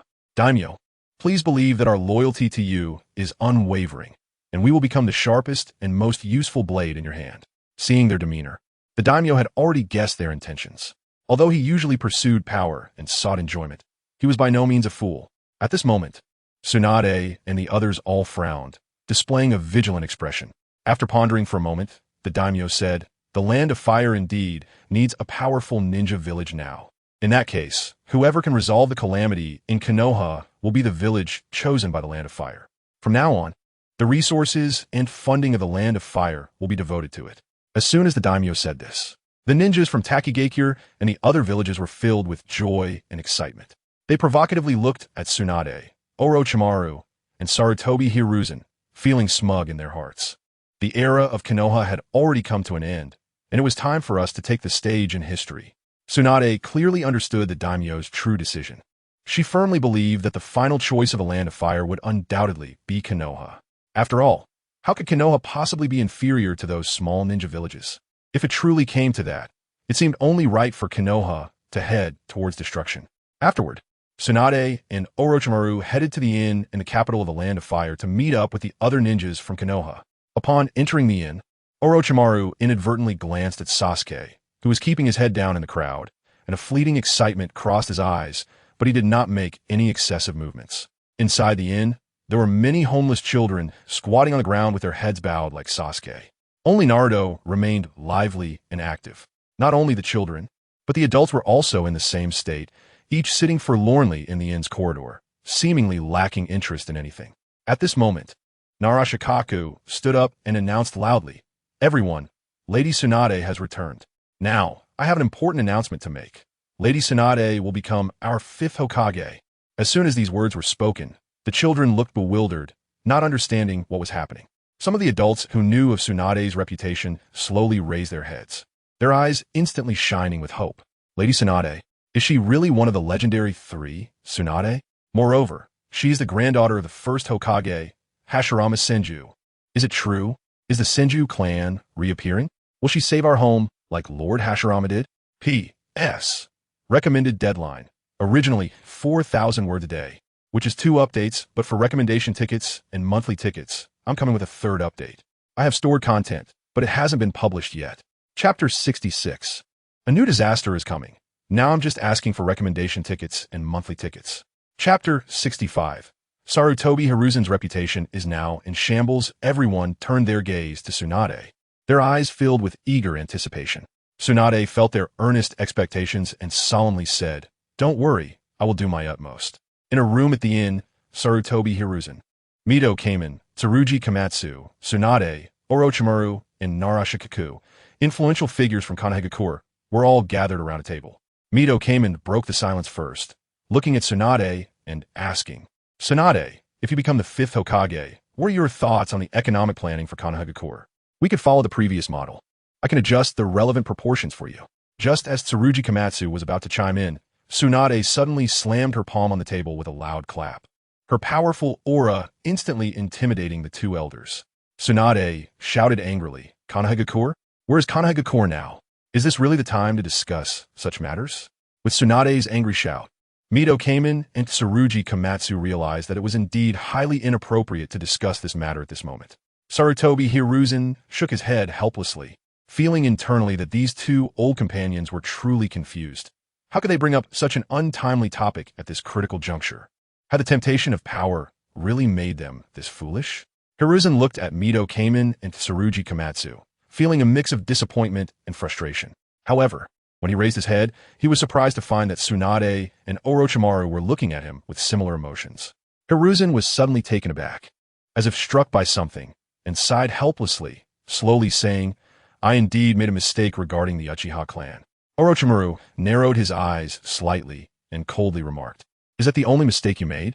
Upon hearing this, Sarutobi Hiruzen fell silent, unsure how to respond. At this moment, Tsunade, with a serious expression, questioned, "What exactly is this so-called Uchiha disaster? Can anyone explain it to me?" From what Tsunade understood, the Uchiha clan had suffered a massacre, and the one referred to as Uchiha disaster was also dead. Subsequently, he used the powers of the Mangekyō Sharingan to seek revenge on everyone in the ninja world. Sarutobi Hiruzen fell silent, his lips slightly moving, as if he had something to say but was holding back. Orochimaru keenly sensed the anomaly in Hiruzen's expression and couldn't help but sneer, "Foolish teacher, it seems you know something." In an instant, Narashikaku and the others also turned their gazes toward Sarutobi Hiruzen, their eyes filled with curiosity. But Hiruzen still wore a conflicted expression, truly unsure how to speak up. Tsunade's eyes widened in anger as she stared directly at Sarutobi Hiruzen, loudly reprimanding, "We're at this point, and there's still something you can't say? You have already become a sinner in the ninja world. Whether you speak or not cannot change this fact. Don't you understand?" The word sinner felt like two heavy stones crushing down on Sarutobi Hiruzen's heart, making his head spin. All along, he had thought he had achieved great things while in the position of Hokage, but he never expected to fall into such a situation where everyone pointed fingers at him. At this moment, Sarutobi Hiruzen finally sighed deeply, his expression extremely complex, and slowly spoke, "Orochimaru, you are not mistaken. In fact, I'm not entirely unfamiliar with the person known as Uchiha Disaster." Upon hearing this, Mito Kamen, Tsurugi Komatsu, and the others showed surprise in their eyes. They couldn't help but wonder, does Sarutobi Hiruzen know Uchiha Disaster very well? After all, in everyone's impression, Uchiha Disaster was only outstanding during his time in the Ninja Academy, where he was praised as a twin star alongside Uchiha Itachi. However, after leaving the academy, his reputation gradually faded, and he had slowly been forgotten by most. Tsunade's eyes grew even more serious as she focused intently on Sarutobi Hiruzen, seemingly waiting for him to elaborate further. Sarutobi Hiruzen sighed, slowly closed his eyes, and his expression was filled with sadness and regret, as if he had suddenly fallen into memories of events from many years ago. The room was extremely quiet, and everyone waited silently, not daring to break the silence. After a long while, Sarutobi Hiruzen finally opened his eyes, revealing complex emotions. Orochimaru, observing Hiruzen's demeanor, secretly concluded that the teacher must have done something foolish again. At this moment, Sarutobi Hiruzen slowly began to speak. In fact, after Uchiha Disaster graduated from the Ninja Academy, he attempted to see me several times, but the first few times he was blocked by the Umbu. Upon hearing this, Tsunade and the others were slightly taken aback, their faces showing surprise. Orochimaru, however, seemed to ponder for a moment before looking at Sarutobi Hiruzen and saying, "He's just a child." "Yet you did this, old man. Are you trying to tame him?" As soon as Orochimaru said this, Sarutobi Hiruzen's expression instantly darkened. "You know it well enough. Why did you have to say it out loud?" At this moment, Tsunade and the others also stared at Sarutobi Hiruzen with unfriendly expressions. Tame? What does Sarutobi Hiruzen think of this person? Sarutobi Hiruzen sighed helplessly, knowing that none of the people present were fools. They all understood the methods he had used previously. The earlier intentional avoidance of Uchiha Disaster, followed by the later meeting, was merely an attempt to test whether Uchiha Disaster could be tamed. "Old man, keep talking," Tsunade said, suppressing the anger in her heart. She simply couldn't understand how her great-grandfather had considered things back then, why he would pass the position of Hokage to Sarutobi Hiruzen. If the young Sarutobi Hiruzen was indeed so exceptional, why had he turned into this version of himself in old age? Was power truly that terrifying, capable of transforming a person beyond recognition? Sarutobi Hiruzen smiled bitterly and shook his head, continuing, "After that, I met with him. I have to say, he is a very outstanding child, but he has some issues in his thinking. When he spoke with me, he seemed to understand that some things couldn't be said too directly, so he chose to convey his thoughts and methods through storytelling. At that time, he should have still been just a child and merely a genin. He actually did such things for the relationship between the Uchiha clan and Konoha. Tsunade said, her face filled with astonishment. Orochimaru, with interest in his eyes, slowly said, as expected of the Uchiha clan. Then, a playful smile curved his lips as he looked directly at Sarutobi Hiruzen. You must not have taken his words to heart, right? Chapter 66. A new calamity. Hearing Orochimaru's words, Sarutobi Hiruzen could only nod helplessly and admit, yes, he is just a child, and his strength is merely that of a genin. Even though I sensed the underlying meaning in his words at the time, I didn't think his ideas were any better than mine or those of the other higher-ups. Sigh, if only I had corrected my attitude back then, not looked down on him so much, and not thought that as Hokage, my thoughts were deeper and wiser than others. Perhaps things wouldn't have developed to this point. In the story he was recounting, he indirectly suggested that I coexist peacefully with the Uchiha clan and believe that we could adopt a strategy of winning over some and suppressing others within the Uchiha. However, at that time, I stubbornly thought his ideas were far inferior to mine. Recalling this matter, Sarutobi Hiruzen felt deep regret, wishing he could turn back time and believe in that child.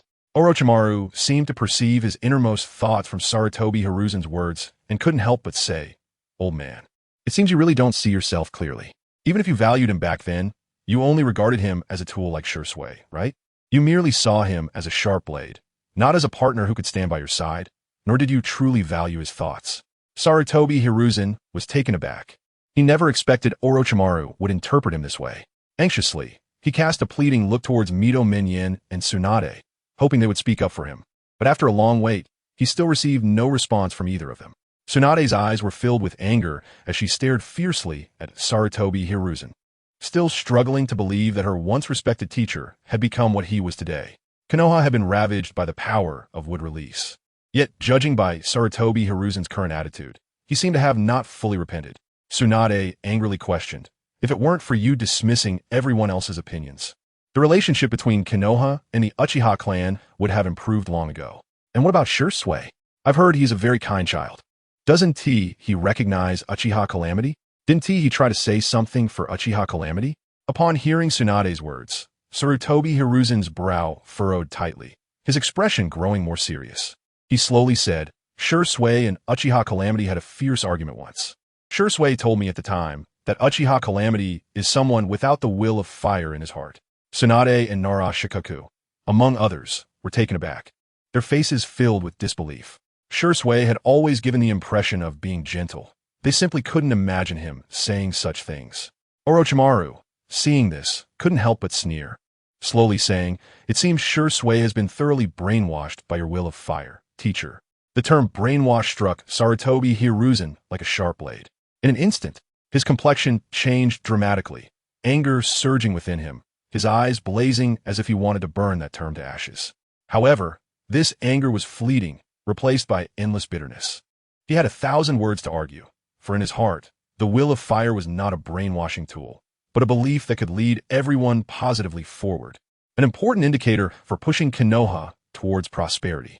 Yet, looking at Konoha's current tragic state, how could he still have the right to say such things?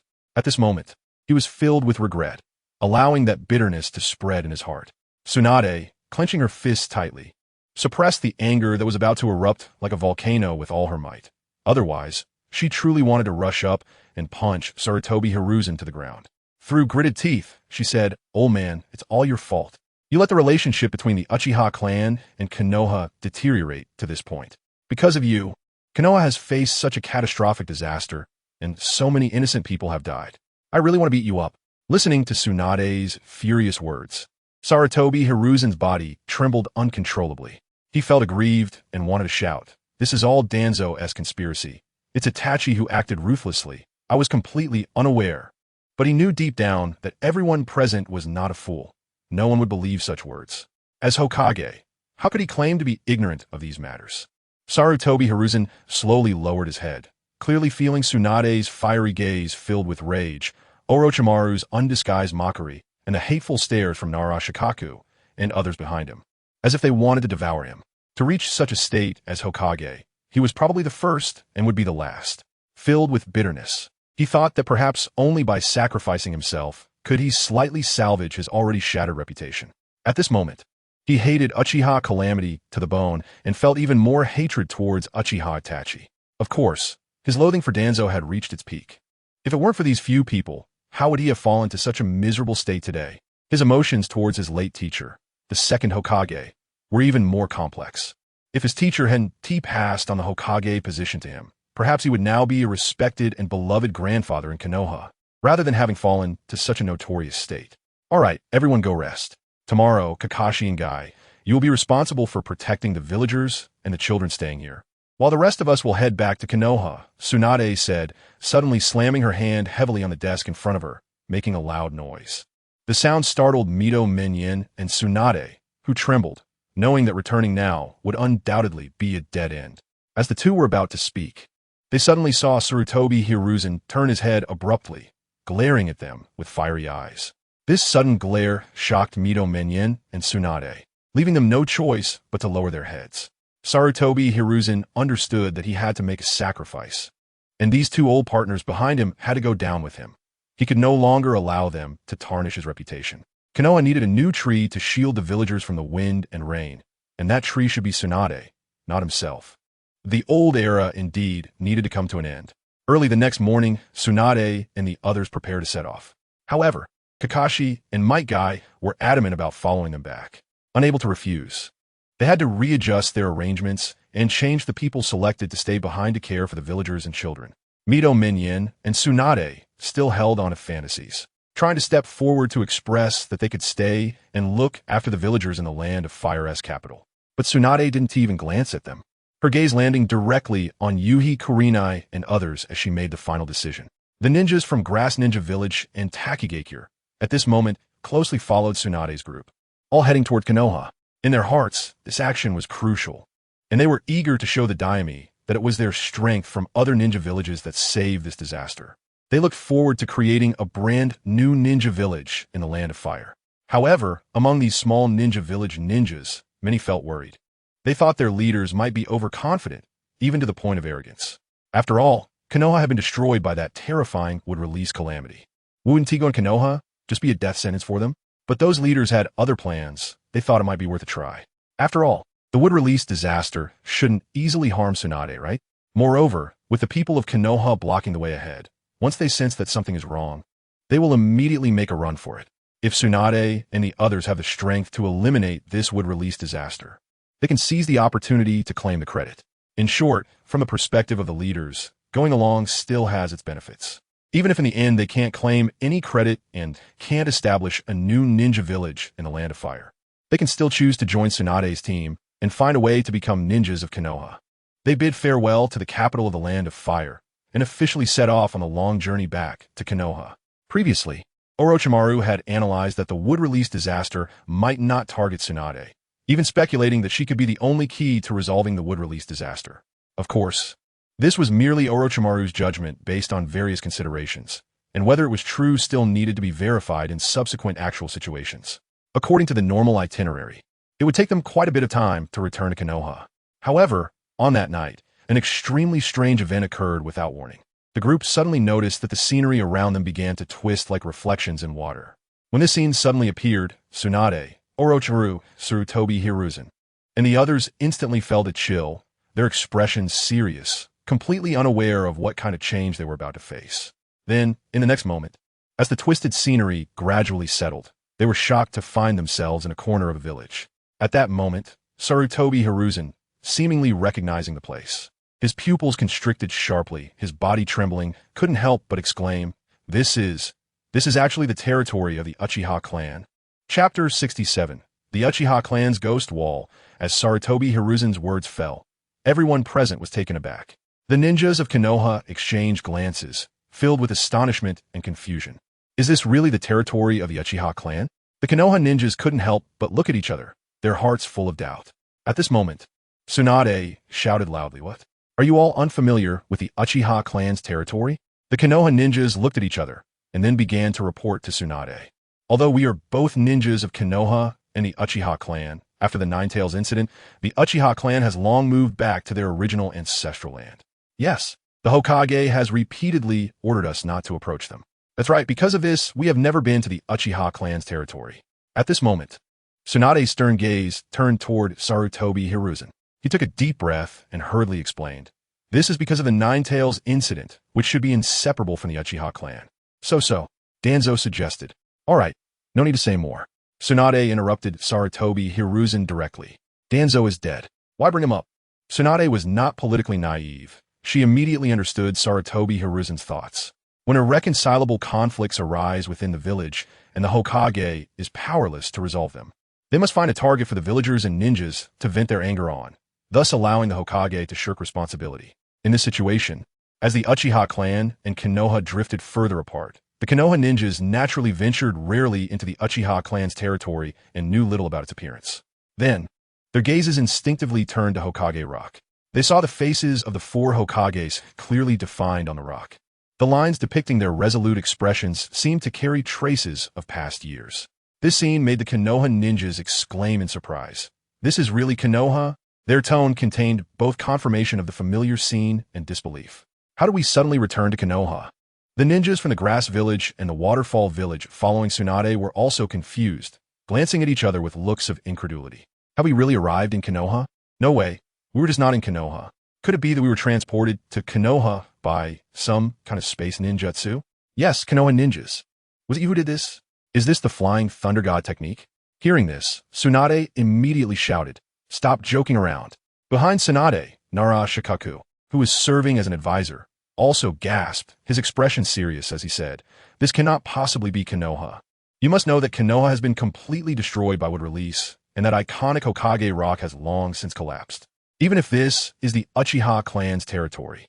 Under the ravages of Wood Release, the houses should have long since crumbled. So how could this suddenly become the Uchiha clan's territory? How could it possibly be Konoha?" As Nara Shikaku spoke, everyone pondered for a moment and realized this point, gasping in unison. By this reasoning, it was evident that they had not encountered some kind of space ninjutsu that transported them to Konoha.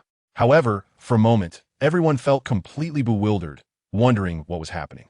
At this time, the space was terrifyingly quiet, and apart from the whistling wind, no other sounds could be heard. This silence carried an indescribable eeriness, as if invisible eyes were watching them from the darkness, sending shivers down everyone's spines.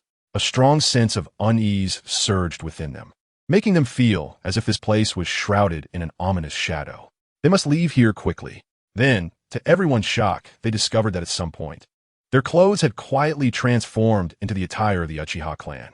The clan emblem, reminiscent of a ping-pong paddle, was striking and clear, visible to everyone. They looked at each other, their faces filled with disbelief, unable to comprehend who had such powerful abilities to change their clothes without them noticing. At this moment, the bright and clear full moon hung high in the sky, seeming almost within reach. This full moon instantly made Sarutobi Hiruzen and the other Konoha ninjas' thoughts drift back to that heart-pounding night. In an instant, beads of sweat formed on Sarutobi Hiruzen's forehead, cold sweat streaming down uncontrollably. A strong sense of foreboding, like dark clouds, enveloped his heart. It couldn't be. It couldn't be. Even the usually bold Orochimaru felt a chill run down his spine. Although he had always been interested in the Uchiha clan's unique Sharingan, that did not mean he wanted to inexplicably take on the appearance of the Uchiha clan in this way. Orochimaru's pupils shrank suddenly, as if he realized something, and he turned to Sarutobi Hiruzen, speaking in a low voice. "Old man, are you so nervous because this night is the night the Uchiha clan was tragically exterminated? And now, it seems we have become ninjas of the Uchiha clan." As Orochimaru's cold voice echoed, the faces of everyone present instantly turned stiff as stone. Upon realizing that they had become the Uchiha clan, a chill suddenly rose in everyone's hearts. Could it be that tonight, the ones to be exterminated are themselves? In an instant, whether it was the Konoha ninjas or those from the Grass Village and the Waterfall Village, they all exchanged terrified glances. Tsunade reacted quickly and immediately shouted, "Leave here at once." Everyone hurriedly nodded and then swiftly dashed towards the edge of the Uchiha territory like arrows released from a bow. Normally, escaping this small Uchiha territory would be an easy task. However, the bizarre situation occurred without warning. No matter how hard they ran, it was as if they had fallen into an endless loop, unable to escape the Uchiha clan's territory. This scene made many ninjas from the Grass Village and the Waterfall Village feel their scalps tingle, their eyes filled with terror. Wasn't it said that the Uchiha clan had always been oppressed by Konoha? Yes, how could Konoha's territory be so vast? Exactly, this territory is absurdly large. It seems we can't escape it all. What on earth is going on? Everyone spoke one after another, and the feeling of unease quickly spread through the crowd. Sarutobi Hiruzen, Mito Kamen, and Tsumuji Koharu were all terrified to the extreme. Everything that happened tonight was simply too bizarre. They had been to the Uchiha clan's territory before. After the Nine Tails incident, the Uchiha clan had moved from the bustling center of Konoha to a remote corner, where the land area was small. But now, they found themselves inexplicably trapped here, unable to escape. Chapter 68. Uchiha Hizashi and Uchiha Orochimaru. At this moment, Orochimaru spoke with a serious expression. "It's a loop. Haven't you noticed? We're trapped in a loop." Hearing Orochimaru's words, Sarutobi Hizashi fell into deep thought. Upon careful reflection, it seemed they had indeed passed through identical houses just moments ago. But what kind of powerful and strange force could drag all of them into this looped space, making them like hamsters trapped in a cage, endlessly running in circles? Everyone was filled with unease, and the shadow of fear loomed heavier over them. This shocking discovery caused Tsunade and all those present to involuntarily halt in their tracks. Tsunade, with an anxious expression, immediately turned her gaze to Orochimaru and asked, "Is there any way to get out of here?" Orochimaru frowned deeply, lost in contemplation, unsure of how to respond. After all, it was his first time encountering such a bizarre situation. In folklore, there has always been a saying about ghost walls. To Orochimaru, it was merely a nonsensical tale created by illusion techniques. However, the current situation was entirely different. There were no signs of any illusions around them, and everything seemed too bizarre. Even someone as experienced as Orochimaru knew that he would need to take some time to study this tricky predicament in order to find a solution. At this moment of extreme anxiety, Tsunade, Orochimaru, Sarutobi Hizashi, and other high-level ninjas seemed to sense something unusual and almost simultaneously looked in the same direction. They saw at one end of Uchiha Street a utility pole, and on it there was a black-haired boy in Umbu uniform who had been sitting there unnoticed. At this moment, the boy slowly opened his eyes, and the striking crimson Sharingan appeared particularly eye-catching in the dim environment. When his gaze swept over Sarutobi Hizashi, Orochimaru, and the others, the cold, killing intent in his eyes sent chills down their spines. Narashikaku suddenly seemed to recall a crucial clue and hurriedly said, "Could it be that Uchiha Itachi wants to treat us like the Uchiha clan and kill us all?" As this chilling speculation left his lips, many of the ninjas present felt their scalps go numb. At that moment, the boy on the utility pole's Sharingan began to spin rapidly, gradually converging into a kaleidoscope Sharingan. The terrifying ocular power and intense, killing intent emanating from the kaleidoscope Sharingan seemed to drop the temperature of the entire space to freezing point. Even Tsunade and Orochimaru, who were both shadow-level ninjas, became serious, fully aware that they must proceed with utmost caution. A slight misstep could lead to their demise, let alone the other ninjas. In an instant, ninjas from the Grass Village, Hot Springs Village, and Takigakure began to tremble uncontrollably. They seemed to remember something, their eyes filled with resentment and accusations, all glaring at Sarutobi Hizashi. To Hizashi's horror, even the ninjas from Konoha were now glaring at him with expressions of anger. Hizashi felt wronged and wanted to shout that this had nothing to do with him. The Uchiha clan's extermination was due to Danzo and Uchiha Itachi. It had nothing to do with him. However, at that moment, his throat felt as if it was blocked by something, and no matter how hard he tried, he couldn't speak. Did it really have nothing to do with him? Hizashi's body trembled. To his surprise, Mito Minyin and Tenten also began to accuse him. "Hizashi, this is all your fault. You have to find a way to solve it." Mito Minyin said with a terrified expression. "Yeah, Hizashi, I don't want to die here. You have to think of a way." Tenten added anxiously, her voice trembling. Everything was too bizarre. Soon, other ninjas could no longer contain themselves and began to speak up. In an instant, voices of blame, anger, and accusation surged like a tide, all pressing down on Sarutobi Hizashi's shoulders. Hizashi, who had experienced countless storms in his life, never expected to find himself in such a humiliating moment. He took a deep breath, trying to calm himself down, and then raised his head to shout at the black-haired boy on the utility pole, "Itachi, stop." Hizashi still had some confidence in himself. After all, he believed that after years of communication with Uchiha Itachi, he had made Itachi deeply understand what the will of fire was. Hizashi was convinced that as long as he spoke, Uchiha Itachi would listen to him. At this moment, Uchiha Itachi turned his gaze to Sarutobi Hizashi, a strange look flashing in his eyes. Then, he slowly spoke. "You want to stop?" Hearing this, Hizashi keenly sensed from Itachi's tone that the other party seemed to recognize him and was quite familiar with him.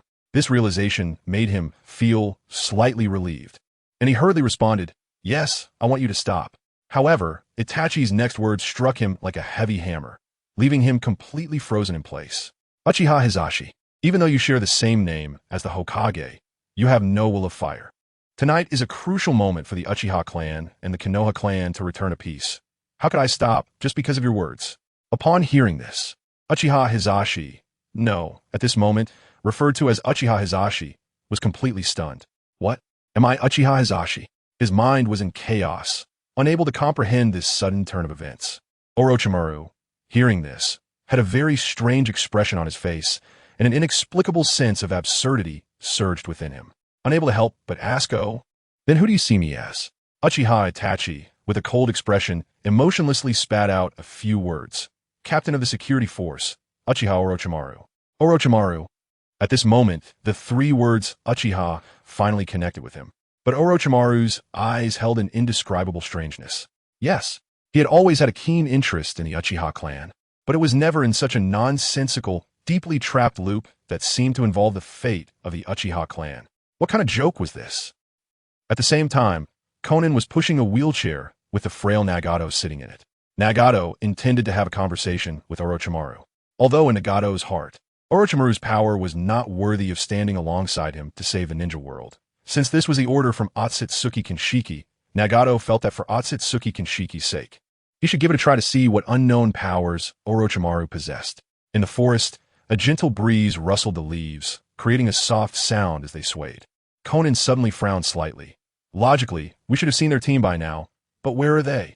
In her line of sight, the clearing in the forest still had the campfire burning, and the tents of the ninjas stood in place, yet there was not a single figure to be seen. Could it be that Tsunade and Orochimaru have run into trouble? Conan said. Nagato, sitting in the wheelchair, thought to himself that he possessed the Rinnegan and considered his strength to be top-notch in the current ninja world, unmatched by anyone. However, even so, it was absolutely impossible to silently eliminate Tsunade, Orochimaru, and the others. The wind continues to blow, and the tent is rattling, but where have all the people gone? Chapter 69. Cornered beast. At this moment, Nagato's gaze was firmly locked ahead. Under the Rinnegan, the night sky was shrouded, and the area with a campfire and tents exuded an inexplicable strangeness. Seeing this, Conan hurriedly asked, Nagato, did your Rinnegan sense something unusual? Nagato nodded slightly, his expression grave. I have noticed some clues, but I can't see them clearly. I sense fluctuations in space-time. Conan was astonished. You mean someone used space-time ninjutsu to move them away? Nagato was momentarily speechless, unsure how to respond. But his gaze grew increasingly serious as he stared ahead. Meanwhile, within the eerie Uchiha territory, the black-haired youth on the telephone pole, Uchiha Itachi, had already stood up. His eyes were cold, and he raised his long knife high, exuding a murderous intent, clearly ready to strike. In an instant, ninjas from Konoha, as well as from Kusagakure, Rigakure, and Yugakure, quickly gathered behind Tsunade, Orochimaru, Sarutobi Hiruzen, and others. Don't be afraid, there are so many of us. He can't possibly wipe us all out. That's right, we have Lady Tsunade and Lord Orochimaru. With so many people, he can't kill us all. Orochimaru was now watching Uchiha Itachi with great interest. He had heard that the Uchiha clan had a genius named Uchiha Itachi.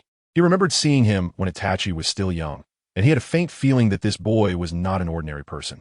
Now, Itachi was about to treat them as he would the Uchiha clan, and Orochimaru couldn't help but excitedly lick his lips, pondering, with so many people here, how exactly would Uchiha Itachi strike?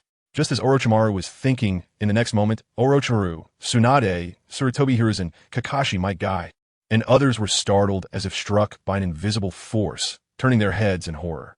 They saw that the number of people behind them was continuously decreasing, as if they were evaporating from the world, suddenly disappearing. In the blink of an eye, only a portion of them remained in place. Seeing this, Tsunade furrowed her brows tightly and asked with confusion, what is going on? At that moment, sounds emerged from the dark houses of the Uchiha clan. Everyone was surprised to find that those who had disappeared were not killed, but were instead transferred into various houses. Sarutobi Hiruzen was deeply troubled, unable to comprehend what was happening. At that moment, Orochimaru seemed to suddenly grasp the key point, speaking urgently, I understand. The medic nin behind Orochimaru, Kabuto, also had a contemplative expression, seemingly understanding the reason as well. Orochimaru continued.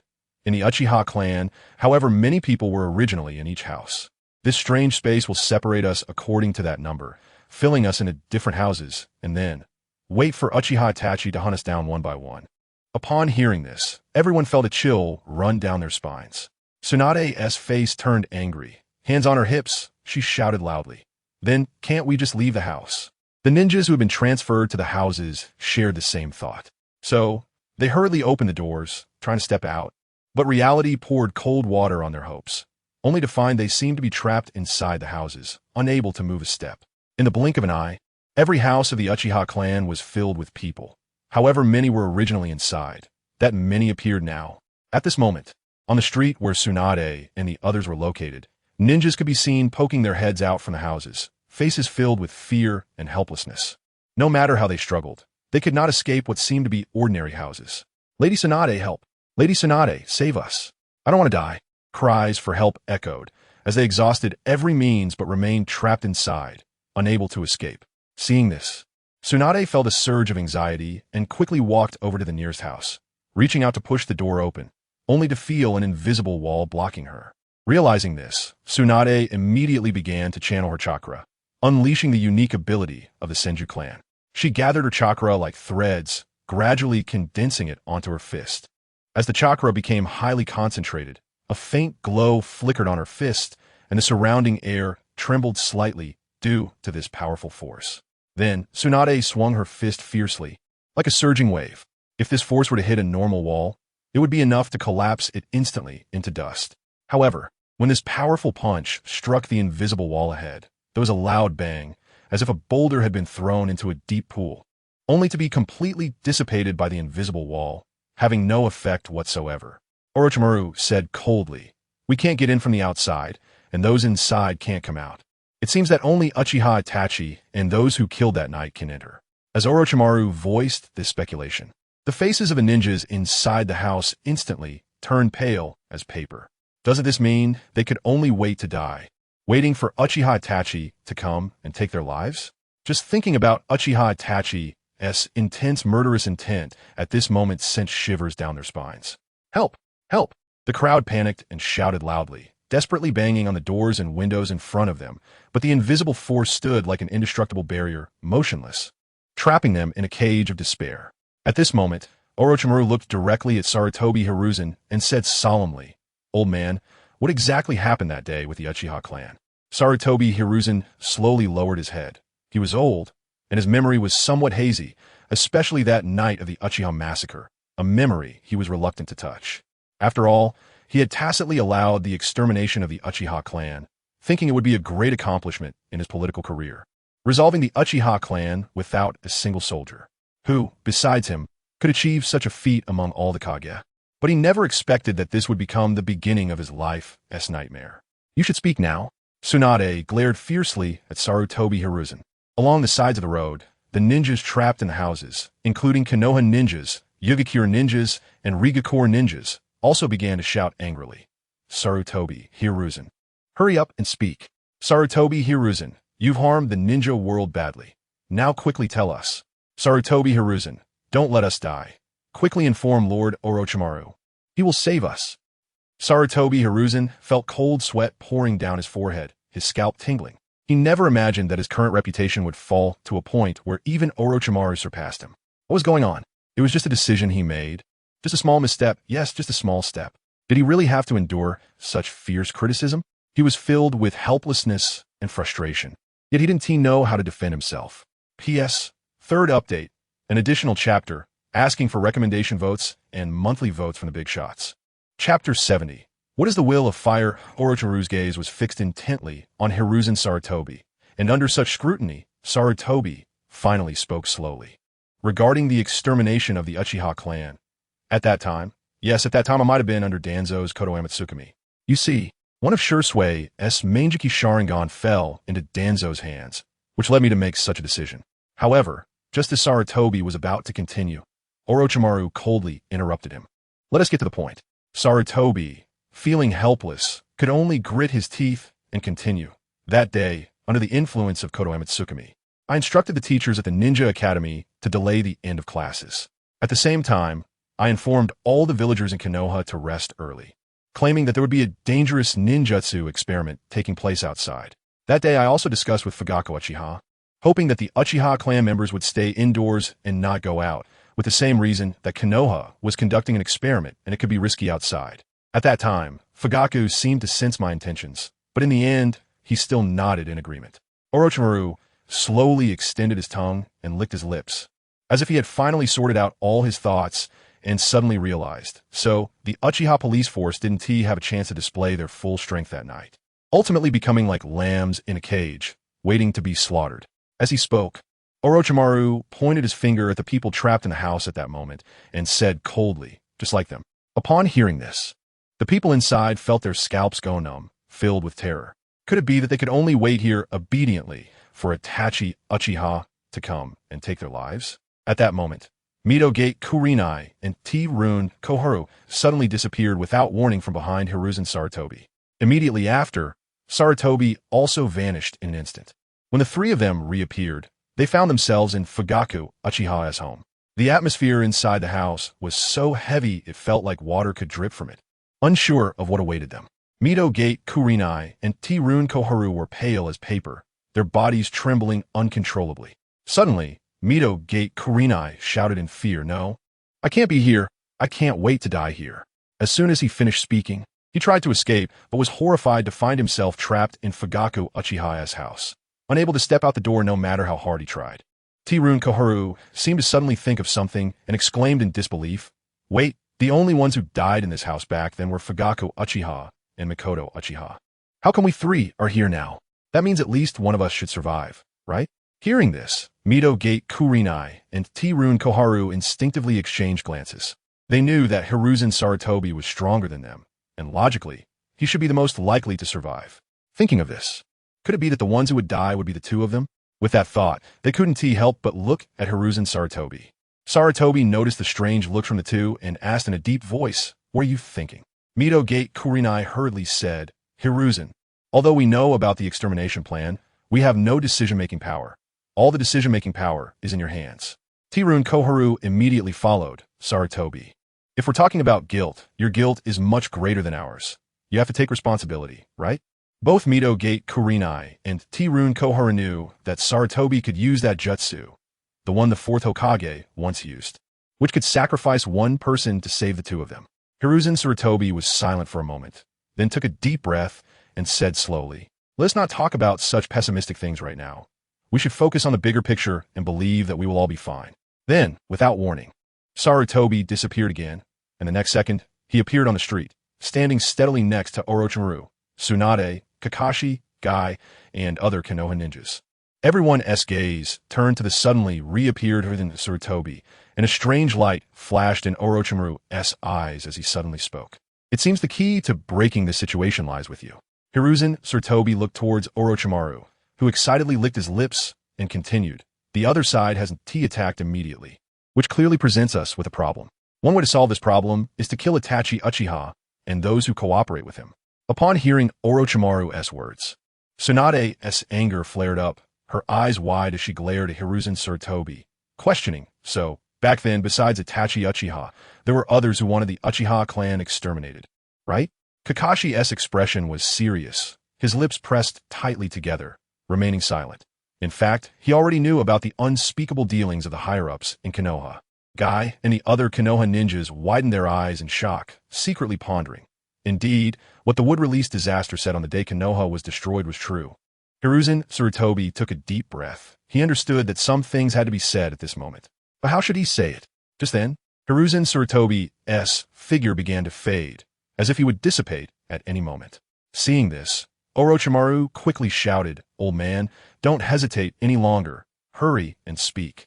Otherwise, this disaster will only become more terrifying. We must know all the information." Under Orochimaru's angry urging, Hiruzen Sarutobi quickly spoke, "It's Itachi Uchiha, and there's also a mysterious guy. Of course, there's Danzo's root, and the Anbu who fully trust me. They guarantee that no Uchiha besides Sasuke will survive." After saying this, Sarutobi did not disappear as everyone feared. Instead, the illusory parts of his body continued to expand. Then, everyone was surprised to see a desk appear out of thin air in front of Hiruzen Sarutobi, with an exam paper placed on it. Orochimaru and the others leaned in to take a look, but the content of the exam paper seemed to be covered in a mosaic, completely unreadable. It seemed only Hiruzen Sarutobi himself could understand it. Orochimaru frowned and thought for a moment before saying, "So, to solve this disaster, there's a second method, which is, old man, you must perfectly complete this exam paper." Upon hearing this, Hiruzen Sarutobi was momentarily taken aback. The ninjas trapped in the houses on both sides of the street felt a glimmer of hope upon hearing this. Compared to the first method, facing Itachi Uchiha and the others, this second method seemed simpler. After all, they knew they could never defeat Itachi Uchiha and his accomplices. Even if Tsunade, Orochimaru, and others could deal with Itachi and his group on the street, the ninjas trapped in the houses would have already been killed beforehand. Thinking of this, each ninja poked their heads out and shouted in unison, "Third Hokage, we're counting on you." "Yes, third Hokage, the third Hokage of Konoha. Even I heard in the grass village that you were the strongest Hokage in Konoha, so please give it your all." Only at this moment did they refer to Hiruzen Sarutobi as the third Hokage. Hiruzen Sarutobi sighed helplessly, but if it was a matter of answering questions instead of fighting, He still had confidence. As long as I perform well this time, I can redeem some sins, right? Sarutobi, it's time for me to shine. It's time to prove my ninja way. At that moment, he looked at the exam paper, and the first question read, "What is the will of fire?" Chapter 71, Sarutobi. Who can tell me what the will of fire is? Sarutobi Hiruzen's gaze fell on the first question, and a smile unconsciously appeared on his lips. A gift question. This question was far too simple for him. As the third Hokage, he asked himself, who could understand the will of fire better than him? Who could know the will of fire better than I do? At the same time, Uchiha Itachi, who was originally standing on a telephone pole, flashed and disappeared. When he reappeared, he was already inside a house. The ninjas in the room saw Uchiha Itachi and were first stunned, then shouted in fear. "Wait, we are not ninjas from Konoha. To survive, you would abandon even Konoha? You damned bastards. This is a betrayal of the will of fire." Itachi's words left the Grass Village ninjas present stunned, completely at a loss. After all, they were ninjas from the Grass Village and knew nothing of the so-called will of fire. However, Itachi did not give them time to say more. His long sword had already slashed like lightning. The speed was so fast that the blade flickered, and after 2 swishes, blood splattered. Ah, ah, ah. The chilling screams immediately echoed from the first house. Soon after, the second house also erupted with horrifying screams. And the scene inside was one of bloodshed, with blood even splattering through the doors and windows, instantly filling the air with a strong smell of blood. Such a bloody and cruel scene intensified the fear in the hearts of the ninjas who had not yet suffered, enveloping each of them in a desperate atmosphere.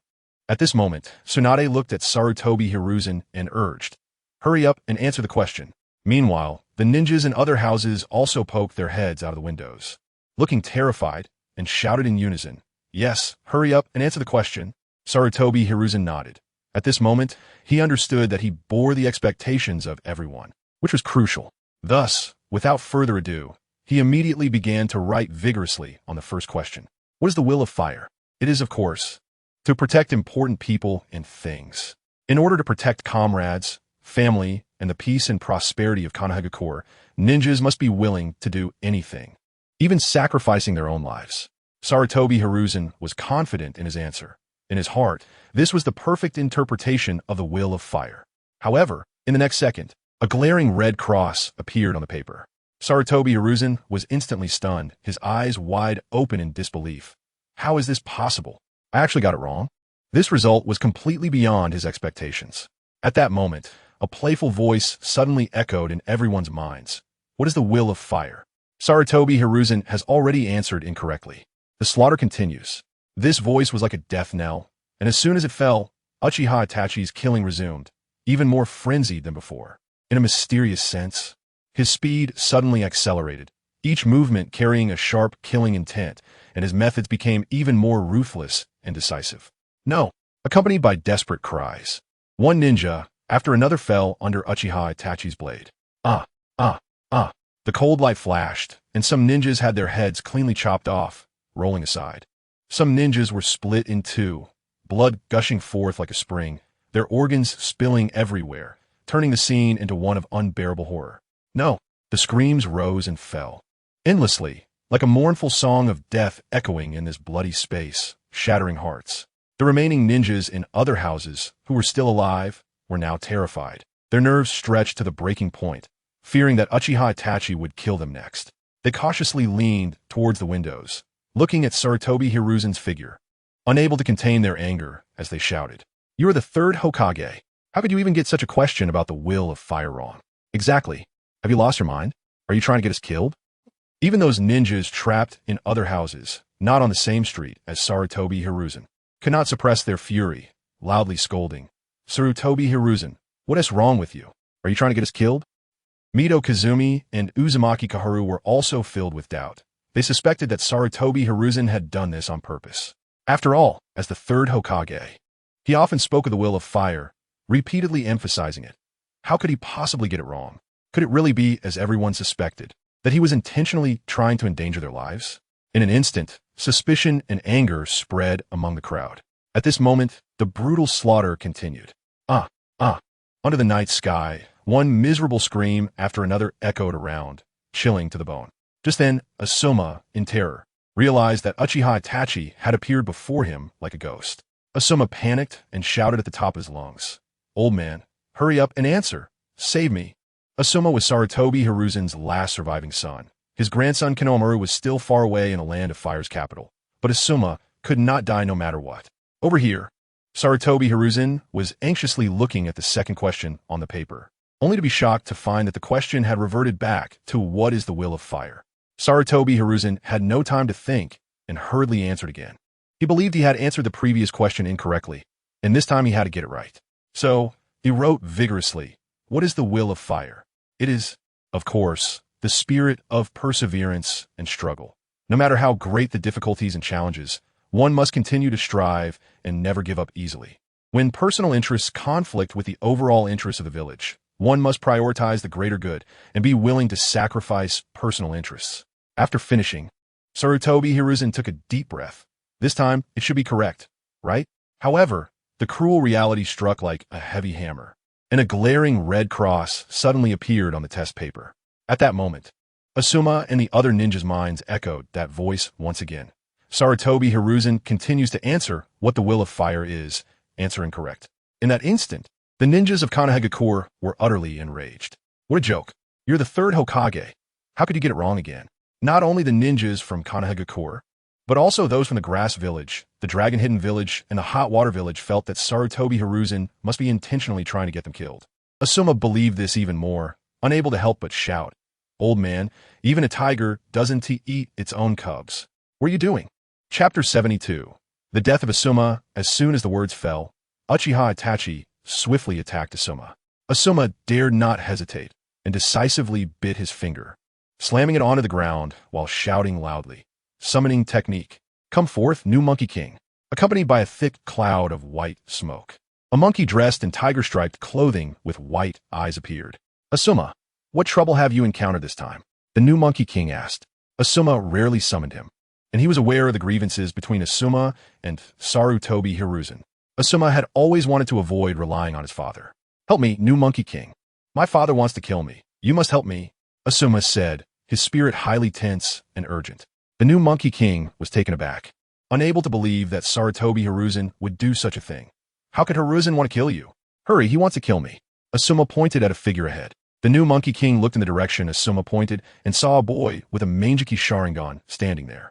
The new Monkey King couldn't help but twitch his mouth in surprise. "What is going on? How did you provoke him?" At that moment, Uchiha Itachi coldly stared at Asuma and said, "Wolves in sheep's clothing, Uchiha Asuma, you bear the same name as Asuma and have secretly learned the summoning technique of the Sarutobi clan. How? Do you really think you can become Asuma? A traitor to the will of fire, die?"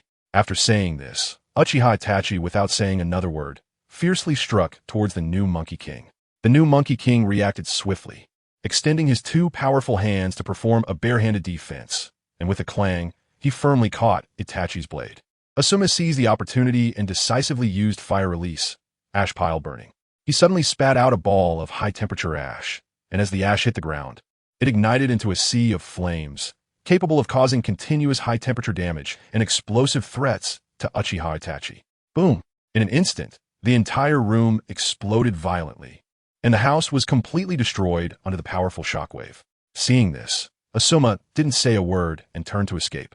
However, when the house collapsed, he realized that the invincible barrier still existed, and he couldn't escape this restricted area at all. At this moment, Uchiha Itachi summoned a red half-formed Susanoo, and its massive skeletal frame instantly protected him. This Susanoo was like a copper wall and iron bastion, not only leaving Uchiha Itachi unharmed, but also intensifying the killing intent around him. The new Monkey King was in a daze. He couldn't understand why this boy referred to Asuma as Uchiha Asuma. In an instant, a bold guess surged into his mind. Could it be that Sarutobi Hiruzen discovered that Asuma was not his biological son, but the child of his wife and some Uchiha clan member? If this were true, then it would make sense that Sarutobi Hiruzen wanted to kill Asuma, and the Uchiha clan, in order to prove their innocence, would take action to kill Asuma. But upon further thought, it fell off. Wasn't the Uchiha clan left with only Uchiha Sasuke? Logically, Sasuke was only a few years old. How could he have already grown into a young man?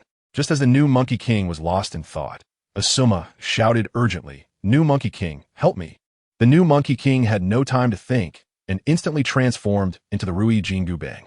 Asuma grabbed it and shouted, "Grow longer!" Immediately, the Rui Jingu Bang quickly elongated in his hand and struck fiercely at the half-formed Susanoo. However, that Susanoo was too hard. This strike had no effect at all. Following that, the 10-fist sword in Susanoo's hand suddenly stabbed towards Asuma. The Rui Jingu Bang seemed to sense the great threat and dodged on its own. "No good. Asuma isn't a match. Let's escape," came a new Monkey King's anxious voice. "If I could escape, I would have done so long ago," Asuma replied, filled with despair. At this moment, Uchiha Itachi and the red Susanoo coldly spoke. "Monkey summoning beast, I didn't expect you to betray the third Hokage as well, with no will of fire in your heart." Upon hearing this, the new Monkey King was instantly dumbfounded. Asuma was even more anxious, shouting loudly, "Old man, hurry up and answer the question. Save me." He knew he couldn't hold on for much longer. If this continued, he would surely be killed. On the street, Tsunade, Orochimaru, Kakashi, Might Guy, and other ninjas turned around, their eyes all fixed on Sarutobi Hiruzen, who was nervously answering questions. Their expressions were filled with strange looks, and they all felt in unison that Sarutobi Hiruzen must have wanted Asuma to die on purpose. Otherwise, how could he repeatedly fail to answer such a crucial concept for Konoha as the will of fire? Under the strange gazes of everyone, Sarutobi Hiruzen's face turned very ugly. "What is the will of fire?" he murmured, having no time to think, and hurriedly picked up his pen to answer again. "The will of fire is the deep bonds of friendship with comrades, valuing the ties between companions, and sacrificing oneself to save comrades. No matter how much pain and suffering one endures, even to the point of giving up one's own life." After writing this, Sarutobi Hiruzen's eyes sharpened, thinking to himself, this answer should be correct. However, contrary to expectations, at that moment, a cold voice echoed once again in everyone's minds. "What is the will of fire?" Sarutobi Hiruzen answered incorrectly. Meanwhile, another wrong answer? Asuma was completely dumbfounded. The killing intent on Uchiha Itachi suddenly intensified to the extreme. Without saying a word, the 10-fist sword in Susanoo's hand flashed coldly and directly stabbed towards Asuma. This strike came too swiftly. Caught in a daze, Asuma could not dodge in time. In a panic, he could only hurriedly raise the Rui Jingu Bang to defend. With a snap, the next moment, the 10-fist sword pierced straight through the Rui Jingu Bang. The Rui Jingu Bang flashed and transformed back into the new Monkey King's form. But before the new Monkey King could react, he was sealed by the 10-fist sword. Then Uchiha Itachi raised the blade in his hand and, with an even swifter speed than before, fiercely slashed down at Asuma. The speed was like lightning. Asuma could not react in time and instinctively attempted to block with the chakra blade shrouded in blue chakra, true one character. However, Uchiha Itachi's sword technique was cunning and fierce, leaving one defenseless. His blade suddenly turned mid-air, cleverly avoiding a direct clash with the chakra blade, and then slashed from an unexpected angle. Before Asuma could make an effective response, his body was cleanly cut in half from head to toe. In an instant, a pungent smell of blood filled the air, and Asuma didn't even have time to let out a full scream before he perished, dead beyond resurrection.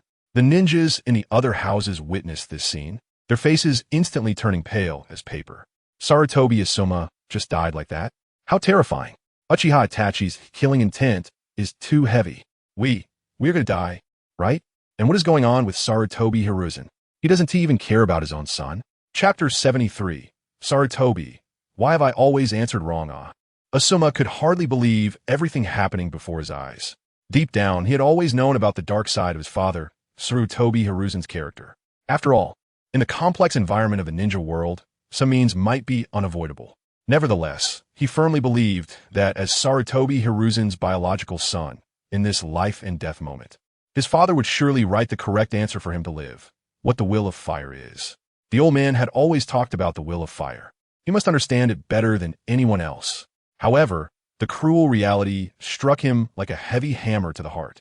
He watched in disbelief as Sarutobi Hiruzen still answered incorrectly. At that moment, time seemed to freeze, and Asuma's eyes were filled with shock and despair. Immediately after, the cold glint of the knife in Uchiha Itachi's hand, like a deadly lightning bolt, mercilessly split him in two. In that instant when his body was cut apart, an overwhelming hatred surged within Asuma, drowning him like a raging tide. How could you, Sarutobi Hiruzen, not know? Even a tiger doesn't eat its own cub. At the same time, he was also intertwined with a deep reluctance for this world. I haven't spent a romantic night with Kurenai. I haven't had the chance to open up more beautiful life experiences with her, and I haven't even touched her hand. Am I really going to die? A hint of unwillingness flashed in his eyes, and his split lips trembled slightly as he used the last of his strength to weakly but resentfully glance one last time in the direction of Sarutobi Hiruzen. Sarutobi Hiruzen. You old bastard. I hate you. No, Asuma. Sarutobi Hiruzen watched helplessly as his biological son Asuma was mercilessly cut in half by Uchiha Itachi's blade in an instant, brutally dismembered. This scene was like a bolt from the blue, shattering his heart into pieces. His eyes instantly filled with blood, and his grief surged forth like a flood. Following that, his anger erupted like a volcanic eruption. Why? Why did I answer the question about the will of fire incorrectly? This was clearly an easy question. No one understands the will of fire better than I do. This question spun crazily in his mind, like countless needles deeply piercing his heart. And why, Uchiha Itachi, did you have to be so vicious and deal a fatal blow to my son? That series of question marks seemed to be the painful cries that he could not let go of in his heart. Sarutobi Hiruzen could no longer suppress the rage within him and shouted with all his might towards Uchiha Itachi. Uchiha Itachi, you inhumane beast. That roar contained the visceral pain of a father losing his son, filled with endless grief and condemnation, echoing throughout the space. Uchiha Hiruzen, you narrow-minded guy without the will of fire. How could you know the greatness of the third Hokage and my will of fire? Uchiha Itachi's gaze was icy, his voice sharp enough to freeze the air. After speaking, he vanished like a ghost into another room, continuing his slaughter. In an instant, the room was filled with screams, one after another. Sarutobi Hiruzen heard Uchiha Itachi's words just now. His body trembled uncontrollably. Damn you, I don't have the will of fire? I'm narrow-minded?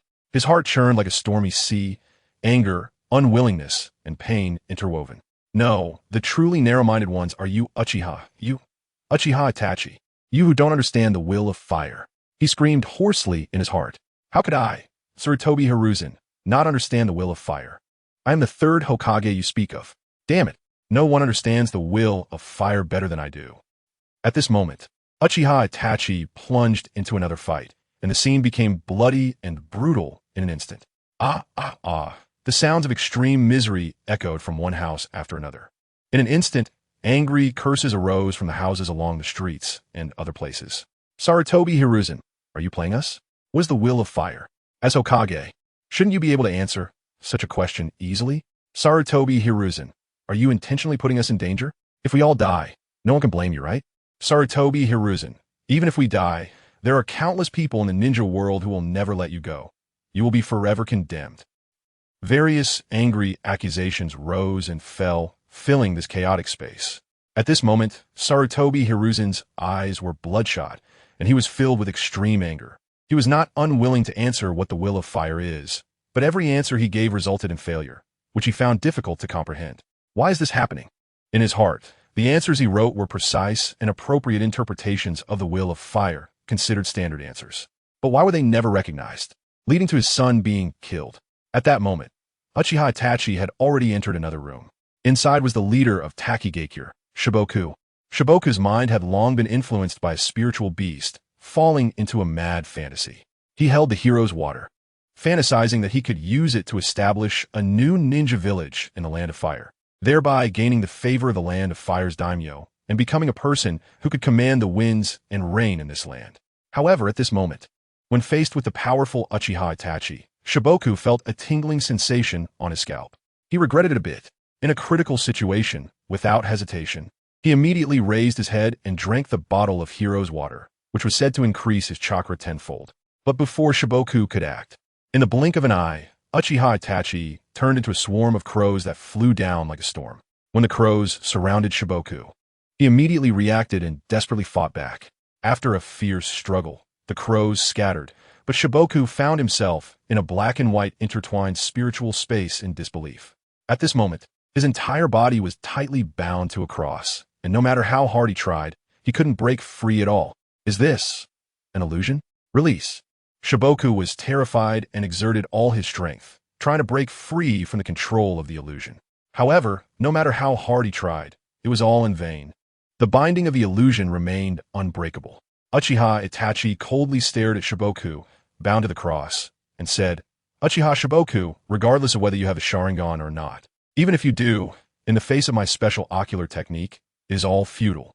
This is the world of Tsukuyami, where space, time, and even quality are all controlled by me. Shiboku felt the terrifying situation he was about to face and screamed in panic. Let me go. Please let me go. I'm not even an Uchiha. I don't belong to your Konoha village. I am Shiboku of Takigakure. Most of the leaders of Takigakure have chosen the name Shiboku. Yes, I am from Takigakure.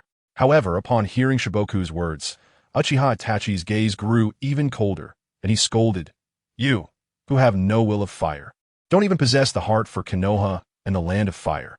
After saying that, Uchiha Itachi suddenly raised the knife in his hand and stabbed fiercely, followed by a muffled sound. Chapter 74. Closing the door, letting Run-To go, Shimu suddenly let out a piercing scream. Uchiha Itachi coldly declared, For the next 72 hours, I will keep stabbing your body with a knife. Shimu was in so much pain that it felt as if his teeth were about to shatter. The sensation was as real as being in the real world.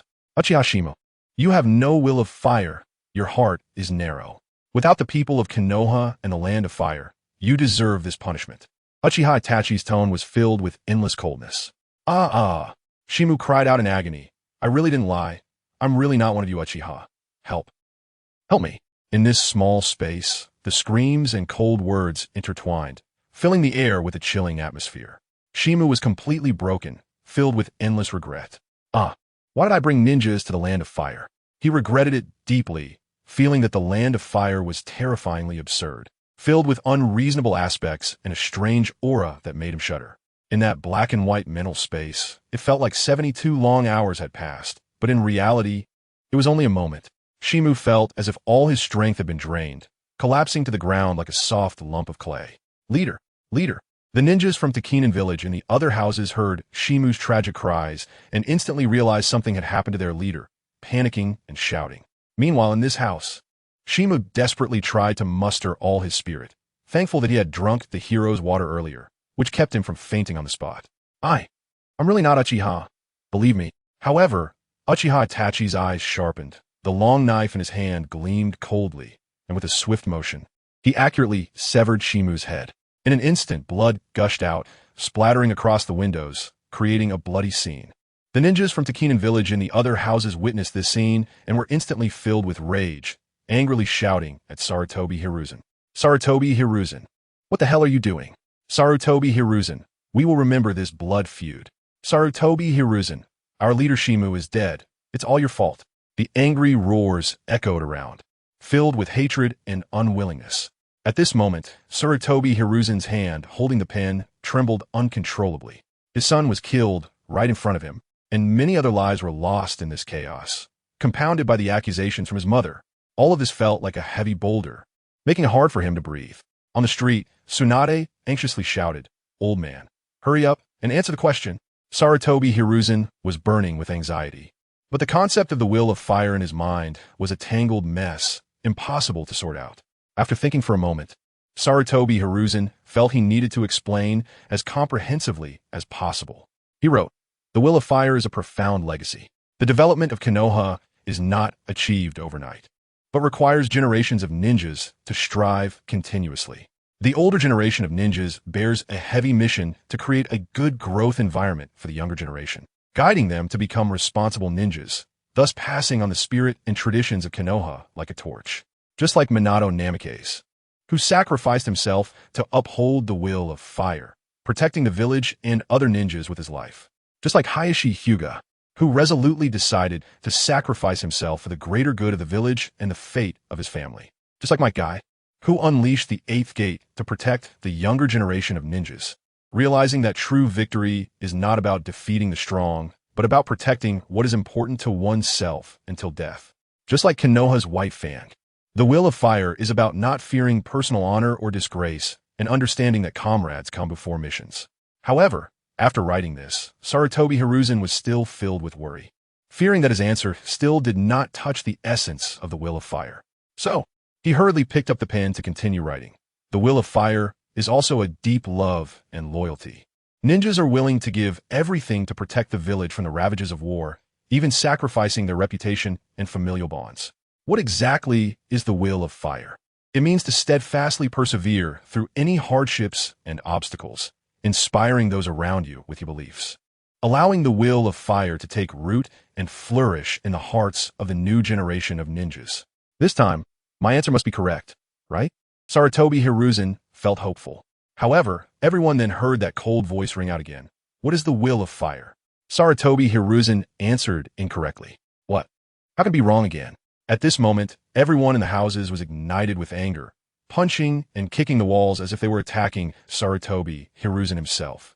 Old thief, you are too much. Old thief, you clearly want us to die. Sarutobi, old thief, I will not let you go.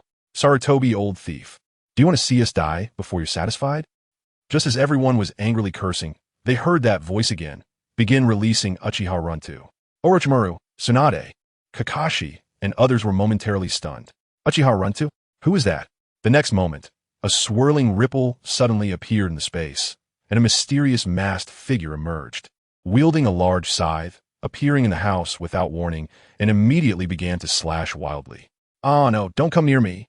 The houses echoed with tragic cries. One head and body after another were ruthlessly sliced apart by the mysterious masked figure, blood splattering everywhere, creating a bloody scene. Uchiha Runto, is this the name of the masked man? Tsunade had heard the general situation along the way and was filled with doubts, her brows tightly furrowed. She knew that Orochimaru had always been interested in the Uchiha clan, so she turned to him and asked, "Has there ever been someone named Uchiha Runtu in the Uchiha clan?"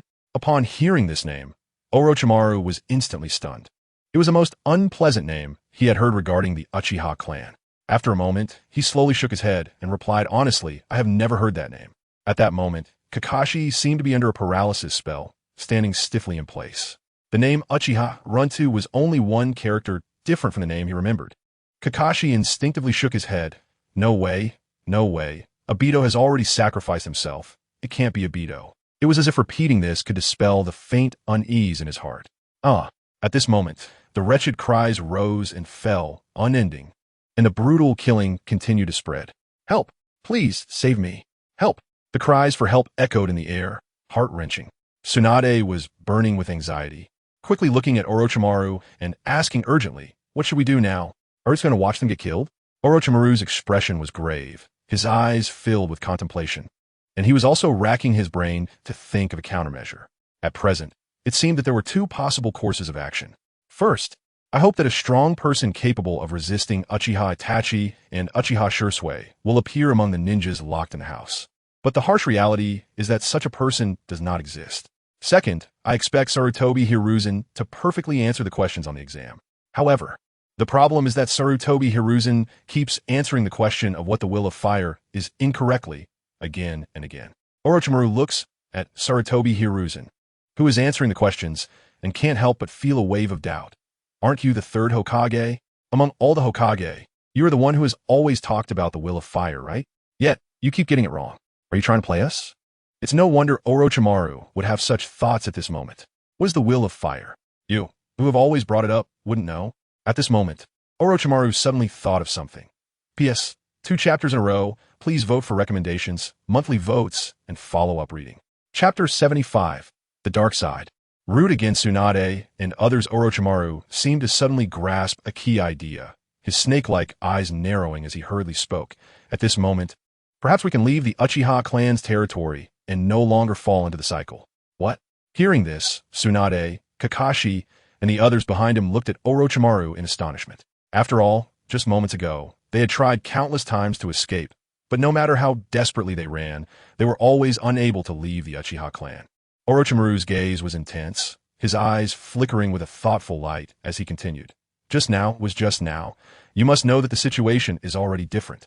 Earlier, there were many of us, but now most people have been trapped in various houses according to their numbers.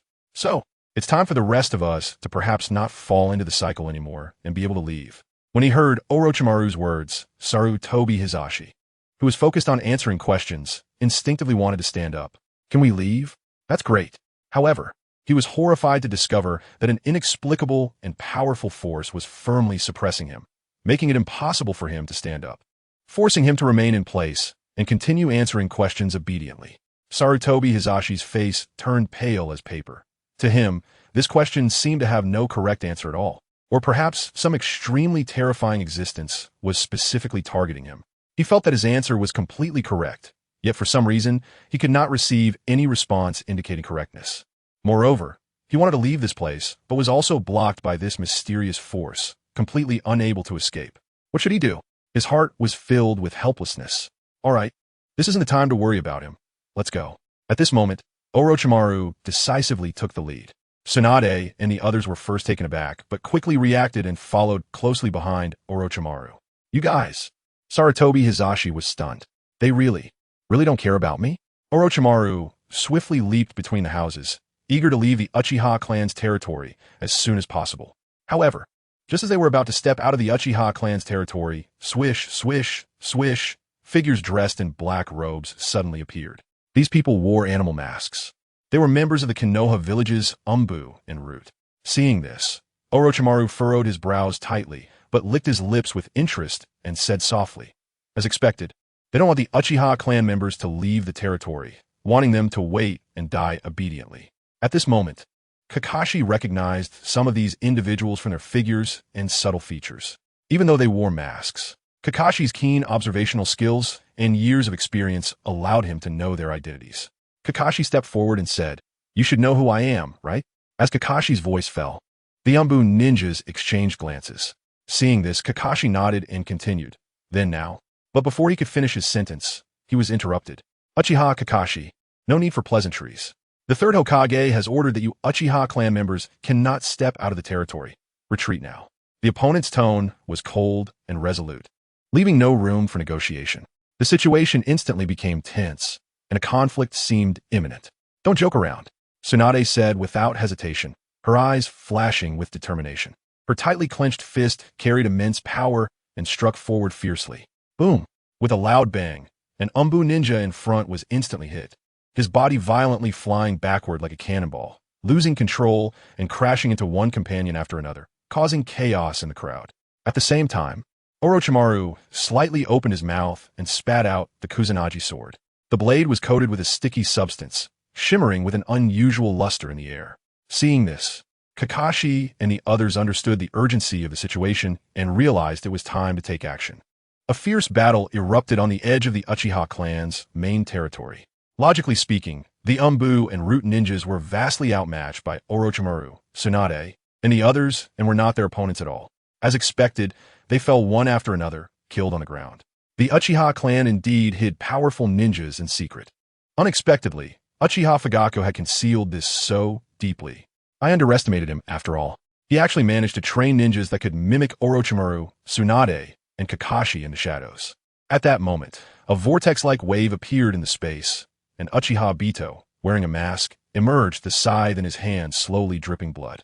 At the same time, Root ninjas surged like a tide, then parted to make way for a dark-faced man who walked steadily forward. It was Danzo. Good Uchiha Fugaku. I knew the Uchiha clan had ulterior motives and an evil nature. Danzo gritted his teeth and said, then without saying another word, waved his hand and shouted, "Attack." In an instant, secret technique, parasite oil user, Oil Girl Ryoma, with a solemn expression, slowly raised his hands. In an instant, he seemed to be engulfed by a black wave, with countless tiny black insects surging out like a tide. They clustered together, wriggling, making a faint rustling sound, as if a dark current was surging in the darkness. Other Umbu and Root ninjas also joined in, mostly using fire techniques, which combined to create a power far exceeding individual prowess. The intense heat, accompanied by rolling flames, swept out like a tidal wave, igniting the air wherever it went, producing crackling explosions, and the scorching breath rushed toward them, making it hard to breathe. The remaining ninjas behind Tsunade also refused to back down, unleashing their ninjutsu. Orochimaru, wielding the Kusanagi sword, moved like a phantom through the enemy ranks, the sword gleaming coldly as one Umbu and Root ninja after another fell beneath his blade. However, not long after, Orochimaru keenly sensed something was off. "No, we need to retreat," he shouted loudly. Tsunade and the others heard Orochimaru's call and nodded, as they too had sensed something strange. The Umbu and Root ninjas they had killed vanished the moment they fell. only to reappear alive in their original positions, as if they had never been harmed. Clearly, such enemies could not be killed endlessly. They surged forth like a tide, blocking the edge of the Uchiha clan's territory. If they continued to fight like this, Tsunade, Orochimaru, and the others understood that their stamina would eventually be exhausted, and they would ultimately be killed. In this desperate situation, they had no choice but to temporarily retreat back into the Uchiha clan's territory, trying to find a way to break the deadlock. At this moment, every face was filled with seriousness, and the atmosphere was suffocating. However, this time, even if they chose to retreat, it was already futile. The Umbu and Root ninjas charged forward like starving wolves once more. The ninjas on Tsunade's side continued to fall under the enemy's fierce attacks. Blood flowed freely, dyeing the ground a deep red. What was chilling was that the bodies of those Umbu and Root ninjas would mysteriously disappear after death, only to resurrect and continue fighting. In contrast, the ninjas on Tsunade's side faced real death. Their bodies were ruthlessly cut open, heads rolling on the ground, and their entrails scattered everywhere. The air was thick with a strong smell of blood, presenting a scene so gruesome it was unbearable, as if it were a hell on earth. Chapter 76. Mito Gate In and Tanshin Koshin's fear. How could this happen? In an instant, the ninjas on Tsunade's side were filled with fear in their eyes, their voices trembling from extreme terror. Lady Tsunade, what should we do? Lord Orochimaru, please think of a way. Meanwhile, desperate screams of awe echoed from the houses around them. Uchiha Itachi continued to fight tirelessly, and the entire space was permeated with a strong, nauseating smell of blood that threatened to push people to the brink of collapse. The situation grew increasingly dire, and everyone fell into deep despair. At this moment, Danzo's eyes were filled with madness, and he felt that the killing was far from enough. He thought to himself that the Uchiha clan was indeed hiding their strength, despite being surrounded by so many people. These suddenly emerging Uchiha ninjas were still able to resist fiercely. Beside him, Uchiha Obito nodded repeatedly. He was always confident in his own strength, believing that few in the ninja world could match him. However, at this moment, seeing the power displayed by Orochimaru and Tsunade truly shocked him, leaving him exclaiming how outrageous it was. The Sharingan of the Uchiha clan possesses powerful abilities such as observation, copying, and hypnosis. But is it really possible to replicate the strength of Tsunade and Orochimaru? For reasons unknown, they subconsciously overlooked the outrageous advantage of their fallen comrades being able to be resurrected. At this moment, the battle continued to rage on, with shouts and screams intertwining. Just then, Uchiha Itachi slowly walked out of the house, blood dripping from the knife in his hand. Danzo looked at Uchiha Itachi with a dark expression and said, "Not finished killing yet?" Uchiha Itachi replied indifferently, "I did not expect that everyone in the Uchiha clan possesses such extraordinary strength." In Itachi's original perception, even if the Uchiha clan was powerful, there should be elderly and weak members. However, what he saw today was that those who should have been weak had inexplicably gained significant power, each possessing at least the strength of Chunin, which was why his killing had slowed down. "Uchiha, are you hiding this from me too?" Uchiha Itachi's eyes became even colder. Even the son of the clan leader cannot be trusted. A clan so narrow-minded, and his father, who was also hiding this from him, not even trusting his own son. What a narrow-minded father he is. Upon hearing this, Danzo decisively said, "In that case, I will have the Umbu and Root assist you." Uchiha Itachi remained silent, but Danzo took it as his agreement. Then, as if suddenly remembering something, a glimmer of greed flashed in Danzo's eyes, and he personally joined the bloody slaughter. However, he did not confront the Uchiha clan directly alongside Itachi, but instead sneaked through the intricate alleys towards the house where Uchiha Fugaku, the clan leader, was located. In Danzo's eyes, even if Uchiha Fugaku's eyes were just ordinary three-tomo Sharingan, they must be of the highest quality among the three-tomo, igniting his inner greed like a blazing fire. At this moment, Mito Gate In and Tanshin Kosan in the house had already turned pale as white paper from fear, their bodies shaking uncontrollably. The screams coming from outside felt like sharp knives piercing their hearts, and the almost tangible smell of blood in the air made them tremble even more, each breath feeling like it was pulling that bloody aura into their lungs. Tap, tap, tap. A sound of footsteps approached, clearly audible to them. This sound was particularly eerie in the silent and fearful atmosphere. Mito Gate In and Tanshin Kosan were filled with dread, fearing that Uchiha Itachi had walked in to mistake them for Uchiha Fugaku and Uchiha Mikoto, and then kill them. Suddenly, the door was violently thrown open, and a figure slowly walked in. Danzo. When Tanshin Kosan and Mito Gate-in recognized the person, they couldn't help but feel a surge of joy. But then, as if suddenly remembering something, their brows furrowed tightly. They recalled that Danzo was supposed to be dead, and an even stronger sense of unease quietly spread in their hearts. At this moment, in front of Mito Gate-un and Tanshin Kosan, Danzo's face was cold as he said, "All right, today you two cannot escape your fate. Now hand over your Sharingan." Sharingan? Mito Gate-in and Tanshin Kosan widened their eyes in disbelief. This was too outrageous. They didn't have any Sharingan at all. Tanshin Kosan couldn't help but shout, "Danzo, do you really not recognize who we are?"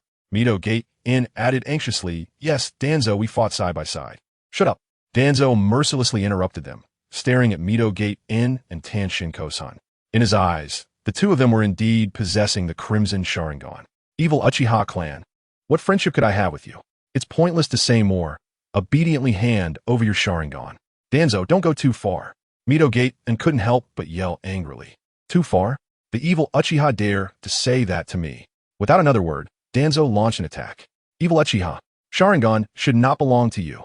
At this moment, Mito Gate-in and Tanshin Kosan had no choice but to brace themselves against Danzo's fierce attacks. Fortunately, they had worked with Danzo for many years and knew his tactics and fighting style like the back of their hands. However, even so, they knew deep down that they couldn't hold out for long. "Help! Sarutobi, please save me." Mito Gate-in and Tanshin Kosan shouted hoarsely, their voices echoing through the streets. At this moment, not far away on the street, Sarutobi Hiruzen also heard the cries for help from his old comrades. The situation was growing more urgent, and Mito Gate-in and Tanshin Kosan were on the brink of collapse under Danzo's relentless attacks. The third Hokage, Sarutobi Hiruzen, understood that time was of the essence. There could be no delay, and he had to answer the questions immediately. However, no matter how he answered, the feedback he received was always wrong. Why is this happening? Sarutobi Hiruzen was filled with confusion and urgency. "I can't understand. I am the one who best understands the will of fire and uses it well. Why am I answering incorrectly?" Just then, Orochimaru, Tsunade, Kakashi, and the others arrived, fighting while retreating. They were all out of breath, their stamina nearly exhausted. The Root and Umbu ninjas seemed endless, and no matter how many they killed, more kept coming, while their own ninjas kept falling one after another. Orochimaru's Kusanagi sword flashed with cold light as he cleanly decapitated an Umbu ninja in front of him, then turned to shout at Sarutobi Hiruzen, who was answering questions. "What are you still doing there? Hurry up and answer." "It's not that I don't want to answer, really." Sarutobi Hiruzen could no longer hold back and shouted loudly.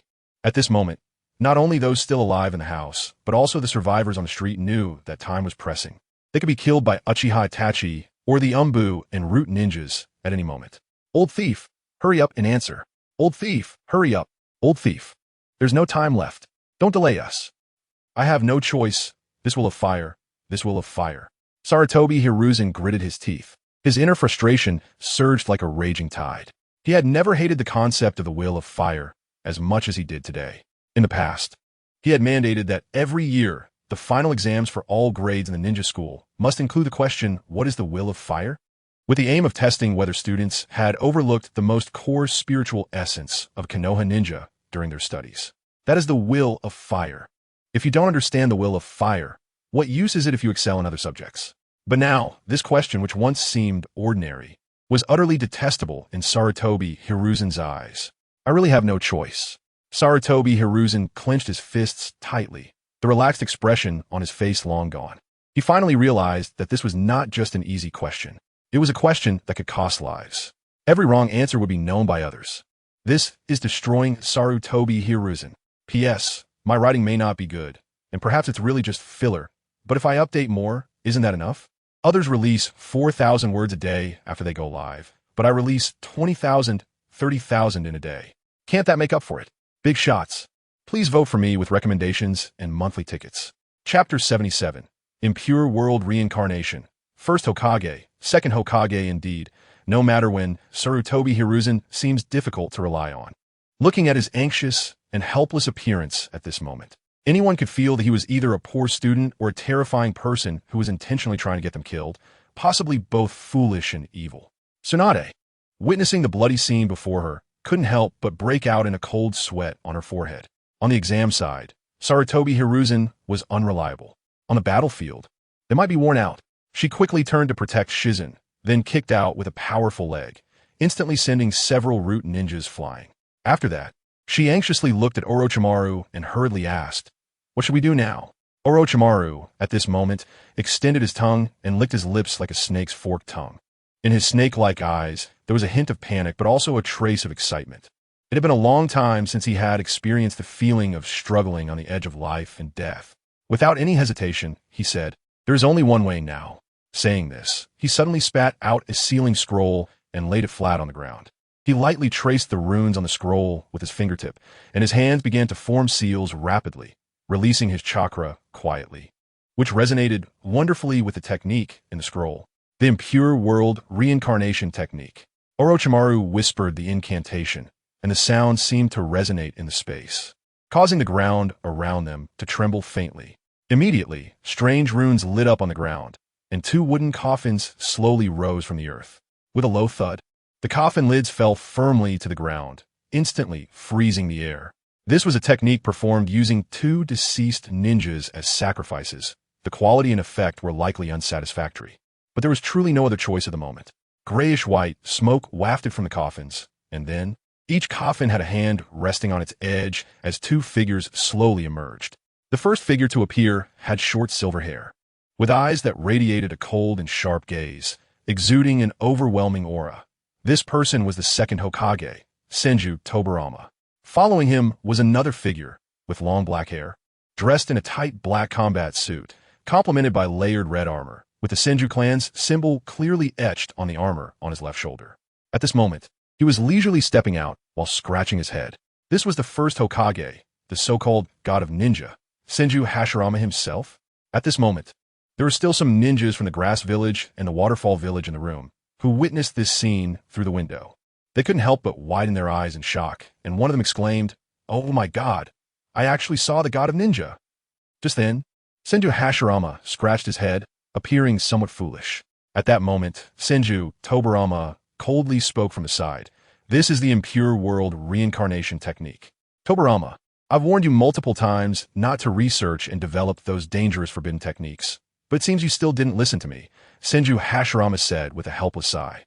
After he finished speaking, he seemed to sense something, slowly turning his head and fixing his gaze on Tsunade. Then he began to size her up and, after a moment, asked with a hint of kindness and confusion, "Little Tsunade, is that you? Now is not the time for this." Tsunade gasped, her words tinged with urgency. She was currently exhausted, and every word seemed to take all her strength. "Yes, this is definitely not the time for discussions." Senju Tobirama was not as carefree as Senju Hashirama. He sharply scanned the surroundings, the heavy and acrid smell of blood permeating the air, invading everyone's nostrils and making them feel nauseous. Meanwhile, the ninjas were still engaged in continuous fighting, with cries and screams intertwining in chaos. In the distance, Hokage Rock was clearly visible. Such a scene, regardless of the angle, was severe and not optimistic. Senju Tobirama's expression grew increasingly serious as he quickly thought about countermeasures. What on earth was going on?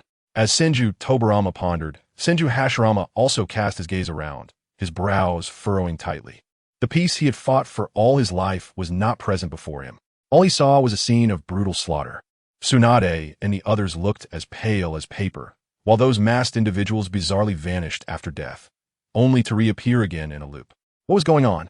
At this moment, the surviving ninjas from Konoha, Grass Village, and the Waterfall Village, each with different forehead protector symbols, shouted in unison towards Senju Hashirama. "God of Ninja, please save us." "Yes, God of Ninja, first Hokage-sama, please save this world." Senju Hashirama's expression was solemn as he stood there. The anxiety and fear of those people were vividly clear to him. "Look!" Suddenly, Senju Tobirama raised his head, as if sensing something, his eyes widening in shock. Hearing this, Senju Hashirama instinctively followed his gaze towards the sky, and upon looking up, even he was stunned. In the night sky, the moon appeared like a flattened sphere, with a gigantic fist resting upon it. Senju Hashirama was taken aback. How long had he been dead? What terrible thing had happened in the ninja world? "Orochimaru, at this time, stop worrying about trivial matters," Kakashi shouted anxiously. "That's right. Now is not the time for these discussions. Youth, Might Guy shouted while continuing to fight with all his might, kicking like the wind, but those Umbu and Root ninjas seemed impossible to kill no matter how he kicked. Might Guy couldn't even remember how many kicks he had thrown. Among their group, he had killed the most enemies, yet because of this, he understood better than anyone how strange and terrifying the enemy was. No matter how he killed, these people always managed to reappear. Might Guy realized that even with his superhuman physical abilities honed through daily rigorous training, if this continued, he would eventually be worn out to death. Orochimaru frowned and said, "But these people used as sacrifices are limited in strength and can't allow the first and second Hokage to perform at their proper level." As Orochimaru's voice fell, Senju Hashirama and Senju Tobirama exchanged glances, reluctantly admitting this cruel fact. In this current situation, what could they do to help? But that wasn't the most important thing. Senju Hashirama and Senju Tobirama were filled with confusion. How had the peaceful ninja world turned into this? Although they didn't know what had happened, the situation was dire. Even Senju Hashirama could see that. Note, this is a standard Naruto fanfiction. At this time, they're still at school, either fighting or not having had anyone die. I'm not just filling space, right? I remember a great author updating 30 to 40,000 words a day, with character descriptions of 500 words. I can only guarantee enough updates. Volume large enough to satisfy. I hope the big shots have no objections. Please support with all your votes.